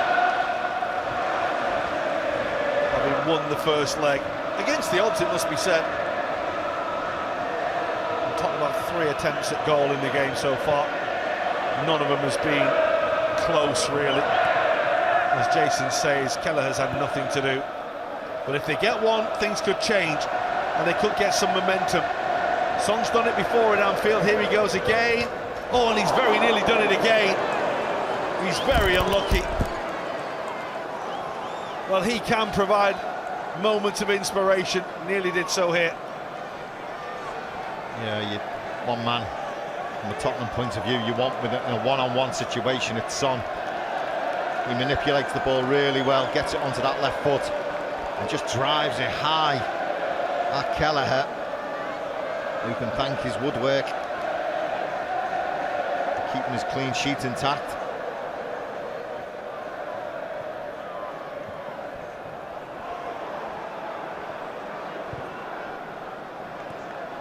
Son has scored in his last 4 matches at Anfield. It's a careless ball by Bradley. Great. Kulusevski. Challenge was by Konate and then by Gravenberch.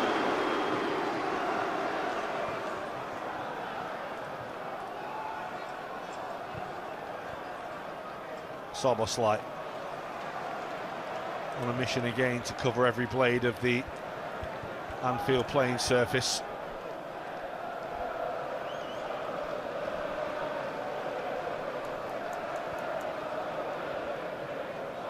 Liverpool 11 minutes away, plus stoppage time. Gravenberch, Lucas Bergvall very quickly onto him. Bradley, Szoboszlai. Look how open the game is now for Liverpool. Look how easy they're finding the way downfield. Robertson, deflected shot. Well, Tottenham just backed off and backed off. It's just a matter of Liverpool deciding if they want any more in this game, because they are cutting through Tottenham now with ease.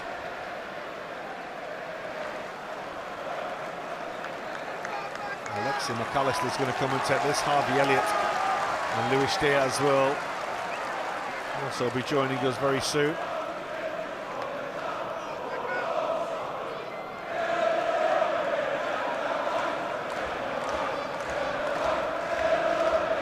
One more seals it for Liverpool. 10 minutes to go. It's another ball. Oh, there it is!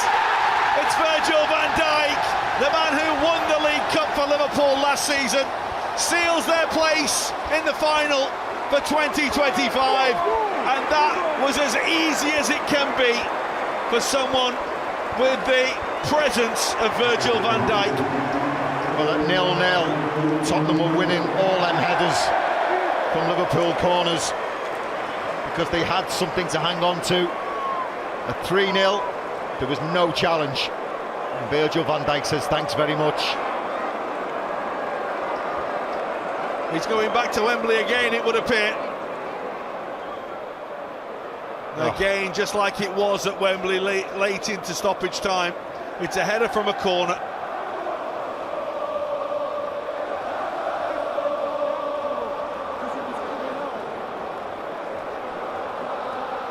Well, that's simple for a man with his ability.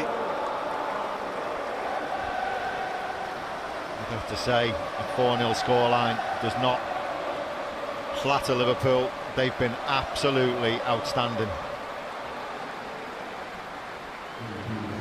Harvey Elliott will come on for the last 10 minutes. Cody Gakpo, who started it all for Liverpool again, will make way for Luis Diaz. And it's a strength in depth that Liverpool have got right now. So many of their players all in good form at the same time. Mohamed Salah has made way. It's all smiles down there for Liverpool. Ben Davies, the latest to make way for Mikey Moore. They've been regular visitors to Wembley over the past 3 or 4 seasons. And they go back again in 2025. It's Gray who's now stepped into centre-back. Jed Spence, who's played seemingly right back, left back, right wing back, left wing back now in this game. Danso. And Van Dijk back towards Quivin Kelleher. And Liverpool will set off again. And Tottenham are crumbling here. And Liverpool want more. There's a hunger, there's a desire. Liverpool were annoyed they lost that first leg. And they've really put things right. Robertson away by Spence.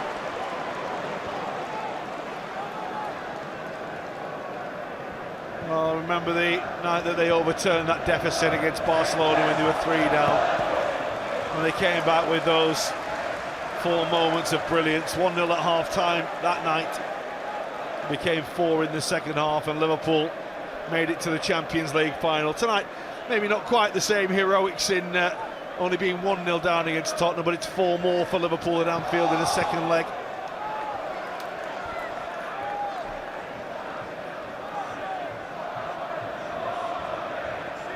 And Tottenham, in truth, since Cody Gakpo's goal, have just not had an answer to Liverpool. Here they come again. Touch is brilliant by Elliott, and it's still going to break for Diogo Jota, and it's very nearly a 5th. Lucas Bergwall just managed to get in the way. All right, John, Tottenham have just not laid a glove on Liverpool tonight, and that's what will be disappointing from Daniel Levy's perspective and the managers, that they've really capitulated so easy in a game of such high stakes for them. Postecoglou early in the season coming out saying he always wins a trophy. Well, this was his opportunity, and a big one, and they haven't taken it. Well, the gates may be open, but there's no one for a red persuasion leaving Anfield, because they want another goal. Elliott. A bit of a lunge from Spence that he might be a bit fortunate to get away with. The referee might go back and give this. It was you just can't throw yourself in from that far out anymore. Good refereeing.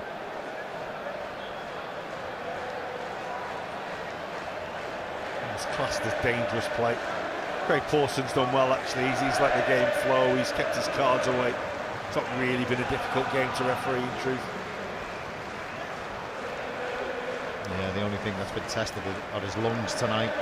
He's had to get through some work, hasn't he, up and down that pitch, because both teams, I think in the first 20 minutes, it was end-to-end at one point, until Liverpool took control. Szoboszlai with a corner.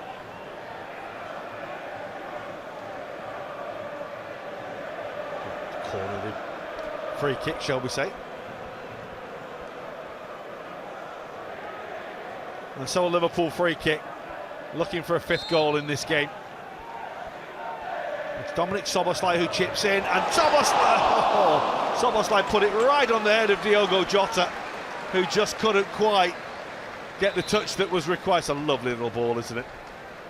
I mean, from a Liverpool perspective, they were queuing up. I mean, he's took it off Diaz's head there, but from a Tottenham perspective, he just let the runners go there. Well, Virgil van Dijk's going to go and get his reception here. It's where he comes off. But the skipper, who is in captain's form, will see Anfield rise to acclaim one of the best they've ever had in that position, and there's been some good ones down the years. You're right, John, he's up there. He's up there with the best.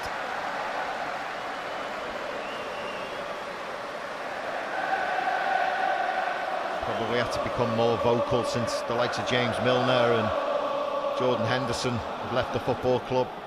The leadership onus, it's probably fell on his shoulders,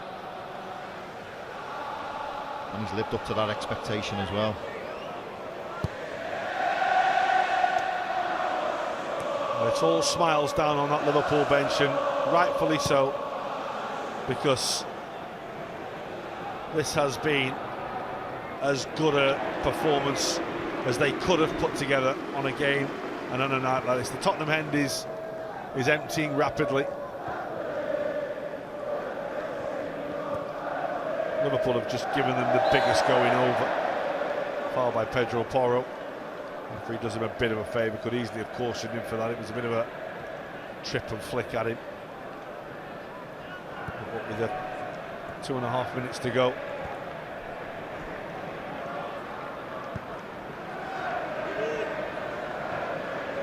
Konate for Bradley, and Elliott and Konate. Spencer Gain has flown into a challenge there that the referee wasn't particularly happy with. Just had another word with him. It's a bit of frustration now, isn't there, amongst the Tottenham players? Alexi McAllister's a little unlucky there. And Danso did just enough.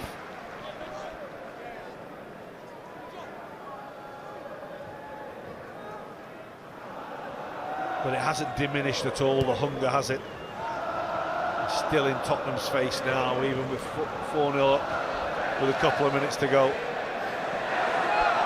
No heroics from Kinski tonight. Elliott, Szoboszlai, Luis Diaz, and delivers the ball behind Diogo Jota. And Liverpool want the ball back. It's our ball, let us play with it. Andrew Robertson relentless. McAllister.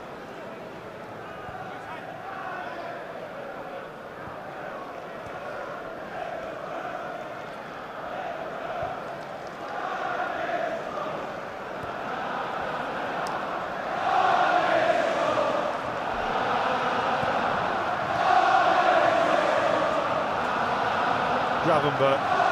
A faultless display from him in the middle of Liverpool's midfield again. Hard to say a Liverpool player's name and say they've not been faultless tonight. It's been an imperious performance. A performance of real class, a performance of culture, a Liverpool performance in a semi-final. I've got to be honest, John, I think it's been one of Liverpool's best performances of the season. I think they've man for man been outstanding.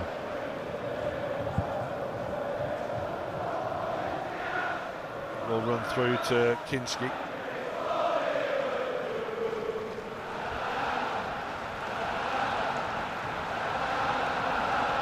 Absolutely everything: desire, hunger, attitude, on and off the ball. Decision making's been excellent. Finishing's been clinical. Patience. I don't think it gets any better.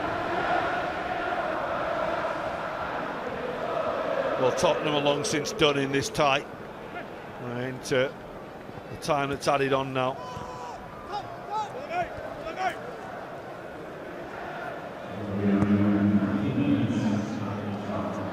Three minutes between Liverpool and a visit once again to the place they fondly call Anfield South. Spence battling away wholeheartedly. Son, lovely effort, but it won't come down for him.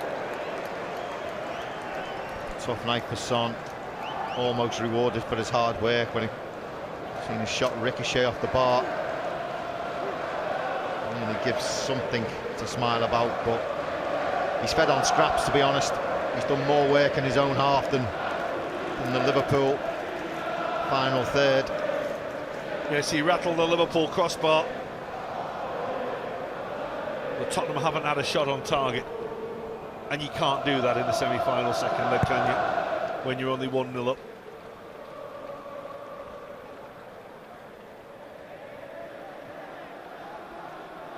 And he's been playing out time now for a few minutes, in truth.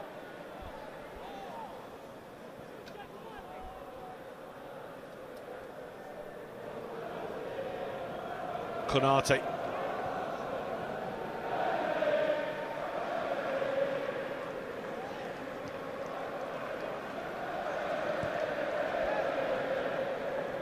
Just thinking to myself, who would be man of the match? I can't think of one. Everyone I look at there on the pitch, I go, he's the got a chance. broadcasters have given it to Cody Gakpo. Maybe for the goal that got Liverpool moving, and his constant marauding. That's a careless pass. And it's going to come to Son. Ryan Gravenberch just knows where to be on a football field, doesn't he? Unique talent, that. He would be up there for man of the match. The little fellow who plays from the right-hand side, who scored a penalty and set up a goal with two, might have a thing to say about it as well. Conor Bradley. He's had enough. I mean, you could, yeah. I mean, as we say, it would be hard not to name a Liverpool player and say, yeah, he's been a 9 out of 10 in this game. Szoboszlai. Probably, yeah. He's got his goal. Just for his hair. Yeah, just because he looks great. Here's Diogo Jota. Harvey Elliott. You're going to seal this in style. Brilliant from Elliott. He scored that fantastic goal, didn't he? At the end of the season against Tottenham here, bent it in that top corner. Looking for that again now. Szoboszlai, look at that, still working so hard. As is Ryan Gravenberch.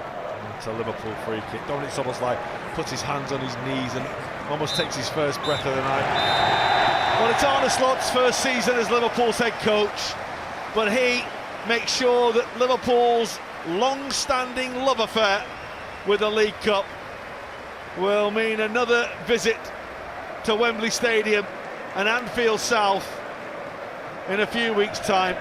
Trailing 1-0 from the first leg, as soon as Cody Gakpo scored, Liverpool never looked back. Mohamed Salah from the spot, he'd already set the goal up for Gakpo.